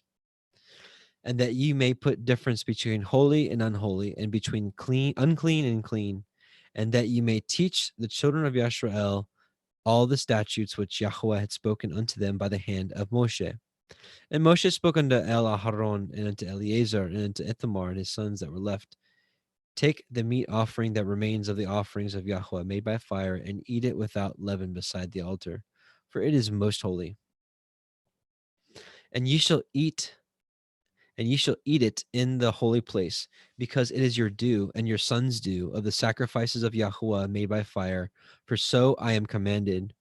And the wave breast and the heave shoulder shall ye eat in a place, you and your sons and your daughters with you, for they be your due and your sons' due, which are given out of the sacrifices of peace offerings of the children of Yashrael.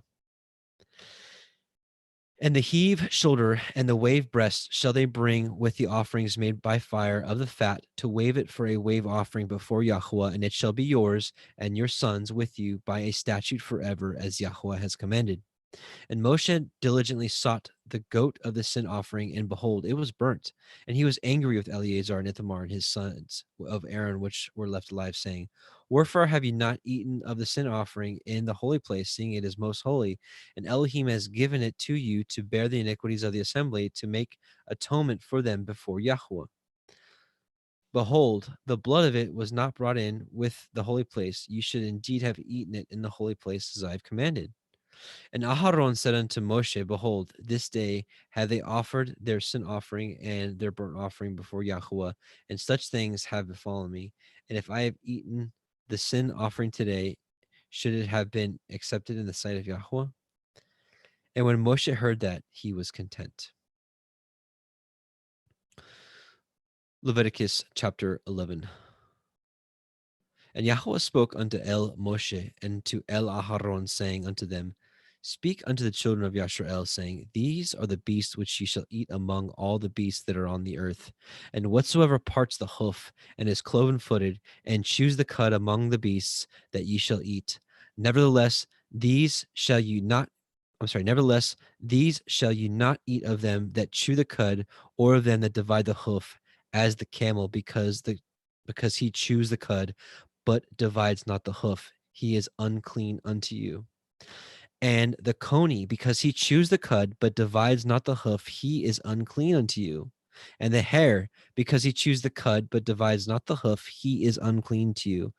And the swine, though he divide the hoof and be cloven-footed, yet he chews not the cud, he is unclean to you. Of their flesh ye shall not eat, and their carcass shall you not touch. They are unclean to you. These shall you eat of all that are in the waters. Whatsoever has fins and scales in the waters, in the seas, and in the rivers, them shall you eat. And all that have not fins and scales in the seas and in the rivers, of all that moves in the waters, and of any living thing which is in the waters, they shall be an abomination unto you. They shall even be an abomination unto you. Ye shall not eat of their flesh, but ye shall have their carcasses in abomination. Whatsoever has no fins nor scales in the waters, that shall be an abomination to you. And these are they which ye shall have in abomination among the fowls. They shall not be eaten. They are an abomination: the eagle, the ossifrage, the osprey, the vulture, the kite after his kind, every raven after his kind, the owl, the nighthawk, the cuckoo, the hawk after his kind, the little owl, and the cormorant, and the great owl, and the swan, and the pelican, and the gier eagle, the stork, the heron after her kind, and the lapwing, and the bat. All fowls that creep going on all four shall be an abomination unto you. Yet these may ye eat of every flying creeping thing that goes upon all four, which have legs above their feet, to leap withal upon the earth. Even these of them you may eat: the locust after his kind, the bald locust after his kind, the beetle after his kind, the grasshopper after his kind. But all other flying creeping things which have 4 feet shall be an abomination unto you, and for these ye shall be unclean. Whosoever touches the carcass of them shall be unclean until the evening. And whosoever bears aught of the carcass of them shall wash his clothes and be unclean until the evening. The carcasses of every beast which divides the hoof and is not cloven-footed, nor chews the cud, are unclean unto you. Every one that touches them shall be unclean. And whatsoever goes upon his paws among all manner of beasts that go on all four, those are unclean unto you. Whoso touches their carcass shall be unclean until the evening. And he that bears the carcass of them shall wash his clothes and be unclean until the evening. They are unclean unto you. These also shall be unclean unto you among the creeping things that creep upon the earth: the weasel, the mouse, and the tortoise after his kind, and the ferret, and the chameleon, and the lizard, and the snail, and the mole. These are unclean to you. And among all that creep, whosoever touches them when they be dead shall be unclean until the evening. And upon whatsoever any of them, when they are dead, do fall, it shall be unclean, whether it be any vessel of wood, or raiment, or skin, or sack. Whatsoever vessel it be, wherein any work is done, it must be put into water, and it shall be unclean until the evening, so it shall be cleansed. And every earthen vessel where into any of them falls, whatsoever is in it shall be unclean, and ye shall break it. Of all meat which may be eaten, that on which such water comes shall be unclean, and all drink that may be drunk in every such vessel shall be unclean. And everything whereupon any part of their carcass falls shall be unclean, whether it be oven or ranges, for pots, they shall be broken down, for they are unclean, and shall be unclean unto you. Nevertheless, a fountain or pit wherein there is plenty of water shall be clean, but that which touches their carcass shall be unclean. And if any part of their carcass shall fall upon any sowing seed which is to be sown, it shall be clean. But if any water be put upon the seed, and any part of their carcass fall thereon, it shall be unclean to you. And if any beast of which ye may eat die, he that touches the carcass thereof shall be unclean until the evening. And he that eats of the carcass of it shall wash his clothes and be unclean until the evening. He also that bears the carcass of it shall wash his clothes and be unclean until the evening. And every creeping thing that creeps upon the earth shall be an abomination. It shall not be eaten. Whosoever goes upon the belly, and whatsoever goes upon all four, or whatsoever has more feet among all the creeping things that creep upon the earth, them ye shall not eat, for they are an abomination. Ye shall not make yourselves abominable with any creeping thing that creeps, neither shall you make yourselves unclean with them, that you should be defiled thereby. For I am Yahweh Elohim. You shall therefore sanctify yourselves, and shall be holy, for I am holy. Neither shall you defile yourselves with any manner of creeping thing that creeps upon the earth. For I am Yahweh YHWH, that brings you up out of the land of Mitzrayim to be your Elohim. You shall therefore be holy, for I am holy. This is the Torah of the beasts and of the fowl and of every living creature that moves in the waters and of every creature that creeps upon the earth, to make a difference between the unclean and the clean, and between the beasts that may be eaten and the beasts that may not be eaten. Now, Justin, I don't know if you want to just take over for 12, 13, 14, 15, because I think you said you might be heading out after we're done with Leviticus. Do you want to go ahead and take those? Yeah, I can go ahead and finish up Leviticus. Or I think Jeremy's going to take over at, if he's still around, he's going to take over at 16, I believe. So at least you can at least get a couple more chapters in if you'd like. Okay, that's fine. Just let me know when he is done with that. We're ready. So just pause at when you're done with 15 and see if Jeremy's ready. Okay. I'll be ready. Yep. Excellent.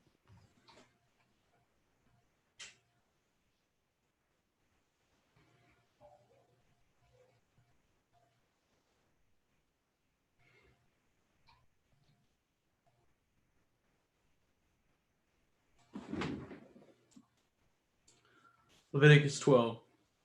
And Yahweh spoke unto Moshe, saying, Speak unto the children of Yashrael, saying, If a woman have conceived seed and bore a male child, then she shall be unclean 7 days. According to the days of the separation for her infirmity shall she be unclean. And in the 8th day the flesh of his foreskin shall be circumcised, and he shall then continue in the blood of her purifying 33 days. She shall touch no hallowed thing, nor come into the sanctuary until the days of her purifying be fulfilled. But if she bear a female child, then she shall be unclean 2 weeks, as in her separation, and she shall continue in the blood of her purifying 66 days. And when the days of her purifying are fulfilled, for a son or for a daughter, she shall bring a lamb of the first year for a burnt offering, and a young pigeon or a turtle dove for a sin offering unto the door of the tabernacle of the assembly unto the priest, who shall offer it before Yahweh and make an atonement for her, and she shall be cleansed from the issue of her blood. This is the Torah for her that has borne a male or a female. And if she be not able to bring a lamb, then she shall bring 2 turtle doves or 2 young pigeons, the one for the burnt offering and the other for a sin offering. And the priest shall make an atonement for her, and she shall be clean. And Yahweh spoke unto El Moshe and El Aaron, saying, When a man shall have in the skin of his flesh a rising, a scab, or a bright spot, and it be in the skin of his flesh like the plague of leprosy, then he shall be brought unto Aaron the priest, or unto one of his sons the priest. And I apologize, we're on chapter 13, verse 3.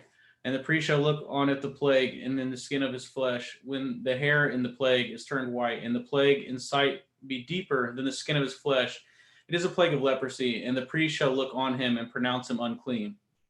And if the bright spot be white in the skin of his flesh, and the sight be not deeper than the skin, and the hair thereof be not turned white, then the priest shall shut up him that has it the plague 7 days. And the priest shall look on him the 7th day, and behold, if the plague in his sight be at stay, and the plague spread not in the skin, then the priest shall shut him up 7 days more. And the priest shall look on him again the 7th day, and behold, if the plague be somewhat dark, and the plague spread not in the skin, the priest shall pronounce him clean. It is but a scab, and he shall wash his clothes and be clean. But if the scab spread much abroad in the skin, after that he has been seen of the priest for his cleansing, he shall be seen of the priest again. And if the priest see that, behold, the scab spreads in the skin, then the priest shall pronounce him unclean. It is leprosy. When the plague of leprosy is in a man, then he shall be brought unto the priest, and the priest shall see him, and behold, if the rising be white in the skin, and have turned the hair white, and there be quick raw flesh in the rising, it is an old leprosy in the skin of his flesh. And the priest shall pronounce him unclean, and shall not shut him up, for he is unclean. And if a leprosy break out abroad in the skin, and the leprosy covereth all the skin of him that has the plague, from his head even to his foot, wheresoever the priest looks, then the priest shall consider, and behold, if the leprosy have covered all his flesh, he shall pronounce him clean that has it the plague. It is all turned white, he is clean. But when raw flesh appears in him, he shall be unclean. And the priest shall see at the raw flesh, and pronounce him to be unclean, for the raw flesh is unclean, it is leprosy. Or if the raw flesh turn again and be changed into white, he shall come unto the priest, and the priest shall see him, and behold, if the plague be turned into white, then the priest shall pronounce him clean that has a plague, he is clean. The flesh also, in which even in the skin thereof was a boil, and is healed, and in the place of the boil there be a white rising or a bright spot, white and somewhat reddish, and to be showed to the priest. And if when the priest sees it, behold, it be in the sight lower than the skin, and the hair thereof be turned white, the priest should pronounce him unclean. It is a plague of leprosy broken out of the boil. But if the priest look on it, and behold, there be no white hairs therein, and it be not lower than the skin, but be somewhat dark, then the priest shall shut him up 7 days. And if it spread much abroad in the skin, the priest shall pronounce him unclean. It is a plague. But if the bright spot stay in his place, and spread not, it is a burning boil, and the priest shall pronounce him clean. Or if there be any flesh in the skin, whereof there is a hot burning, and the quick flesh that burns have a white bright spot, somewhat reddish or white, then the priest shall look upon it, and behold, if the hair in the bright spot turned white, it be in the sight deeper than the skin, it is leprosy, broken out of burning. Wherefore the priest shall pronounce him unclean. It is the plague of leprosy. But if the priest look on it, and behold, there be no white hair in the bright spot, and it be no lower than the other skin, but somewhat dark, then the priest shall shut him up 7 days. And the priest shall look upon him the 7th day, and if it be spread much abroad in his skin, then the priest shall pronounce him unclean. It is a plague of leprosy. And if the bright spot stay in his place and spread not in the skin, but if it be somewhat dark, it is a rising of the burning, and the priest shall pronounce him clean, for it is an inflammation of the burning. If a man or a woman have a plague upon the head or beard, then the priest shall see at the plague, and behold, if it be in sight deeper than the skin, and there be in it yellow thin hair, then the priest shall pronounce him unclean. It is dry skull, even a leprosy upon the head or beard. And if the priest took at the plague of the skull, and behold, it be not in sight deeper than the skin, and that there is no black hair in it, then the priest shall shut him up that is at the plague of the skull 7 days. And if in the 7th day the priest shall look on at the plague, and behold, if the skull spread not, and there be in it no yellow hair, and the skull be not in sight deeper than the skin, he shall be shaven. But if the skull shall he not shave, and the priest shall shut him up that has at the skull 7 days more. And in the 7th day the priest shall look on at the skull, and behold, if the skull be not spread in the skin, or it be in sight deeper than the skin, then the priest shall pronounce him clean, and he shall wash his clothes and be clean. But if the skull spread much in the skin after his cleansing, then the priest shall look on him, and behold, if the skull be spread in the skin, then the priest shall not seek for yellow hair. He is unclean. But if the skull be in his sight at a stay, and that there is a black hair grown up therein, the skull is healed. He is clean, and the priest shall pronounce him clean. If a man also, or a woman, have in the skin of their flesh bright spots, even white bright spots, then the priest shall look, and behold, if the bright spots in the skin of their flesh be darkish white, it is a freckled spot that grows in the skin. He is clean. And the man whose hair is fallen off his head, he is bald, yet he is clean. And he that his hair fallen off from the part of his head towards his face, he is forehead bald, yet he is clean. And if there be in the bald head or bald forehead a white reddish sore, it is leprosy sprung up in his bald head or his bald forehead. Then the priest shall look upon it, and behold, if the rising of the sore be white reddish in his bald head or in his bald forehead, as the leprosy appears in the skin of his flesh, he is a leprous man, he is unclean, and the priest shall pronounce him utterly unclean. His plague is in his head. And the leper in whom the plague is, his clothes shall be rent, and his head bare, and he shall put a covering upon his upper lip, and shall cry, unclean, unclean. All the days wherein the plague shall be in him, he shall be defiled. He is unclean. He shall dwell alone without the camp, shall his habitation be. The garment also that the plague of leprosy is in, whether it be woolen garment or a linen garment, whether it be a warp or a woof of linen or of woolen, whether in a skin or in anything made of skin. And if the plague be greenish or reddish in the garment or in the skin, either in the warp or in the woof or in anything of skin, it is a plague of leprosy, and shall be showed unto the priest. And the priest shall look upon the plague and shut it up, it that has it the plague 7 days. And he shall look on it the plague 7 days. If the plague be spread in the garment, either is in the warp, or in the woof, or in the skin, or in any work that is made of the skin, the plague is a fretting leprosy, it is unclean. He shall therefore burneth the garment, if whether the warp, or if the woof, in woolen or in linen, if anything of skin wherein the plague is, for he is a fretting leprosy, it shall be burnt in the fire. And if the priest shall look, and behold, the plague be not spread in the garment, either in the warp or in the woof, or anything of the skin, then the priest shall command that they wash at the thing wherein the plague is, and he shall shut it up 7 days more. And the priest shall look on it the plague after that it is washed, and behold, if the plague have not charged with its color, and the plague be not spread, it is unclean. He shall burn it in the fire. It is fret inward, whether it be bare within or without. And if the priest look, and behold, the plague be somewhat dark after the washing of it, then he shall rend it out of the garment, or out of the skin, or out of the warp, or out of the woof. And if it shall appear still in the garment, either in the warp, or in the woof, or anything of the skin, it is a spreading plague. You shall burn it. You shall burneth that wherewith the plague is with fire. And the garment, either warp, or woof, or whatsoever thing of skin it be, which ye shall wash, if the plague be departed from them, then it shall be washed the second time, and it shall be clean. This is the Torah of the plague of leprosy, in a garment of woolen or linen, either in the warp or woof, or anything of skins, to pronounce it clean, or to pronounce it unclean. Leviticus 14. And Yahweh spoke unto Moshe, saying, This shall be the Torah of the leper in the day of his cleansing. He shall be brought unto the priest. And the priest shall go forth out of the camp, and the priest shall look, and behold, if the plague of leprosy be healed in the leper, then shall the priest command to take for him that it be cleansed 2 birds alive, and clean, and cedar wood, and scarlet, and hyssop. And the priest shall command that one of the birds be killed in an earthen vessel over running water. And if the living bird, he shall take it, and if the cedar wood, and if the scarlet, and if the hyssop, and shall dip them, and if the living bird, in the blood of the bird that was killed over the running water. And he shall sprinkle upon him that is to be cleansed from the leprosy 7 times, and shall pronounce him clean, and shall let a living bird loose into the open field.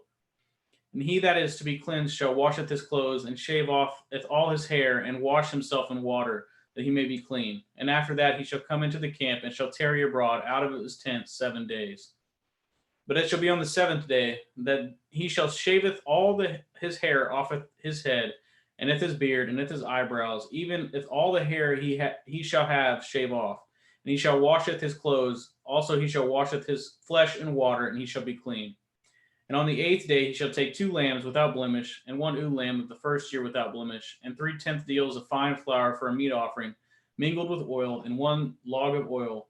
And the priest that makes him clean shall presenteth the man that is to be made clean, and those things before Yahweh at the door of the tabernacle of the assembly. And the priest shall take 1 he lamb, and offer him for a trespass offering, and if 1 log of oil, and wave them for a wave offering before Yahweh. And he shall slay at the lamb in the place where he shall killeth the sin offering, and at the burnt offering in the holy place. For as the sin offering is the priest, so is the trespass offering. It is most holy. And the priest shall take some of the blood of the trespass offering, and the priest shall put it upon the tip of the right ear of him that is to be cleansed, and upon the thumb of his right hand, and upon the great toe of his right foot. And the priest shall take some of the log of oil, and pour it into the palm of his own left hand. And the priest shall dip his finger in the oil that is in his left hand, and shall sprinkle of the oil with his finger the seven times before Yahweh. And of the rest of the oil that is in his hand shall the priest put upon the tip of the right ear of him that is to be cleansed, and upon the thumb of his right hand, and upon the great toe of his right foot, upon the blood of the trespass offering. And the remnant of the oil that is in the priest's hand he shall pour upon the head of him that is to be cleansed, and the priest shall make an atonement for him before Yahweh. And the priest shall offer the sin offering, and make an atonement for him that is to be cleansed from his uncleanliness. Afterward he shall kill it the burnt offering, and the priest shall offer it the burnt offering, and at the meat offering upon the altar. And the priest shall make an atonement for him, and he shall be clean. And if he be poor and cannot get so much, then he shall take 1 lamb for a trespass offering to be waved, to make an atonement for him, and 1/10 deal of fine flour mingled with oil for meat offering, and a log of oil.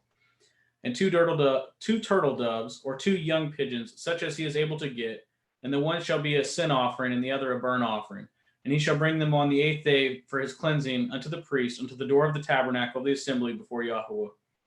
And the priest shall take the lamb of the trespass offering, and the log of oil, and the priest shall wave them before a wave offering before Yahweh.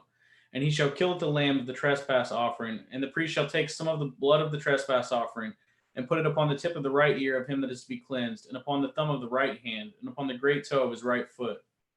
And the priest shall pour of the oil into the palm of his own left hand, and the priest shall sprinkle with his right finger some of the oil that is in his left hand 7 times before YHWH. And the priest shall put of the oil that is in his hand upon the tip of the right ear of him that is to be cleansed, and upon the thumb of his right hand, and upon the great toe of his right foot, upon the place of the blood of the trespass offering. And the rest of the oil that is in the priest's hand he shall put upon the head of him that is to be cleansed, to make an atonement for him before YHWH. And he shall offer the one of the turtle doves or the young pigeon such as he gets, even as such as he is able to get. If the one for a sin offering and the other for a burnt offering with the meat offering, and the priest shall make an atonement for him that is to be cleansed before YHWH. This is the Torah of him who is plagued of leprosy, whose hand is not able to get which pertains to his cleansing. And Yahweh spoke unto Moshe and unto Aaron, saying, when ye are come into the land of Canaan, which I give you for a possession, and I put the plague of leprosy in a house of the land of your possession, and he that owns the house shall come and tell the priest, saying, it seems to me there is as it were a plague in the house.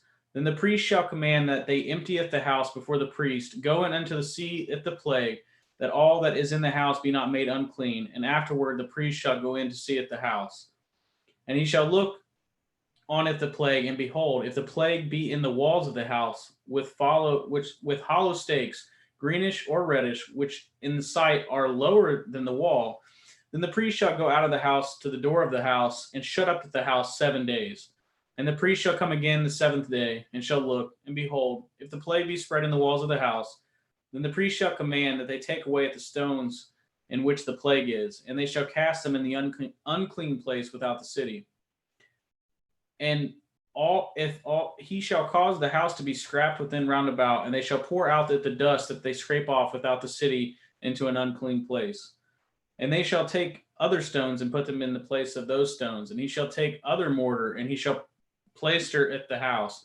And if the plague come again and break out in the house, after that he has taken away at the stones, and after he has scraped at the house, and after he has plaistered, and the priest shall come and look, and behold, if the plague be spread in the house, it is a fretting leprosy in the house, it is unclean. And he shall break at the house, at the stones of it, and at the timber thereof, and at the mortar of the house, and he shall carry them forth out of the city into an unclean place. Moreover, he that goes into the house, all the while that it is shut up, shall be unclean until the evening. He that lies in the house shall washeth his clothes, and he that eats in the house shall washeth his clothes. And if the priest shall come in and look upon it, behold, the plague has not spread in the house.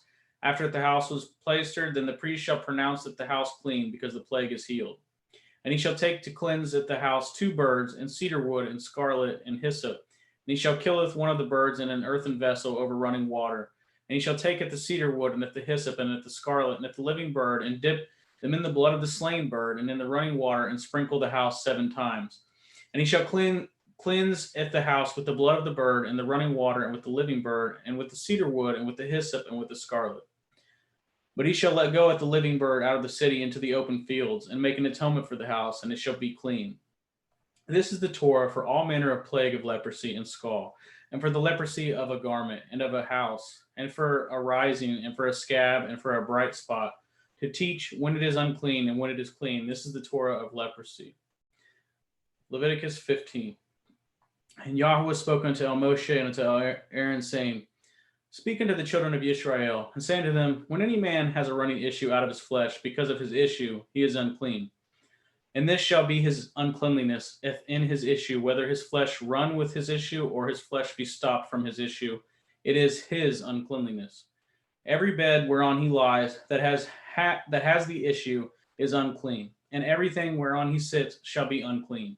And whosoever touches his bed shall wash his clothes, and bathe himself in water, and be unclean until the evening. And he that sits on anything whereon he sat that has an issue shall wash his clothes, and bathe himself in water, and be unclean until the evening. And he that touches the flesh of him that has an issue shall wash his clothes, and bathe himself in water, and be unclean until the evening.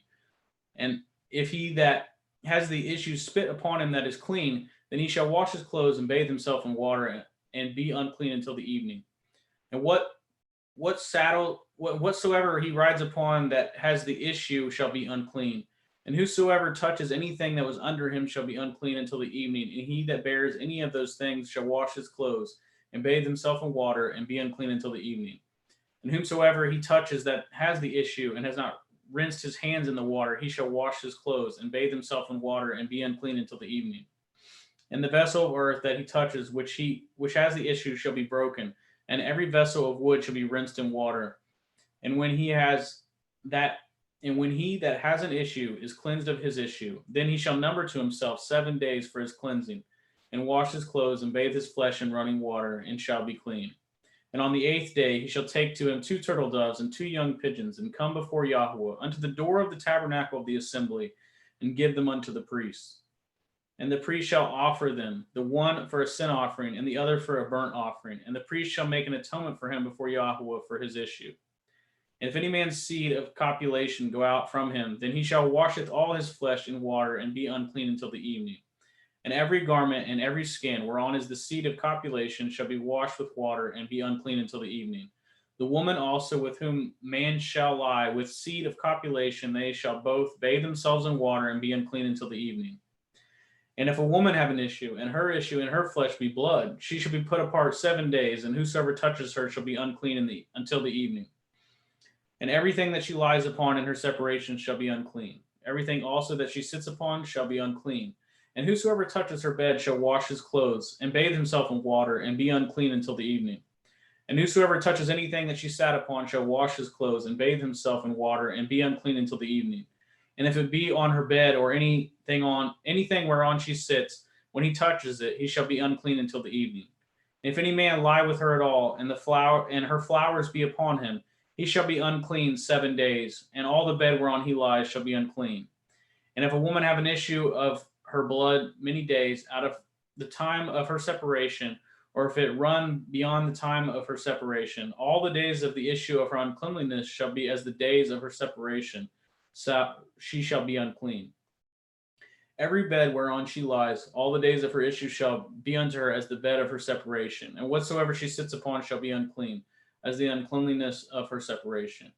And whosoever touches those things shall be unclean, and shall wash his clothes, and bathe himself in water, and be unclean until the evening.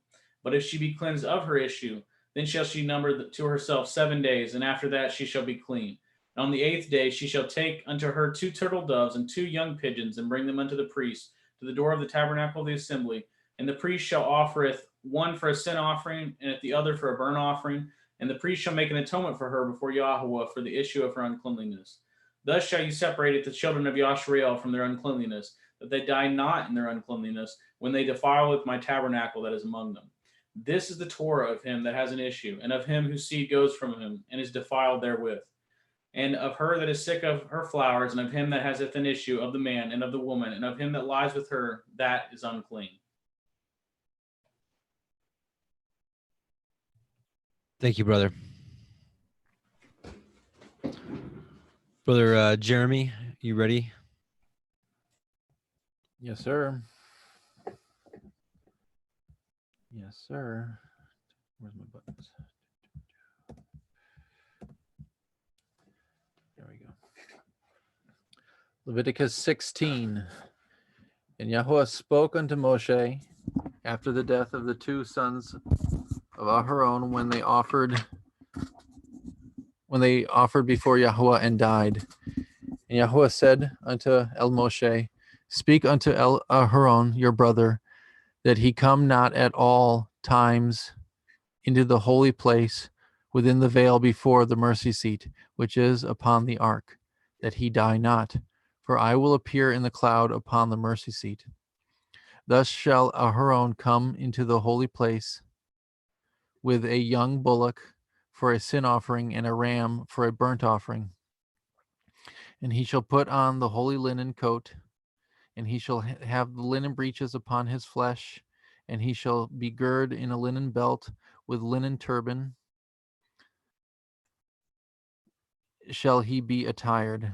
These are holy garments, therefore shall he wash his flesh in water, and so put them on. And he shall take of the assembly of the children of Yasharel 2 kids of the goats for a sin offering, and 1 ram for a burnt offering. And Aharon shall offer his bullock for the sin offering, which is for himself, and make an atonement for himself and for his house. And he shall take the 2 goats and present them before Yahuwah at the door of the tabernacle of the assembly. And Aharon shall cast lots upon the 2 goats, one lot for Yahuwah and the other lot for Azazel. And Aharon shall bring the goat upon which Yahuwah's lot fell and offer him for a sin offering.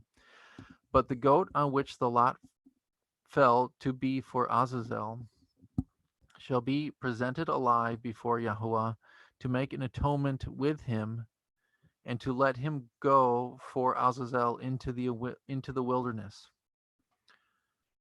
And Aharon shall bring the bullock of the sin offering, which is for himself, and shall make an atonement for himself and for his house, and shall kill the bullock of the sin offering, which is for himself.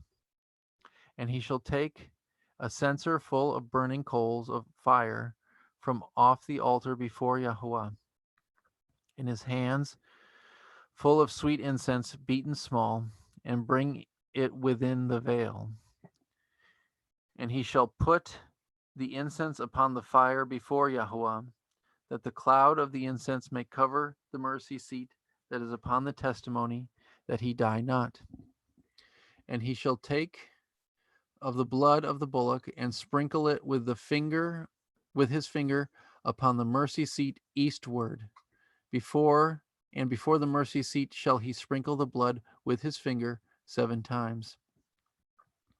Then shall he kill the goat of the sin offering that is for the people, and bring his blood within the veil, and do with that blood as he did with the blood of the bullock, and sprinkle it upon the mercy seat and before the mercy seat. And he shall make an atonement for the holy place, because of the uncleanness of the children of Yasharel, because of their transgressions in all their sins. So shall he do for the tabernacle of the assembly, and the remains among them in the midst of their uncleanness. And there shall be no man in the tabernacle of the assembly when he goes in to make an atonement in the holy place, until he come out and have made an atonement for himself and for his household and for all the assembly of Yasharel.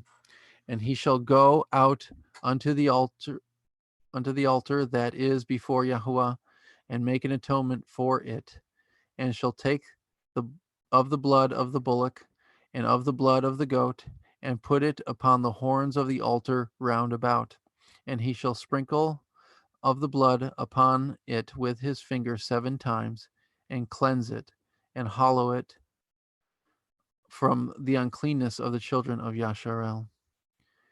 And when he has made an end of reconciling the holy place, and the tabernacle of the assembly, and the altar, he shall bring the live goat, and Aharon shall lay both his hands upon the head of the live goat, and confess over him all the iniquities of the children of Yasharel, and all their transgressions in all their sins, putting them upon the head of the goat, and shall send him away by the hand of a fit man into the wilderness. And the goat shall bear upon him all their iniquities unto a land not inhabited, and he shall let go the goat in the wilderness. And Aharon shall come into the tabernacle of the assembly, and shall put off the linen garments which he put on when he went into the holy place, and shall leave them there. He shall wash his flesh with water in the holy place, and put on his garments, and come forth, and offer his burnt offering, and the burnt offering of the people, and make an atonement for himself and for the people.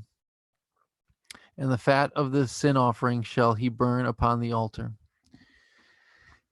And he that let go the goat for Azazel shall wash his clothes, and bathe his flesh in the water, and afterward come into the camp. And the bullock for the sin offering, and the goat for the sin offering, whose blood was brought in to make an atonement in the holy place, shall one carry forth without the camp, and they shall burn in the fire their skins and their flesh and their dung. And he that burns them shall wash his clothes and bathe his flesh in water, and afterward he shall come into the camp. And after this shall be, and this shall be a statute forever unto you, that in the 7th month, on the 10th day of the month, ye shall afflict your souls and do no work at all, whether it be one of your own country or a stranger that sojourns among you. For on that day shall the priests make an atonement for you to cleanse you, that ye may be clean from all your sins before YHWH. It shall be a Shabbat of rest unto you, and ye shall afflict your souls by a statute forever. And the priest whom he shall anoint, and whom he shall consecrate to minister in the priest's office in his father's stead, shall make an atonement, and shall put on the linen clothes, even the holy garments. And he shall make an atonement for the holy sanctuary, and he shall make an atonement for the tabernacle of the assembly, and for the altar, and he shall make an atonement for the priests and for all the people of the assembly.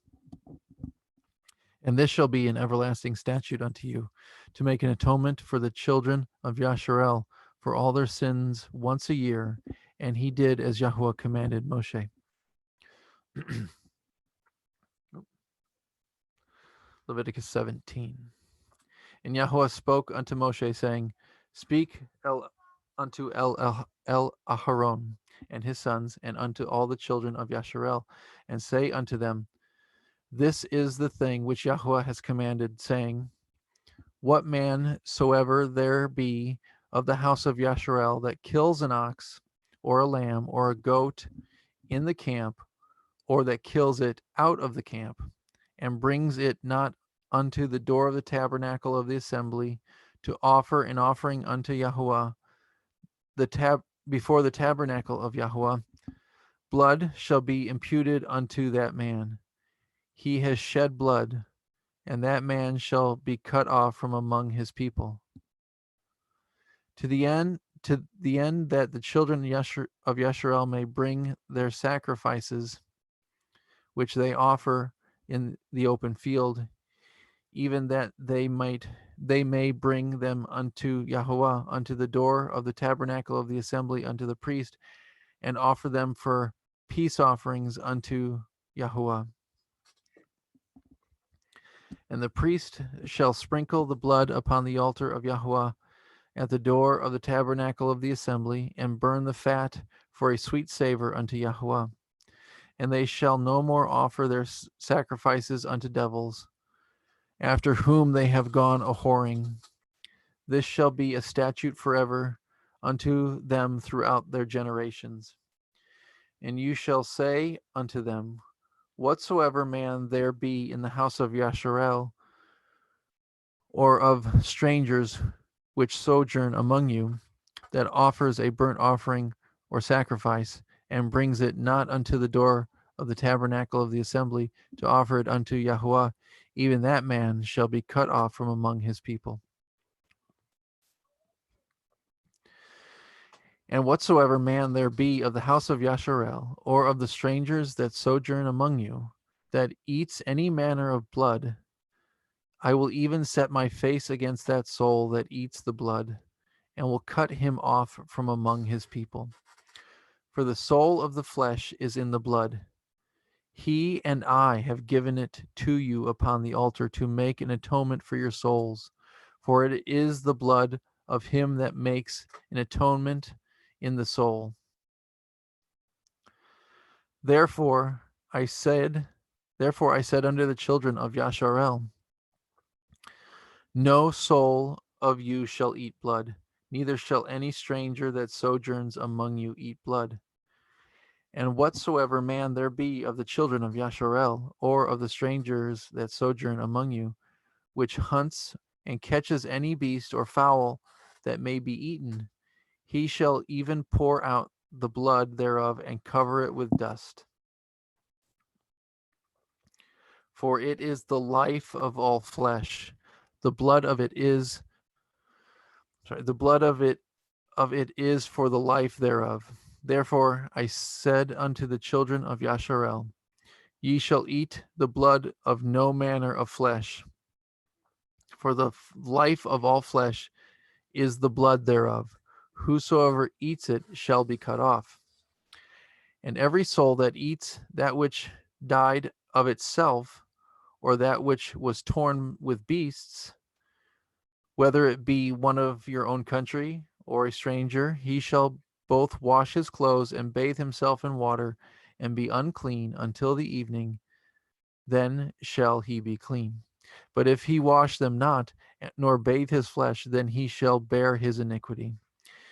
And Yahweh spoke unto Moshe, saying, speak unto the children of Yasharel, and say unto them, I am Yahweh Elohechem. After the doings of the land of Mitzrayim, wherein ye dwelt, shall ye not do, and after the doings of the land of Canaan, whither I bring you, shall ye not do, neither shall ye walk in their ordinances. Ye shall do my judgments and guard my ordinances, to walk therein. I am Yahuwah Elohechem. Ye shall therefore guard my statutes and my judgments, which if a man do, he shall live in them. I am Yahuwah.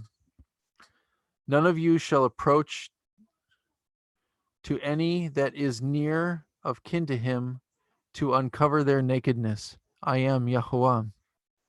The nakedness of your father or the nakedness of your mother shall you not uncover. She is your mother. You shall not uncover her nakedness. The nakedness of your father's woman shall you not uncover. It is your father's nakedness. The nakedness of your sister, the daughter of your father, or the daughter of your mother, whether she be born at home or born abroad, even their nakedness you shall not uncover.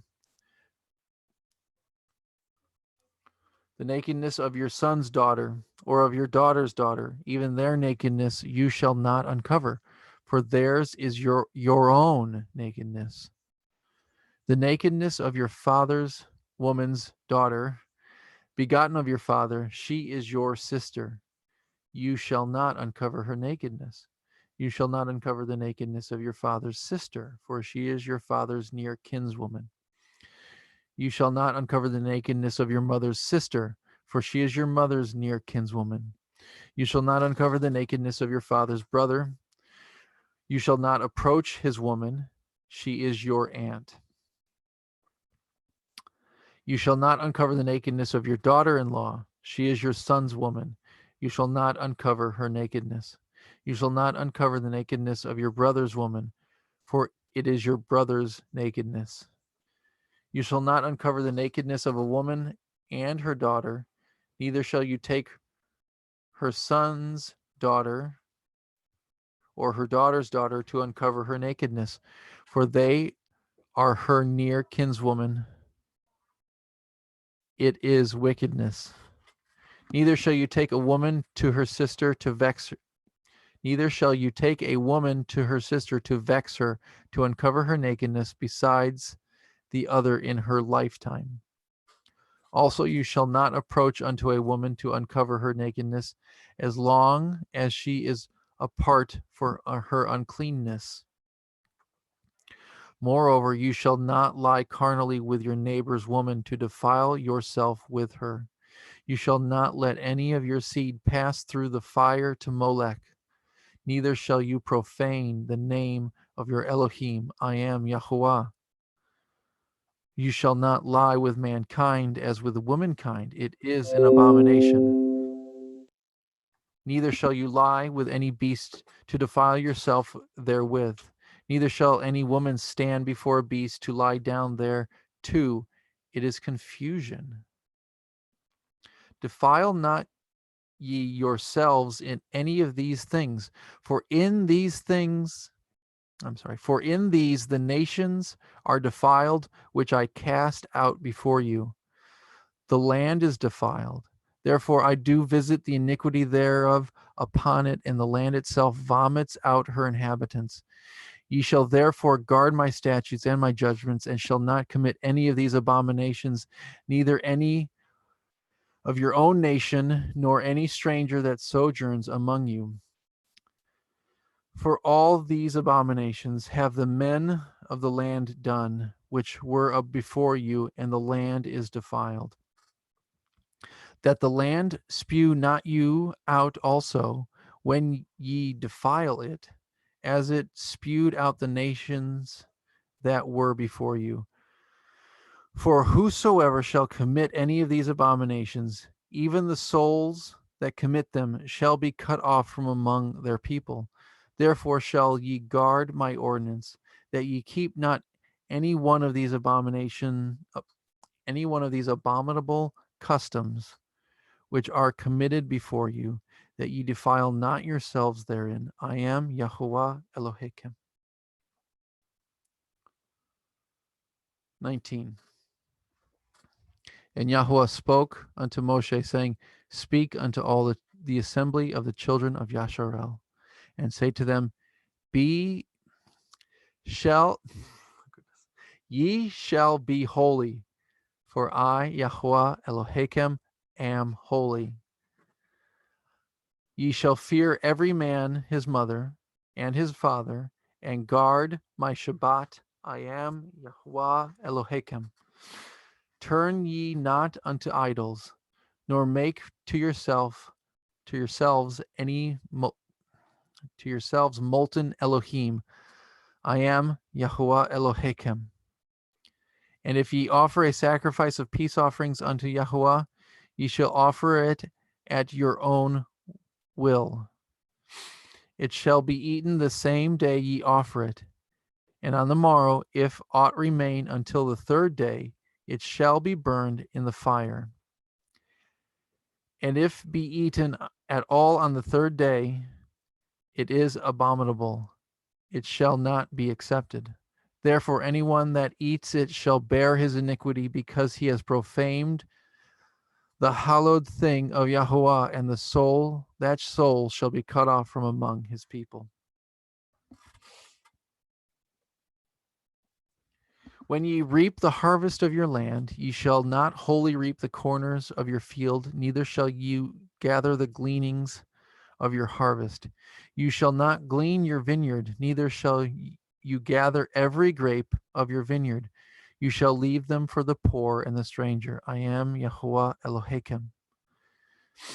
You shall not steal, neither deal falsely, neither lie one to another. And ye shall not swear by my name falsely, neither shall you profane the name of your Elohim. I am Yahuwah. You shall not defraud your neighbor, neither rob him. The wages of him that is hired shall not abide with you all night until the morning. You shall not curse the deaf, nor put a stumbling block before the blind, but shall fear your Elohim. I am Yahuwah. Ye shall do no unrighteousness in judgment. You shall not respect the person of the poor, nor honor the person of the mighty, but in righteousness shall you judge your neighbor. You shall not go up and down as a talebearer among your people, neither shall you stand against the blind. Neither shall you stand against the blood of your neighbor. I am Yahuwah. You shall not hate your brother in your heart. You shall in any wise rebuke your neighbor, and not suffer sin upon him. You shall not avenge, nor bear any grudge against the children of your people, but you shall love your neighbor as yourself. I am Yahuwah. You shall guard my statutes. You shall not let your cattle gender with a diverse kind. You shall not sow your field with mingled seed, neither shall a garment mingled of linen and woolen come upon you. And whosoever lies carnally with a woman that is a bondmaid betrothed to a man, and not at all redeemed, nor freedom given her, she shall be scourged, and they shall not be put to death, because she was not free.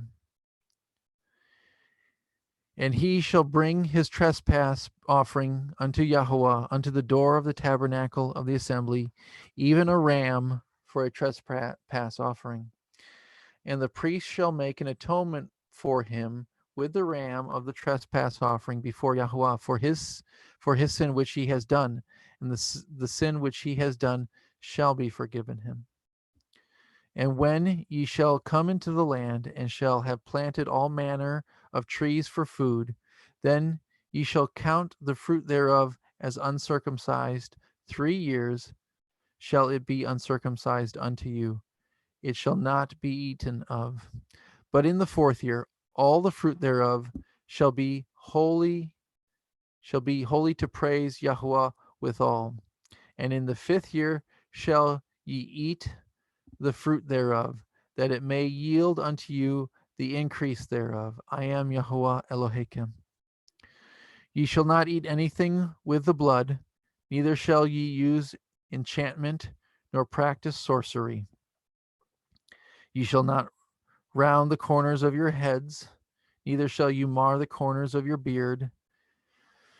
Ye shall not make any cuttings in your flesh for the dead, nor print any mark upon you. I am Yahweh.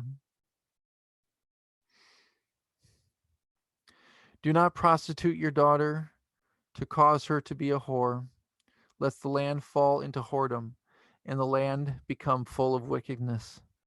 Ye shall guard my Shabbat and reverence my sanctuary. I am Yahweh.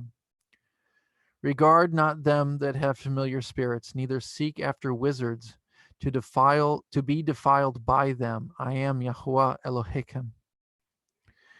You shall rise up before the gray head, and honor the face of the old man, and fear your Elohim. I am Yahuwah.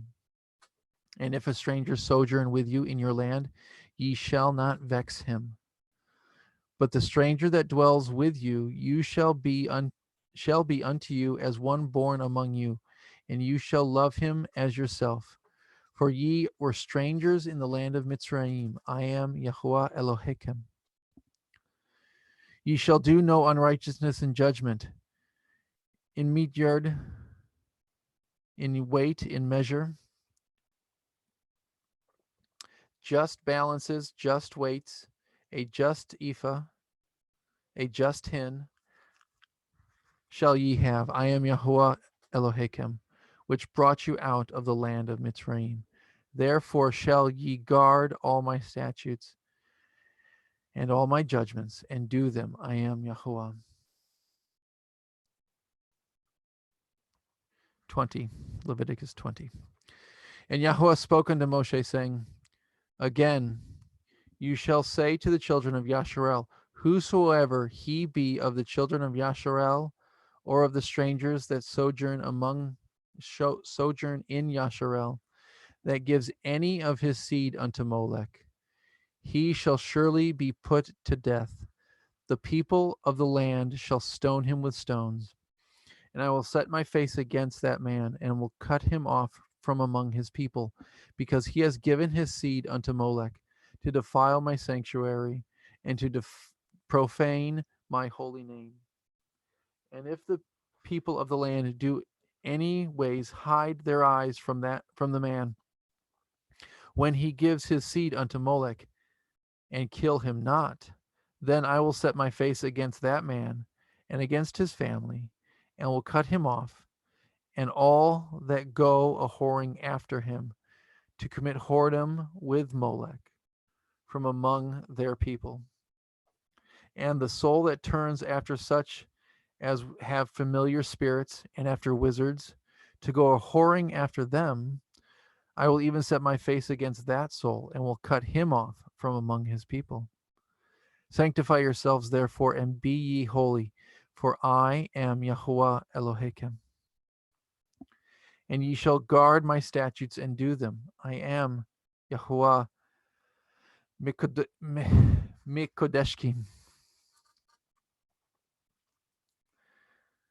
For everyone that curses his father and his mother shall surely be put to death. He has cursed his father and his mother, his blood shall be upon him. And the man that breaks wedlock with another man's woman, even he that breaks wedlock with his neighbor's woman, the man and the woman that breaks wedlock shall surely be put to death. The man that lies with his father's woman has uncovered his father's nakedness. Both of them shall surely be put to death. Their blood shall be upon them. And if a man lie with his daughter-in-law, both of them shall surely be put to death. They have wrought confusion. Their blood shall be upon them. If a man also lie with mankind, as he lies with a woman, both of them have committed abomination. They shall surely be put to death. Their blood shall be upon them. And if a man take a woman and her mother, it is wickedness. They shall be burnt with fire, both he and they, that there be no wickedness among you. And if a man lie with a beast, he shall surely be put to death, and ye shall slay the beast. And if a woman approach unto any beast and lie down thereto, ye shall kill the woman and the beast, and they shall surely be put to death. Their blood shall be upon them. And if a man shall take his sister, his father's daughter, or his mother's daughter, and see her nakedness, and she sees his nakedness, it is a wicked thing, and they shall be cut off in the sight of their people. He has uncovered his sister's nakedness. He shall bear his iniquity. And if a man shall lie with a woman having her sickness, and shall uncover her nakedness, he has discovered her fountain, and she has uncovered the fountain of her blood, and both of them shall be cut off from among their people. And you shall not uncover the nakedness of your mother's sister, nor your father's sister, for he uncovers his near kin. They shall bear their iniquity. And if a man shall lie with his uncle's woman, he has uncovered his uncle's nakedness, and they shall bear their sin. They shall die childless. And if a man shall take his brother's woman, it is unclean. It is an unclean thing. He has uncovered his brother's nakedness. They shall be childless.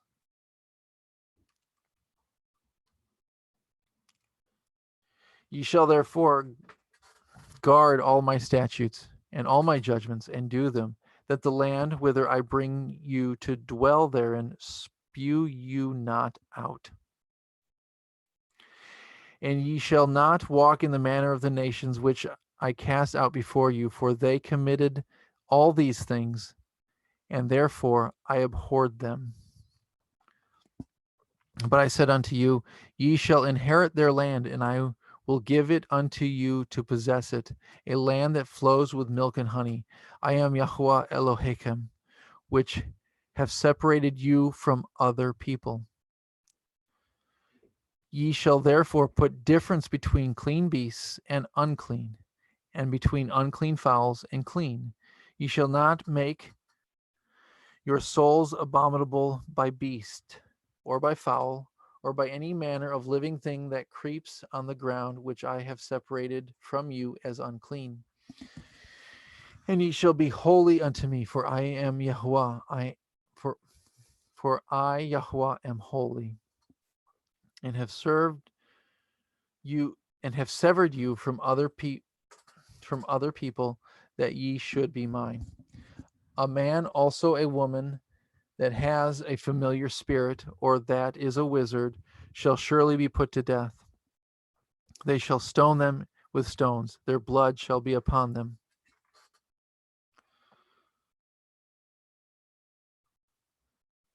Leviticus 21.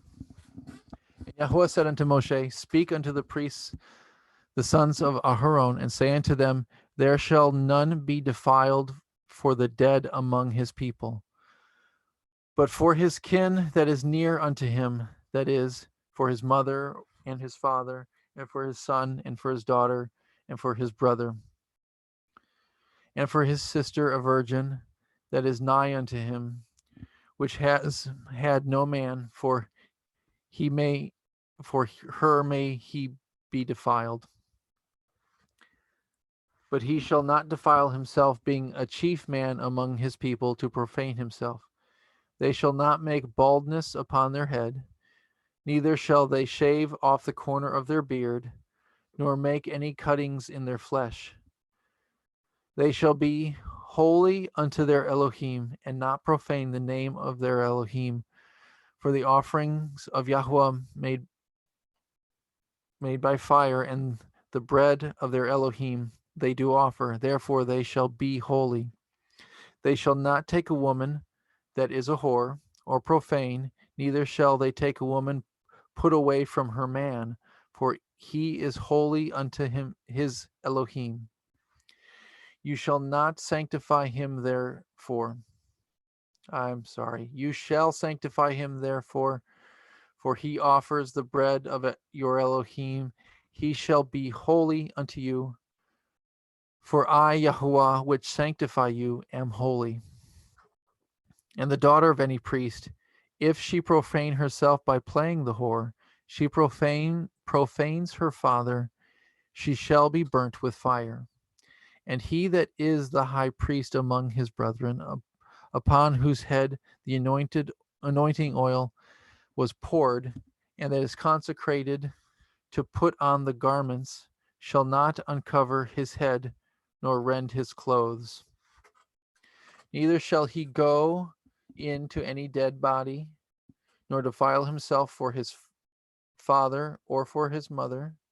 Neither shall he go out of the sanctuary, nor profane the sanctuary of his Elohim, for the crown of the anointing oil of his Elohim is upon him. I am Yahuwah. And he shall take a woman in her virginity, a widow, or a divorced woman, or profane, or a harlot. These shall he not take. But he shall take a virgin of his own people to be his woman. Neither shall he profane his seed among his people, for I am Yahuwah. For I, Yahuwah, do sanctify him. And Yahuwah spoke unto Moshe, saying, Speak unto Aharon, saying, Whosoever he be of your seed in their generations that has any blemish, let him not approach to offer the bread of his Elohim.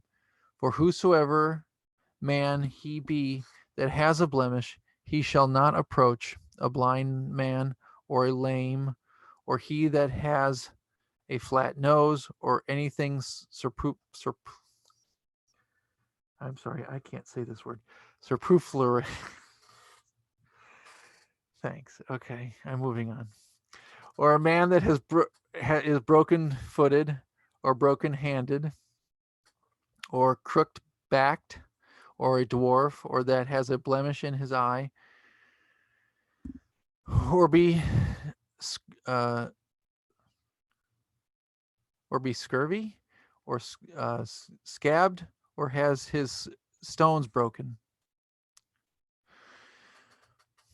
No man that has a blemish of the seed of Aharon, the priest, shall come nigh to offer the offerings of Yahweh made by fire. He has a blemish. He shall not come nigh to offer the bread of his Elohim. He shall eat the bread of his Elohim, both the most holy and the holy. Only he shall not go in unto the veil, nor come nigh unto the altar, because he has a blemish, that he profane not my sanctuaries, for I, Yahuwah, do sanctify them. And Moshe told it unto Aharon and his sons, and unto all the children of Yasharel. And Yahuwah spoke unto Moshe, saying, Speak unto Aharon and his sons, that they separate themselves from the holy things of the children of Yasharel, that they profane not my holy name in those things which they hallow unto me. I am Yahuwah. Say unto them, whosoever he be of all your seed among your generations that goes unto the holy things which the children of Yasharel hallow unto Yahuwah, having his uncleanness upon him, that soul shall be cut off from my presence. I am Yahuwah. What man soever of the seed of Aharon is a leper, or has a running issue, he shall not eat the holy things until he be clean. And whosoever touches anything that is unclean by the dead, or a man whose seed goes out from him, or whosoever touches any creeping thing, whereby he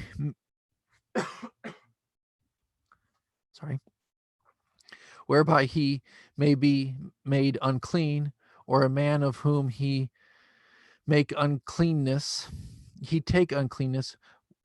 whatsoever uncleanness he has, the soul that has touched any such shall be unclean until evening, and shall not eat the holy thing unless he wash his flesh with water. And when the sun is down, he shall be clean, and shall afterward eat the holy things, because it is his food. That which dies of itself, or is torn with beasts, he shall not eat to defile himself therewith. I am Yahuwah. They shall therefore guard my ordinance, lest they bear sin for it, and die thereof. Die therefore. If they profane it, I Yahuwah do sanctify them. There shall no stranger eat of the holy thing. A sojourner of the priest, or a hired servant, shall not eat of the holy thing. But if the priest buy any soul with his money, he shall eat of it. And he that is born of his house, they shall eat of his meat. If the priest's daughter also be married unto a stranger, she may not eat of an offering of the holy things. But if the priest's daughter be a widow or divorced, and have no children, and is returned unto her father's house, as in her youth, she shall eat of her father's meat, but there shall no stranger eat thereof. And if a man eat of the holy thing unwittingly, then he shall put the fifth part thereof unto it, and shall give it unto the priest with the holy thing. And they shall not profane the holy things of the children of Yasharel, which they offer unto Yahuwah, or suffer them to bear the iniquity of trespass when they eat their holy things. For I, Yahuwah, do sanctify them. And Yahuwah spoke unto Moshe, saying, Speak unto Aharon and his sons, and unto all the children of Yasharel, saying unto them, whatsoever he be of the house of Yasharel, or of the strangers in Yasharel, that will offer his oblation for all his vows, and for all his freewill offerings, which they will offer unto Yahuwah for a burnt offering, ye shall offer at your own will a male without blemish of the cattle, of the sheep, or of the goats. But whatsoever has a blemish, that shall ye not offer, for it shall not be acceptable for you. And whoever offers a sacrifice or of peace offerings unto Yahuwah to accomplish his vow, or a freewill offering in cattle or sheep, it shall be perfect to be accepted. There shall be no blemish therein. Blind or broken or maimed or having a running sore or scurvy or scabbed, ye shall not offer these unto Yahuwah, nor make an offering by fire for them upon the altar of Yahuwah.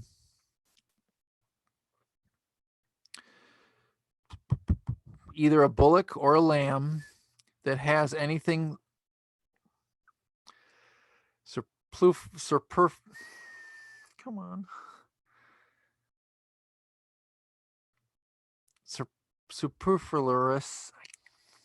or lacking in his parts that make you offer that you may offer for a freewill offering, but for a vow offering it shall not be accepted. Ye shall not offer unto Yahuwah that which is bruised or crushed or broken or cut, neither shall ye make an offering thereof in your land. Neither of a stranger's hand shall ye offer the bread of your Elohim of any of these, because their corruption is in them, and the blemishes be in them. They shall not be accepted for you. And Yahuwah spoke unto Moshe, saying, when a bullock or a sheep or a goat is brought forth, then it shall be 7 days under the dame, and from the 8th day and henceforth it shall be accepted for an offering made by fire unto Yahuwah. Whether it be a cow or a ewe, ye shall not kill it, and her young both in 1 day. And when ye will offer a sacrifice of thanksgiving unto Yahuwah, offer it at your own will. On the same day it shall be eaten up. Ye shall leave none of it until the morrow. I am Yahuwah. Therefore shall ye guard my commandments and do them. I am Yahuwah. Neither shall ye profane my holy name, but I will be hallowed among the children of Yasharel. I am Yahuwah, which hallow you. That brought you out of the land of Mitzrayim to be your Elohim. I am Yahuwah. And Yahuwah spoke unto Moshe, saying, speak unto the children of Yasharel, and say unto them, concerning the feasts of Yahuwah, which ye shall proclaim to be holy assemblies, even these are my feasts.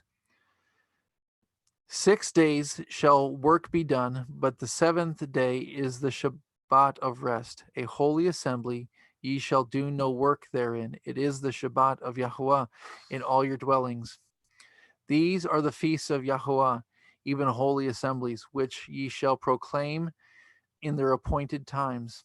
In the 14th day of the first month at evening is Yahuwah's Pesach. On the 15th day of the same month is the feast of Matzah. Unto Yahuwah 7 days ye must eat matzah. In the first day ye shall have a holy assembly. Ye shall do no servile work therein, but ye shall offer an offering made by fire unto Yahuwah 7 days. And in the 7th day is a holy assembly. Ye shall do no servile work therein. And Yahuwah spoke unto Moshe, saying, speak unto the children of Yasharel, say unto them, when ye are come into the land which I give unto you, and shall reap the harvest thereof, then ye shall bring a sheaf of the firstfruits of your harvest unto the priest, and he shall wave the sheaf before Yahuwah to be accepted for you on the morrow after the Shabbat. The priest shall wave it.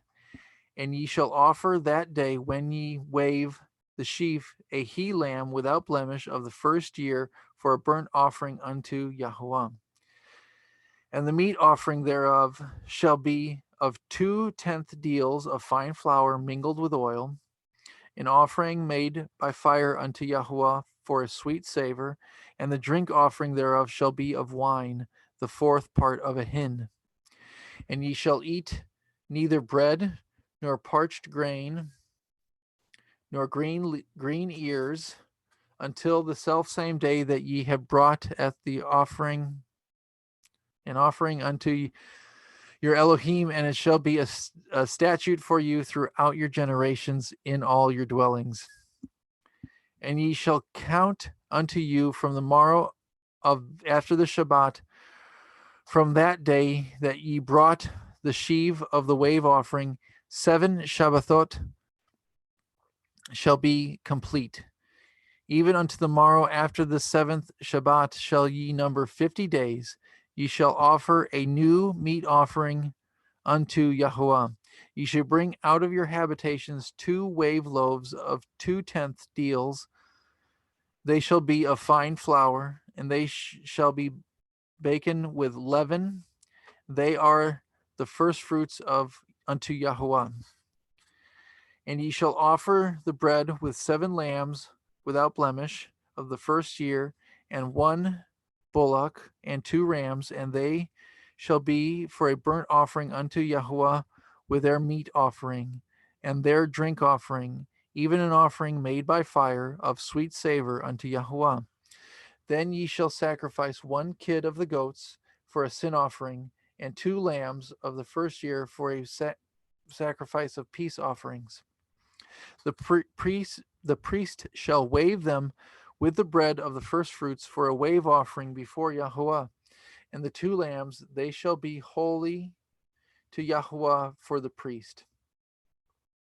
Ye shall proclaim on the self same day that it may be a holy assembly unto you. Ye shall do no servile work therein. It may be a statute forever in your dwellings throughout your generations. And when ye reap the harvest of your land, you shall not clean the riddance of the corners of your field when you reap, neither shall you gather any gleaning of your harvest. You shall leave them unto the poor and to the stranger. I am Yahuwah Elohim. And Yahuwah spoke unto Moshe, saying, Speak unto the children of Yasharel, saying, In the 7th month, in the 1st day of the month, ye shall have a Shabbat, a memorial blowing of shofar, the day of the awakening blast, trumpets, a holy assembly. Ye shall do no servile work therein, but ye shall offer an offering made by fire unto Yahuwah.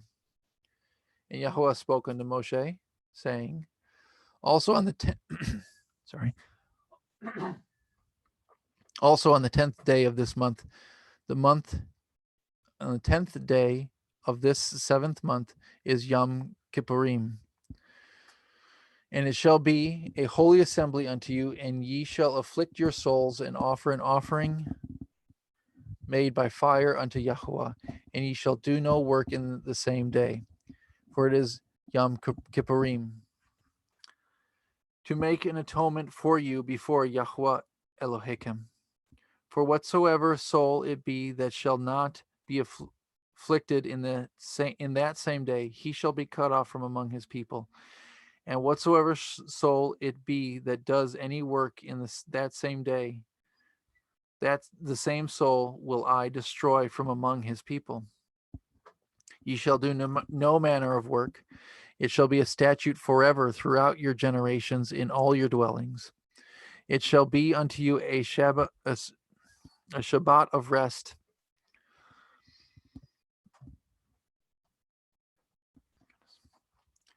And ye shall afflict your souls in the 9th day of the month at evening.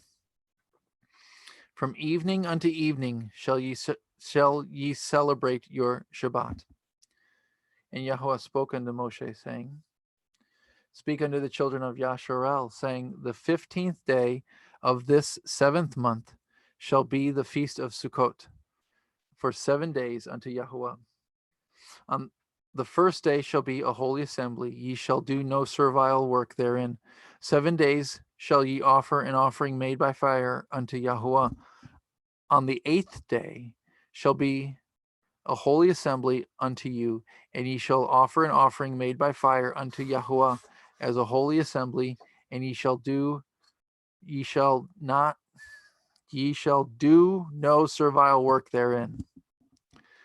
These are the feasts of Yahuwah, which ye shall proclaim to be holy assemblies, to offer an offering made by fire unto Yahuwah, a burnt offering and a meat offering, a sacrifice and drink offerings, everything upon his day. Beside the Shabbathot of Yahuwah, and beside your gifts, and beside all your vows, and beside all your free will offerings which ye give unto Yahuwah. Also in the 15th day of the 7th month, when ye have gathered in the fruit of the land, ye shall keep the fruit. Ye shall keep a feast unto Yahuwah 7 days. On the 1st day shall be a Shabbat, and on the 8th day shall be a Shabbat. And ye shall take you on the 1st day the boughs of goodly trees and branches, and of palm trees, and of the boughs of thick trees, and willows of the brook. And ye shall rejoice before Yahweh 7 days. And ye shall keep it a feast unto Yahweh 7 days in the year, and it shall be a statute forever in your generations. Ye shall celebrate it in the 7th month. Ye shall dwell in Sukkot 7 days. All that are Yasharel born shall dwell in Sukkot,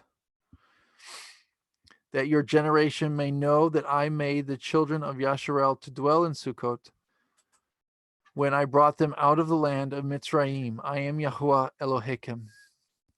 And Moshe declared unto the children of Yasharel the feast of Yahuwah.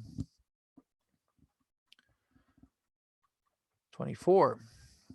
And Yahuwah spoke unto Moshe, saying, command the children of Yasharel that they bring unto you pure oil beaten for the light, to cause the lamps to burn continually. Without the veil of the testimony in the tabernacle of the assembly shall Aharon order it from the evening until the morning before Yahuwah continually. It shall be a statute forever in your generations. And he shall order the lamps upon the pure menorah before Yahuwah continually. And you shall take fine flour and bake 12 cakes thereof. 2/10 deals shall be in one cake. And you shall set them in 2 rows, 6 on a row, and upon the pure table before Yahuwah. And you shall put pure frankincense upon each row, that it may be on the bread for memorial, even an offering made by fire unto Yahuwah. Every Shabbat he shall set in order before Yahuwah, continually being taken from the children of Yasharel by an everlasting covenant. And it shall be Aharon and his sons, and they shall eat in the holy place, for it is most holy unto him an offering for it is most holy unto him of the offerings of Yahuwah made by fire by a perpetual statute. And the sons of a Yesharelite woman, whose father was a Mitzri, went out among the children of Yasharel, and this son of the Yesharelite woman and a man of Yasharel strove together in the camp. And the Yesharelite woman's son blasphemed the name of Yahuwah and cursed it. And they brought him unto Moshe, and his mother's name was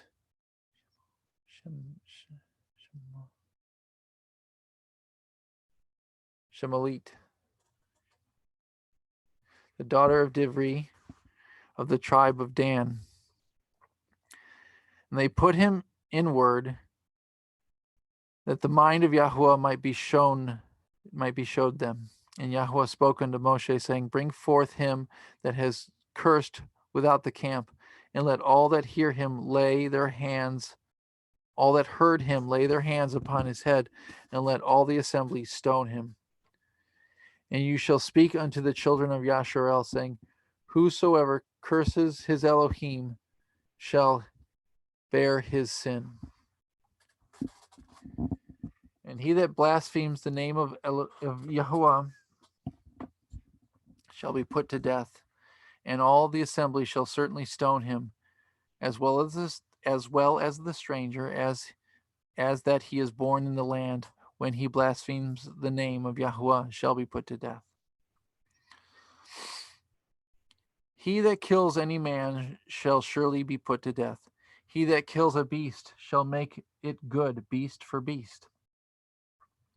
And if a man cause a blemish in his neighbor, as he has done, so shall it be done to him.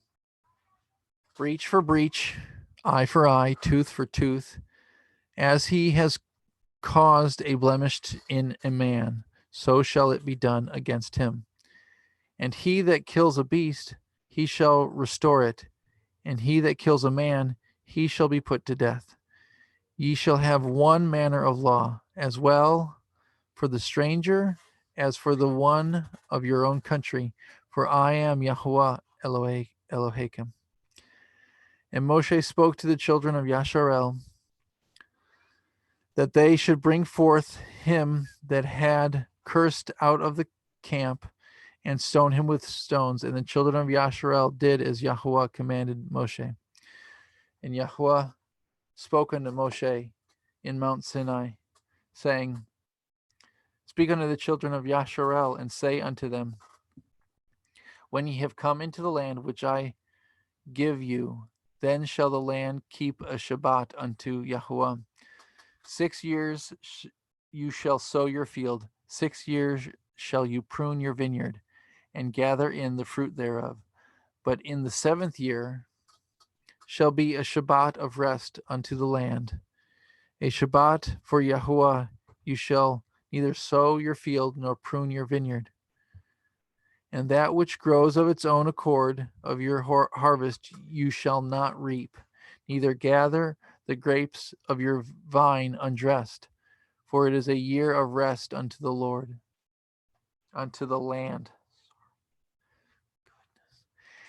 And the Shabbat of the land shall be food for you, and for your servant, and for your maid, and for your hired servant, and for your servant that sojourns with you, and for your cattle, and for the beasts that are in your land. All the increase thereof be meat. And you shall number 7 Shabbathot of years unto you, 7 times 7 years, and the space of the 7 Shabbathot of years shall be unto you 49 years. Then shall you cause the shofar of the Jubilee to sound on the 10th day of the 7th month in the Yom Kippurim, and shall make the shofar sound throughout all your land. And when ye shall hallow the 50th year, and proclaim liberty throughout all the land unto all the inhabitants thereof, it shall be a jubilee unto you, and ye shall return every man unto his possession, and ye shall return every man unto his family. A jubilee shall that 50th year be unto you, and ye shall not sow, neither reap that which grows of itself in it, nor gather the grapes in it of your vine undressed. For it is the Jubilee, it shall be holy unto you. Ye shall eat the increase thereof out of the field. In the year of this Jubilee ye shall return every man unto his possession. And if you sell aught unto your neighbor, and buy aught of your neighbor's hand, ye shall not oppress one another. According to the number of years after the Jubilee, you shall buy of your neighbor, and according unto the number of years of the fruits he shall sell unto you. According to the multitude of years you shall increase the price thereof, and according to the fewness of the years you shall diminish it, the price of it. For according to the number of years of the fruits he sells unto you. Ye shall not therefore oppress one another, but you shall fear Yahuwah your Elohim, for I am Yahuwah Elohim. Therefore ye shall do my statutes and guard my judgments and do them, and ye shall dwell in the land in safety. And the land shall yield her fruit, and ye shall eat your fill and dwell therein in safety. And if ye shall say, What shall we eat the 7th year? Behold, we shall not sow nor gather in our increase. Then I will command my blessing upon you in the 6th year, and it shall bring forth the fruit for 3 years.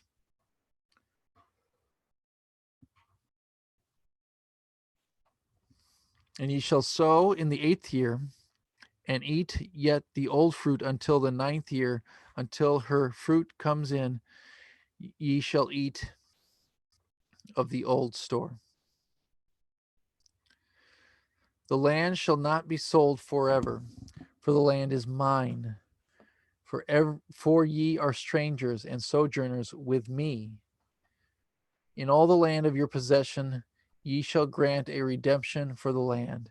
If your brother is waxen poor, and has sold away some of his possession, and if any of his kin come to redeem it, then shall he redeem that which his brother sold. And if the man have done to redeem it, and himself is able to redeem it, then let him count the years of the sale thereof, and restore the overplus unto the man to whom he sold it, that he may return unto his possession. But if he be not able to restore it to him, then that which is sold shall remain in the hand of him that has brought it until the year of Jubilee. And in the Jubilee it shall go out, and he shall return unto his possession. If a man sell a dwelling house in a walled city, then he may redeem it within a whole year after it is sold. Within a full year may he redeem it. And if it be not redeemed within the space of a full year, then the house that is within the walled city shall be established forever to him that bought it throughout his generation. It shall not go out in the Jubilee.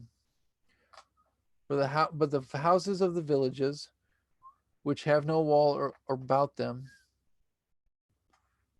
shall be counted as the fields of the country. They may be redeemed, and they shall go out in the Jubilee. Notwithstanding, the cities of the Leviim and the houses of the cities of their possession may the Leviim redeem at any time.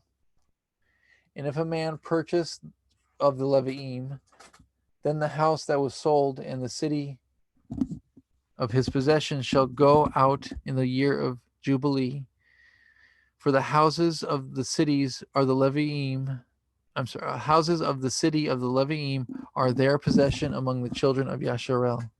But the field of the suburbs of their cities may not be sold, for it is their perpetual possession. If your brother be waxen poor and fallen in decay with you, then you shall relieve him, yea, though he be a stranger or a sojourner, that he may live with you. Take no usury of him or increase, but fear your Elohim, that your brother may live with you. You shall not give him your money upon usury, nor lend him your victuals for increase. I am Yahuwah Elohim, which brought you forth out of the land of Mitzrayim to give you the land of Canaan, and to be your Elohim. And if your brother that dwells with you be waxen poor, and be sold unto you, you shall not compel him to serve as a bondservant, but as a hired servant, and as a sojourner. He shall be with you, and shall serve you unto the year of Jubilee. Then shall he depart from you, both he and his children with him, and shall return unto his own family, unto the possession of his fathers shall he return. For they are my servants, which I brought forth out of the land of Mitzrayim. They shall not be sold as bondmen. You shall not rule over him with rigor, but shall fear Elohim. Both your bondmen and your bondmaids, which you shall have, shall be of the heathen that are around about you.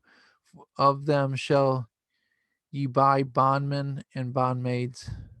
Moreover, the children of the stranger that do sojourn among you, of them shall ye buy, and their families that are with you, that they begat in your land, and they shall be your possession. And ye shall take them as an inheritance for your children after you, to inherit them for a possession. They shall be your bondmen forever. But over your brethren and the children of Yasharel, ye shall not rule one over the other with rigor. If a sojourner or a stranger wax rich by you, and your brother that dwells by him wax poor, and sell himself unto the stranger or sojourner by you, or to the stock of the stranger's family, after that he is sold, he may be redeemed again.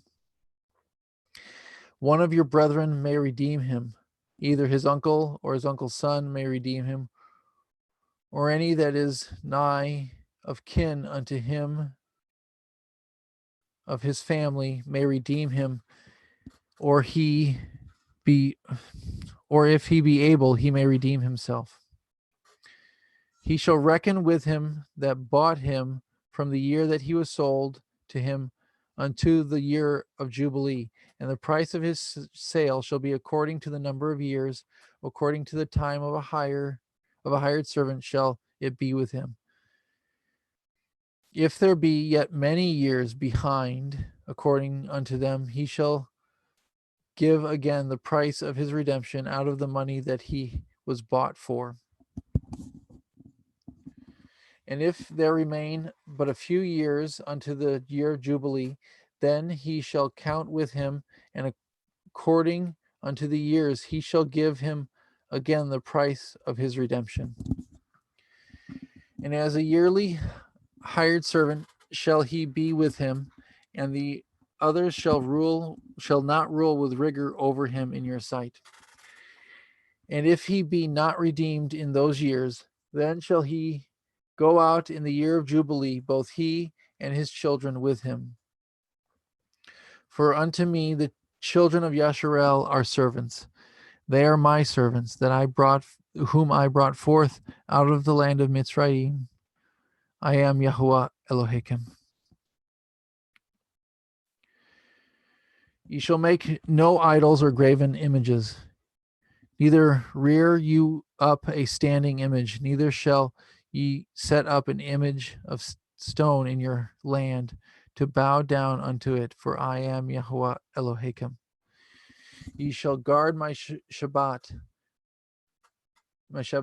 and reverence my sanctuary. I am Yahuwah.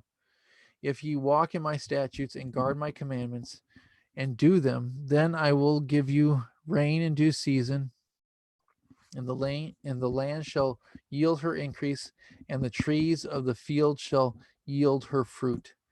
And your threshing shall reach unto the vintage, and the vintage shall reach unto the sowing time, and ye shall eat your bread to the full, and dwell in your land in safety.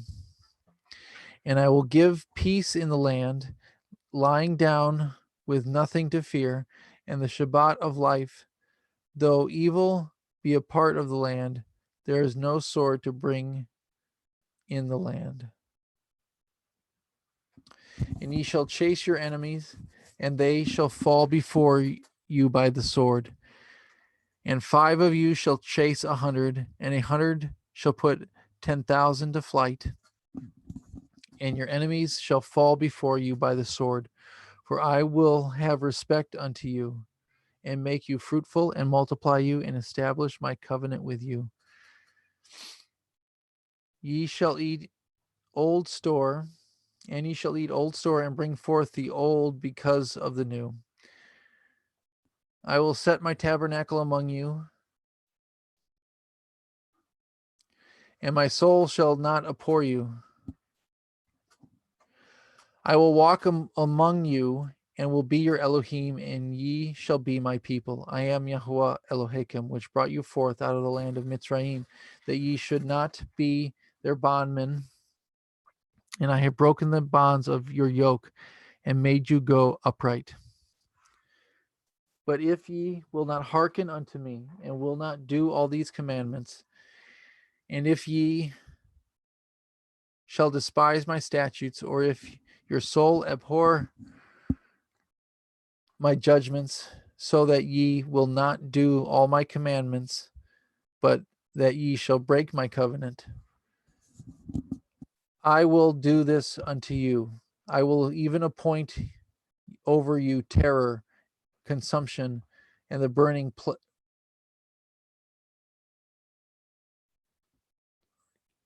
I'm going to assume plague. The burning plague that shall consume the eyes and cause sorrow of the heart, and ye shall sow your seed in vain, for your enemies shall eat it. I'm sorry, one moment.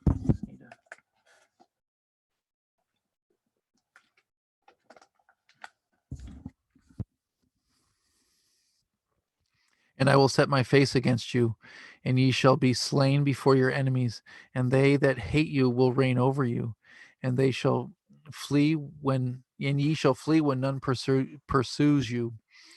And if ye will not yet for all this hearken unto me, then I will punish you 7 times more for your sins. And I will break the pride of your power, and I will make you heavy as iron. I will make your heaven as iron, and your earth as brass. And your strength shall be spent in vain, for your land shall not yield her increase, neither shall the trees of the land yield their fruit. And if ye walk contrary unto me, and will not hearken unto me, I will bring 7 times more plagues upon you according to your sins. I will also send wild beasts among you, which shall rob you of your children, and destroy your cattle, and make you few in number, and your highways be desolate.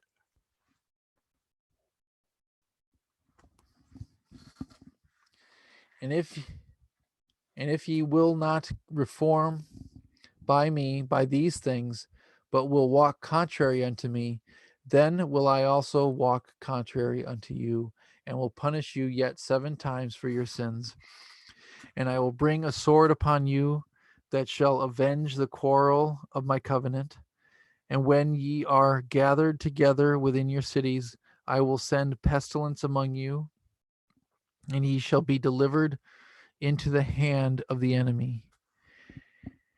And when I have broken the staff of your bread, 10 women shall bake your bread in one oven, and they shall deliver you your bread again by weight, and ye shall eat and not be satisfied. And if ye will not for all this hearken unto me, but walk contrary unto me, then I will walk contrary unto you also in fury, and I, even I, will chasten you 7 times for your sins. And ye shall eat the flesh of your sons, and the flesh of your daughters shall ye eat. And I will destroy your high places, and cut down your images, and cast your carcasses upon the carcasses of your idols, and my soul shall abhor you. And I will make your cities wastes, and I bring your sanctuaries unto desolation, and I will not smell the savor of your sweet odors. I will bring the land into desolation. Your enemies which dwell therein shall be astonished at it. I will scatter you among the heathen, and will draw out a sword after you, and your land shall be desolate, and your cities waste. Then shall the land enjoy her Shabbathot, as long as it lies desolate, and ye be in your enemy's land, even then shall the land rest and enjoy her Shabbathot. As long as it lies desolate, it shall rest, because it did not rest in your Shabbathot when you dwelt upon it, and upon them that are left alive of you, I will send a faintness into their hearts in the land of their enemies, and the sound of a shaking leaf shall chase them, and they shall flee as fleeing from a sword, and they shall fall when none pursues.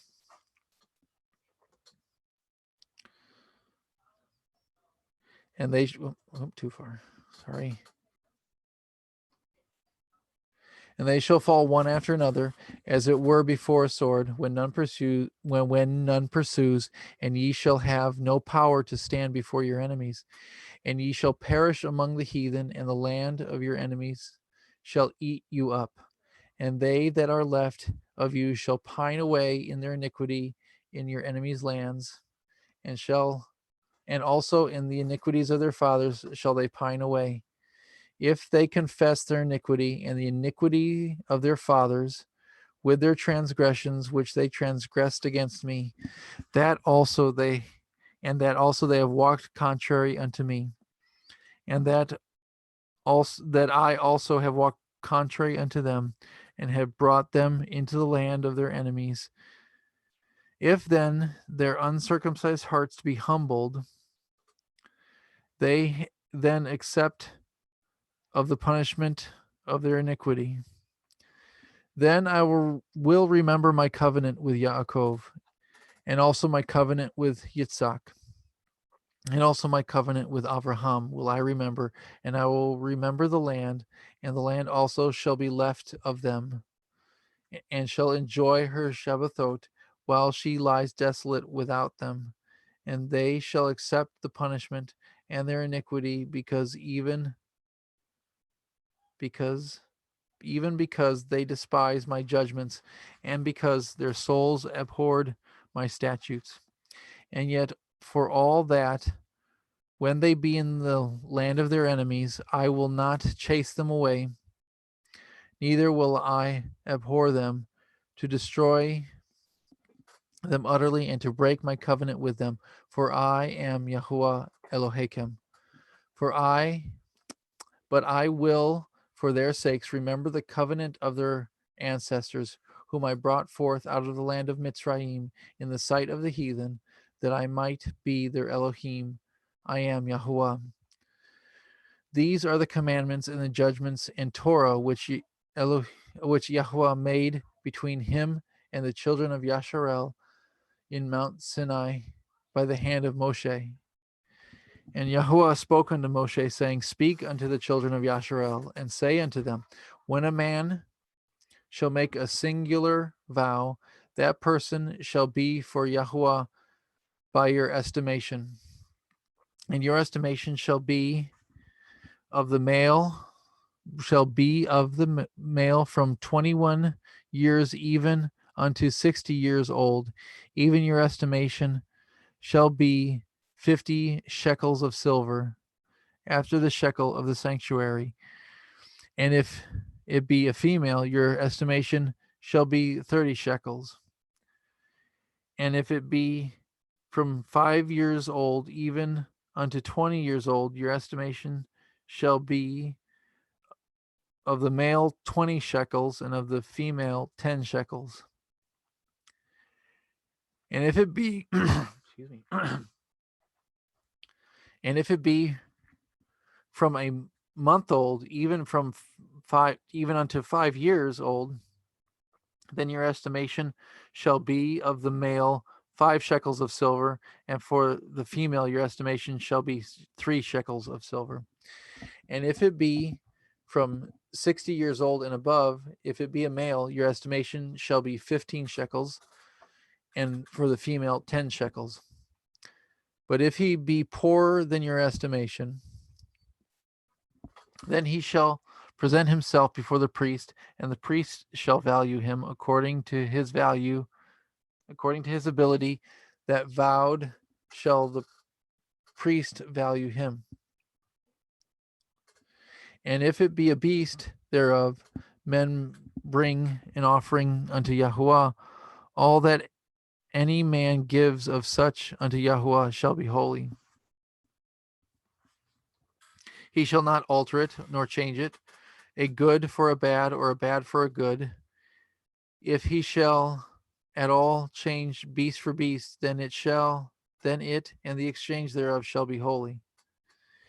And if it be any unclean beast, of which they do not offer a sacrifice unto Yahweh, then he shall present the beast before the priest.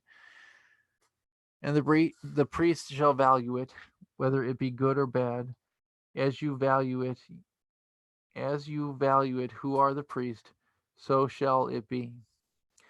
But if he will at all redeem it, then he shall add a fifth part thereof unto your estimation.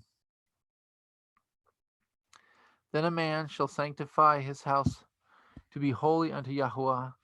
Then the priest shall estimate it, whether it be good or bad, as the priest shall estimate it, so shall it stand. And if he that sanctified it shall redeem his house, then he shall add the fifth part of the money of your estimation unto it, and it shall be his. And if a man shall sanctify unto Yahweh some part of a field of his possession, that your estimation shall be according to the seed thereof, an omer of barley seed shall be valued at 50 shekels of silver. If he sanctify his field from the year of Jubilee, according to your estimation, it shall stand. But if he sanctify his field after the Jubilee, then the priest shall reckon unto him the money according to the years that remain, even unto the year of the Jubilee, and it shall abate from your estimation. And if he that sanctified the field will in any wise redeem, then he shall add the fifth part of the money of your estimation unto it, and it shall be assured to him. And if he will not redeem the field, or if he have sold the field to another man, it shall not be redeemed any more. But the field, when it goes out in the Jubilee, shall be holy unto Yahweh, a field devoted. The possession thereof shall be the priest's. And if a man sanctify unto Yahweh a field which he has bought, that which is not of the fields of his possession,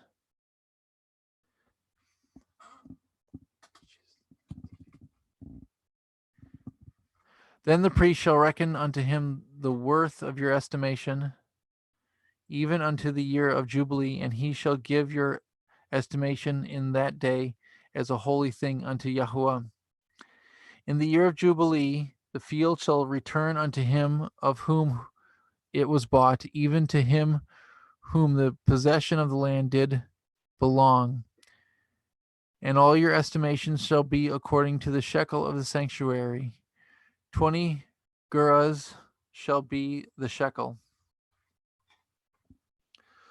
Only the firstling of beasts, which should be Yahweh's firstlings, no man shall sanctify it, whether it be ox or sheep, it is Yahweh's. And if it be an unclean beast, then he shall redeem it according to your estimation, and shall add a fifth part of it thereto. And if it be not redeemed, then it shall be sold according to your estimation. Notwithstanding, no devoted thing that a man shall devote unto Yahweh of all that he has, both of man and beast, and a field of his possession, shall be sold or redeemed. Every devoted thing is most holy unto Yahweh. None devoted which shall be devoted to men shall be redeemed, but shall surely be put to death. And all the tithe of the land, whether of the seed of the land or of the fruit of the tree, is Yahweh's. It is holy unto Yahweh. And if a man will dwell, and if a man will at all redeem aught of his tithes, he shall add thereto the fifth part thereof. And concerning the tithe of the herd and the flock, even whatsoever passes under the rod, the 10th shall be holy unto Yahuwah. He shall not search whether it be good or bad, neither shall he change it. And if he change it at all, then both it and the change thereof shall be holy. It shall not be redeemed. These are the commandments which Yahuwah commanded of Moshe and the children of Yasharel in Mount Sinai. Thank you, brother. And brothers and sisters, those of you that are watching this as a live stream, please join us in the next room, which there should be links in the chat right now. And it's also on the homepage on Parable of the Vineyard. Those of you that are watching this as a recording, there should be links in the description box and in the comment section below. So we will get started with part 2 after this.